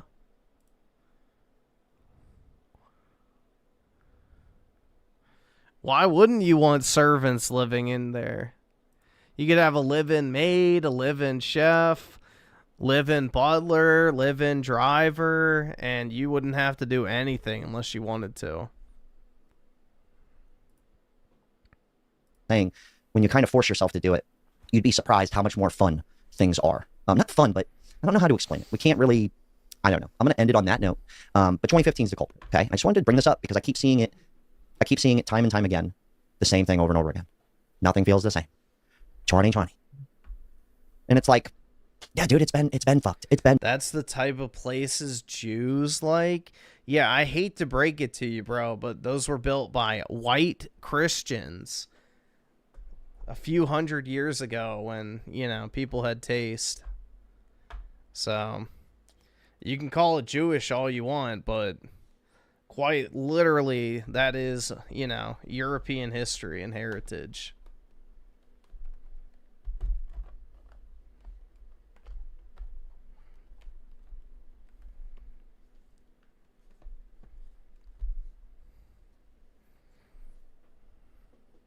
Different. It's real different. We got self-driving cars now. It's beyond the ether, dude. Take a fucking hit. People don't even do that. Why would you want to live in it? Because it looks awesome. Anymore. It's vaporized. Anyways, hell of a talk. Shout out to everybody who bought a shirt. I love you. Okay, these shirts will give you that feeling. Something about it. Okay, I don't know what it is. Everyone join the Patreon. I love you.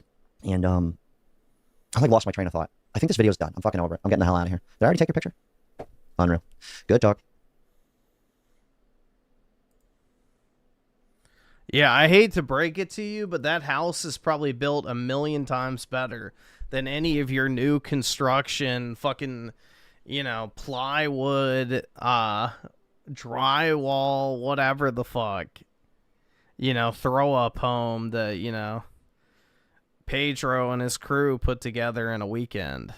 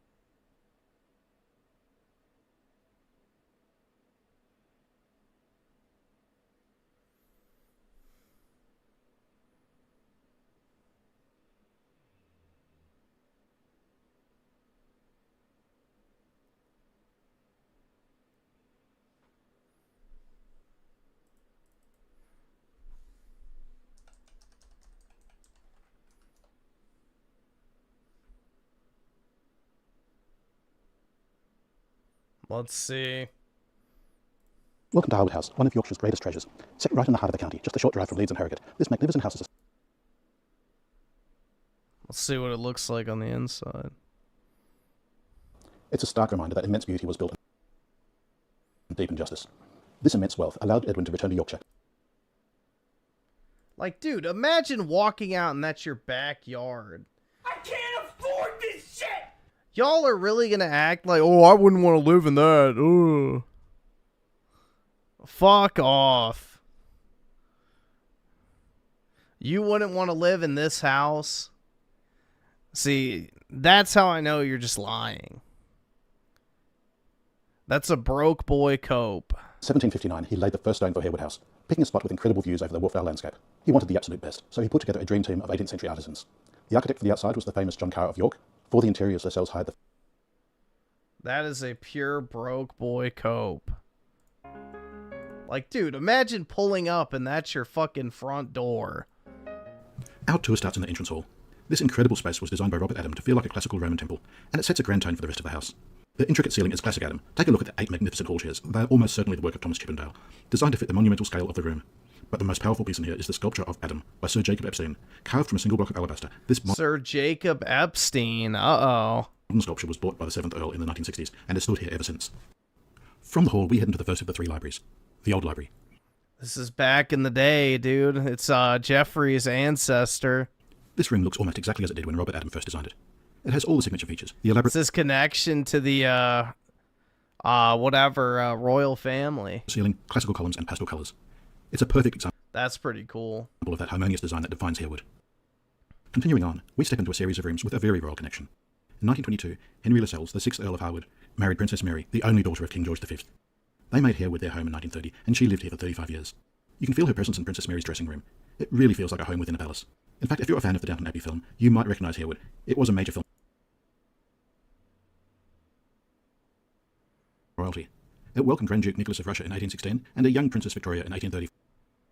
Like, bro, that's just like aura. I don't know, dude.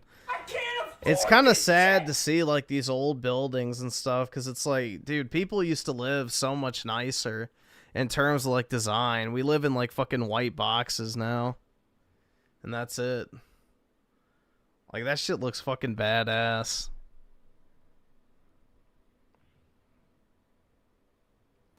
Dude, you're not a real man unless you have a Roman fetish.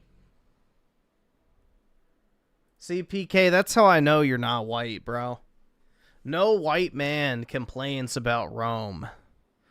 Every white man in his heart yearns for the reuniting of the empire.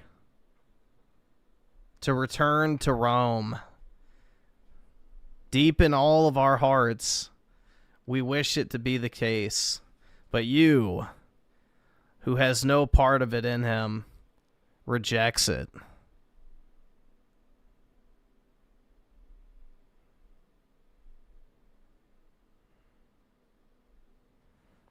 Exactly. We yearn for the aqueducts whose crisp water splashes on our lips.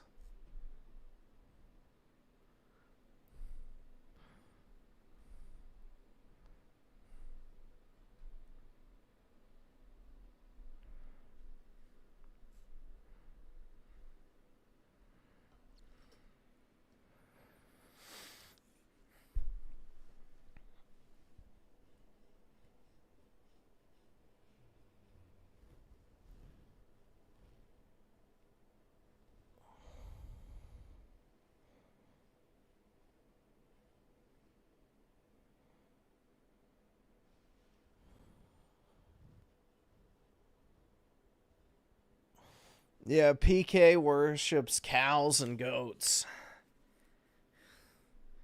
He bows down to dogs and crocodiles.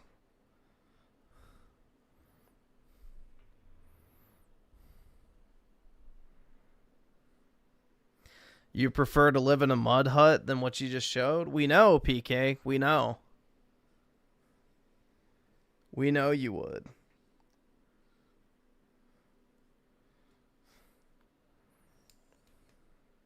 That is your history, not ours.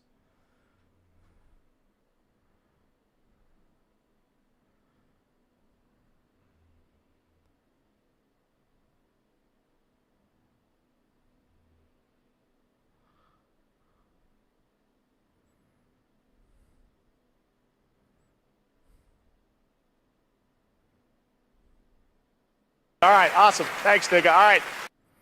And see her with the 10. There's a cool old building with a dome in my hometown.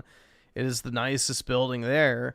It sort of looks like a small version of the Capitol building in the U.S., but not white. Wish we built more like it. I know. I love the classical architecture style. Agreed. It really is a shame. Instead, we build these nasty, like, glass boxes that just don't look good at all.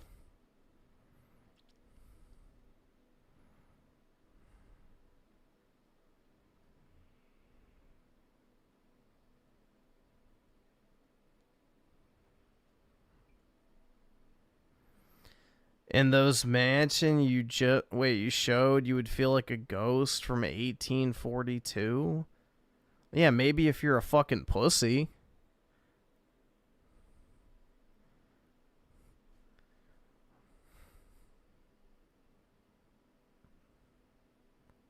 Why would you be afraid of a ghost? And like, that's just retarded. Like, oh, there's a ghost. No.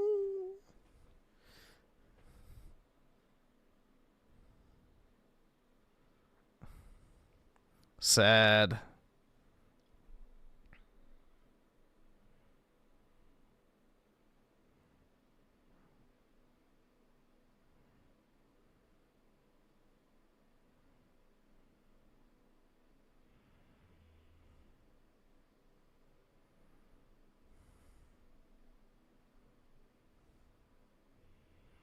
You wouldn't want to interact with servants? Why? Why not? You wouldn't want someone to, like, just cook your meals for you? You wouldn't want to just, like, buzz your driver and be like, hey, I'm going here. And they just drive you and you can just chill in the back seat? I don't know, man. I love the idea of having servants. That'd be awesome. Your house would be cleaned for you. All your laundry would be done. Your meals would be cooked. The kitchen would be cleaned up. You'd have someone to drive you wherever you go. You'd have someone lay out your clothes. You know, they could cut your hair whenever you want, shave you, take your dog out, do the groundskeeping as far as, like, mowing the lawn and stuff. Sounds pretty nice.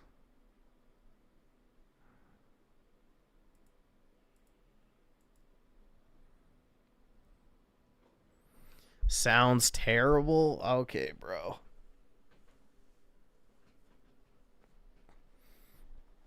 Whatever you say. Yeah, it sure would be terrible to have an entire staff to do everything you don't want to do.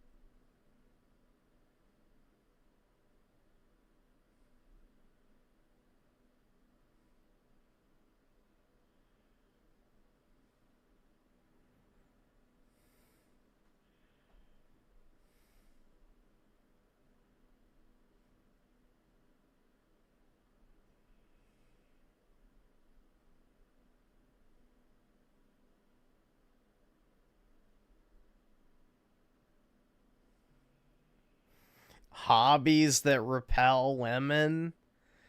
Funko Pop. Hold on, let's do this one. A common piece of advice you always see given to men that struggle with dating is just get a hobby. Focus on yourself and just get a hobby. You know, just find a hobby you're Funkos better be S tier. passionate about and focus on your hobby because women love guys with hobbies. And I think there is some truth to the whole notion that women are attracted to men that have hobbies. Yeah, build a $20,000 RC track, exactly. But not all hobbies are seen equally in the eyes of women. In fact, some hobbies are downright repulsive to women. So today, I'm going to be ranking unattractive hobbies Warhammer Bros. by how effective they are at repelling women. So hobbies in the S tier are the most repulsive to women, and hobbies in the F tier are less repulsive. Okay, so to get things started, let's talk about one of the most popular hobbies in the world. Something that millions upon millions of men use as their primary pastime. Gaming. I don't think it's controversial at all to say that women see gaming as an unattractive hobby, but at the same time, gaming is pretty mainstream now, to the point that most men under the age of 40 play games at least sometimes. And it really depends on what type of games you're playing. Like if all you play is NBA 2K and Call of Duty, then it's still not seen as an attractive hobby, but most women aren't going to care that much because those are normie games that most normal guys have at least tried out at some point. But if you spend all your time on MMORPGs like World of Warcraft, or if you're really into PlayStation JRPGs or something like that, then what can I say? Women find you repulsive, they hate you, and they're scared of you. And I know that sounds harsh. God damn it! I knew it! But that's just the facts. So when it comes time for you to do your yearly playthrough, it's absolutely over, bro. They're afraid. That's okay. I choose Aerith over them anyway. Of Breath of Fire 3, think again. Maybe you ought to play Madden instead. Or go ahead and do what you want to do, but just know that there isn't a woman in the world that's going to be impressed with your knowledge of how to recruit all 108 stars of destiny in Suikoden 2. But yeah, if we're just speaking in general terms, for the average gamer that mostly just plays whatever games are popular at the moment, women are not going to like it. But for the most part, they at least accept it. So gaming goes in the C tier. So this next one might come as a surprise to some of you, since we usually think of sports and athleticism as being something that women do find attractive. But if your hobby is an uncool sport, you know, something that wouldn't even be televised on ESPN2, Ultimate Frisbee. Like Ultimate Frisbee or kickball, then women are just going to think you're a massive dork. And I mean, it makes sense if you think about it. Like, if you were actually athletic, you'd probably be playing baseball or football or basketball or something, not kickball.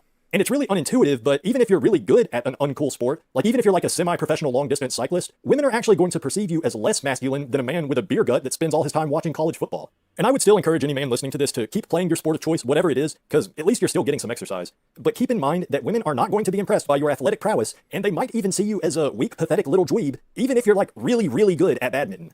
And since I know y'all are curious, here's a list of sports that women find utterly repulsive. Cycling, kickball, pickleball, disc golf, ultimate frisbee.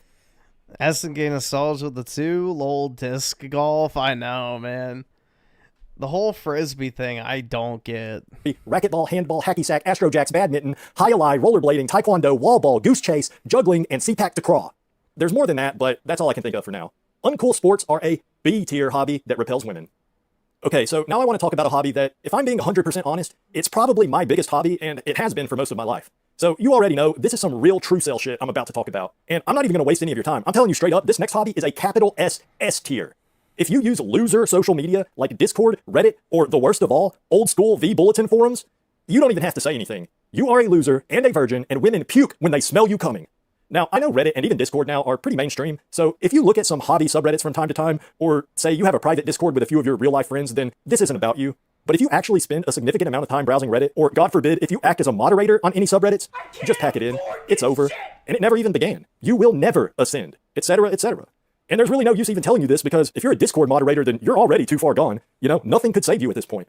And I'm actually not a huge Reddit or Discord user, but I have been a big-time forum user for a long time. It started back when I was like 11 years old browsing video game and anime forums, and when I say a long time ago, I mean this was a while back, okay? I'm talking like Easy Boards, V-Bulletin, PHPBB type of thing, you know?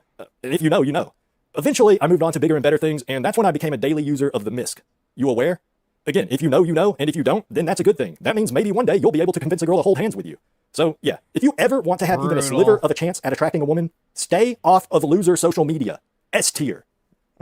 Okay, so loser social media is an S tier repulsive hobby, but what about it's over Reddit, bros? Regular social media, you know, like Instagram, TikTok, and stuff like that.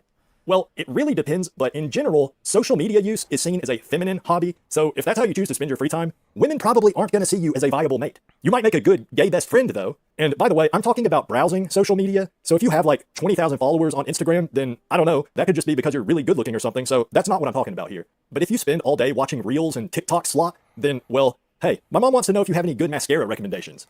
But seriously, you might as well just watch anime at this point, because women find you repulsive and feminine. B tier.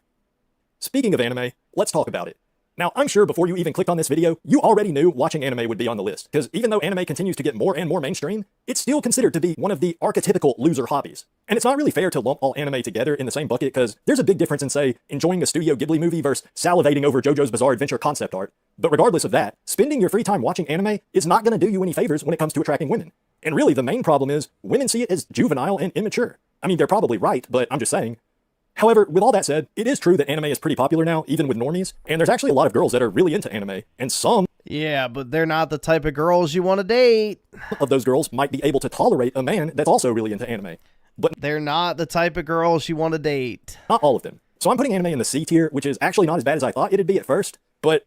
I don't know, after thinking about it some more, because, you know, I do want to give all you anime fans a fair shake, I figured... Nah, I changed my mind again. A tier. Final answer. Yeah, there's too much weird shit in anime. Alright, and no guy is just like, yeah, I'm a huge anime fan, I watch Dragon Ball. Nah, you're watching some weird shit too, bro. Next up is nerd collectibles. So that's anything like Funko Pops, Amiibos, Marvel figurines, or whatever. But I'm not including trading card games here, because that's going to be its own category. But anyway... Uh-oh. Yeah, collecting Funko Pops is one of the most grotesque consumerist activities that can even be... Exactly, it's repulsive. It's repulsive no matter who you are. If you're a love interest, a friend, a family member, the Funko Pops are disgusting. Conceived of. And I know I myself am far from perfect, so I try not to judge, but seriously, if you collect Funko Pops, you should stop doing that immediately and start collecting razor blades instead. But you really only need one, and you should use it too. To shave your face, because I know you got a disgusting neckbeard going on. And I do understand the impulse to collect things. I actually used to collect something similar to Funko Pops when I was a kid, but thankfully I grew out of it. And I don't even really know if collecting things is actual... Did he collect the Nintendo droids? ...thing that repels women, or if it's just that the type of men that tend to collect things also tends to have other repulsive traits, so it's kind of a chicken or the egg situation. But nevertheless, collecting Funko Pops goes in the S tier because it really is just a mathematical fact that the number of Funko Pops you own is directly proportional to the number of women you've made ill with your appearance. So now let's talk about something a little bit different, and this is something I personally struggle with, so trust me, I know what I'm talking about here. And I don't want my channel to get demonetized, so I'll just say it like this. The hobby I'm talking about involves setting flowers on fire and breathing in the smoke. You know... Oh, God. Cringe. SNK Nostalgia with the 2, anime and my KD ratio, and COD gets me laid. Nice, bro. Shit. Like the thing Cheech and Chong like to do. So this hobby does repel a lot of women, but there's also a sizable group of women that don't really care. And there's even a small subset of women that find this hobby attractive because I guess they see it as cool and rebellious or something. So it's not the most repulsive hobby you could have, and if you're just rotting in your room living the neat lifestyle, I mean, go ahead and do what you want. But if you want to actually find a respectable woman someday, or I don't know, if you somehow just end up being a single father without ever touching a woman, then I recommend staying away from this hobby, because anyone that says demotivational syndrome is just a myth, well, they're a moron. But yeah, I'm putting this one in the D tier, because a lot of women don't care, but the women that do find it repulsive tend to be of higher quality, so keep that in mind. Back in the 80s, there was a hit song by Cyndi Lauper called Girls Just Wanna Have Fun. And you know what? That's true. It really is. And if you've ever tried talking to a girl about deeper topics like philosophy or politics on anything more than just a very basic surface level, then I'm sure you already know, but girls think that shit is nerdy and repulsive. And I know lots of women say that they crave deep philosophical discussion, but when a woman says she wants to have a deep discussion, she's talking about Jaden Smith tier discussion like, whoa, isn't it crazy how the stars we see in the sky are like already dead? Or she'll want to talk about like her Myers-Briggs personality type or something. By the way, the repulsive hobby we're talking about here is philosophy, politics, and debate. But yeah, I don't care if you literally meet a girl in your... Raymond, thoughts in mind? Graduate level modern philosophy or political science class, but I promise you, you're not going to get very far with her if you insist on explaining to her your personal critique of Nicomachean ethics. But for what it's worth, there are a decent number of pseudo-intellectual women out there that really, really want to be taken seriously. So I guess if you're lucky, one of them might put up with you enough to put out for you, just so she can feel smart for a day. So that's something. It's not much, but it's something. So studying philosophy or politics, and especially if you think of yourself as some kind of master debater, it's just going to make women think you're a gross, stinky nerd. But maybe you can have some success with an insecure bookworm bitch. D tier. Up next is a category I like to refer to as autism hobbies. And basically this is any kind of special interest hobby that tends to be associated with I like twains. Male autists. So think like model trains, model airplanes, ham radio, you know, that sort of thing. I think you all know what I'm talking about here. And actually, I thought about making Warhammer its own category, but honestly, if collecting and painting miniature space marines isn't an autism hobby, then I don't know what the hell is. So listen up, 40k fans, we're talking about you. Now, Ooh. I know there's some of y'all in the chat. I can totally understand the appeal of just getting really obsessive about one specific thing, because, hey, I've been there before. And no, I'm not going to tell you what my special interest was. I don't care how much you torture me. But yeah, I get it. And you can still get women while exploring your special autistic interest in your free time, but you just can't let women know about it. I don't care how looks-maxed and suave and stylish you are, if you ever reveal to a woman that you know the difference between a center beam rail car and an intermodal flat car, then it is 100% over for you. Just pack it in, boyo, because after she's done puking, she'll probably make a post on social media to let everyone know how threatened she felt by your presence. And now you're blacklisted by every woman in a 95-mile radius. So it goes without saying, having any kind of special interest autism hobby is the mental equivalent of wearing light wash Wrangler jeans from Walmart with a braided belt and white Skechers. If women see it, they're turning right around and heading the other way, but not before taking their can of mace out of their purse just in case. But you know what? It's still not as bad as collecting Funko Pops. A tier. Okay, so this next hobby could probably fit into the autism hobby category, but it's a bit more mainstream, so I'm going to consider it separately. Board games and trading card games. Now, if we were specifically just talking about Magic the Gathering, that's an easy S tier. But Alright, well, trading card games. I don't play the game, so we'll see if that's the same thing as collecting. The field of board games and trading card games is actually really broad, and in my experience, guys that are into the more repulsive games like Magic the Gathering and Gloomhaven usually also enjoy normie games like Cards Against Humanity, although that obviously doesn't go in the other direction. See, I don't play any of the games, so I don't think this category applies to me. But regardless of which exact board games you're into, if you play board games or any trading card game often, and especially if you collect board games, then I'm sorry to say this, but it's just over out here for you, man. And okay, he said play them, so I don't play them. I don't play any trading card games.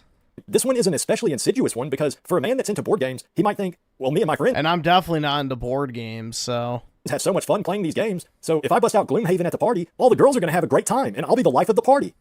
But there's a big flaw in that logic. I mean, you could even replace Gloomhaven in that... Let's go! No, he said collect board games and play trading card. He didn't say collect trading cards. And it's with a normie-friendly game like Codenames, and it's the same result. Because even if a woman does have fun playing your nerd board game with you and your friends, she's still going to think that the guy that owns the game is a weird loser. And if that's hard for you to follow, just think of it like this. Women see board games as a childish hobby. She might be able to have fun doing some childish activities with her friends at a party, but she's not going to be attracted to the guy that explained the rules of the game to everyone, because that guy seems to be a little too into the childish game. So he must be an immature loser.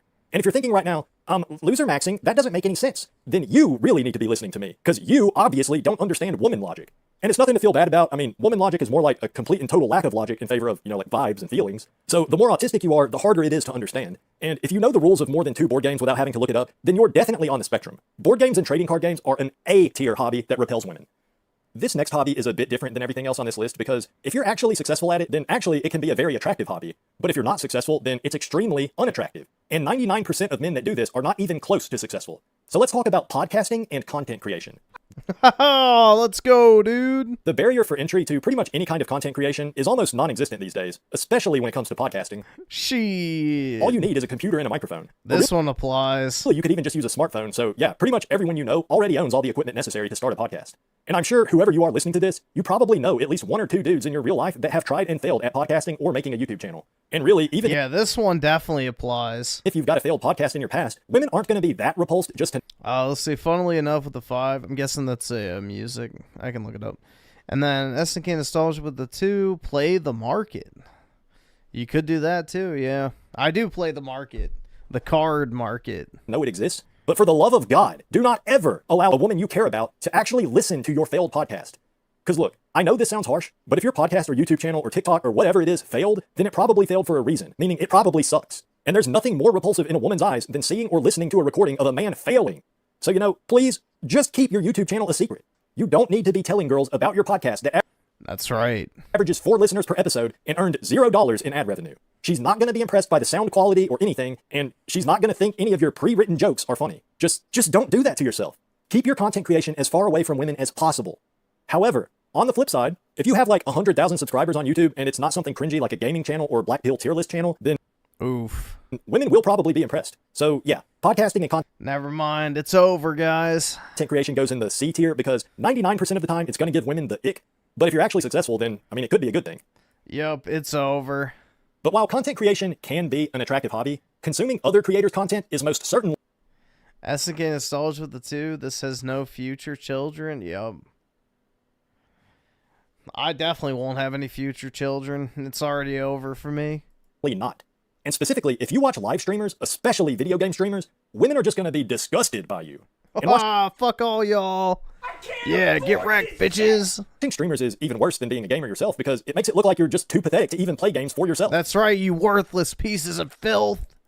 Like, the way women see it is they'll assume That's right. You're all scum. Unfit to reproduce. to be playing the games yourself, but you're just too bad at it or something, so you cope by watching streamers instead. That's I mean, right. I don't know, call me crazy, but that... You coping little bitches. I knew it.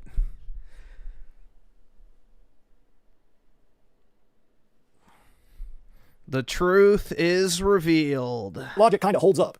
And it doesn't even have to be video game streamers. You know, in fact, IRL and especially political streamers are probably even worse. I don't think this even needs to be said, but if a woman catches you watching a Destiny or Ice Poseidon stream or anything like that, then it's just over. And I've been speaking kind of hyperbolically throughout most of this video, but seriously, if a woman finds out you watch Destiny streams, she will literally be disgusted by you. And I know there's some quirked up shouties out there that are really big into watching XQC or Hassan Piker or whatever, but even they are repulsed by men that watch streamers. Because it's not like these are watching Hassan Piker for his poignant political takes, so if they find out you watch Hassan streams, then, I mean, best case scenario is they think you're gay. But more likely is, they'll just think you're a weirdo freak. So yeah, watching streamers, it's a truly pathetic hobby. I mean, women see it that way. So watching streamers goes... I agree. You all are truly pathetic. More than I could ever be myself. Right up top in the S tier. Alright, so this next one might be kind of... Damn. Damn. Intuitive, but it's really not that crazy when you think about it. It's an unfortunate thing, but even cool hobbies are repulsive to women if you're not good at them. Because really, there's two parts to every attractive hobby that makes it attractive to women. The first part is that it's cool and socially acceptable, and the second part, which is just as important as the first part, is that it's impressive. But there's nothing impressive about, say, playing guitar if you can barely even make it through Smoke on the Water. You know, playing baseball is one of the coolest hobbies a guy can have in high school, but if you're a senior on the JV team with a sub 200 batting average, girls are just going to think you're a joke. And it's actually worse than you'd think, because you might think that women will think, hey, at least he's trying to do something cool. But no, it's not like that at all. Women will actually be offended by you if you're bad at a cool hobby, because to them, it's like you're trying to trick them or something. Like you're trying to masquerade as something that you're not. And not only that, if you're bad at a cool hobby, that means you're just going to be getting constantly mogged by all the guys that are actually good at it. So in comparison to everyone else, you're going to look even worse. So yeah, being bad at a cool hobby is actually surprisingly repulsive to women, more so than you would think. B tier.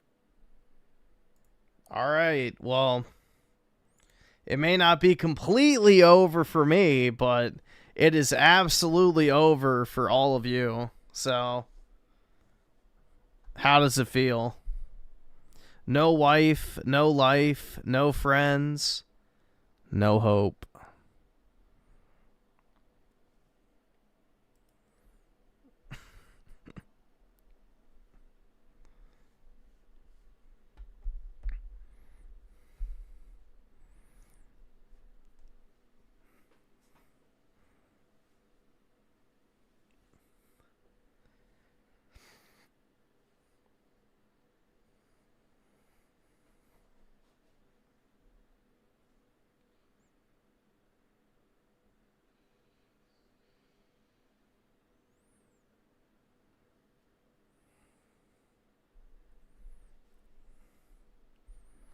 You know, I feel vindicated to a certain degree, I must say.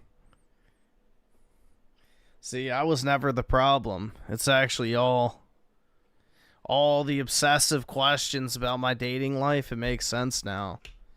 Y'all are in the S tier of undateable.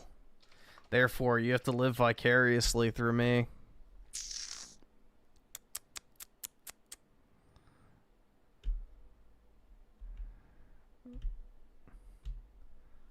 SNK Nostalgia with the 5 gifted memberships. Really appreciate it, man.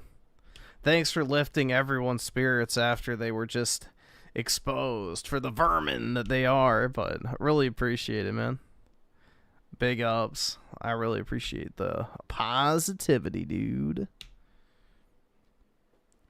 And see here with the 5, I find sports fans who don't play the sports and just autistically follow it to be just as cringe as any other fan.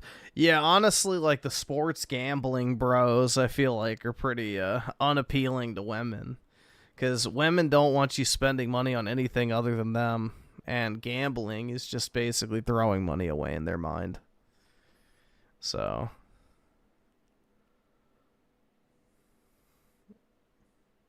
Uh-oh. Should we get diagnosed with autism? Here, 7 signs of undiagnosed autism in adults. Undiagnosed autism in adults is a lot more common than most people think. If you look at diagnosis rates of children these days, you'll see that statistically there's 1 or more autistic children in every classroom. And no, it's not an epidemic. We've been here all along. You just need to know what to look for. So in this video, we'll go through some of the things you can look out for to spot autism in adults who, if they were children today, would be getting picked up and diagnosed by the system. All right, let's see. Hi everyone, Paul Mikulev here from Autism from the Inside. I make weekly videos sharing the human side of autism, so make sure you hit subscribe to get the latest content. One of the things that often prevents us from noticing autism in adults is an over-reliance on our own stereotypes. So we know that autism comes in all shapes and sizes, which means, ironically, if you're looking for one thing, or even a small number of different stereotypes, that will likely blind you to some other signs that might be obvious in hindsight. So today I'll go through 7 signs, or perhaps more accurately, 7 areas of where to look for common signs of autism. We'll go through social interaction, the need for structure, sensory sensitivities, spiky skill sets, meltdowns, shutdowns, and withdrawals, unusual associations, and finally, in some ways, the simplest yet most powerful one that I'll save until the end. So let's jump straight into it. The first area, the first sign of undiagnosed autism can be found in social interactions. Now, in general, the important thing with all of these is a difference from the mainstream population, but there are several differences in this area that tend to be expressed in a very similar way. If I find it difficult to intuitively understand my peers, difficult to conform, difficult to know what to do socially, that often ends up in the whole social interaction process being very draining. I'm thinking about it too much, I'm trying too hard, I'm trying to manually process all of these thousands of tiny little social cues. I'm often not doing a fantastic job, and it's not always a fun process. So that may lead me to avoid social interactions. It may lead me to like to spend a lot of time by myself. It may lead me to appear to be awkward in social situations. Or it may lead me to just ditch the whole trying to be like everyone else altogether. Troon out. And come across as quite eccentric. All of these are signs pointing to a similar thing, namely that it's difficult to fit in, and doing what everyone else Well, I'm not trooning out anytime soon, so I guess this one doesn't apply. is doing in the same way that everyone else is doing it is a challenge. A need for structure? I Nope. I definitely don't have structure or a routine. Number 2 is a need for structure and routine. And ironically, whether you see someone who is very structured, very routine-oriented, seemingly quite inflexible, or the opposite, coming across as chaotic and disorganized, they are often 2 sides of the same coin.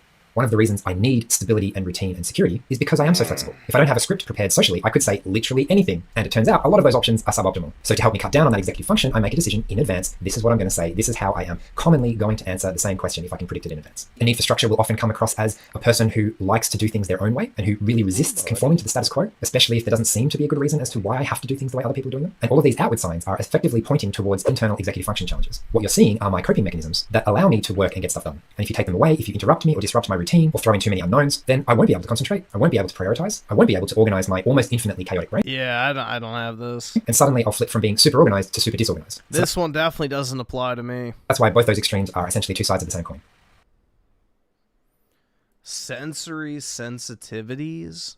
The third sign of undiagnosed autism in adults is sensory sensitivity, and equally importantly, sensory insensitivity. Now, when people say this, most of the time, When she touched my ding-dong, I felt something. people are thinking of light and sound and funny tastes and textures and smells and things like that. But sensory is actually a lot more than that. It includes things like pain tolerance, temperature regulation, coordination. That one confused me for a while back when I was first researching autism. How is being clumsy an autistic trait that a lot of children have? And the answer is, it's a Alright, that definitely doesn't apply.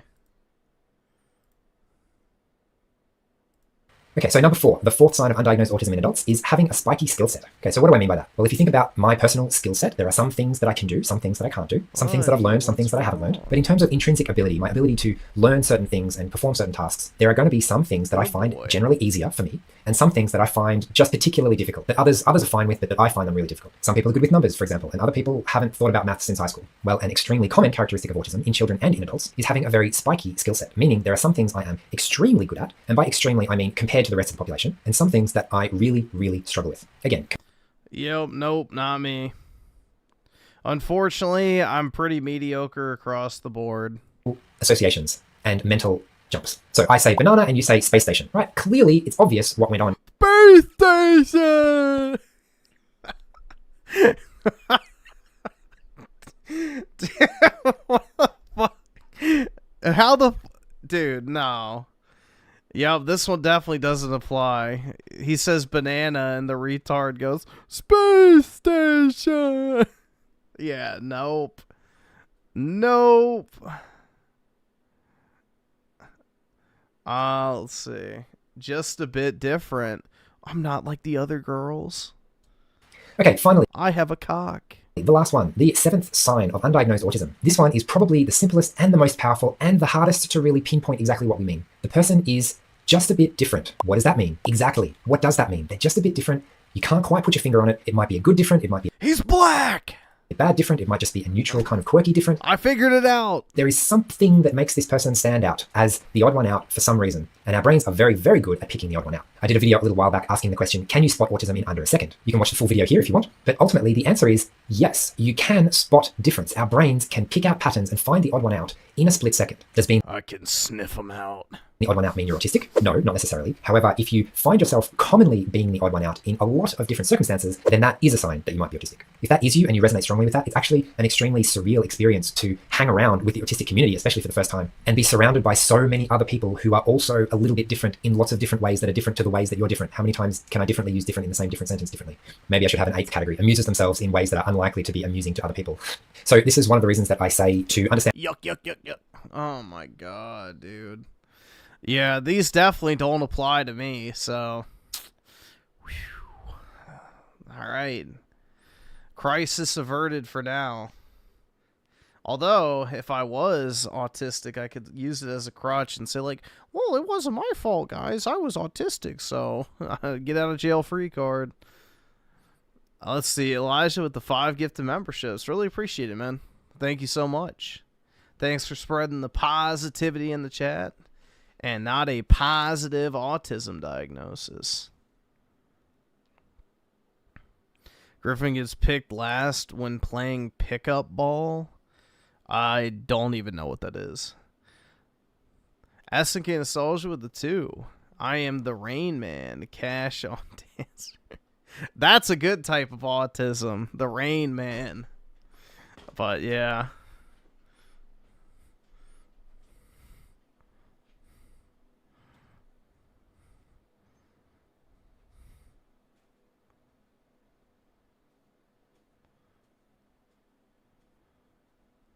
According to DSP, everyone's autistic? Yeah, I don't think so. And autism, you should go out and meet autistic people. And if you are questioning yourself, whether you yourself might be an undiagnosed autistic person, then seeing what I've talked about in this video in real life and experiencing what that actually...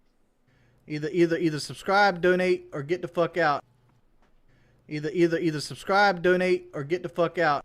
Buddy, what's wrong? Either subscribe, donate, or get the fuck out.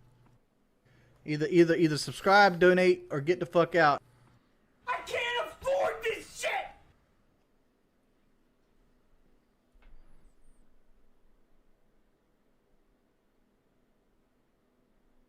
Dude, why is it recommending the video we just watched? Go away. I'm done with you.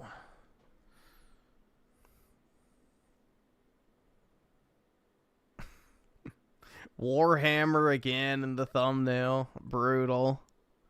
How to spot Are we gonna start hunting the autists now? He's like on an African safari, but instead it's an autism safari. Oh my god. Autistic trait, you walk fast? Uh-oh. I do kind of walk fast. It's over. No.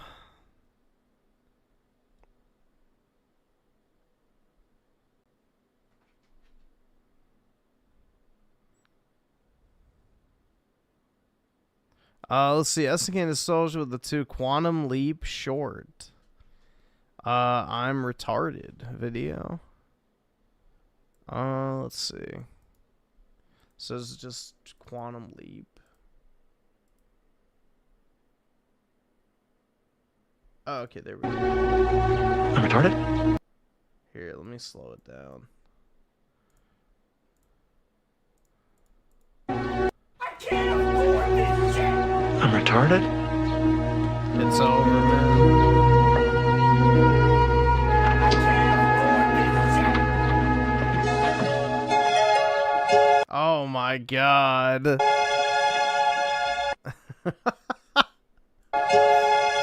He's down with the syndrome. Brutal. Damn. That's rough. I've never seen this before. I'm retarded? Yeah, Tim Walls when he finally looks in the mirror.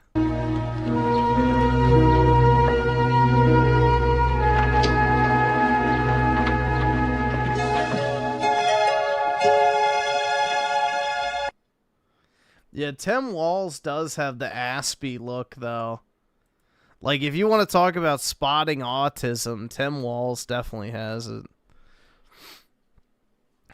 Z-Herb with the 5, did you hear Xbox was outsold? But yeah, the crappy little Kinect console that nobody had ever heard of. It truly is over for them. Dude, the thing is like, I've never heard of, what was it, the Next Playhouse or whatever the fuck?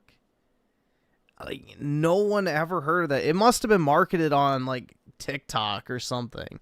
I don't know.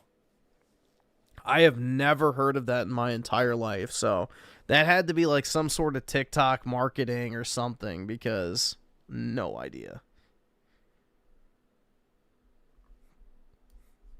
It's like the only major social media platform I just straight up don't use, so that's why I would think that's probably what it is.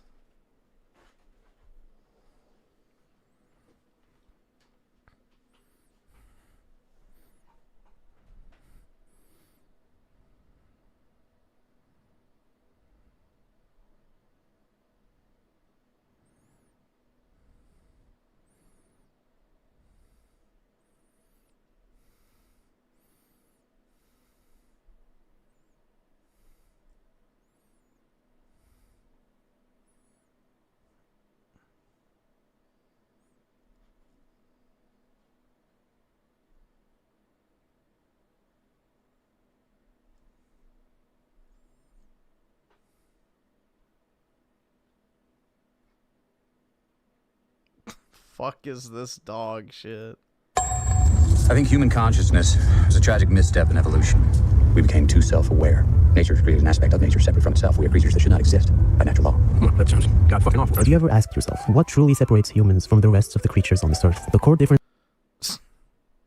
isn't intelligence or emotion. If you think about it, it's metacognition. What in the fuck is this thing? The ability to think about thinking. Animals can feel fear, hunger, affection. They even problem solve, but they don't reflect on those feelings. A deer feels fear and runs. When a human does it, he later thinks, why did I get scared? What does that say about me? That second layer, the reflection on the self, is the defining feature of human consciousness. It's what lets us create art, philosophy, and science. But it's also what allows us to feel shame, regret, and existential dread. We became smart enough to understand. I'm bored. It's lost me. Dude, they're really trying to convince me that I have hidden signs of autism. Ready, set, bow.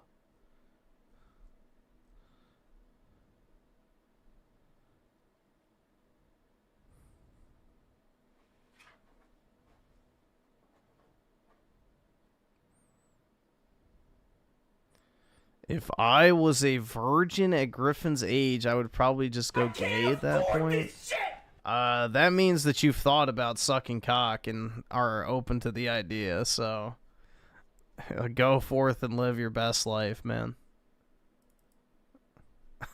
Only a gay man would ever consider sucking penis under certain circumstances. I hate to break it to you. That's not really something that, you know, the average guy, you know, just thinks about on a regular basis. Like, yeah, if I can't get a girlfriend, I'm just gonna go suck cock. Like, no. That is not a normal thought process.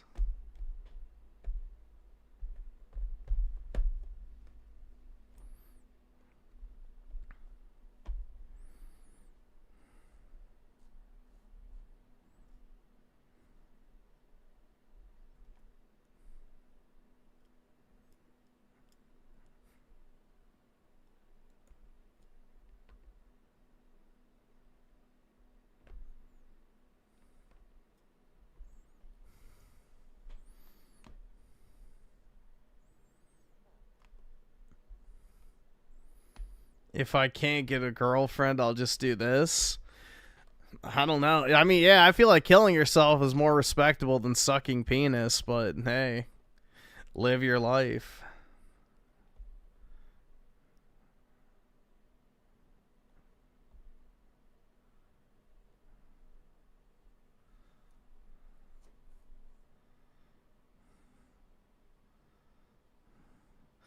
Yeah, you'd rather suck a Glock than a cock. Real talk. Shit.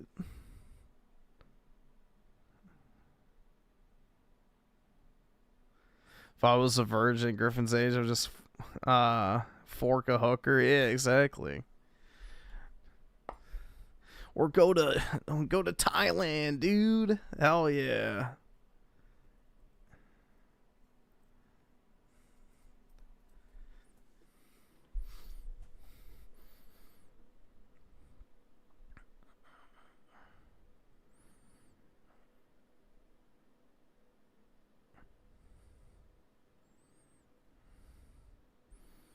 To be honest, I could probably get a girlfriend easily. It's just someone I'm attracted to. Yeah, that's the thing, is like most people could go get a girlfriend if they really wanted to, but it's like, what are your standards and how low are you willing to go in relation to those? So, yeah.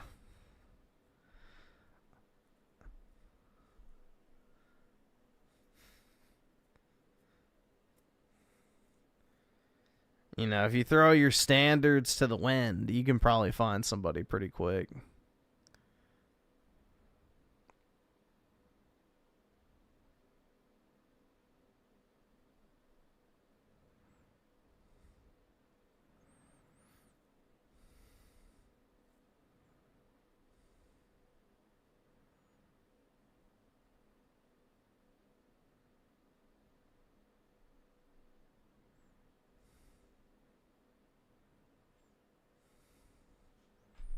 Alright, so what was this? Shit. Oh.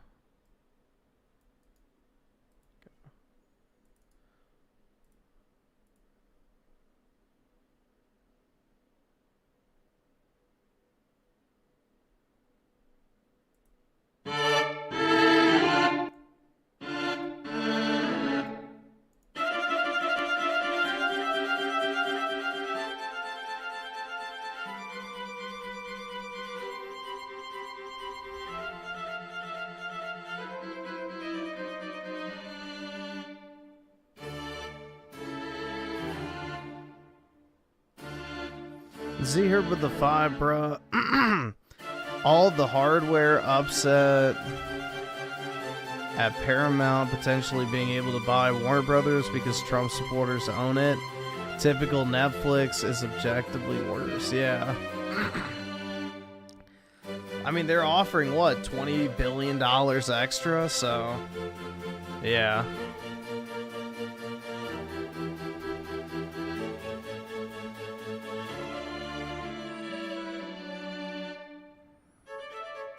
I mean, the thing is, too, is Trump hates Netflix because the Obamas are on the board of Netflix. And Netflix is essentially funding Barack and the Democrat Party indirectly. So, yeah, he doesn't like them.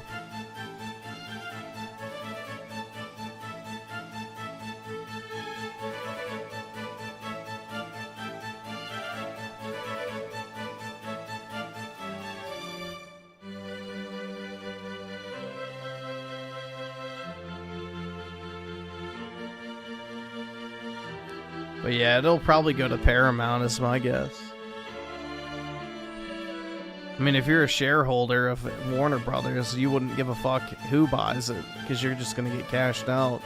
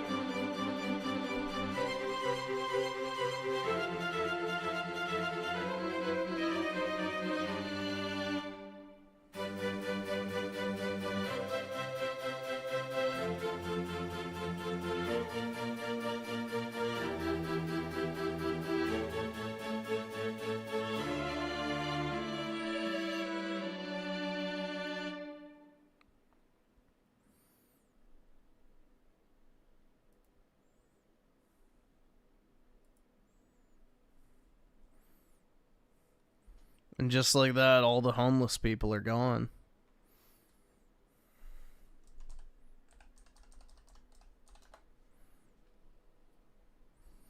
Let's see. Disaster night with 0 tips and get steamrolled. Alright, we'll watch this, I guess. I love it, and you know, it's that stuff's positive, and there's other stuff that's positive behind the scenes, but the fact that I might lose my fucking house over something that I have nothing whatsoever control over or to do with, that's the worst feeling.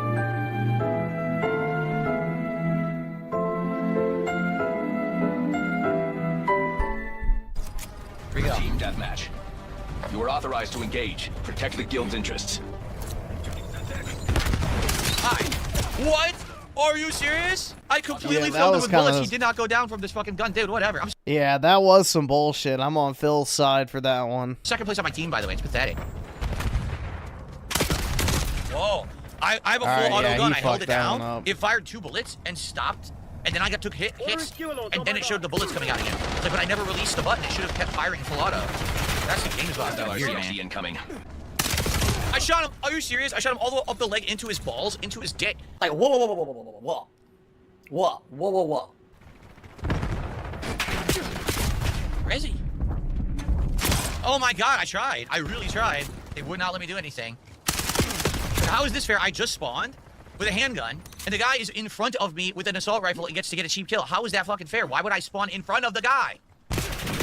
Again, I just spawned. There's a guy behind me. Dude, this sucks. This really sucks. I'm getting the drop on them, but because I'm using the... SNK Nostalgia with the 2. Imagine talking to DSP and eye contact. Whoa. I feel like Phil would not be able to hold eye contact. He seems really squeamish. This gun, I can't kill anyone. If I was using a normal weapon, I'd be kicking ass. But I decided to go handgun tonight, and I can't kill anyone with this weapon. Well, I can't. I can't kill anyone because the gun is weak as fucking shit. It's so bad.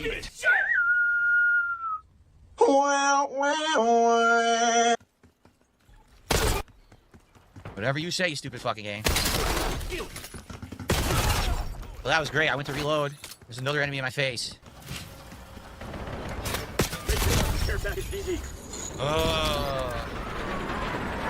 Why does the game constantly say packet loss? I don't understand. It's like always saying packet loss. Dude, so there's no one in the room, no audio at all. It's silent. There's a guy in front of me. I go to aim and fire. A guy pops up and insta kills me. Where the fuck was all the audio? They were silent. They were completely dead silent in that room. What? He walked through my full audio and insta killed me. Or full audio, full auto. Yeah, the game fucking still sucks, dude. It's really bad.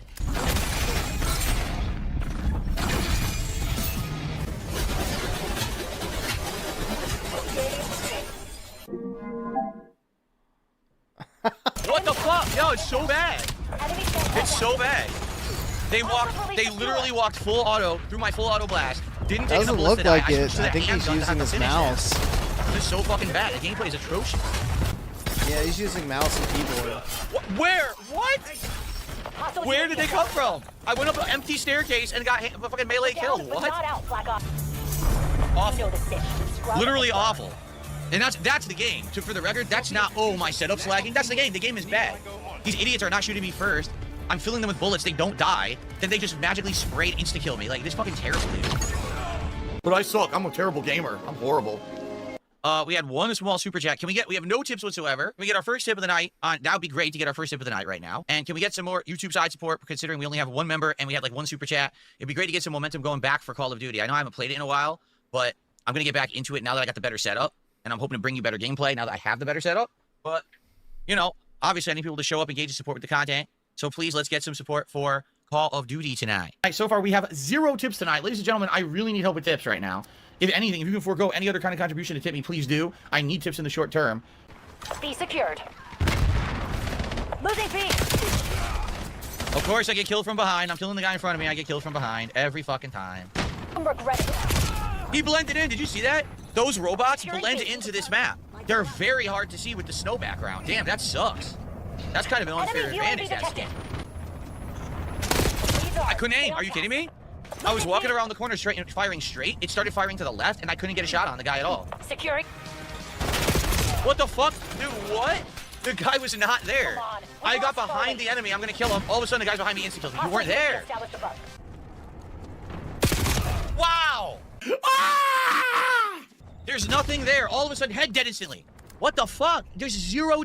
There is some obnoxious, like, hit detection bullshit with Black Ops 7. So, again, I'm not going to completely shit on Phil because this game definitely has some issues in the multiplayer. Chance to react to that. Zero.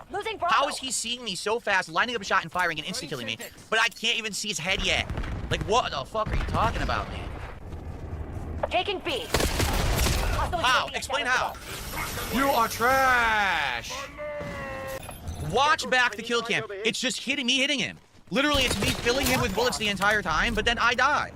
It doesn't make any fucking sense. The game makes no fucking sense, dude. What are you talking about?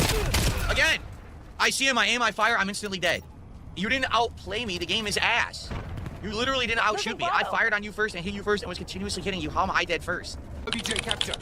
We're losing Alpha. You saw?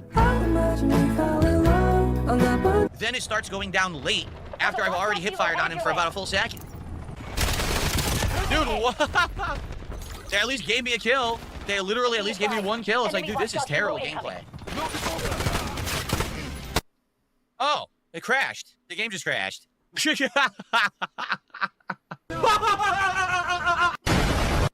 Come on, everyone. Let's get our first tip of the night. Let's get a tip for support tonight. We got people on Kick support, and I appreciate that. We got a few people on YouTube support, and not a lot. We got no tips at all. Let's get our first tip of the night for Call of Duty. Yeah, come on, I'm doing dude. my best. I know I'm sucking right now. I'm hoping to get better. Let's get some support going. I just got to get back into the game, all right? So please support the stream if you haven't in any way, whether that means liking the stream or some kind of a contribution. SNK Nostalgia with the 2, Nuketown on 6, the same map on 7 is horrendous. Yeah, there's something that feels very, very off with Black Ops 7. It's hard to put your finger on it, but just something does not feel right. Like I said, we haven't had a single tip tonight whatsoever. Zero. It would be great to get a tip right now and to get some additional support from all sources is good, okay? I don't know where the fuck they are. Where was he camping in the back? Where's the enemy team? I got, look at this, 0. See? I pull up. It goes hit, hit, hit. I'm going down. Hit, hit, hit. I'm just instantly dead. What the fuck do you want me to do? I'm shooting him and I'm instantly dead every time. I think they're literally every player is cheating. How else are they instantly killing? Every shot is an instant kill. Literally just hit, hit, hit, hit, hit, hit, hit. It's really fucking ludicrous. Requesting napalm strike on my mark. I got him with the fucking Semtex because my gun won't finish him. Look, my gun doesn't finish anyone. My gun literally doesn't finish anyone. It's ridiculous.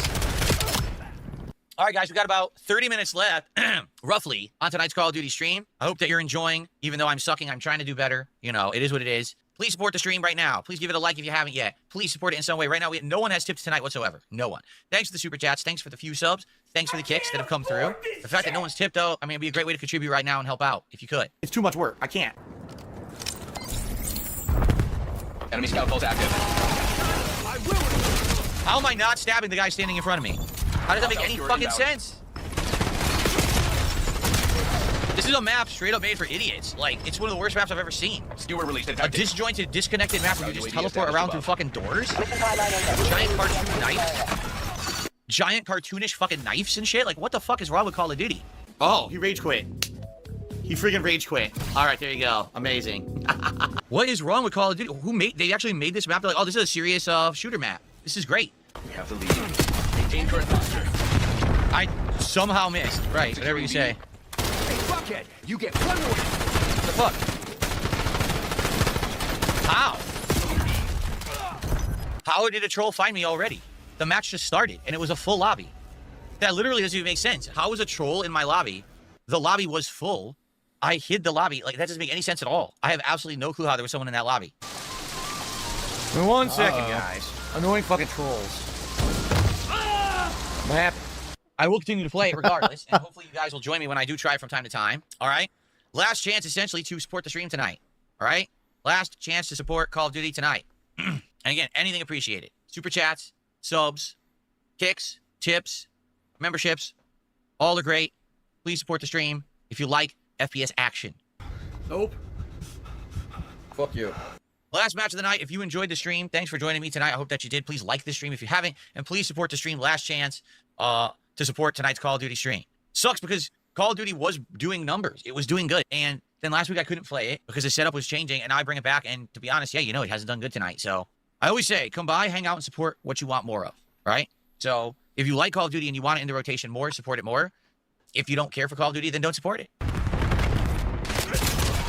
What? It says I killed him, but he still killed me. That's not even possible. I spawned with a guy staring at me who killed me. That's great gameplay right there. I'm really happy I'm playing this right now. Hostile UAV above. Dude, this is absolutely ludicrous. This isn't fun when they just keep spawn killing you and you can't even get out of the spawn area.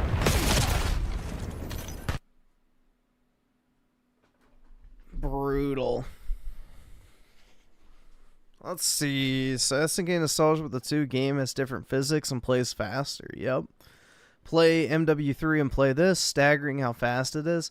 Yeah, MW3 has a way higher time to kill, and yes, the movement is a little slower. So, yeah. For sure.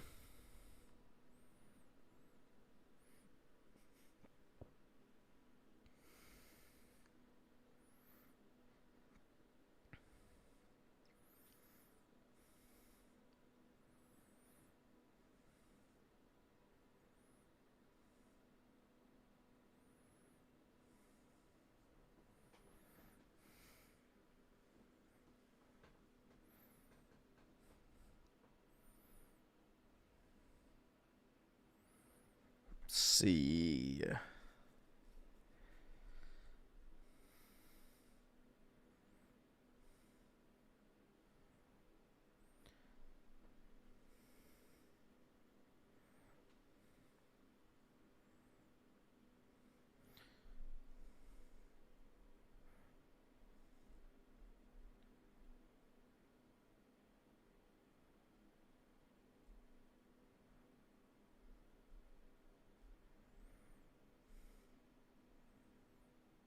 And asking nostalgia with the 2, Activision slowly dosed us with speed.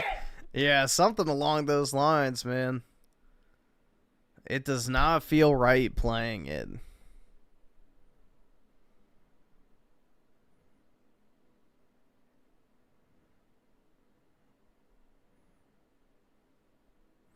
What the fuck is this?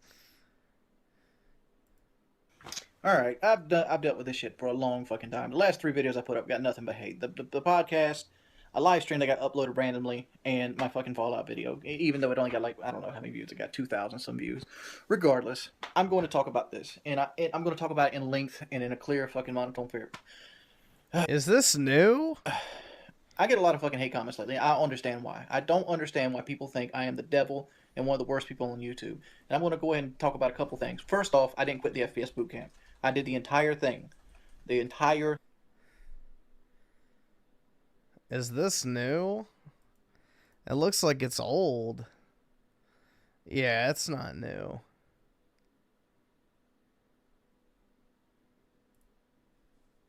I want you guys to meet. 1 point kills a minute. He died twice. Yeah, I don't... Why the fuck was that re-uploaded? I guess maybe he deleted it? I have no idea.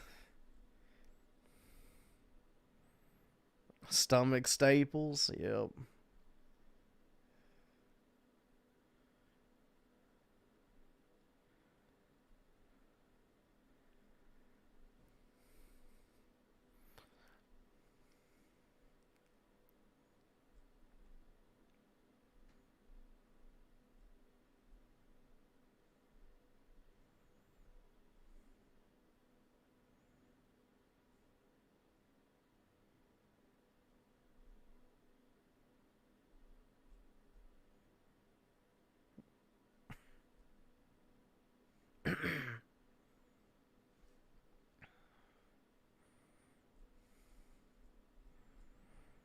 It's giving me One Piece lore videos now.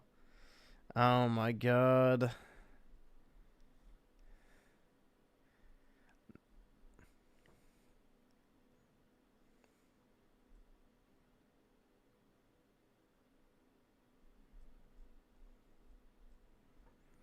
I don't see anything.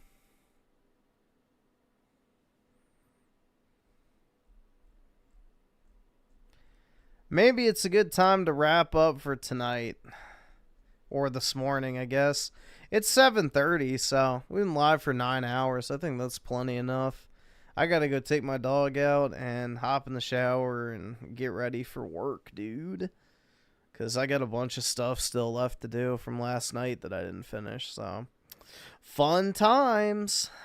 But anyway, have a great Tuesday, everybody. And I will talk to everyone, I guess, later tonight. Peace out.